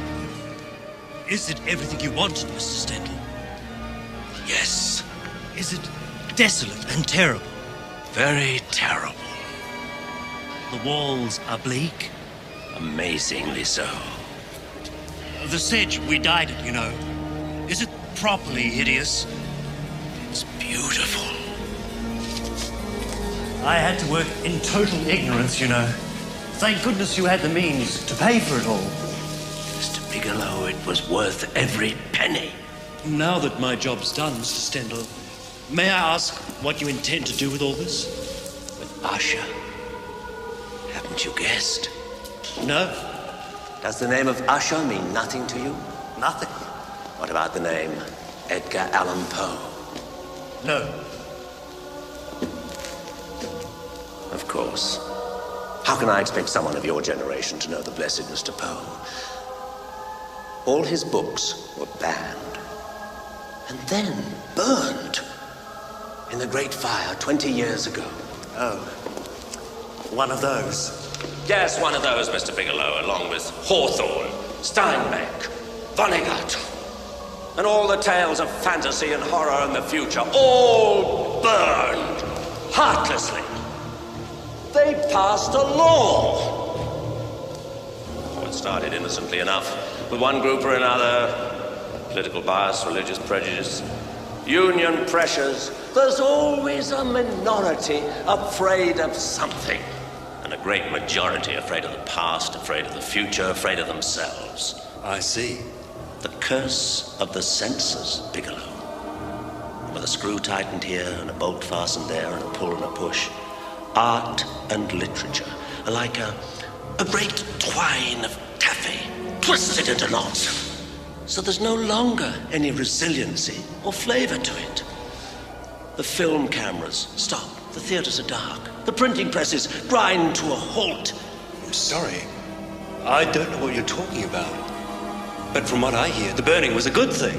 Get out! Leave me alone, you idiot!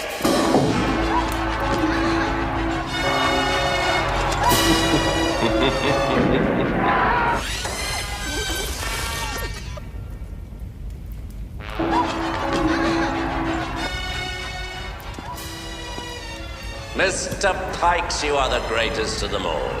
The man of 1,000 faces. Cheney, Karloff, Lugosi.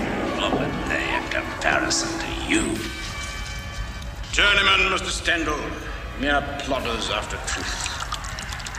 How you must have suffered the night they took your film. No more than you did the night you watched them burn your library. Yes. Mr. Poe, dead and burned and dead. Dickens with his Scrooge, with his Christmas ghosts, and Stevenson with his treasure islands, buried and dead. Oh, Mr. Pikes, that burning. Sometimes I think it has turned my mind. Nonsense, Mr. Stendhal. Never. You are as lucid as ever you were.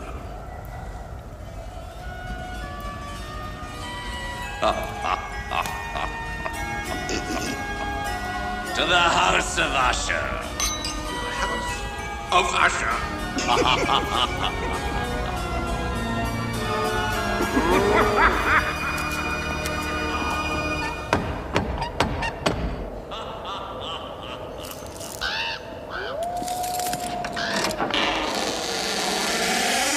Yes? Is your name Stendhal? Yes. Garrett, investigator, moral climates. So you're finally here, you moral climate people. I was wondering when you'd appear. Word gets around. Soon everything here will be neat and tidy as a pin.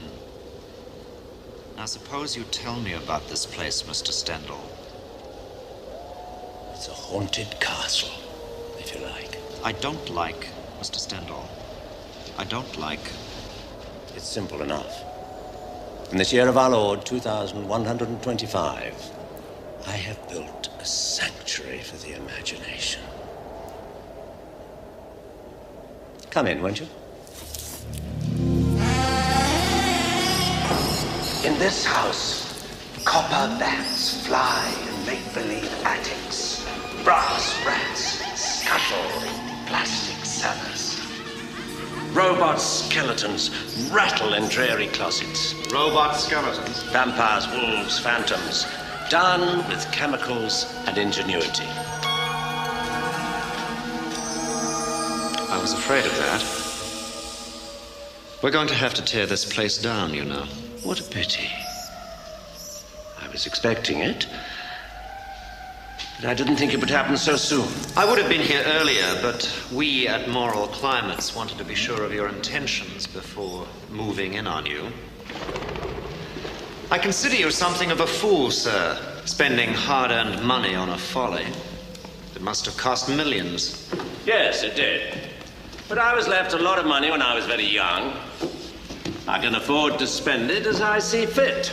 We can have the dismantlers and burners here by sundown. By midnight, your place will be a memory.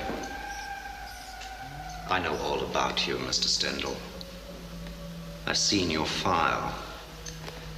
You caused us a great deal of trouble 20 years ago, you and your library. My library?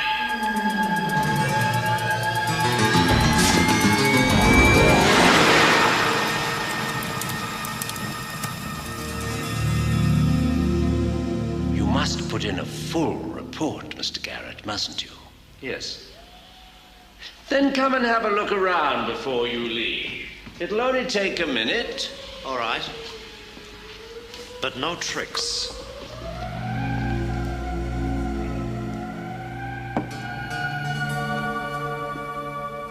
I was wondering. This place has only just been finished. Couldn't you let me play with my toy for, what, 24 hours? Out of the question, Mr. Stendhal. You know the law.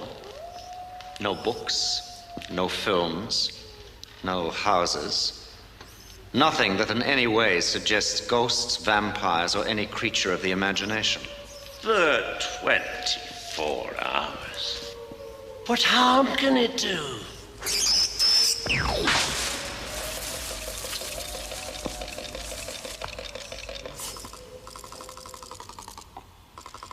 Amazing.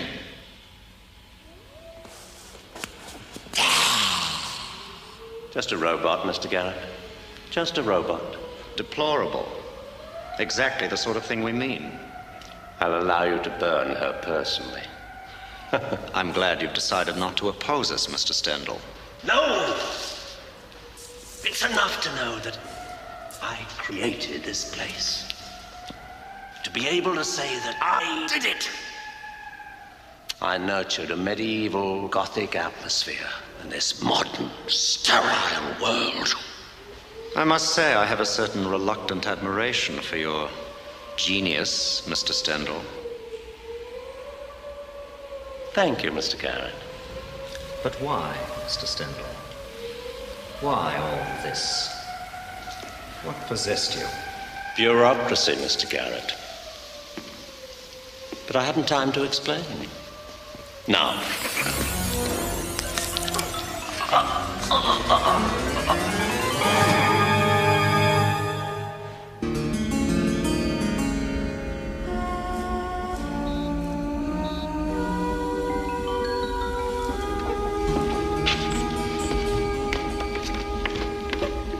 Almost ready, Mr. Pikes? Just let me finish wiring this upper quadrant sensor. There we are. Splendid job, Mr. Pikes. I get splendidly paid for it, Mr. Stendhal. Spitting image of Garrett. Yes, but what do we do with him? Oh, better burn him. You don't want two Garretts doing. True. You have your orders, Garrett? Yes, sir. I'm to return to Moral Climates and file a complimentary report on your complete moral and mental rehabilitation, and invite the members of the committee to a party to celebrate the fall of the second House of Usher, a symbolic gesture by the rebel Stendhal in recognition of the fact that fantasy is dead. Splendid, Garrett. Off you go.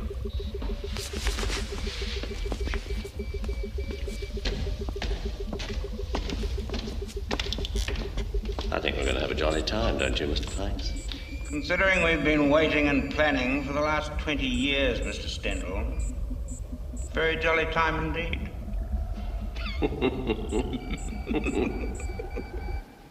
Our records clearly show that Stendhal has opposed and defied the edicts of this committee for the past 20 years. However, today I am happy to report that he has seen the error of his ways. I therefore heartily endorse his invitation to members of this committee to attend the fall of the second House of Usher.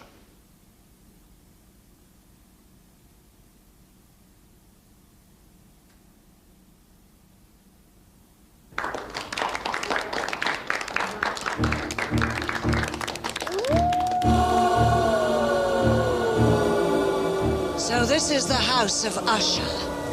Byzantine. It deserves to be destroyed. Welcome, Miss Pope, Miss Blunt, Dr. Stephens. Welcome to the House of Usher.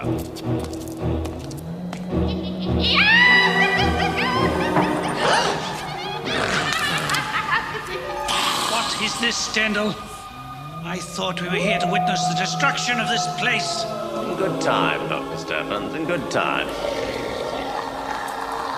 But first, a costume ball.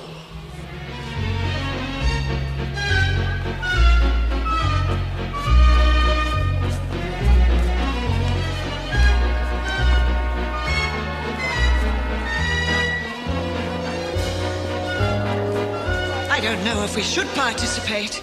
It verges on blasphemy. Nonsense, Miss Blunt. Enjoy yourself. Tomorrow, Usher will be a ruin, a memory. You're here in the line of duty. Off you go and change.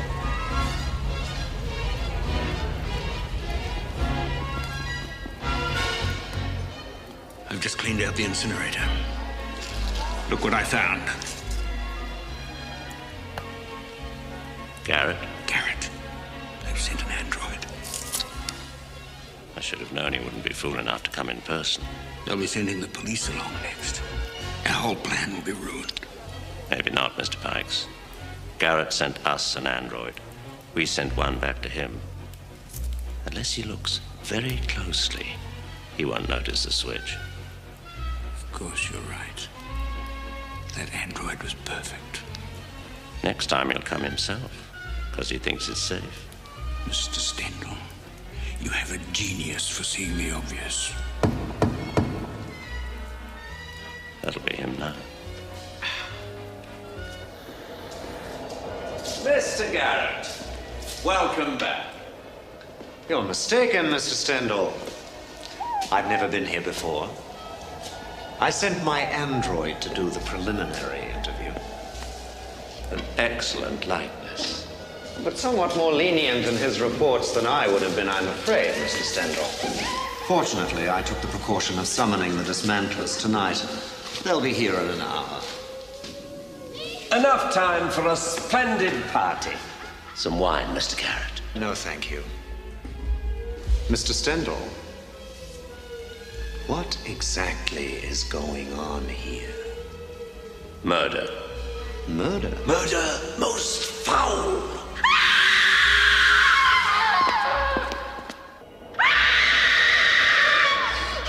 Mr. Garrett, thank goodness you're here. Call the police. Something horrible's happened. Miss Blunt's been strangled and stuffed up the fireplace.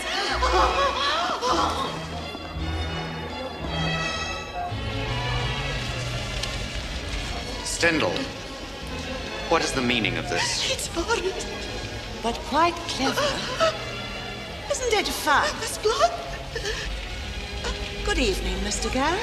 But I just saw you. No, an android of myself. A clever facsimile. It's quite remarkable, isn't it? Don't cry, darling. I'm quite all right. You see, Mr. Garrett, party games. Enjoy yourself.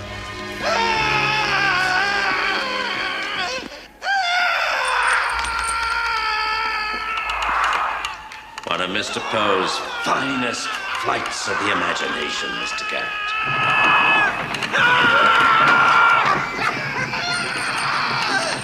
Is that me down there?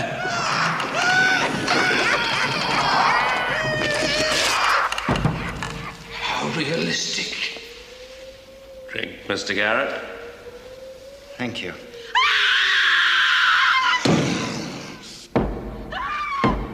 Aren't they marvelously inventive ways to die, Mr. Garrett?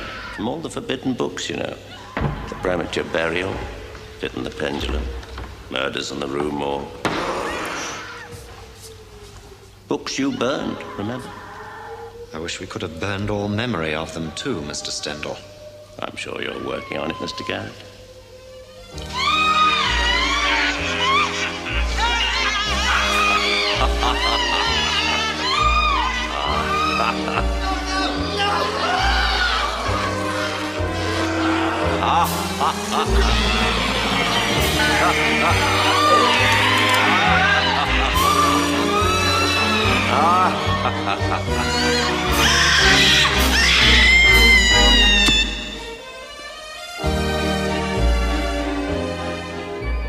Do you want to see what we've got planned for you? You're nasty. Why not? We'll be blowing the whole place up in a moment anyway. Come along then. What do you want to show me down here? Yourself being killed. A duplicate? Yes, and something else. And what precisely would that be, Mr. Stendhal? This. More wine. Not just any wine. Amontillado. The what? Mr. Poe's book, The Cask of Amontillado. Montressor takes Fortunato, who's just insulted him, down to a cellar like this and offers him this very wine. Really? Of course, you recognize this. Should I? And this. It's a trowel, Stendhal. I'm not an idiot. Of course not.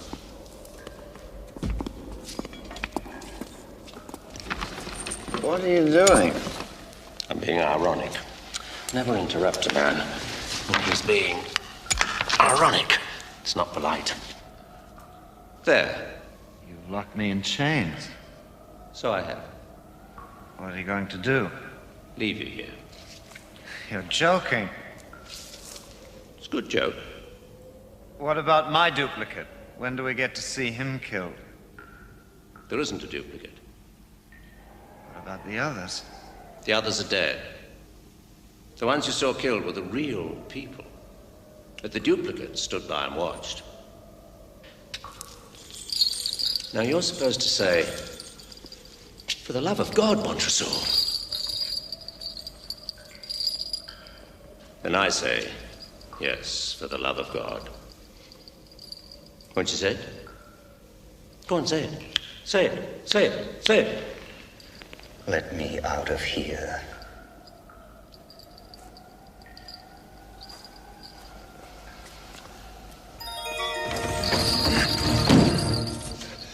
What are you doing?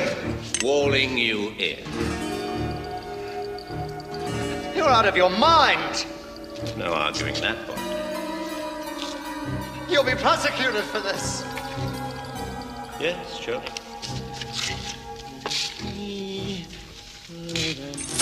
No!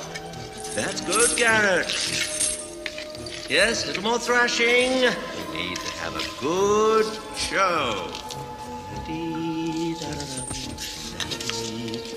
Oh, Garrett, do you know why I've done this to you? Because you banned and burned books without even reading. You listened to other people's advice as to whether they were harmful. Now, if you'd read Mr. Poe's books, you would have realized what I was going to do when I brought you down here. Ignorance is fatal, Mr. Garrett.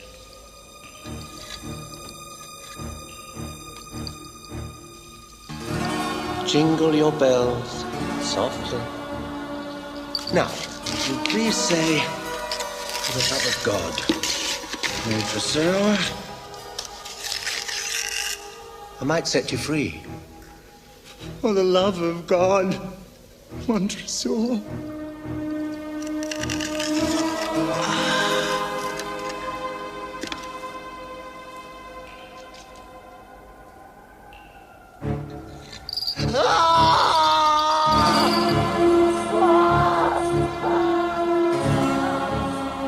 Requiescat in pace, dear friend.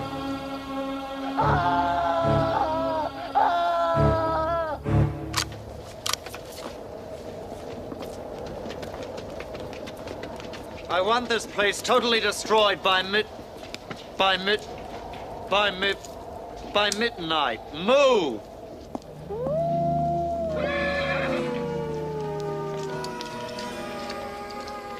My brain reeled as I saw the mighty walls rushing asunder.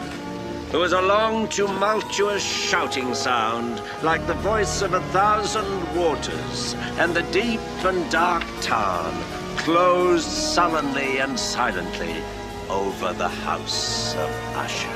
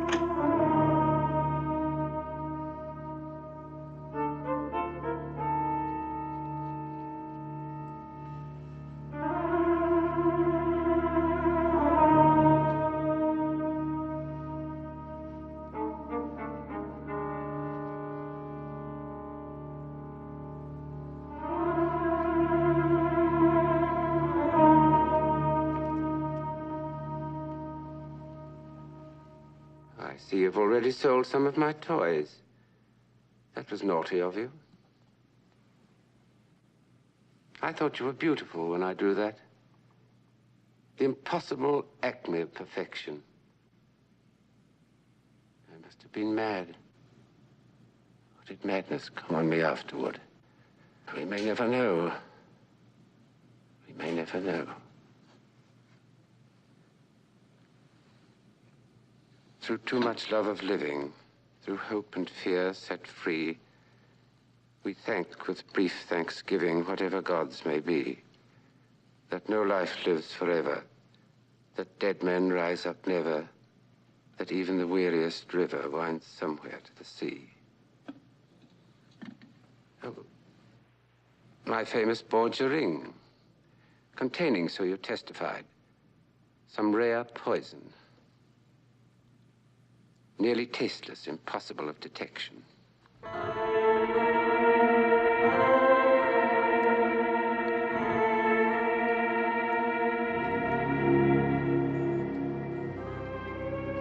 Well, dear wife, shall we drink together in farewell to the past?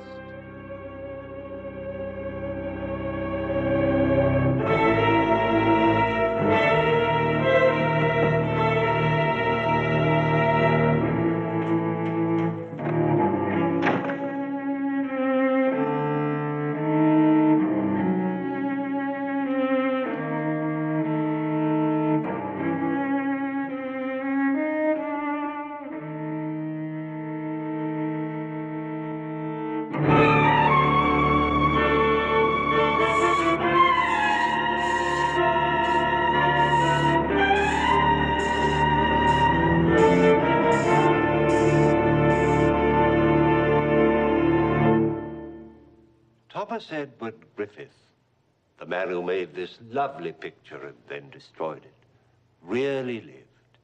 He was a writer, a painter, and a critic. Now, in each of these arts, he displayed talent. But his real genius lay elsewhere. We have the testimony of Charles Lamb, Charles Dickens, Oscar Wilde, and other famous witnesses. That Griffith was the master of the gentle art of murder. A dabbler in the occult and a connoisseur of the exotic, Griffith was far ahead of the medical men of his time in the lethal science of intoxication. In simpler terms, Griffith was a poisoner. That's the name of our play, The Poisoner.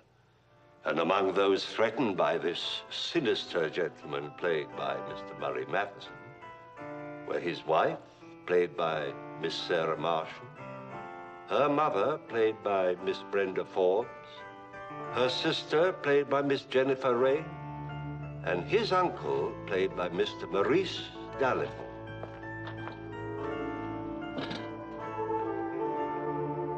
Oh, by the way, if in the course of our story someone brings you a cup of tea or a spot of brandy, I suggest you let them take the first sip.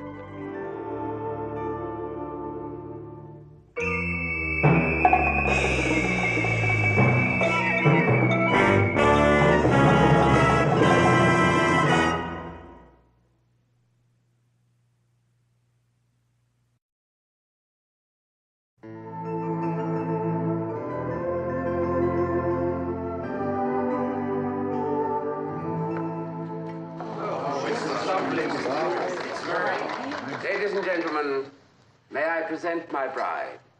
That is, as I see her with my heart. Thank you for disagreeing with those who say that Thomas Edward Griffith lacks only one attribute of genius, and that is talent. I agree with them. Perhaps I hadn't until now. I am a very conceited man. Or rather, I have been until today.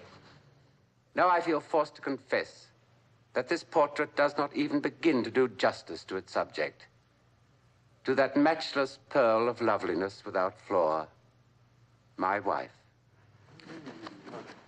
Our toast to the perfect pair. May their marriage be perfection. Well, dear wife, shall we drink together to the endless future? Can't get this chair through the door, so narrow. Well, looks as if everyone's here before us.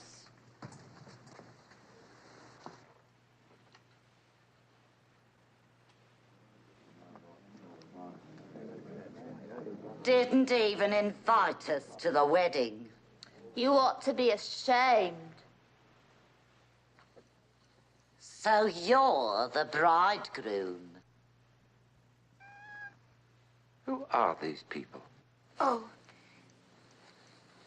this is my mother. And this is my sister Helen. Your mother and your sister. I think we should be going. Thank you, Mr. Larrymore.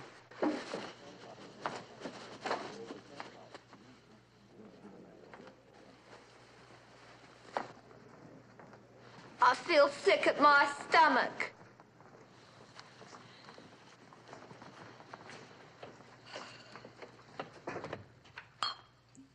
I didn't expect them until tomorrow. I didn't expect them at all. I should have told you they were coming. Yes, you should have told me.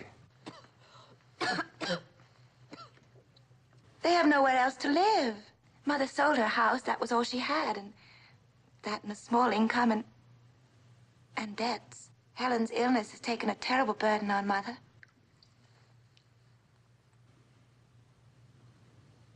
You're not even rich. I never said I was. You only pretended until you caught a husband.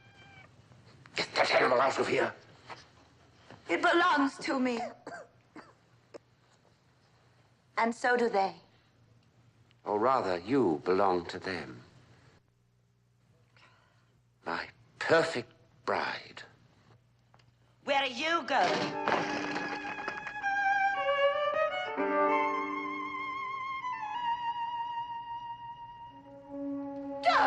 Don't you dare touch Mama.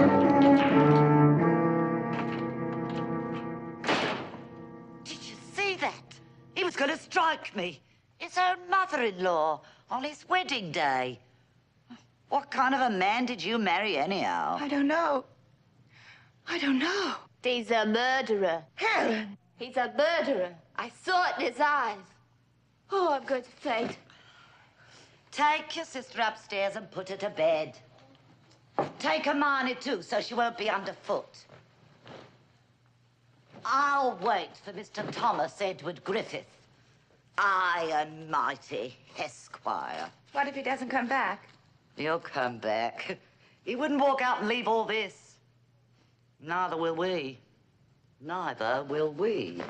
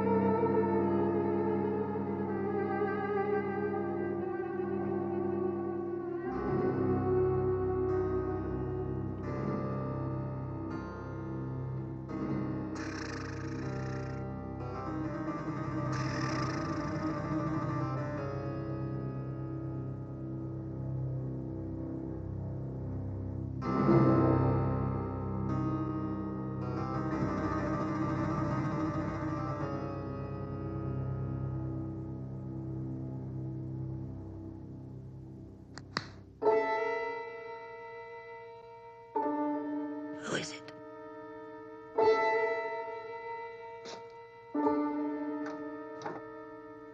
Who is it?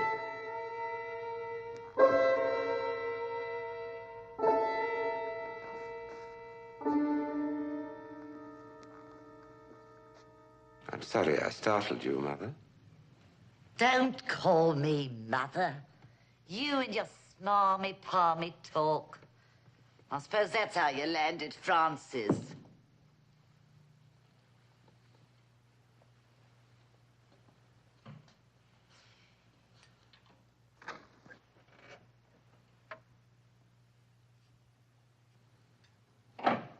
I suppose you think you can get me drunk.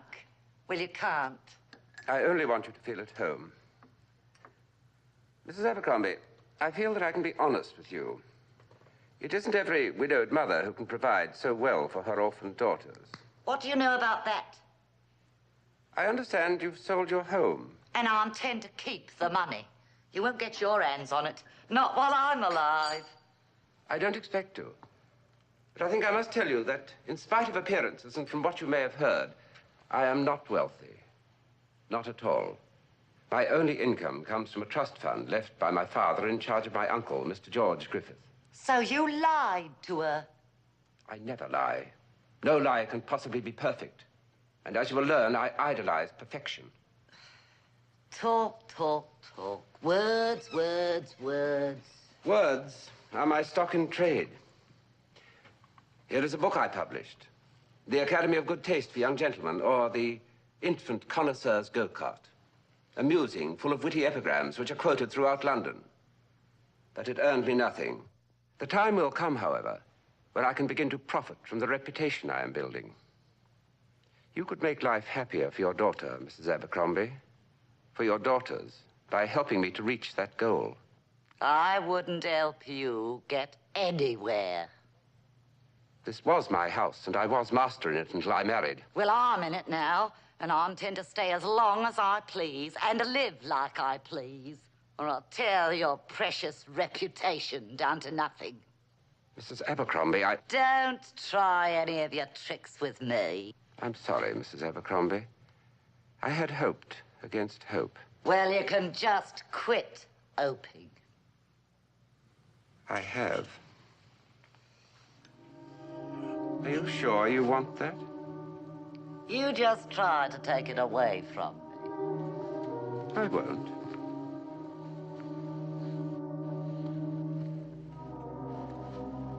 Good night, Mrs. Abercrombie. Good riddance to bad rubbish. Yes, good riddance.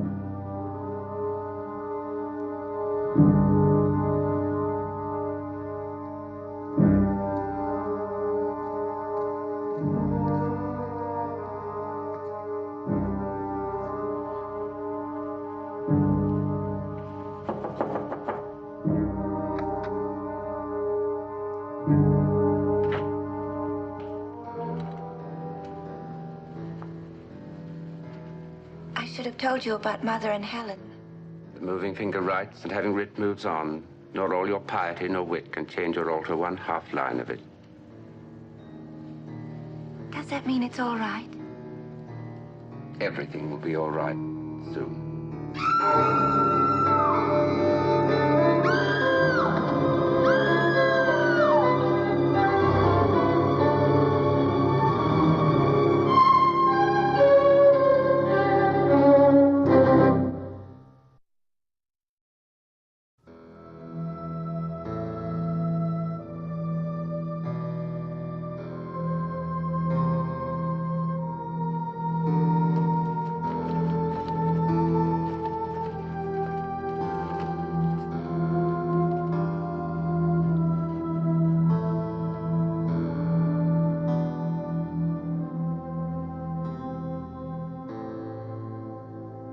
She's dead.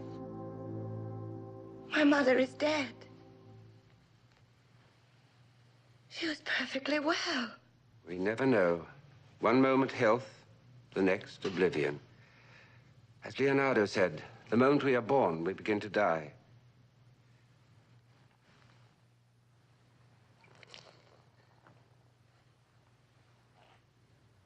We won't say anything about this to anyone. People would talk. Won't people talk anyway? I'm afraid so. Then they'll forget. As you must forget, my dear. Be thankful she died without suffering. How do you know she didn't suffer? He knows because he killed her. I saw him do it. Murderer. I was with you when she died. He murdered her. He murdered Baba. Oh, heaven be still. Heavens be still. He's a murderer.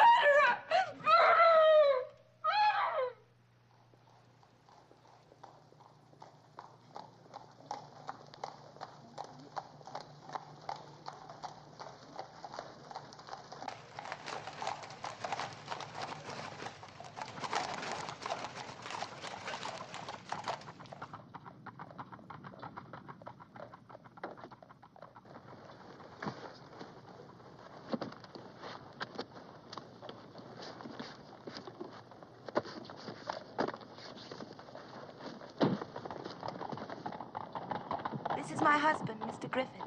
This is Mr. Proctor. He was my mother's attorney. Very kind of you to bring Mrs. Griffith home. I have some business to discuss with you, Mr. Griffith. Well, come in. Come in.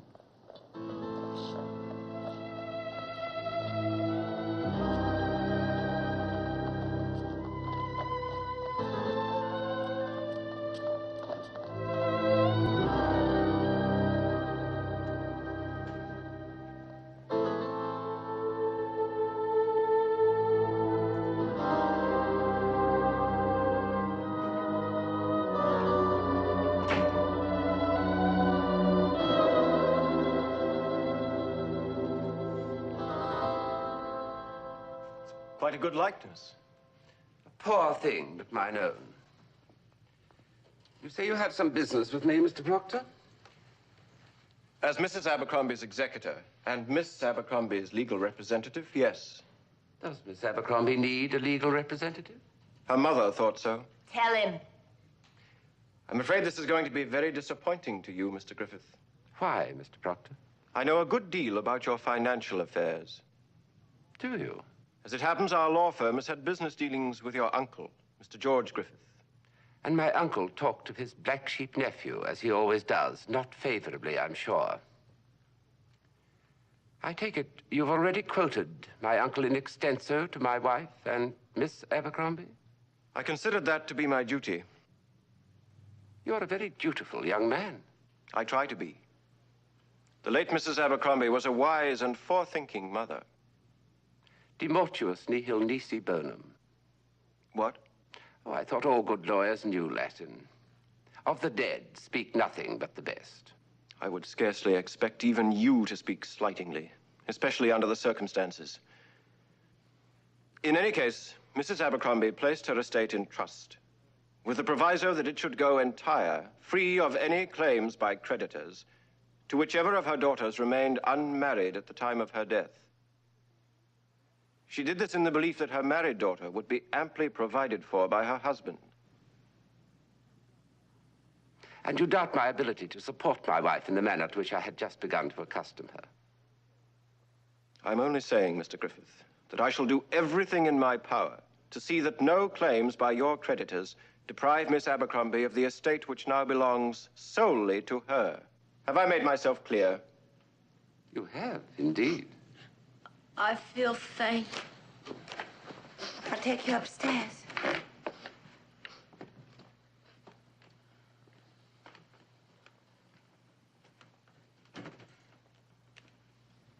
I didn't know. I really didn't know.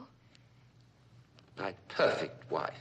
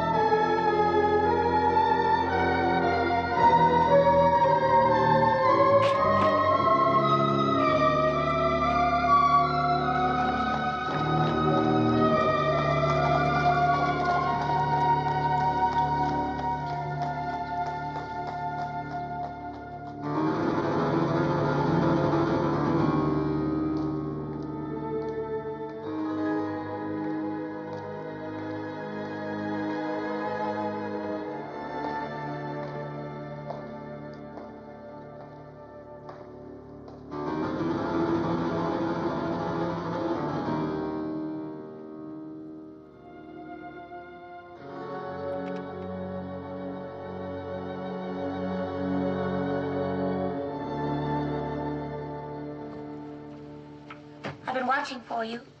Why? Your uncle is here. Why? I thought perhaps if we could talk to him. We? I am your wife. My perfect wife.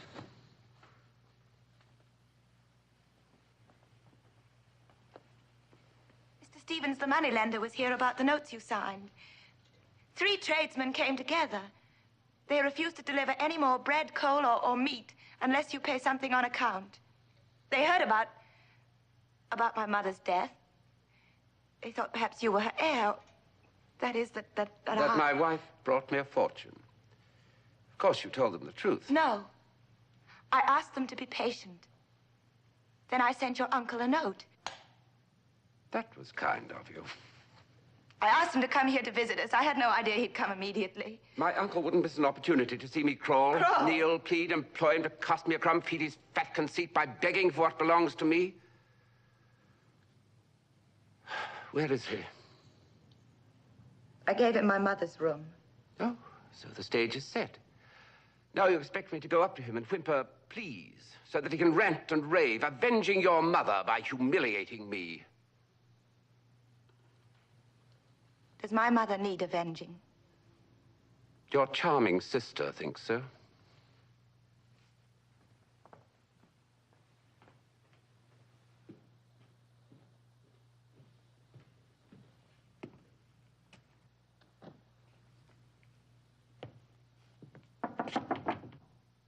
Come in.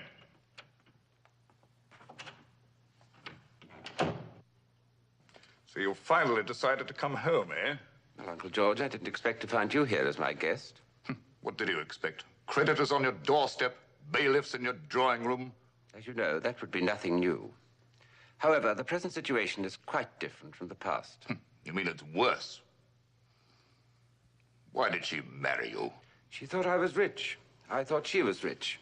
We were both mistaken. So you added another pretty piece to your collection that you can't afford to pay for. Uncle George, you hold £5,200 that actually belongs to me. You have only to sign a piece of paper, and there'll be no more creditors howling at my doorstep. I shall be able to work, think, and write, as I cannot do now. When you forged my signature, that was a sample of your writing ability, I assume? I'm on to you, and I won't stand for any more of it. How much is that thing worth? More than you could possibly understand. Then get someone to buy it. Sell off the fancy-dancy this and that you've filled your house with. There must be some fools who can afford their foolishness, but you can't. Nothing in this house is for sale. Since when did beggars get to be choosers? Since when did you get to be God, with the right to judge, condemn, to doom? This is the last time I shall ask you to help me. I've told you what to do. If you don't want to do it, it's your bad luck and not mine. Are you sure, Uncle George? Are you sure? You'd better not threaten me. Otherwise, you'll never get a penny. Never is a very long time.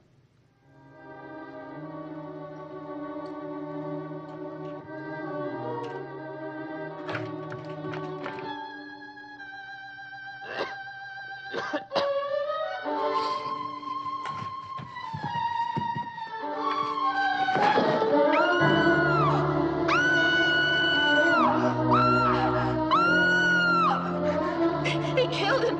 They quarreled. I earned them. He killed his uncle the way he killed Mama. Murderer! Murderer! Murderer!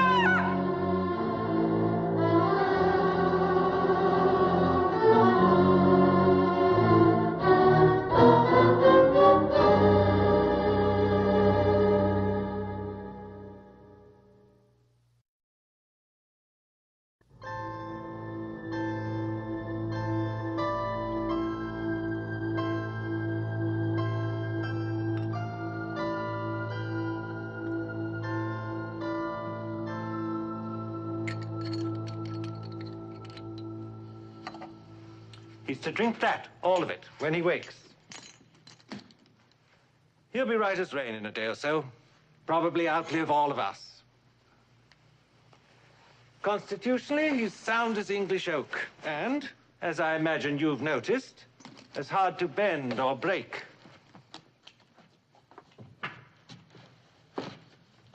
He's going to die, isn't he? Isn't he? No, dear. There's a little trouble with his heart. I'm sorry to disappoint you, Helen. Good night, Doctor. Thank you. Quite all right, Mrs. Griffith. Happy to be of service. I'll show you out, Doctor. Make sure your uncle takes his medicine. Better add a few drops of brandy to disguise the taste. Anything you say, Doctor. He's the one that's disappointed. Did you see him? He tried to murder his uncle. I know he did. I don't care what that doctor said. He tried to murder his uncle.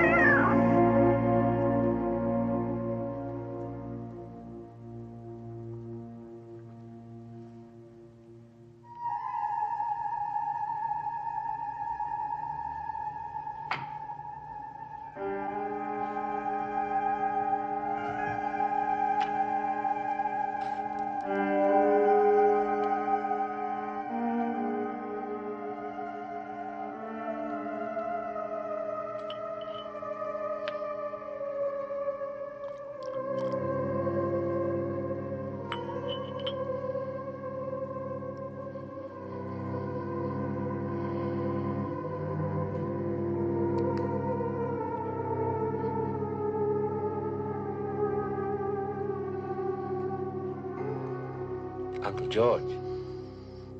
Uncle George, wake up. It's all right, Uncle George. The doctor's been here. He mixed this for you. It's mostly brandy.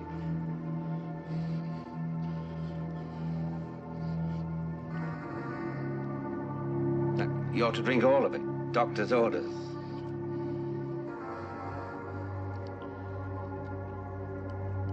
More.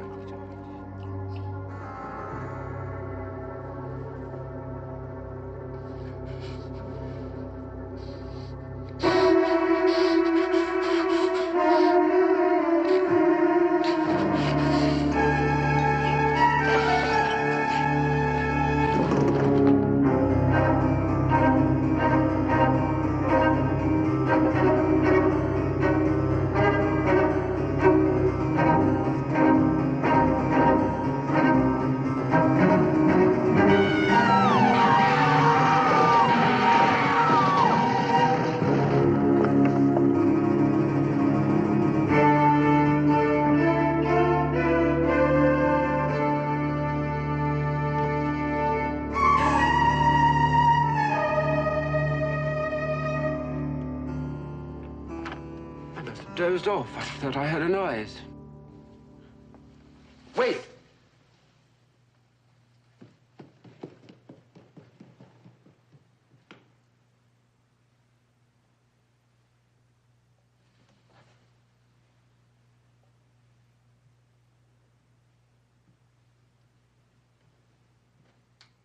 Helen should have been more careful, shouldn't she?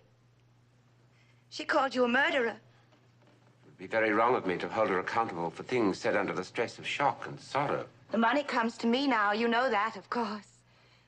This is hardly the time to talk about such matters with your poor sister lying there.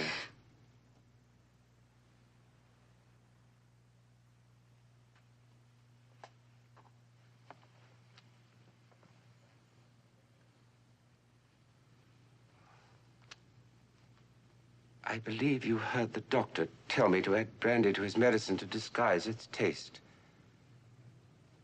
Yes, I heard. Uncle George must have waked just now while I was dozing and smelled the brandy. He loved brandy. Strange. In the same night, in almost the same moment, my uncle and your sister. But first, my mother. She loved brandy, too. You hated her. You hated Helen. You hated your uncle. Hate is a small and ugly word for a smaller and uglier emotion. You even hated my cat. A few drops of spilled brandy lapped up from the floor wouldn't kill a cat. Any more than brandy killed my mother. Or him. There was more than brandy in that glass, wasn't there? More than medicine, wasn't there? Wasn't there? Murderer. You poisoner!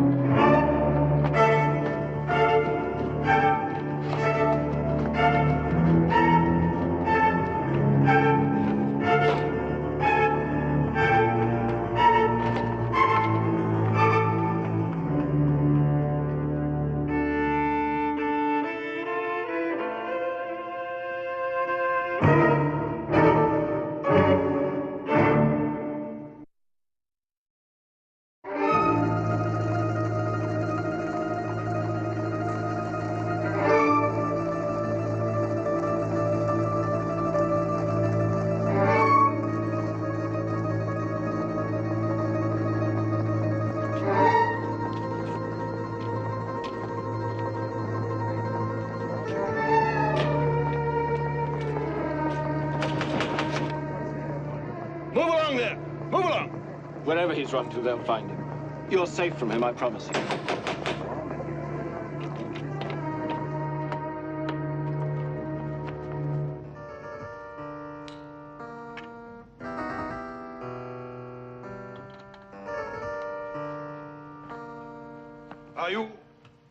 Are you Mr. Griffith?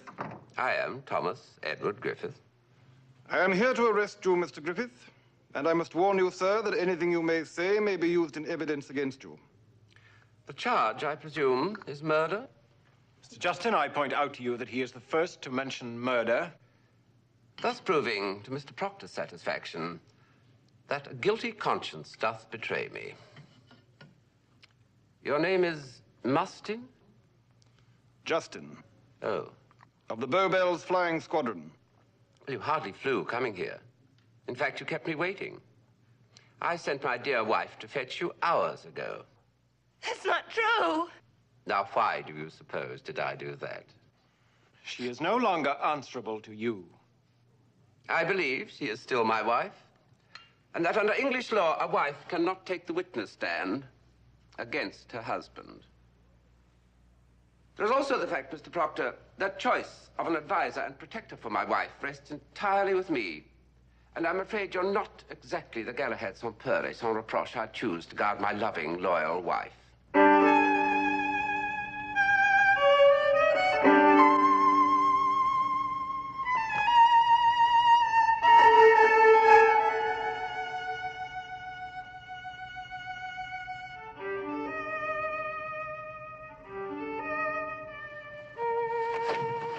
Her neck is broken. Mr. Proctor was her protector. You can see why I lack faith in him. Come along, sir. My business with Mr. Justin's employers will soon be settled, and then nothing will stand between us, my dear. Nothing. Carry those carefully, please. Good day, Mr. Proctor. Au revoir, my dear.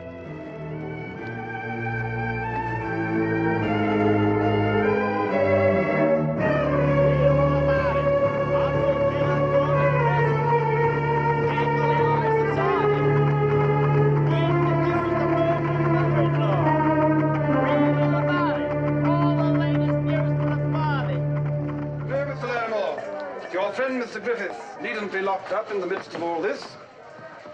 If he'd confess and throw himself on Her Majesty's mercy, he could be moved to better quarters. And from there to execution, Doc? And what else can a murderer expect? He's in there.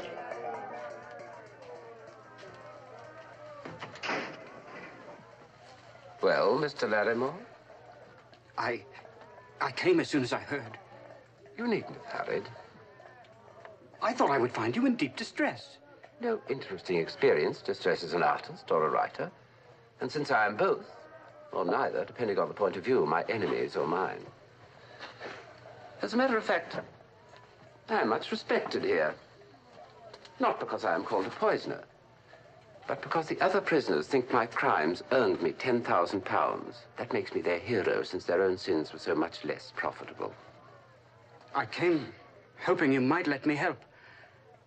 In hanging me or saving me? I don't know what can save you.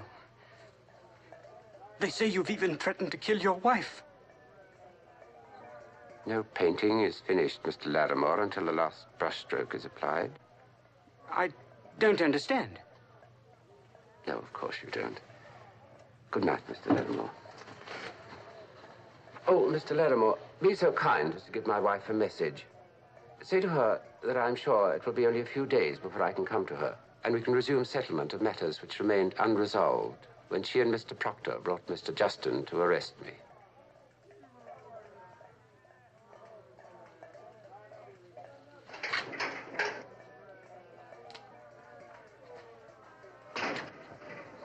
I'm still laughing, Mr. Justin. This man is a murderer. He doesn't even trouble to deny his own guilt. He rests his defense on mockery and on a crooked game of confusion and obfuscation, and on a claim of reasonable doubt. What doubt can there be? When an innocent man is accused, he reacts with anger and indignation. You, Mr. Griffith, manifest only contempt and cynicism. Your attitude alone convicts you. I beg your pardon, Sir John. My lord, may I speak? You may speak. The prosecutor demands your ruling that I must stand trial for my life. But it seems to me, although perhaps I'm a little prejudiced, that he destroys his own case by his summary of it. I have been told the corpses of my departed uncle and my wife's lamented mother have been exhumed, examined for some trace of deadly poison. Yet the prosecutor offers no testimony that these autopsies were rewarded. As far as he can prove, both my generous Uncle George and our beloved Mother Abercrombie died of natural causes. Is that not true? So Sir John must content himself with the claim that I possess some deadly, unknown drug. Oh, really now? Do you believe a jury will credit me with such satanic mastery of the fine art of murder? I submit. The record shows me as arch-defender of the true and the beautiful. These gentlemen describe me as arch-poisoner, but they cannot name the poison. And they pile suspicion on suspicion, but they cannot produce plain facts. My lord! Deny it, Sir John. As sworn servant of Her Majesty and upholder of the laws of England, deny there is reasonable doubt. That is for the jury to decide. But do you dare to face a jury with ramshackle, paste and scissors, circumstantial evidence, that and nothing more? My lord, I submit that...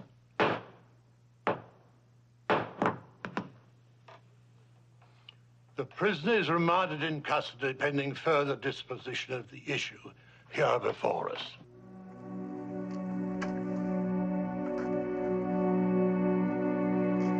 Come along now, Mr. Griffith.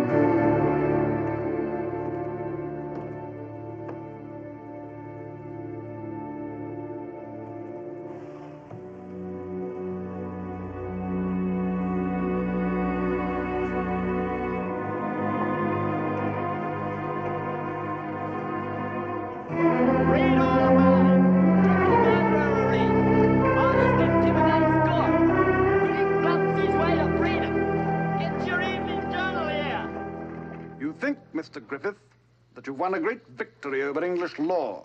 Being free and clear by Lord Danforth's decision is hardly a defeat. It isn't over, Mr. Griffith. It can't be over. I beg to differ. There's a statute concerning double jeopardy. Having been arraigned and charged, and Her Majesty's Chief Justice having ruled there was not even sufficient evidence to place me on trial, I cannot be charged again for the same alleged crimes. All London is up in arms against you, Mr. Griffith. And I shan't consider my duty as done until you are penned and punished. The baffled bloodhound baying at the unreachable moon. What's that? A draft on my uncle's bankers, payable when I come into my inheritance.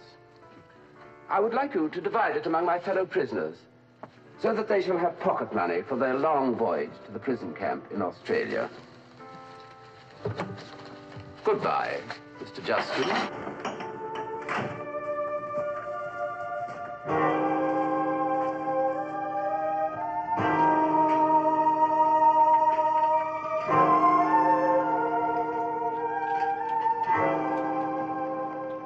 Mr. Griffith! Well, Mr. Larrymore, I didn't expect to see you again. I owe you a debt and I'm trying to pay it. Please, Mr. Griffith, don't stand talking. The news of your release is being shouted in the streets. A mob is forming, armed with clubs and stones. Here's money, all I have. I've paid the coachman. Hurry, Mr. Griffith. So a lamb becomes a lion, and for the sake of a serpent. You've paid the coachman. You've paid me 1,000 times over for favors that cost me no more than a few well-chosen words. But still, I must disappoint you, Mr. Larrymore. I cannot run off and hide. I have a rendezvous to keep. I beg you, Mr. Griffith, do not go to your wife. Did she send you here to plead her cause? I'm thinking only of you. You were on a pedestal. Now you've fallen, as Lucifer fell. But still, something might be saved. I beg you, Mr. Griffith. The mob is coming. They'll stone you, Mr. Griffith. They'll hang you if they can. Go before it's too late.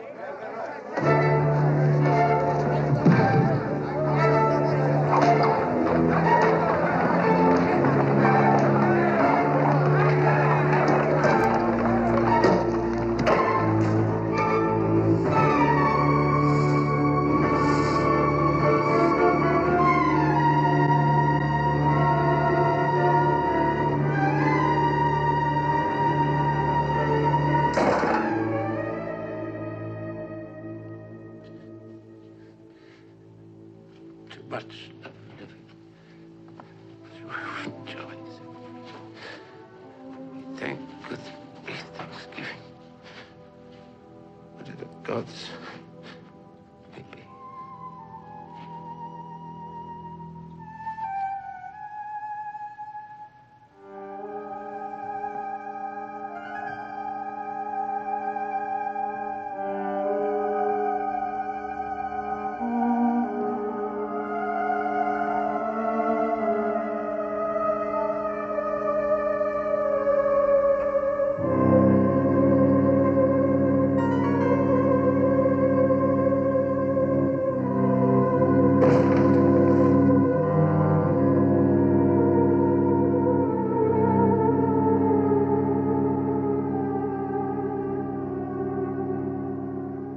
Very rude to refuse to drink a farewell toast with me, my dear. They will cry, you killed her. I will say, she chose a quick death by her own hand in preference to life with a husband she ruined when she called him Griffith the Poisoner. And another case of reasonable doubt. You have no other choice, my dear. This or unbearable agony infinitely prolonged.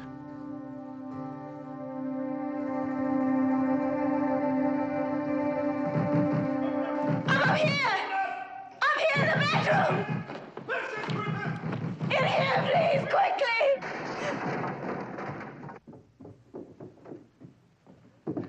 I'm here to arrest you, Mr. Griffith. There can be no charge against me now. Oh, you're quite wrong, Mr. Griffith. In October 1828, you completed a certain financial transaction.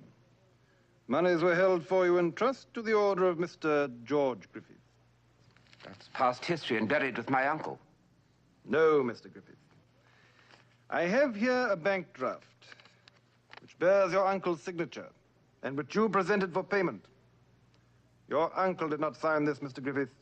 It has been compared with his true signature and yours on the draft you gave me in Newgate. You forged this draft, Mr. Griffith. I robbed no one. The money was mine.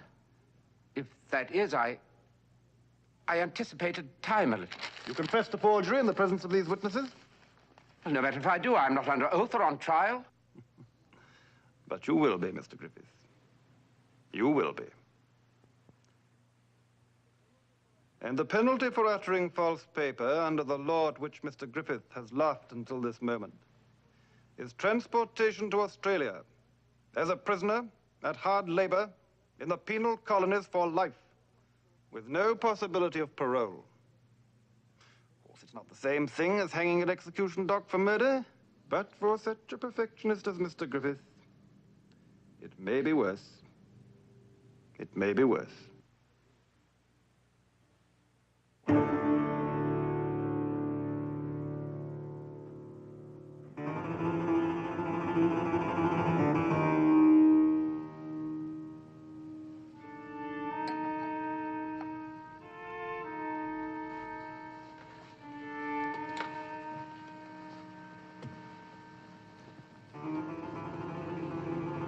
That no life lives forever. Dead men rise up never. That even the weariest river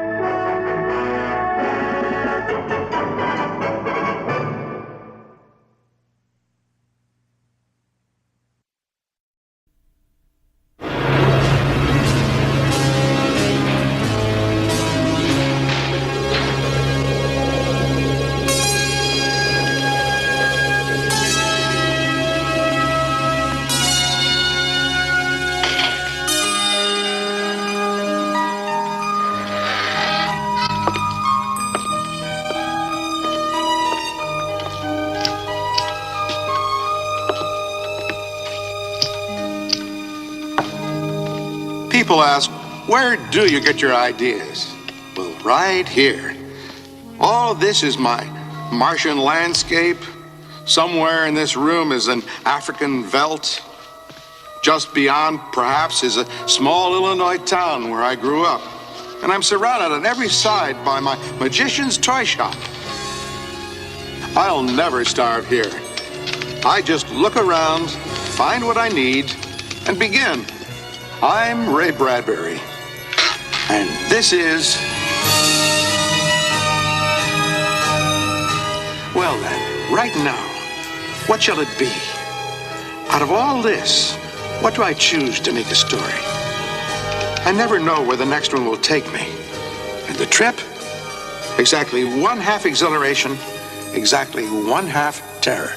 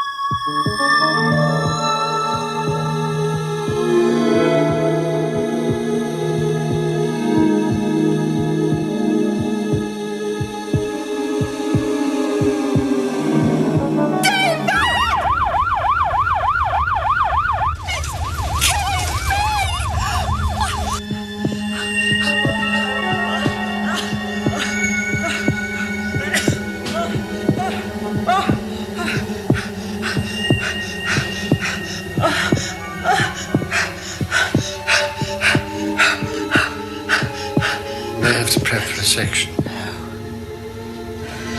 No! You! No!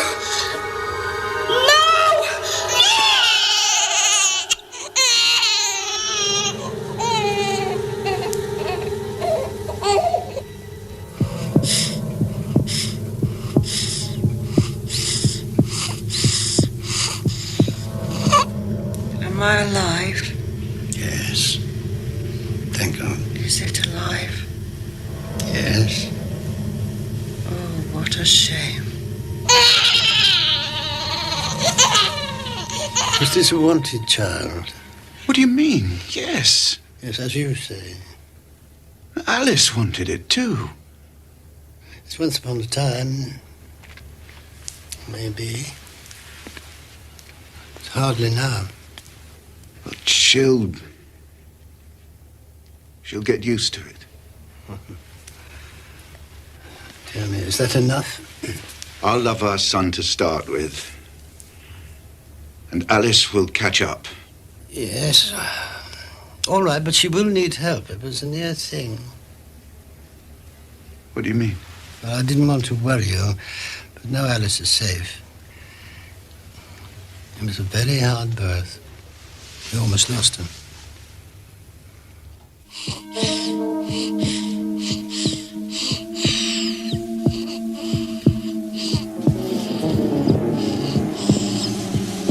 There we are.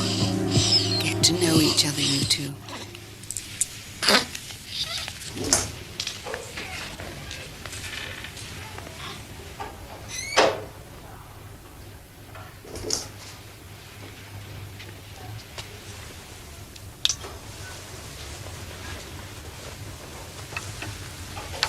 What have we got here, then?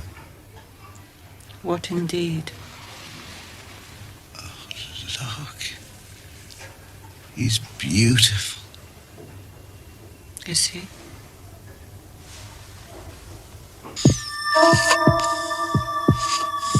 Doctor? You're terrific. Just happened to be passing by. Special delivery. Thank you, nurse. Thank you.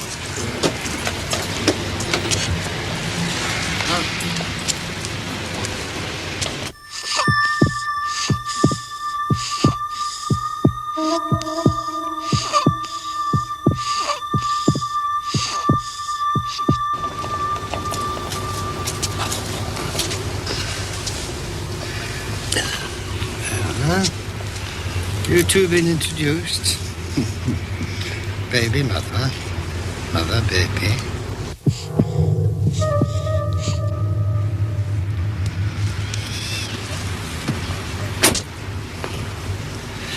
Give me a call later, David, will you?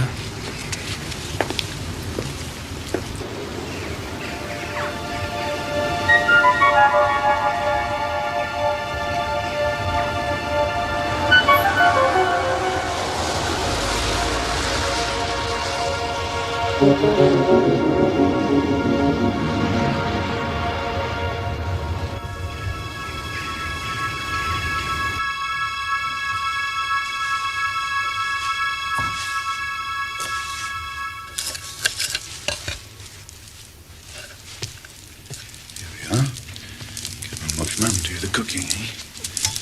We'll have dinner with Mum and Dad tonight. You're going to be too hot in that in here.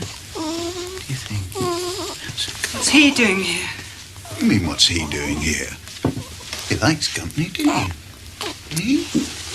He's a good boy. We'll have dinner with Mum and Dad tonight.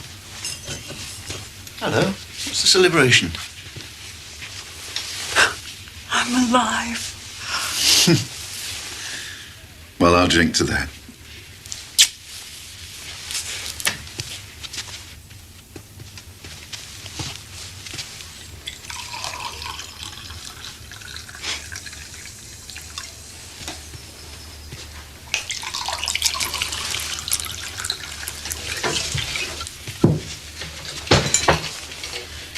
Cheers. Cheers. No champagne for you, you know.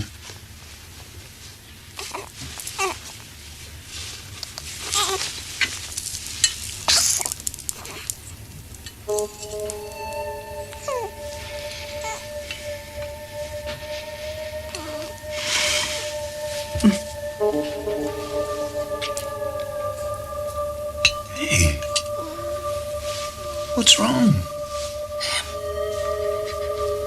Him. All day.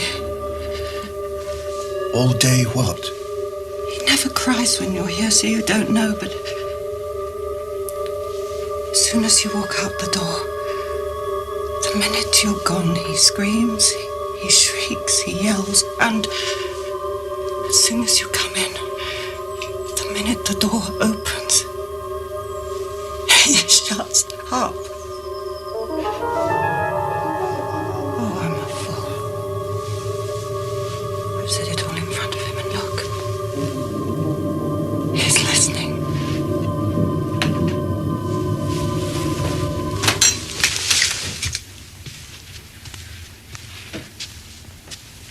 Come on, son.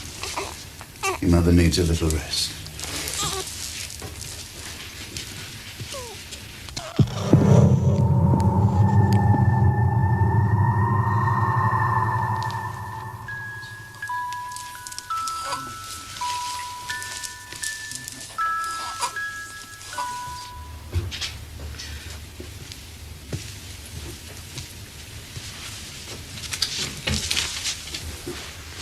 Thank you. Here's to silence. I wish we could start all over again. Be like we once were, just the two of us. I love you. Does your love protect me? It's what love's about, isn't it? Yes. Does my baby love me? Well, he better. Look, it takes time. Say there isn't enough time. Say there isn't time for the child to learn. Well, then you've got a little monster on your hands, haven't you?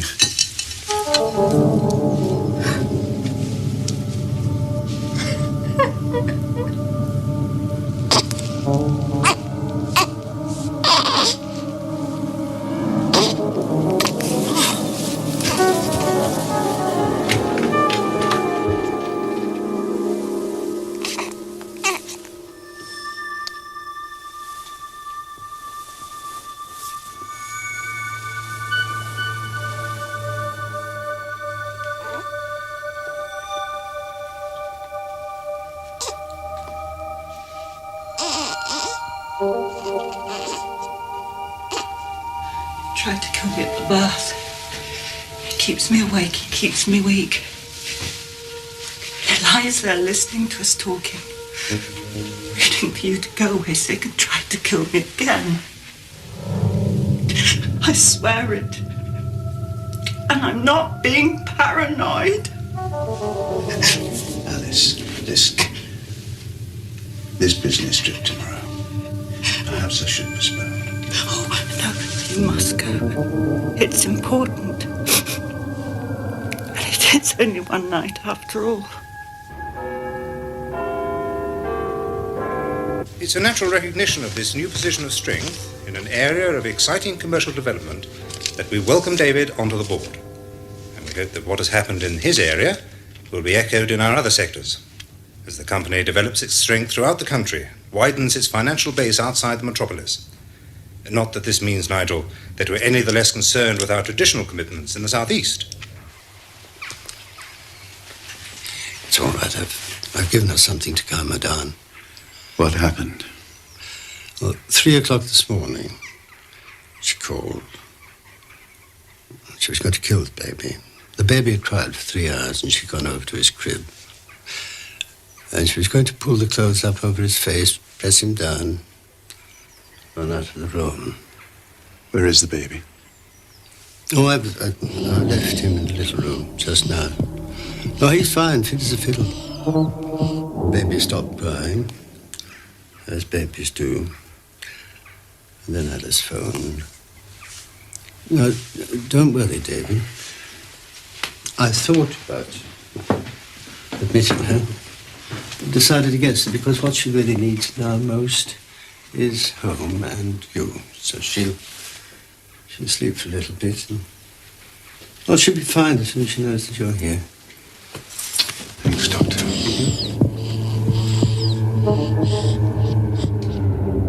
Baby. He knew I was weak from the hospital and so he cried. He lies there thinking of ways to kill me. Alice. Because he knows I know so much about him. I have no love for him. There never will be.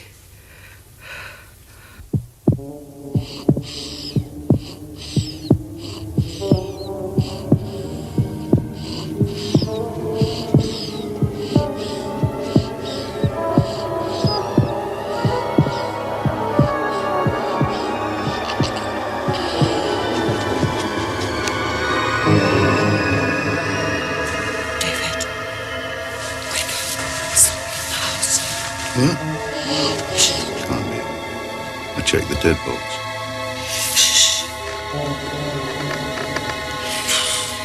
Damn it. Wait.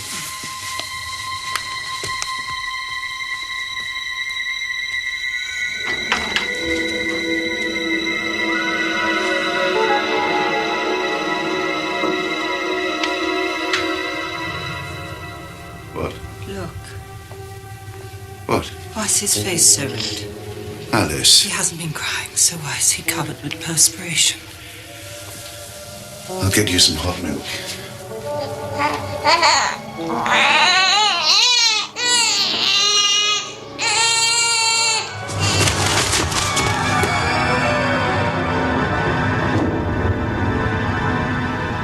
That is ridiculous. Impossible and stupid. Why impossible? Because babies don't do things like that. Maybe he's a genius. A genius? Good God, Alice! The baby is 3 weeks old! Keep your voice down! What, so that he can't hear? I'll tell you something. He's being moved to his own room today. You're only 3 weeks old, see? So your mother says you're not to keep leaping in and out of your crib and waltzing around the house at midnight. And keep your damn toys off the stairs!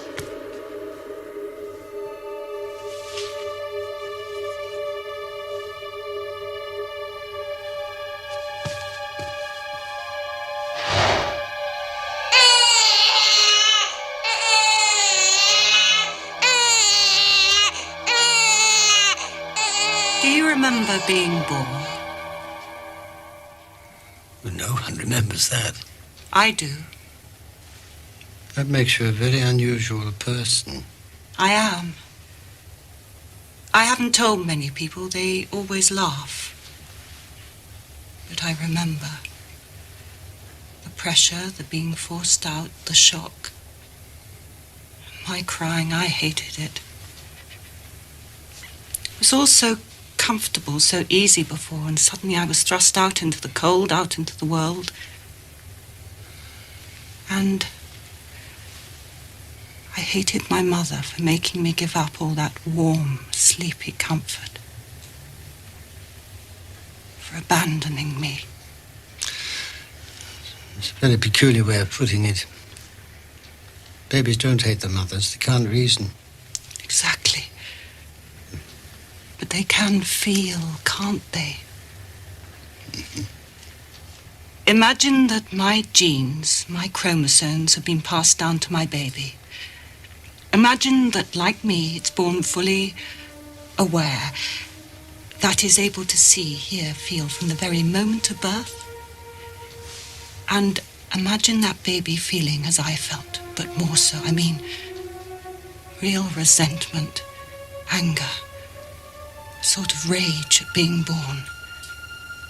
Wanting to go back to the warm, dark comfort, but no, forced out and angry and saying to itself, feeling to itself, who did this to me? I tried not to be born. I tried to destroy my mother in the very act. It didn't work. Now I'm in the world and I hate her. Mrs. Lieber. Alice. I'm sorry. Alice.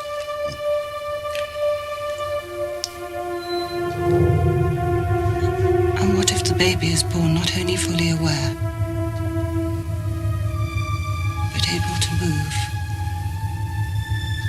crawl around the house, weeks, months before most babies are able to move or crawl? It's impossible. I wish I had your certainty. And David, I wouldn't dream of telling him. So where does that leave me? Alone, unprotected? No one would believe if I said. No one would help. But it's the baby. The small assassin, you mean? I, lovely child. Forgive me for saying this, but do you think that perhaps a few days on your own... My sister has no children. She's babysitting for us at the moment. Well, she's always wanted a son. Perhaps if she takes charge, our child will change. Alice, have you talked to David about this? I've decided. From tomorrow, the baby can't stay with me any longer. Shouldn't you give it just a little more thought? Hmm? You want to tell the baby?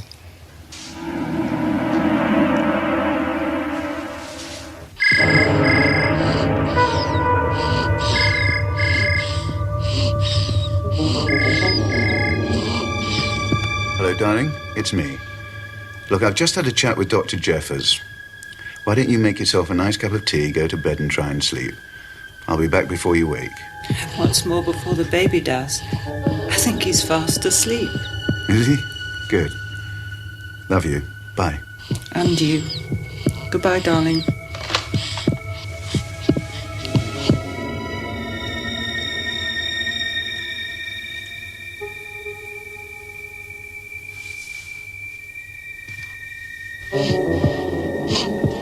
I've no more appointments this afternoon, so I'm off home.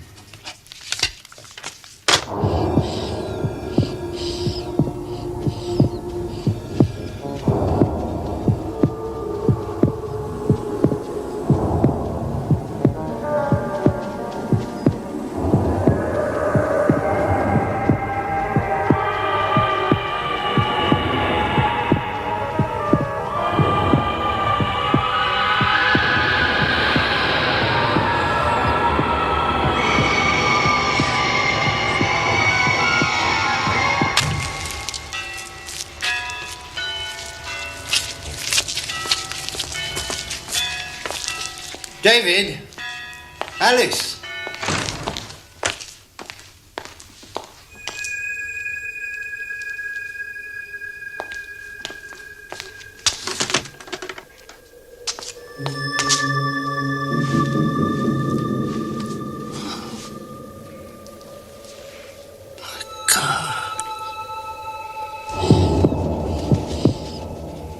Alice.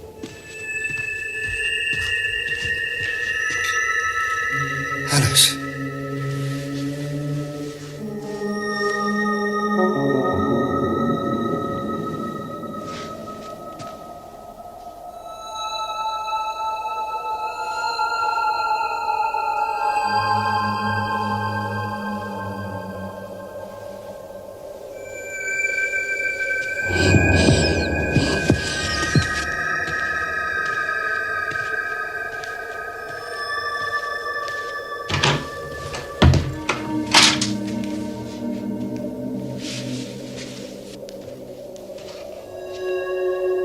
Did the door blow shut?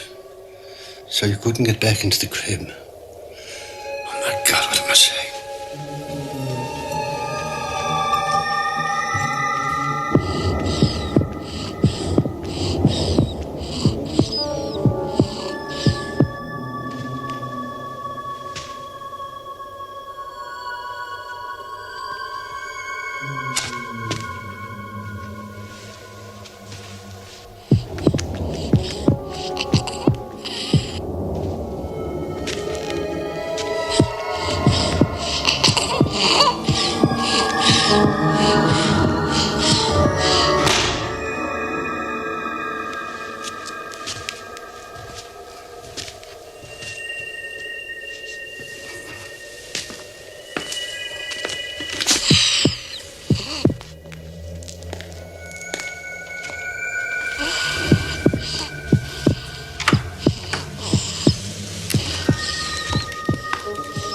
Say I helped to bring you into the world. See, baby? Something bright, something pretty.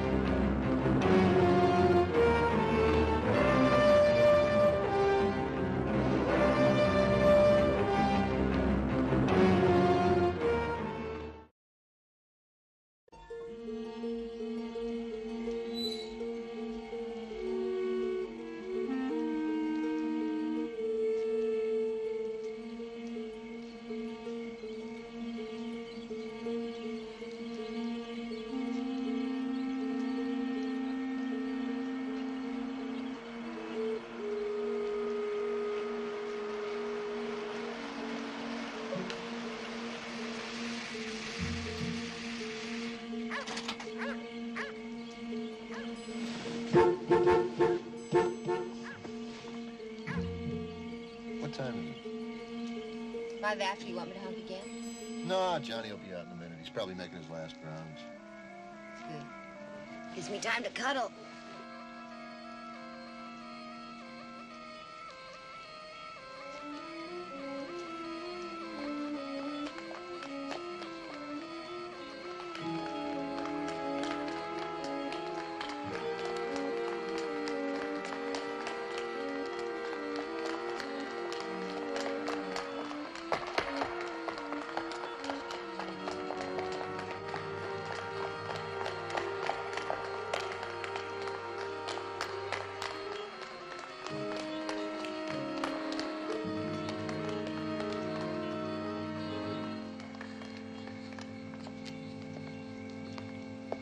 I'm cold. Why don't you drive yourself home and build a fire? Because this is more fun. Oh, you happy? That's a heck of a question to ask a guy about to start an 8-hour shift. Answer it. Are you happy? Very happy. So am I. And so is Fred Jr. Still convinced it's going to be a boy. Positive. Today at the doctor's office, he kicked so hard, I told the nurse to call the LA Rams and have him drop a contract. How did I ever get you? Just lucky, I guess.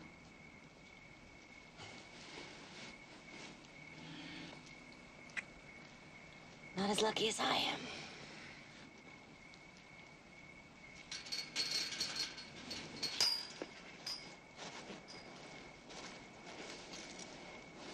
Fred? Oh, hi, Johnny. Hi, Fred. Hi, Mrs. Covey. How are you? No complaints, Johnny. How goes the battle? The usual. Very quiet. Good. Get straight home. I'll see you in the morning. Okay. Oh, honey, your sweater. I don't need it. Take it. It's getting colder. Johnny, you make sure he's got this on before he leaves. Right.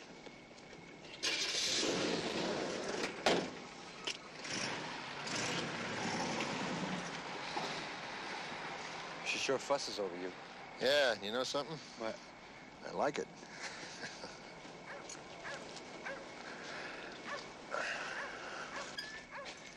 You can lock it when you leave, Johnny. Oh, okay. What was it you couldn't say in front of Linda? Oh, it's the Royal Warlocks, that neighborhood gang I told you about. They broke in again tonight. Any damage? No, I caught them near the prop department. They didn't even have time to spring the lock. You still haven't found out how they get in? No, but if I was you, I'd check that Grover Street side when you make your first rounds. I wonder what they want. Trouble, Fred. And be careful. They're mean, real mean. I can handle them. I'm sure you can, but there's no shame in calling the police either. I've been here 25 years. I haven't had a call for outside help. 25 years? Well, I can't see doing this for 25 years. No way. Well, it wasn't what I wanted either. I wasn't always a security guard here. Gee, I didn't know that. What'd you used to do before? I was an actor. I was a featured player. I made over 10 films for this studio. See that picture up there, top right? It's me. Satan's Revenge. That's wild, Fred. Why didn't you stay an actor? Well, my last film, a bridge exploded too soon and blew up my leg. Afterwards, at the hospital, Mr. Fillmore himself told me I had a job with the studio as long as I wanted it. It's worked out. Okay, sure. How's college coming? I really have to cram tonight. Math, physics, art history. I'll never make it. Sure you will. I envy you. That makes us even, Fred. Good night. Good night.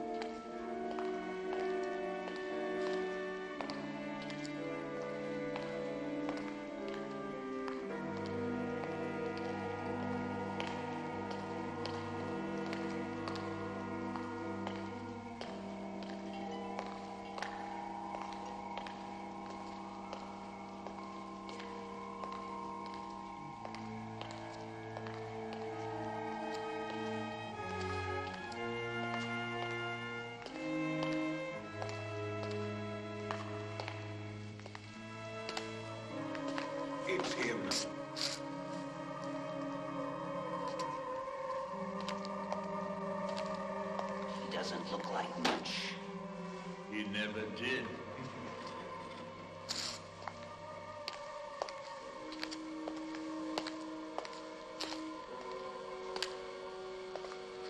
It's time. Yes, let's get started.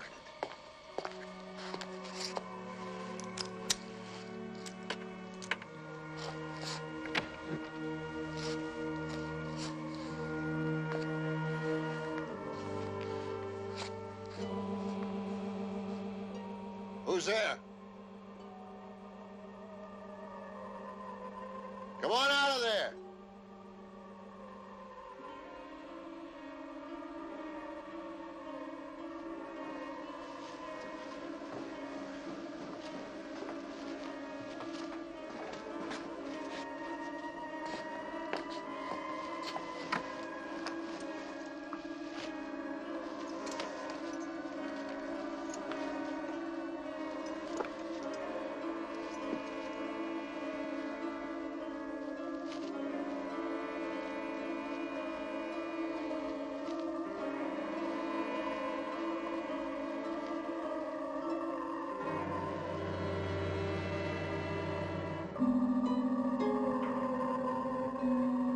I'm warning you. Your kids are on private property. You're trespassing. Now come on out of there. This way, Fred.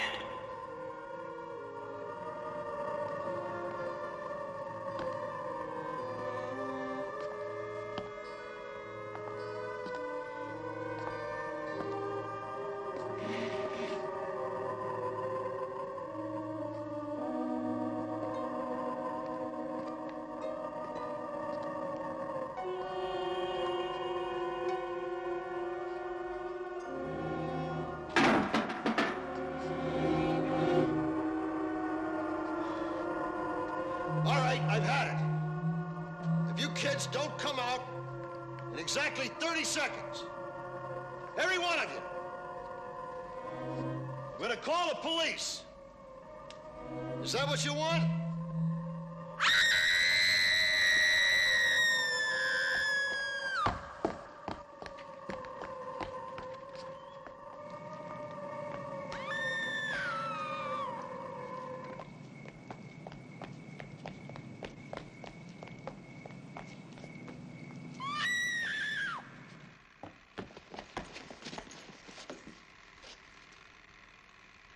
Okay. End of the line. Everybody out.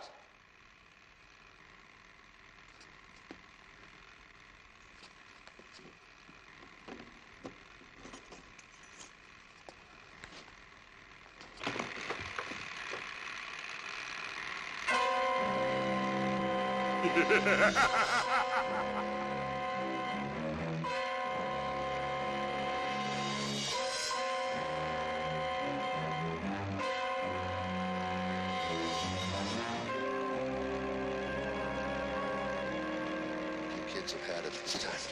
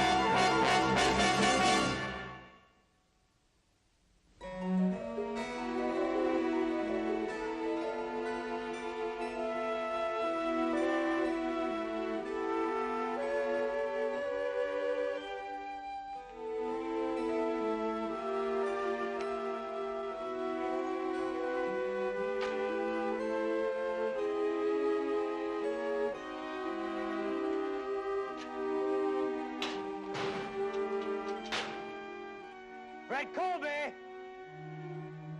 Hey, Fred!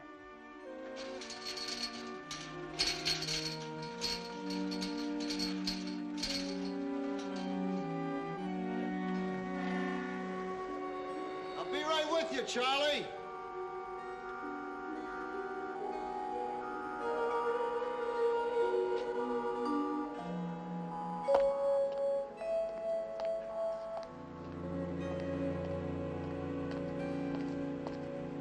Don't tell me I finally caught you sleeping.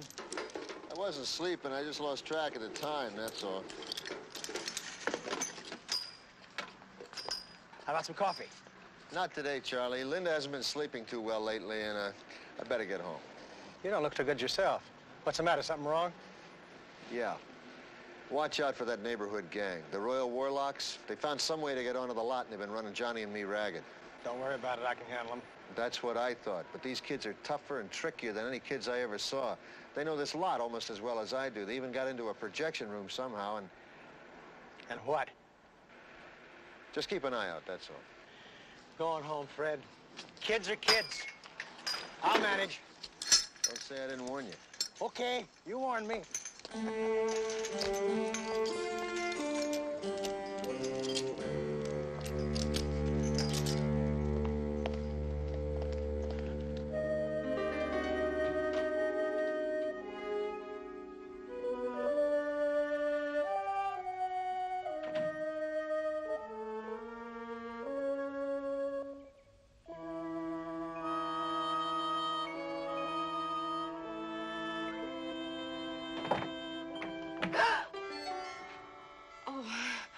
Honey, you scared me. Please don't ever do that again. Sorry, honey. I thought you'd still be sleeping. No, I got up with the sun. Good to see you. Isn't it a beautiful morning? Oh, I didn't notice. What's the matter, honey? Did you have a bad night? No, I'm just tired. A couple hours sleep, I'll be as good as new. Hey, let's go shopping this afternoon. Okay. Set the alarm for 1, and I'll have a fantastic breakfast waiting for you. Ham and eggs and lots of black coffee. Sounds great. Then make a down payment and I'll hold your reservation.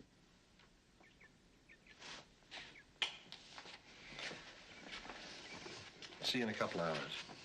We'll be waiting.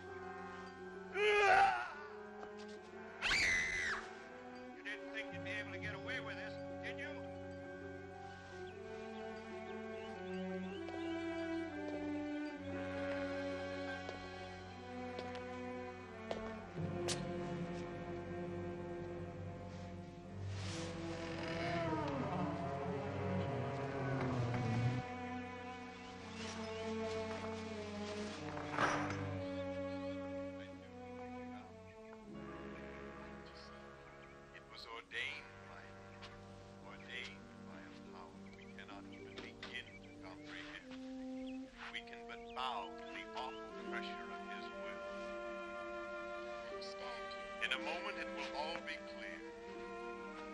What are you doing? No! Keep away from me. Please! No! It's useless to struggle. Accept what fate has in store for you. No! Never! No! What are you doing here? Nothing. You'd be able to get away with this, did you? I thought... I will! You're watching TV. Yeah, I always do when I'm ironing. You want to laugh? It's one of those old scary movies your studio made.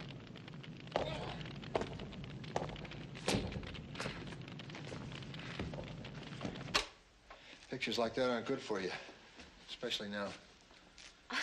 It's fun watching a bunch of monsters terrifying somebody and suddenly realize the third ghoul from the left is my loving husband. Cut it out. That's not funny. Fred, what's the matter with you? I'm sorry. I had some aggravation at work last night. What happened? Well, this gang of neighborhood kids snuck in and had me running around like crazy. Did you catch them? Well, that's what's so weird. I didn't even see them. Honey, why don't you let me call my Uncle Jack? Hey, I'm not looking for a handout. He offered you a job. Honey, I'm not a salesman. I'm a security guard. I've got a job. Yeah, well, that's going to be over in 2 weeks anyway, so why wait? Linda, you're forgetting the bonus, $5,000. If I quit now, before the studio closes, I lose it. And you know how much we're counting on it for the baby. Well, what if that gang keeps making trouble? I'll handle them. I've been told I have quite a way with the younger generation, especially when they get to know me. Yeah, you say that to all your wives. Just the fat ones.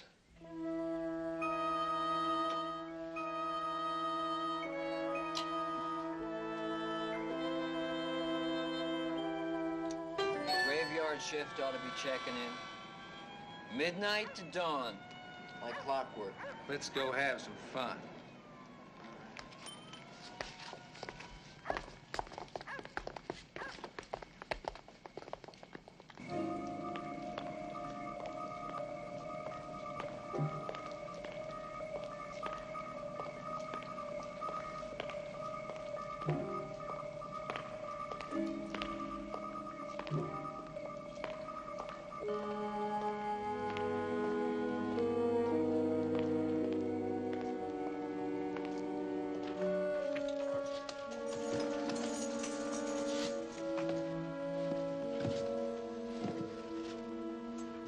Well, I hope they're as quiet for you tonight as they were for me.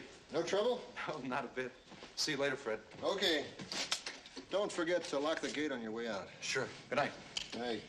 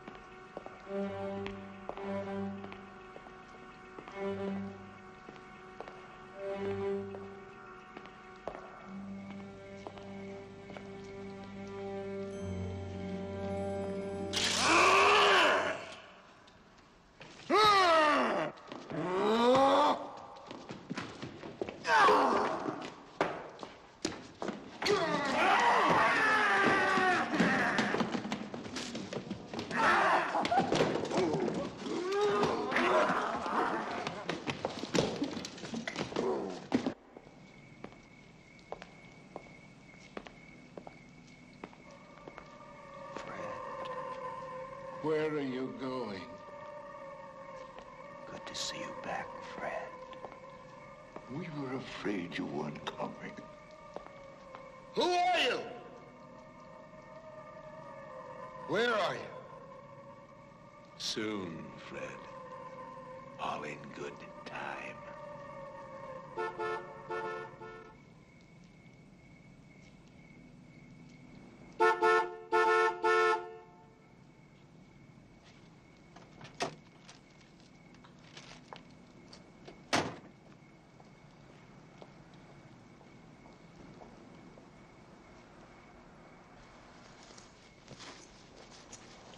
Hi. What are you doing here? I missed you. I couldn't stop thinking about you being all alone out here. You shouldn't be here. Made you surprised.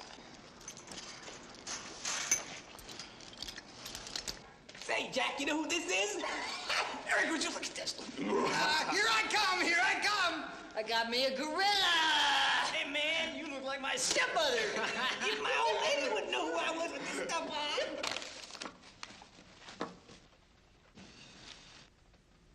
Your favorite cookies. That's fine, honey.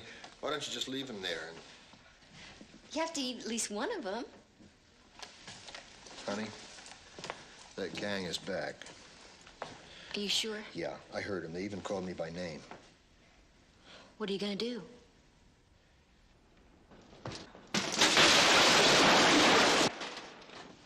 Fred, call the police. No, I'll handle them. Please, I want to go with you. No, now you stay here. Fred, be careful!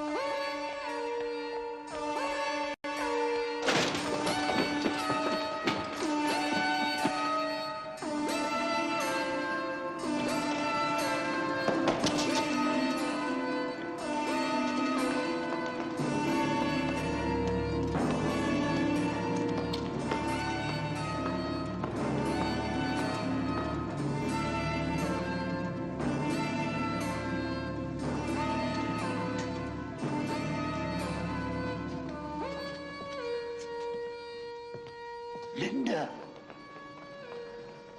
Fred? Fred, is that you?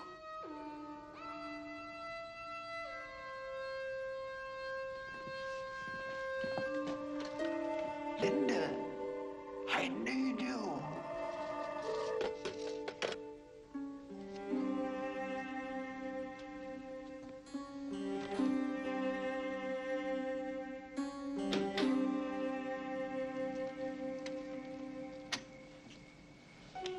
Fred? Fred, answer me. Where are you? This way.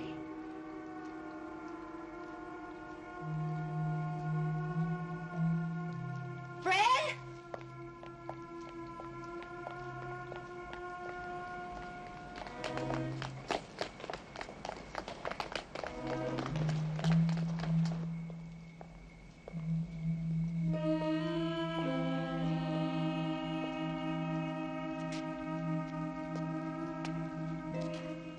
Fred?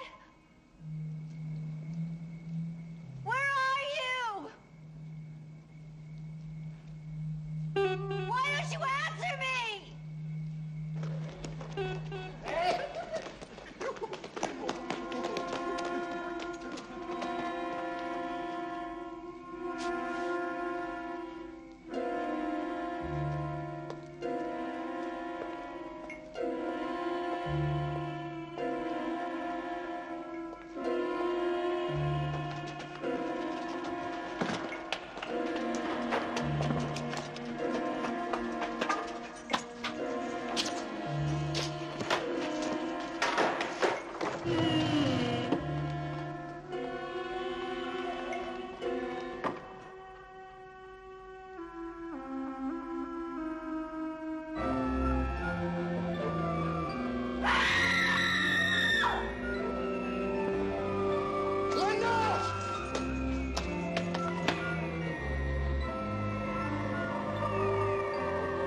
You wanted him to change jobs. His job isn't finished. We need him. We need both of you. You must choose now. Choose. It must be done. Choose. Choose. You must choose. Choose. Choose me. Choose me. Choose one of us, Linda. You must choose.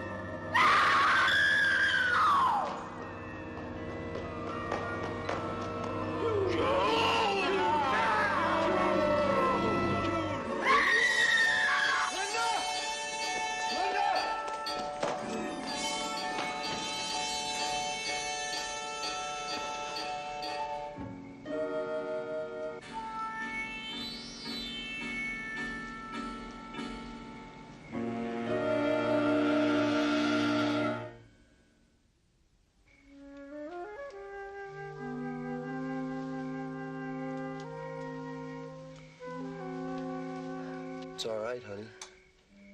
You're safe. We're home. I called Charlie Durham to fill in for me. I still don't know what happened. It was that gang. I thought I chased them all off. Why didn't you stay put like I told you? I heard something. Someone. I thought it was you. Fred, they were so horrible and grotesque. What happened to them? I don't know. By the time I got to you, they were gone. They're not coming back. How can you be sure? Honey, Fred, please. They had me surrounded. They're evil and dangerous. Please don't go back there anymore. what about the bonus? No bonus is worth it. I'd worry about you every night. Is that what you want?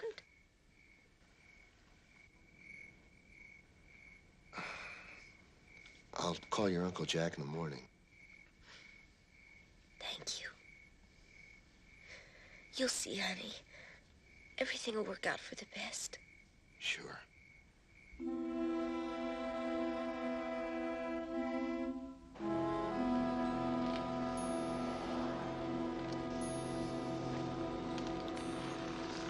You'll do fine, Fred, once you get the hang of things. But I've never sold anything in my life. Not even newspapers when I was a kid. So what? I can tell you really like people, and that's mighty important in this business. Anyway, I handle a good line of cars, so they practically sell themselves. All my salesmen do is provide the fountain pens. I wish it was as easy as you make it sound. It is. I'll prove it to you. This hubcap is missing. Oh, we'll take care of that. I'd like to call your attention to the tires. Well, they seem in pretty good shape. Hood's stuck. Oh, a little bit. The service department will take care of that. Lights work. Horn works. What about the radio? Well, let's try it.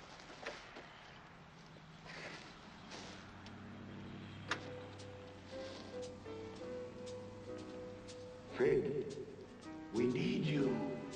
Come back where you belong. You're getting away. We need you desperately. Stop it! What's the matter, Fred? Save us. There's so little time. You and Linda, we need you. Come back. Shut up! You hear me? Shut up! Fred, take it easy. Don't you hear them? Hear what? Voices. They keep following. Fred.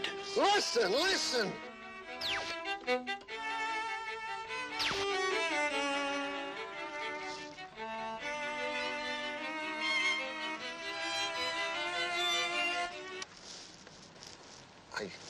It's all right, Fred.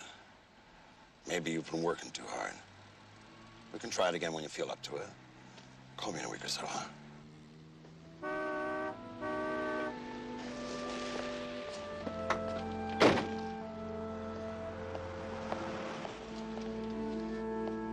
You're early tonight. Yeah, I was in the neighborhood. I thought I'd give you a break. Good, I can use it. I'm loaded with homework. Any trouble? Quiet, like a church. Sir. Got an exam in the morning. Can use the study time. Ah, you're gonna do okay.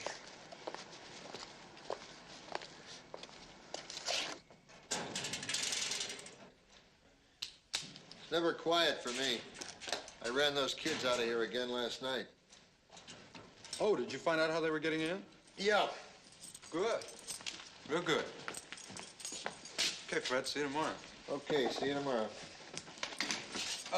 By the way, Linda called. She was worried. She hadn't heard from you. Thanks. Okay, bye, Fred. Good night, Johnny.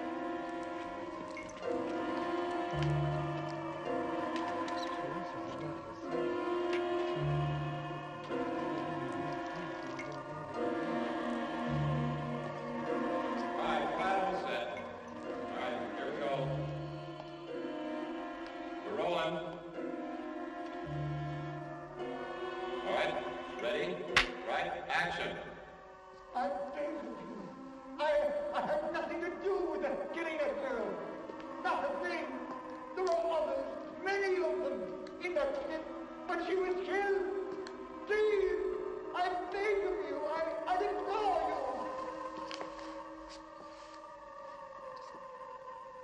Who are you? What do you want? Go away. Leave us alone.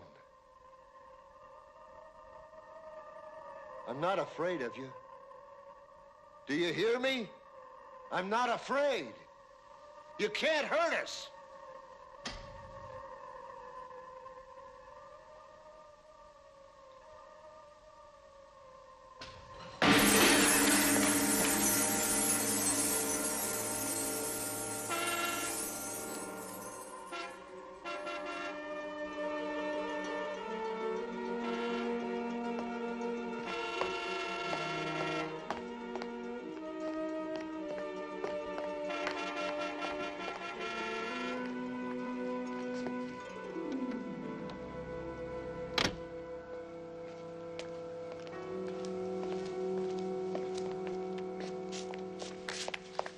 Studio's closed. No one's allowed in. Not even me, Fred? Mr. Fillmore. Nobody told me you were coming by. Would you believe I own the place? I don't even have a key.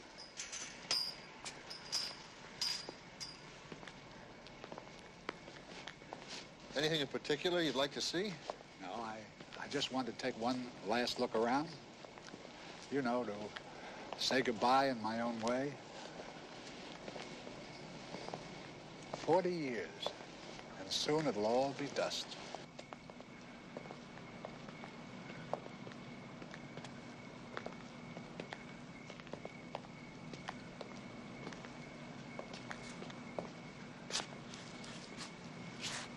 It's the best soundstage we ever built. We made all our Count vampire pictures on that stage. Oh, what a box office smash we had with him. I remember. I was in some of them. That's right, you were, Fred. Nobody did it any better than we did. And you know why? Because I knew what the public wanted, to be scared out of their wits. That's why I gave them the most terrifying characters ever created. Claw, Wolfman, Scarface, the Mummy, and Dr. Death. Dr. Death? I don't remember him. He never caught on like the others. He was too diabolical, too evil. An emissary of the devil who specialized in the taking over of human bodies. Once he got bored with one, he'd move on to someone else. Men, women, even unborn children. Sounds awful. He was. Especially his eyes. Once he selected his victim, his eyes seemed to burn into that person's soul. He probably was way, way ahead of his time.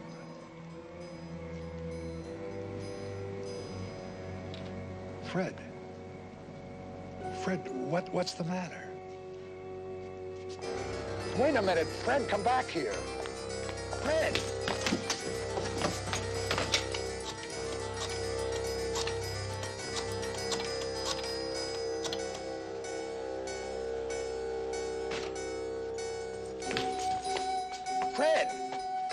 Fred, come back.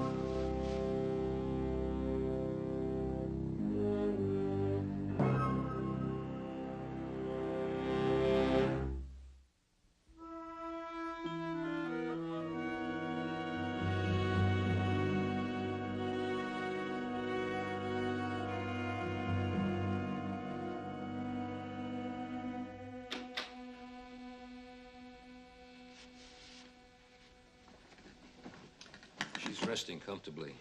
She's been through a severe trauma. I think for her sake and the baby's, we better get her to a hospital. I'll phone for an ambulance. Anything you say. Can I see her? Yes, of course. She's badly shaken. Any idea what caused it? I'm not sure.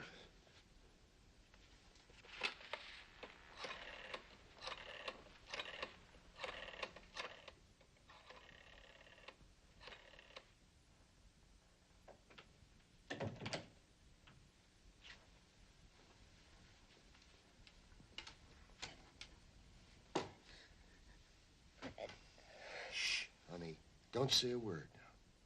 Everything's gonna be just fine. Who are they? What do they want? I don't know. Yes, you do. Please tell me. I have to know. Everything's gonna be all right. Fred, I'm not a child that has to be protected and cherished. Tell me what's going on. Well, I don't know how. But all those characters we created in the old days, they've taken on lives of their own. And they inhabit that place, the old studio. And they want to live on after it's destroyed. What's that got to do with us?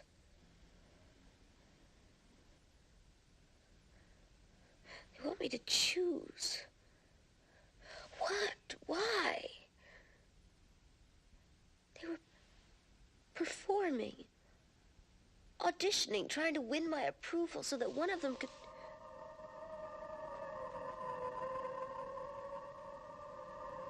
The baby.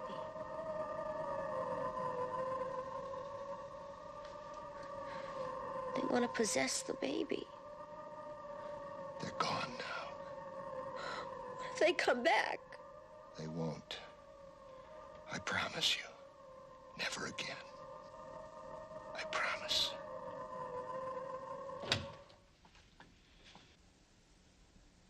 The ambulance is on its way. If you like, you can ride with your wife. No, I have to do something else first. I'll see you at the hospital.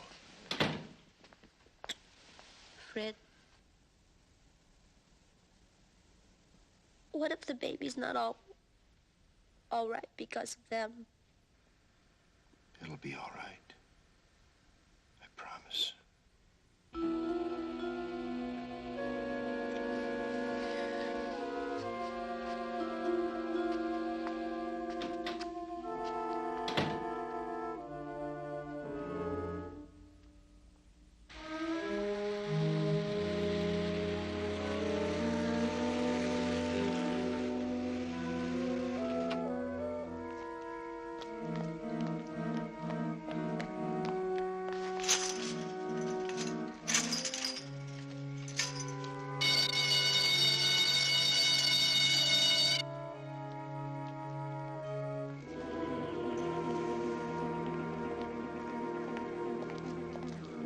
Johnny, what are you doing here? You're not supposed to be on duty. I got an emergency call. They said you flipped out and took off. I'm finishing up your shift. Oh, I'm okay now. Open up, will you? Hey, come on. There's no reason for you to stay. I can't. What? Fred, you've been fired. Fillmore left orders never to let you on the lot again. But I gotta get back in there. It's like you always said, orders are orders. Johnny, please. Let me come in and collect my gear at least. Please. Okay, there's no harm in that. But you gotta get out of here fast. Hey, no hard feelings, huh?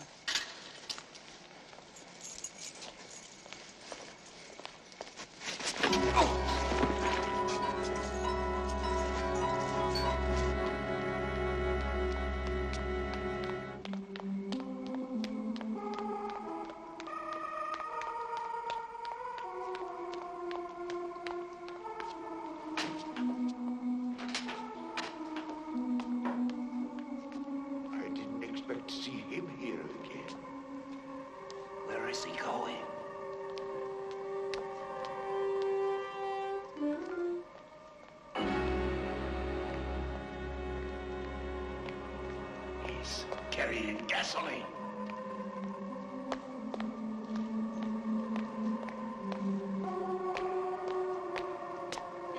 for the vault.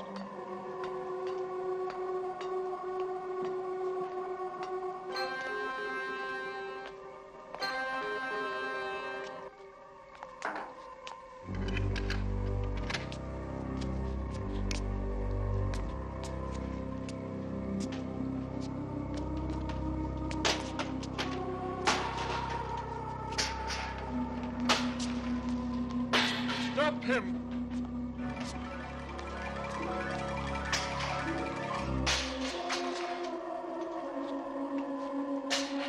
He must be stopped!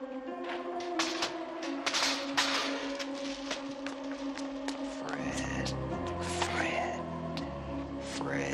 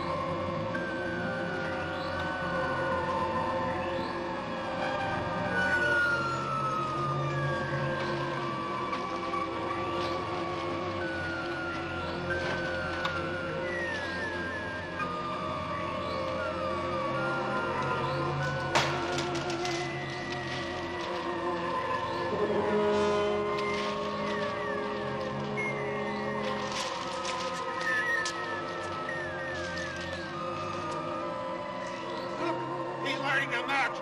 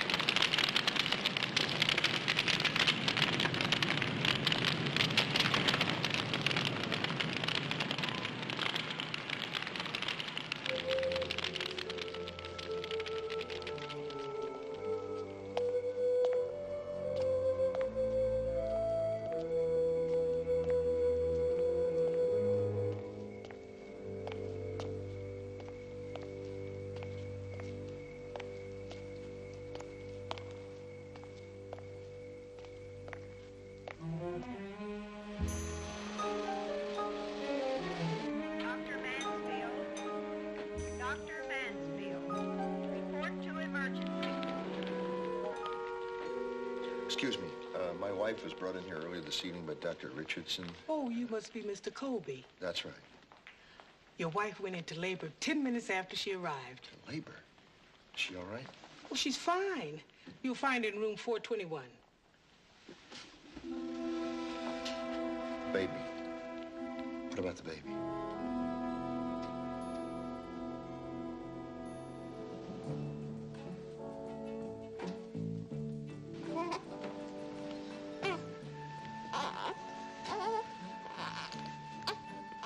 It's a boy. Is he all right? He's perfect.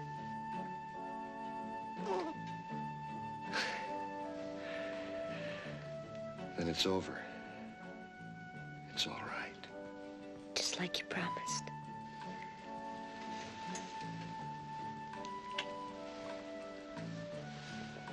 Here's Daddy.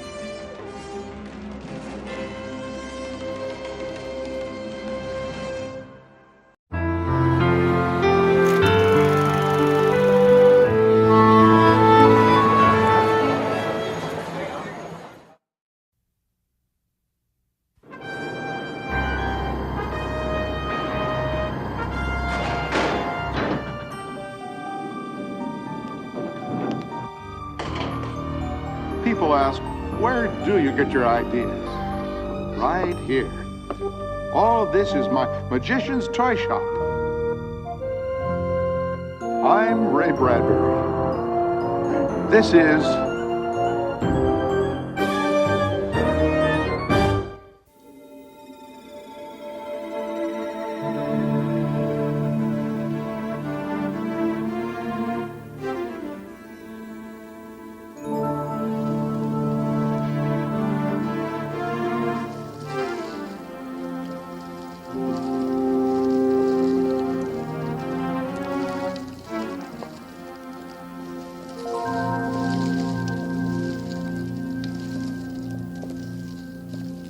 I smell death, Captain. What makes you so sure, Spender? Just the wind. Only the wind. That must have been a long time ago. I don't think so. There are no trees on Mars. Where are these coming from?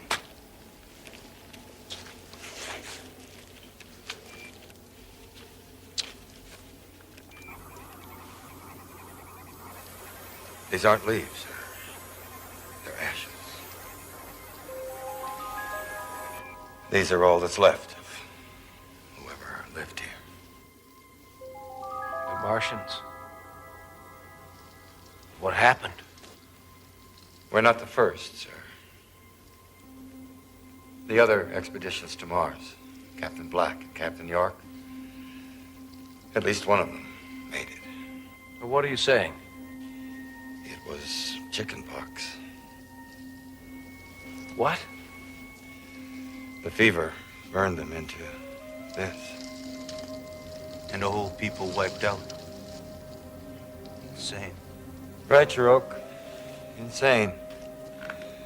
Like saying that mumps killed the Greeks, or that the noble Romans died of athlete's foot.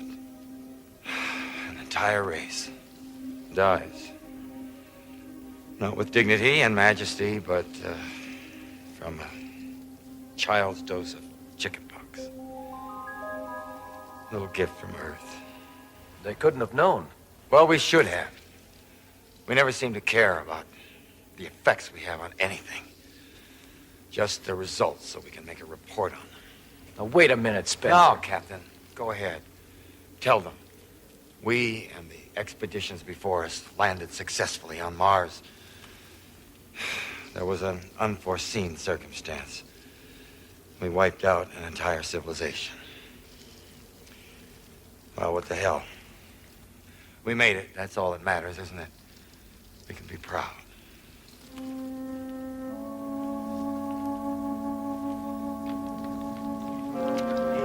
We got the whole damn city. So when we going in, Captain? Tomorrow late. We'll all need some rest. Sure will. Gonna have us a party. Party time, baby. Party time. Bed full of leaves tonight.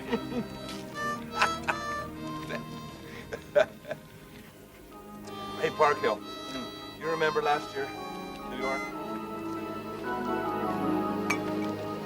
That hill over there. I'm gonna christen it Omaha Hill. The Nebraska claim. Williams Valley.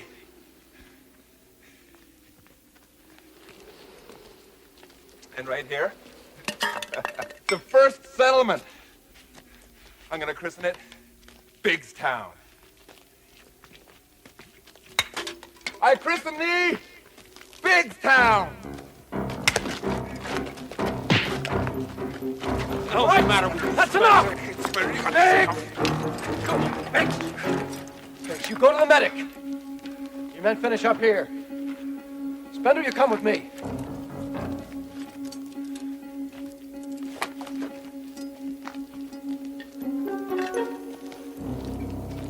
You want to explain what happened? I don't know, sir. I was just ashamed. Biggs of us. It's been a long trip. They're proud and excited, and damn it, they should be. You are way out of line, Spender. I'm gonna have to put you on report when we get back. Yes, sir. I just hated the idea of them watching us make fools of ourselves. polluting their planet. Them? Them. The Martians. Spender, this expedition is not going to ruin Mars. I'll make sure of that.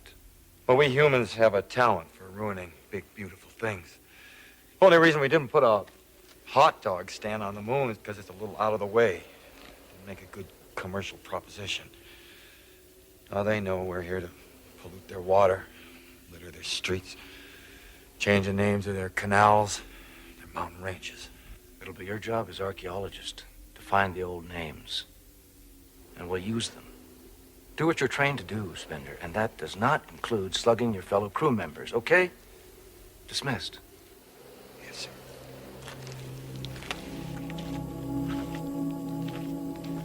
Hey! Hey, you Martians! Come out, wherever you are!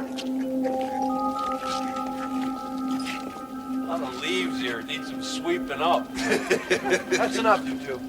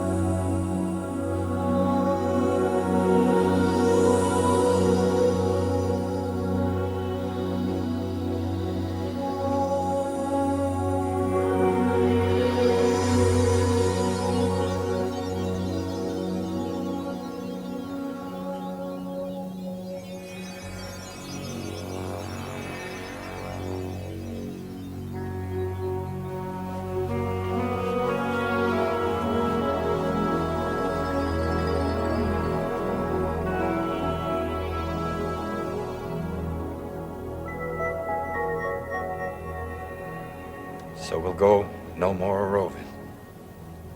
So late into the night. Though the heart be still as loving, and the moon be still as bright.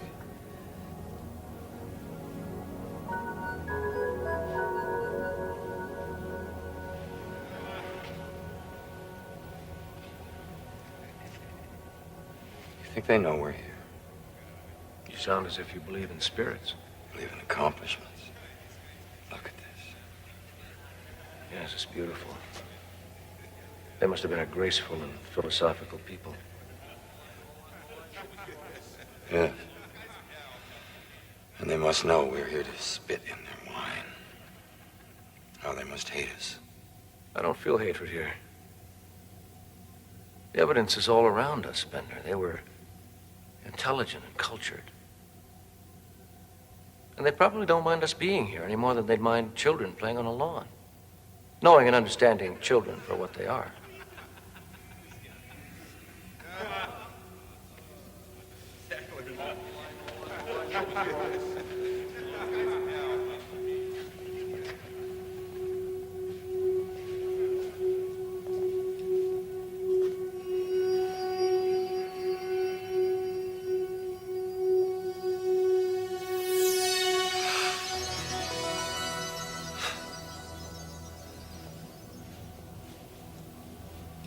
What is this place, Bender?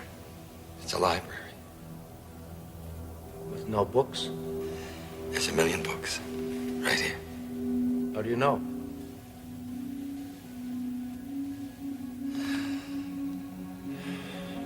Something about this place. I feel like I've come home. Home? Mars? I don't think I want to travel anymore. No more roving.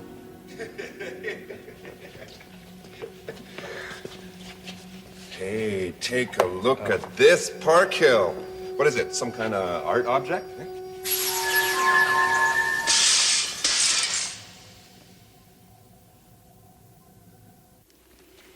Well, we looked all over, Captain. There's no sign of them. That's 3 days now.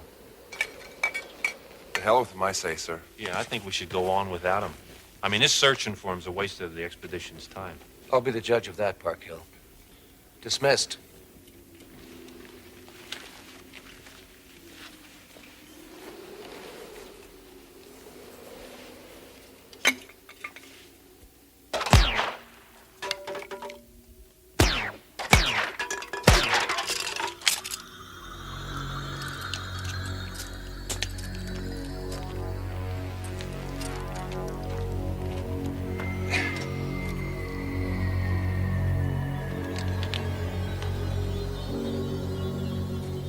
Damned.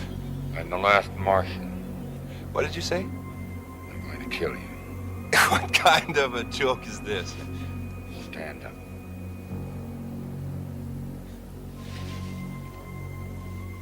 Put the gun away, Spender.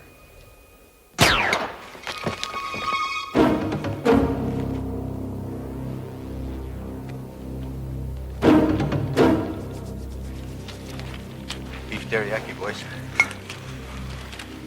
Hey, here comes the loner. Hi, Spender. You been hunting around the ruins? I've been living in the city, studying their art, learning their language, reading their books. I've been finding out a lot of things. What would you say if I told you I'd found a Martian prowling around the city? Did you where? Let me ask you a question. What would you do if you were a Martian and people came to your land and started tearing it up? I know how I'd feel. I'm Cherokee. I'd be pretty mad. What about you guys? Kramer? Novus? I talked to the Martian. You understood him? I told you. I've learned their language. What did he say? He said, give me your boots. So I gave him my boots. Then he said, give me your uniform. I gave him my uniform. Give me your gun, he said. I gave him my gun. Then he said, come with me. See what happens. And I followed him back to camp. He's here now. I don't see any Martian. I'm sorry.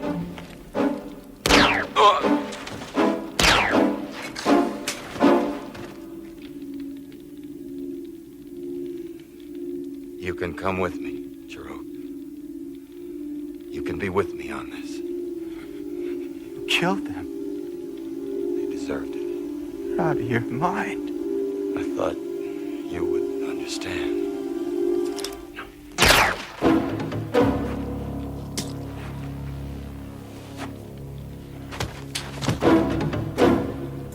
Huh.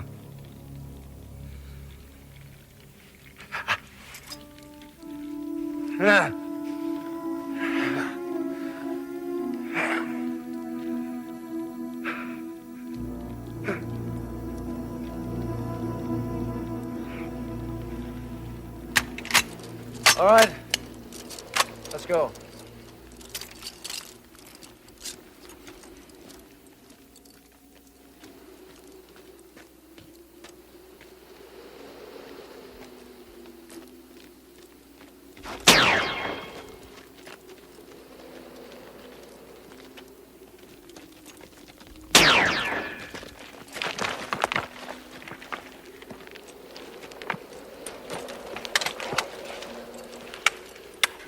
Shoot to kill, right, sir? No. No. Alive, Parkhill. Sir? I want him alive. Spread out. We'll surround him.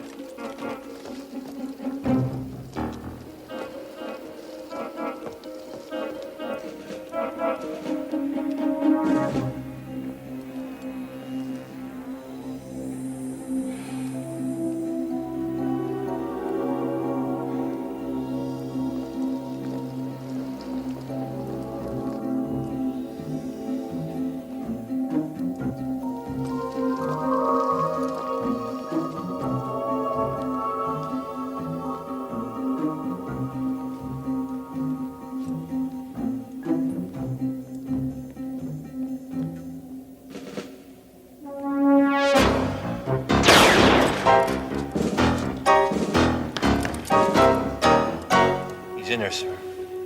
We got him cornered. I think we can take him with grenades. We're not gonna blow him to bits. Hope we don't have to kill him at all. Spender! He's crazy, sir. He'll kill you sure as hell. Spender!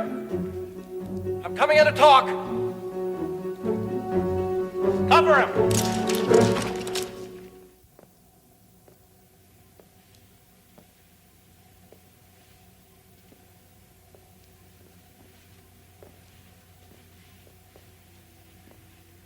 Okay. How long can you hold out? I figure about 6 men's worth. You could have killed us all this morning when you had the chance. You know that. Yeah, I know. I got sick after shooting Cherokee. Oh? I couldn't go on, but it was too late. Yeah, it's too late for them. Too late for you. But I had to. I guess it's a question of what you care for, what you love. You love a race of dead aliens more than your fellow man? Maybe I do. You're a human being, Spender, not a Martian. After I shot Cherokee, and I thought I couldn't go on, I was so weak. That's why I came back here, to build up my strength again. What did you hope to accomplish? Kill all of you and live out my life here. I would delay the next expedition a good 5 years. Right. They take twice as long, build 100 extra experimental models to ensure against another failure. You've got it all figured out. Huh? I figure that with luck, and with this low gravity, I could live for 80 years, maybe 90. Meet every expedition that lands. I could delay the invasion for decades. Come here, let me show you something. I've been here for just a few days trying to learn, but I think I'm beginning to understand them. The Martians realized that in order to survive, they had to stop asking the meaning of life. Life is its own answer. Living in harmony with nature and the other species. You could stay here with me. There's music, 50,000 years old, like nothing you'll ever hear. And you won't let me stay here without trouble either, will you? No. Then I'll have to kill you all. You're an optimist. We've got you surrounded. But I have a reason to fight that makes me a better killer. But I'll let you go back now. Start your attack. Spender? I'm sorry this is happening. I'm sorry about all of it. I'm sorry, too. Sorry I started shooting people. You're like me. But you can handle it. You don't shoot, you don't kill. You can work with people. You're me, but better. Captain, when this is all over, you'll still be alive. What? I decided when I started, I wouldn't kill you. Maybe when all those others are dead, you'll change your mind about staying. I can't. I'll have to keep coming after you. Spender, will you come quietly? This is my last offer. Thanks. No.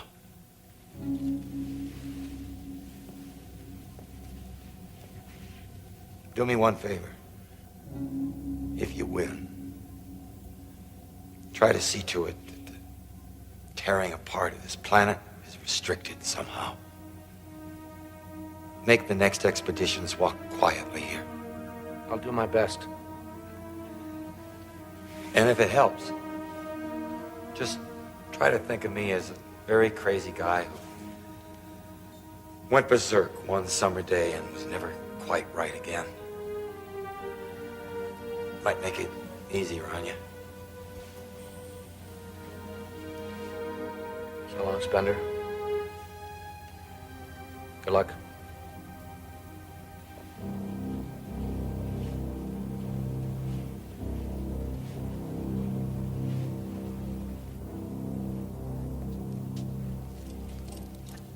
There he goes! I got him!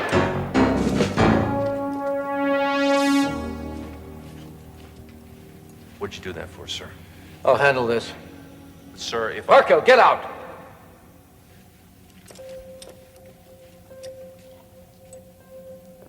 Wait outside, man. Stay under cover.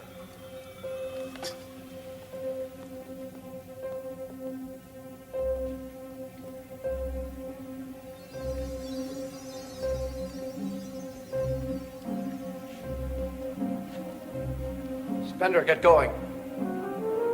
I'll give you 30 seconds. Go on. You obviously know this place. Get away from here. What is the matter with you? Spender, don't make me do this.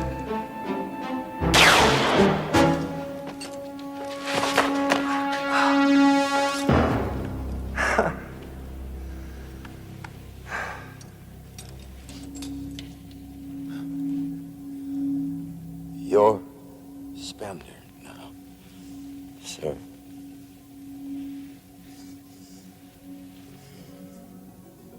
You've got quite a job ahead of you.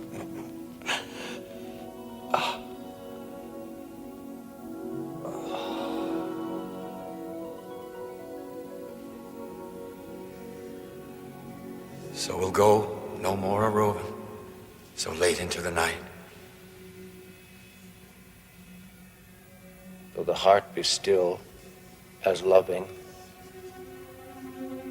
and the moon be still as bright.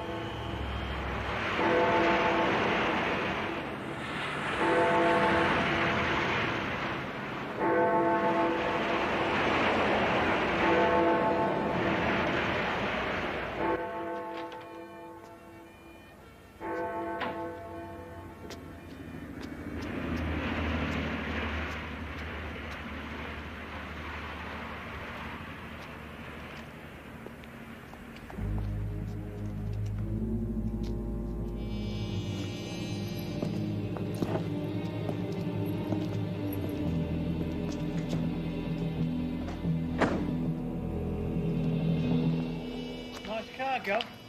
Going on a trip? As a matter of fact, I am. Little holiday in Cornwall. Not today, you're not. You're coming with us? Oh, I don't think so. Now, if you'll excuse me. You don't have a choice, old man. What's the matter, Gov? Have you like us? She said not to hurt him now. Nick off. Come on, Gov. Try me.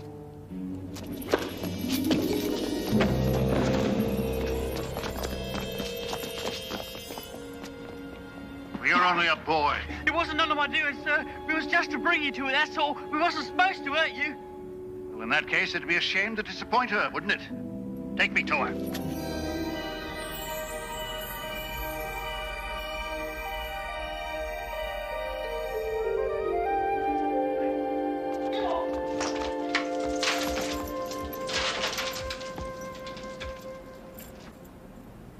Madam, you hired 3 men to drag me here. Unless you had a devil of a good reason, you'll regret that. I regret it already, Mr. Lake. 10 men would have been better. Who are you? How do you come to know my name? I see all, know all. It's in my job description. Don't you believe in magic? contrary. Send the boy away. Wait outside, Tom.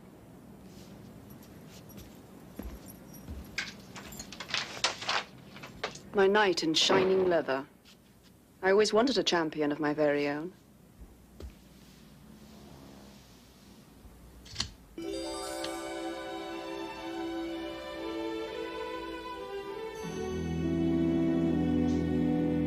No smile for an old friend, Lancelot. You were never a friend of mine, Morgan Le Fay. 1,000 years is a long time to hold a grudge. I thought I was the last. Gawain, Percival. The realm itself, all gone. When they laid Guinevere to rest, I thought surely I'd follow soon after. I lived on and on, wandering the world. Fighting for hire, India, Cathay, the Crusades. Now, why am I telling you this? You of all people. Perhaps because no one else would believe you. Do you think I don't feel lonely? On the other hand, consider the alternative. I would welcome it. I'm tired, Morgan. And yet this endless life is the curse I must bear because of my sin. Your sin? You mean your fling with Gwen? Merlin always said you had no morals. Merlin said a lot of things. Between him and Mallory, I got horrible press. Sit down. I have something to show you.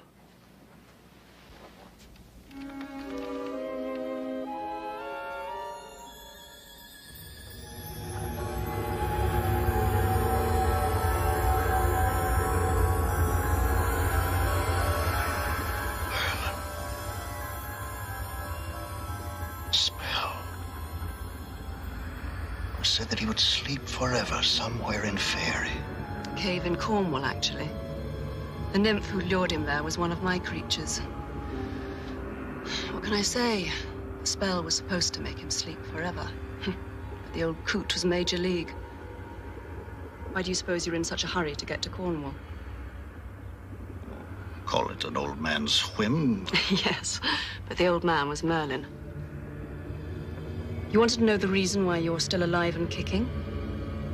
My guess is he laid the spell with his last conscious breath. Merlin? Why? A friend in a strange time, a familiar face, a strong arm, a loyal heart, cannon fodder, all of the above. I'll let that pass. For showing me this, I could forgive you anything. Save it. Merlin's the one that wants forgiving, not me. I don't believe that Merlin had anything. If you're going to start with that speech about how wise and good he was, you can save your breath.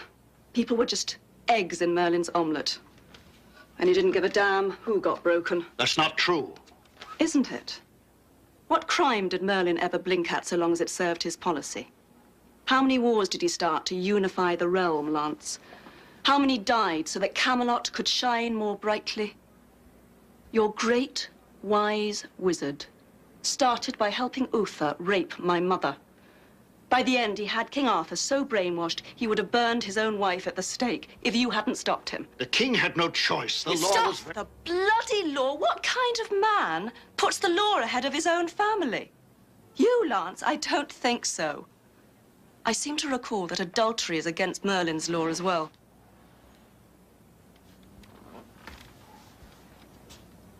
I'm sorry. I didn't mean to salt that wound, really. Perhaps not. I doubt that Merlin intended all that came to pass, either.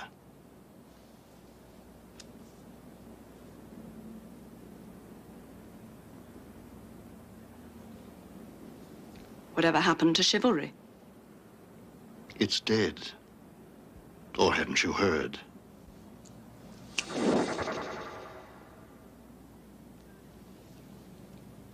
Merlin's dangerous, Lance. He's my friend. If Merlin wants me, I will go to him. One other thing. I'm taking the boy with me. Another old man's whim, I see. Tom, come in here. You all right? He hasn't tried nothing, has he? Don't worry, I'm not his type. What are these for? The cave. What bloody cave? Where? In Cornwall, of course.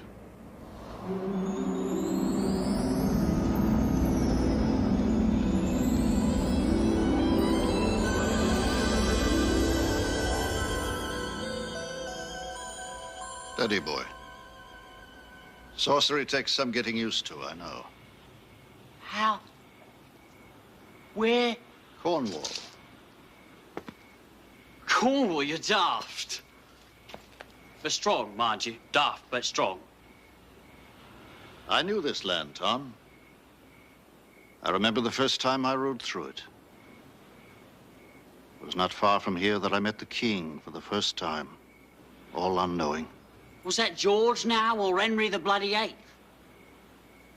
Neither one, I'm afraid.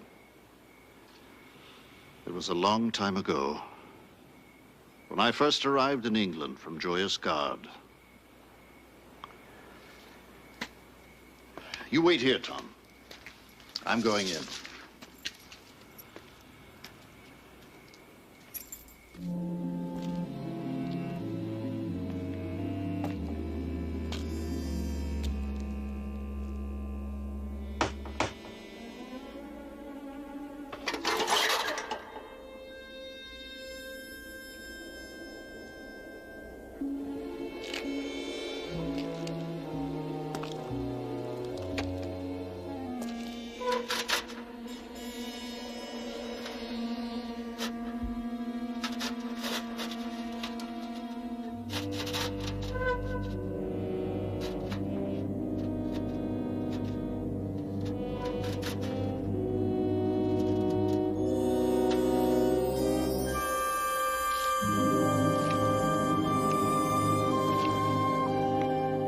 Sorcery, he says. Wait here, he says. Who the hell does he think he is? That's what I'd like to know.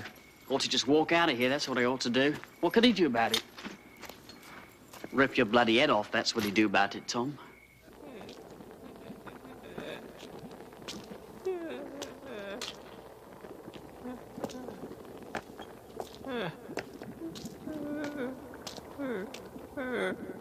Marlon. Elixir. There.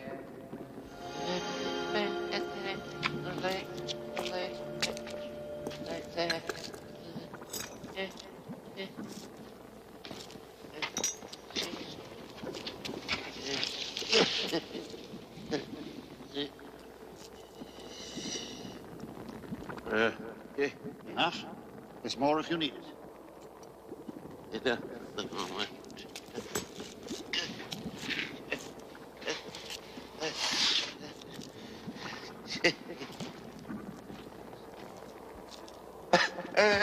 That's the lad.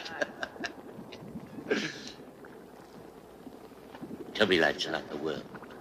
Is it a better place or worse? Both. What?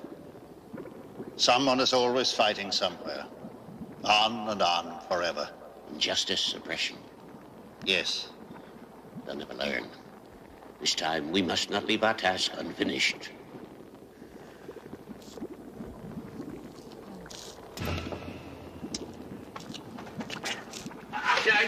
I knew I could always rely upon you. The truest knight, staunchest warrior ever to sit at the table round. I gave up war a long time ago. I can't even remember the wars I've fought in, much less the men I've killed. And for what? What were any of them for? What did we build with centuries of blood and widows' tears? They have world wars now.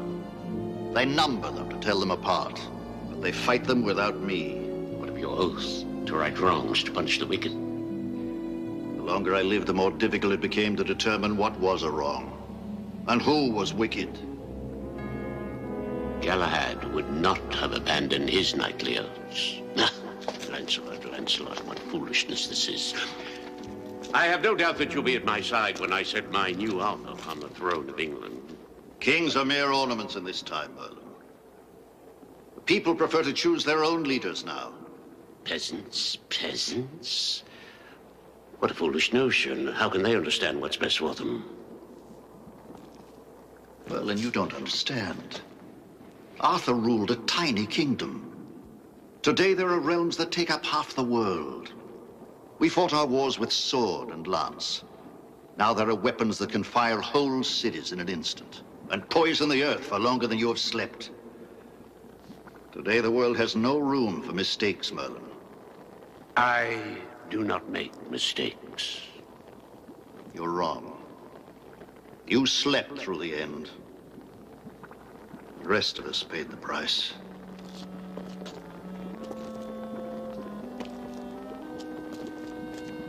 I saw Arthur's eyes when they tied Guinevere to the stake and lit the fire. Later I saw him die at the hands of his own son, and Mordred on the sword of his father. No, Merlin. I want no part of these new schemes of yours. Our hour is past. You think I've lost my powers? Sleep restores, Lancelot. Observe.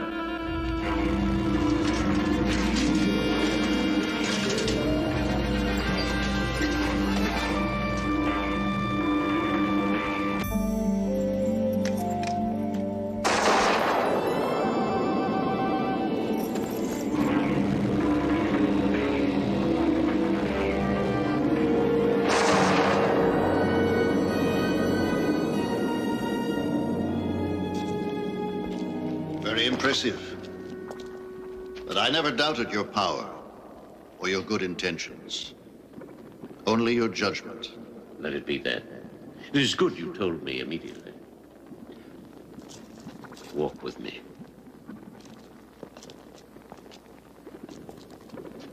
Wandering Lance, he was the champion of my long sleep against those who might have wanted to do me harm. I fear nothing when the Hollow Knight walks beside me. Who is this boy? Tom is my squire. Your squire? How far the world has fallen. This boy lacks even the rudiments of chivalry. I've half a mind to turn him into a goose. No, it is an age without magic, Merlin. The boy means no disrespect. He simply does not understand. Let us teach him then. Walk with us, boy. Outside.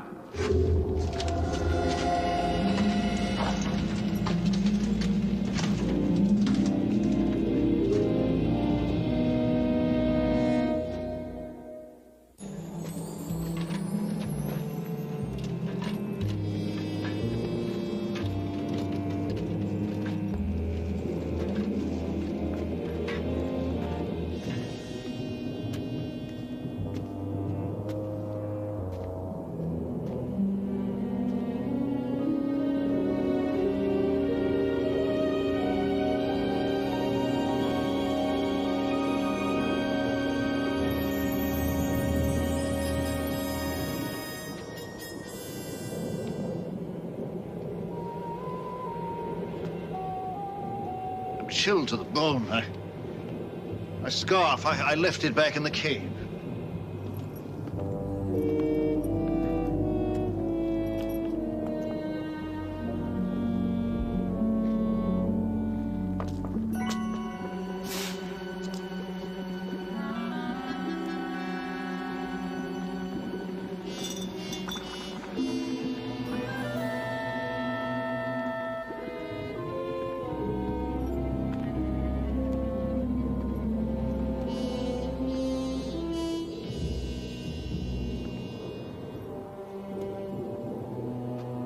What place is this? The true Stonehenge. In the land between the worlds. A holy place. Great power. Did you really think to fool me, Lance? This vile boy is no squire. It was all arranged when I wove my spell. A simple compulsion so that you would bring someone with you. Someone unworthy.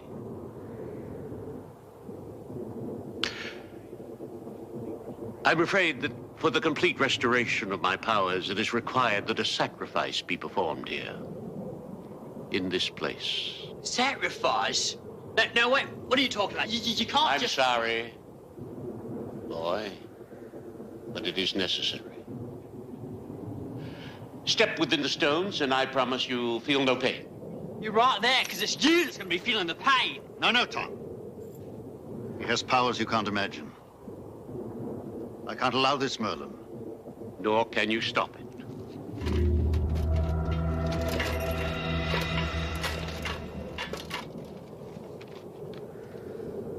You think I fear an empty suit of armor? Even now, I could take that thing apart. No, old friend. I have been forced to withdraw the spell that protected you. The weakness you feel even now is the first true touch of your true age. Consider it a sign of respect. Your power was something that even a wizard might fear. Since you are determined to oppose me, I was forced to remove it. Rot! Let the boy go, Merlin, or I'll be forced to dismantle your toy. It is good that you recall your boasts of knighthood, since all else has left you. Give me a sword and a horse, wizard, and I'll show you what has left me. You will have to look long and hard for a horse. No living creatures dwell upon this plain. And I very much doubt that you could bear the weight of a suit of armor that alone lift a lance. Still, your death would do as well as his.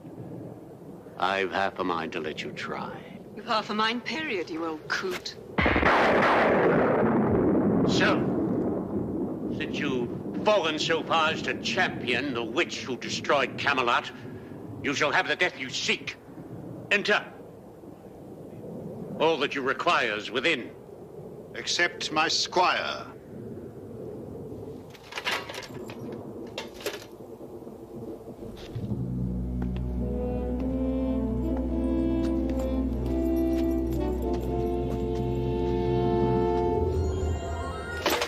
I see that you remember my arms, Merlin. Black was never my color. Since you betrayed the memory of Camelot, it is most appropriate. No matter. It's not the color of the armor, but the man within. If you will, Tom, help the Black Knight don his armor.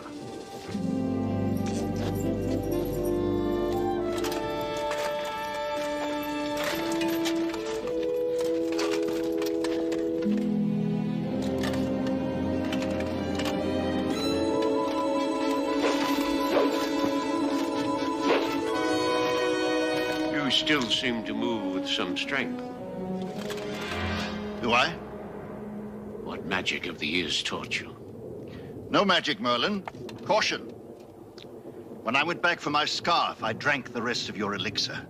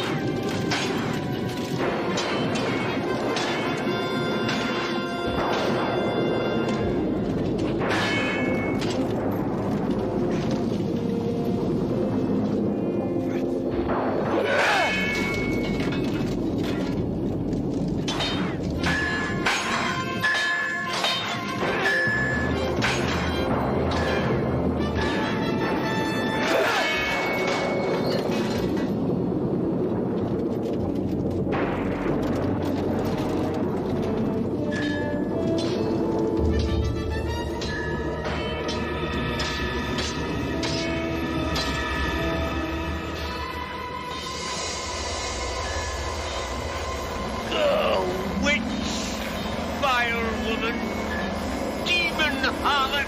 Oh, stuff it, you old goat!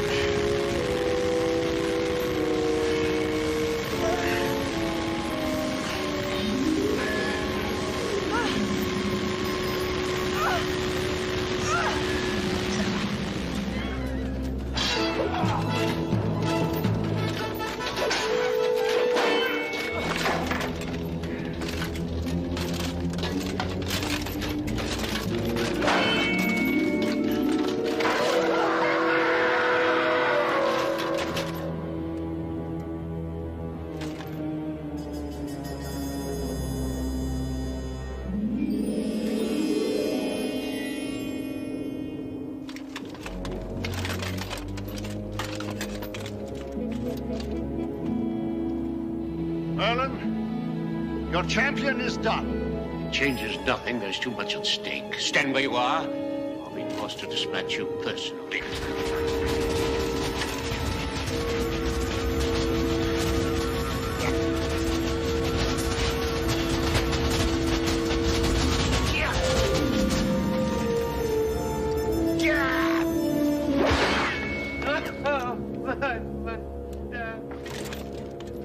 Go ahead. Finish it then. I told you, Merlin. My killing days are done.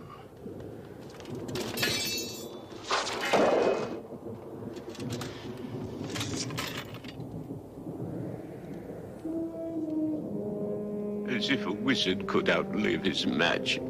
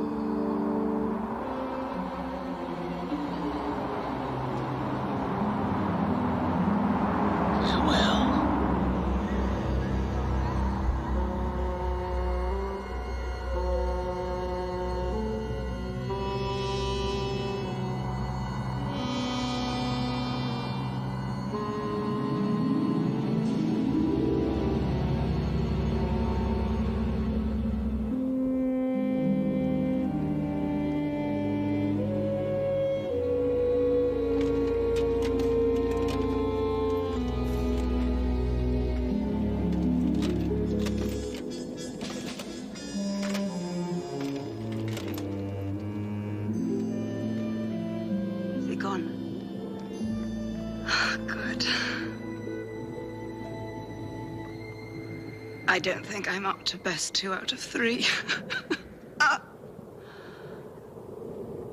I damn well better get some good press out of this one. She's going to be all right and all, isn't she? She's magic and all. She's such...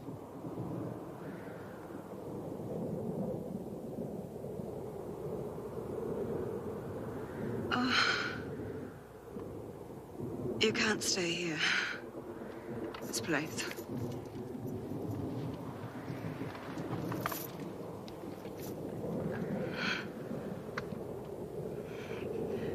I'm beginning to understand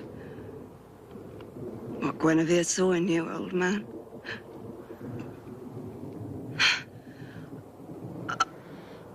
On the road, the right fork will take you back. My place. London. God. Hold me up.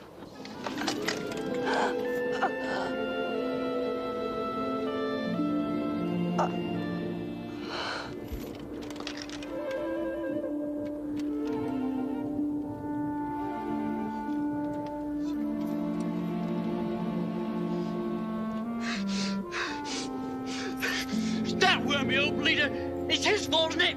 He did it. Don't hate him, Tom.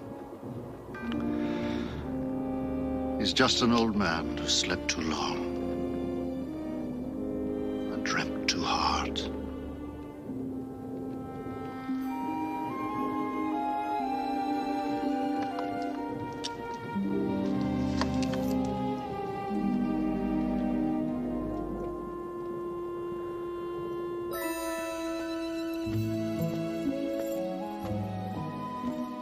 It's this way.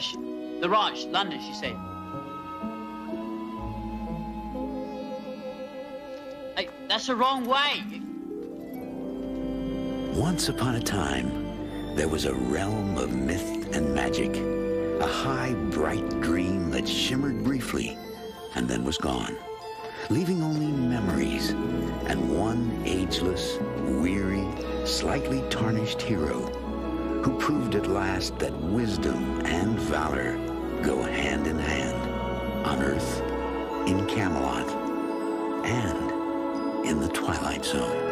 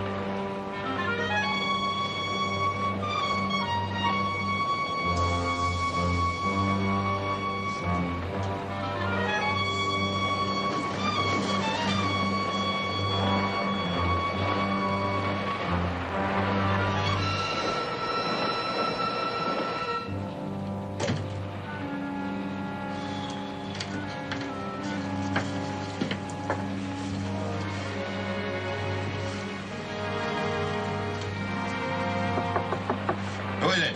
Just me, Mr. Glenn. Not yet. Well, he's still a little out of condition. Yeah.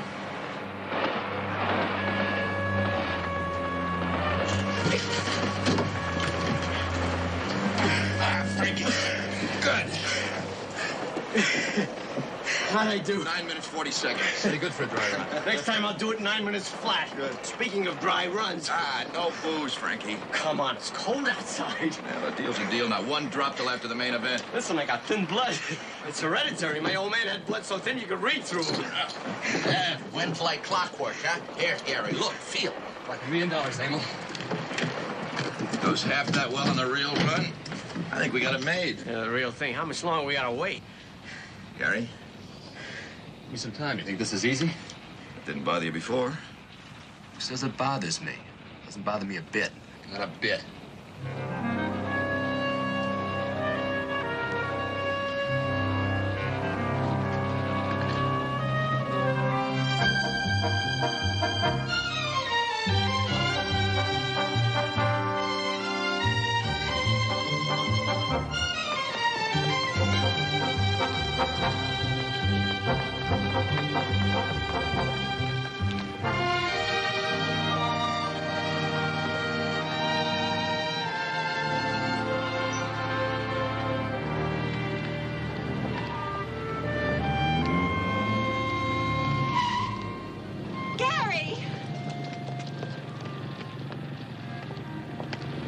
Pardon me, lady. You are Jan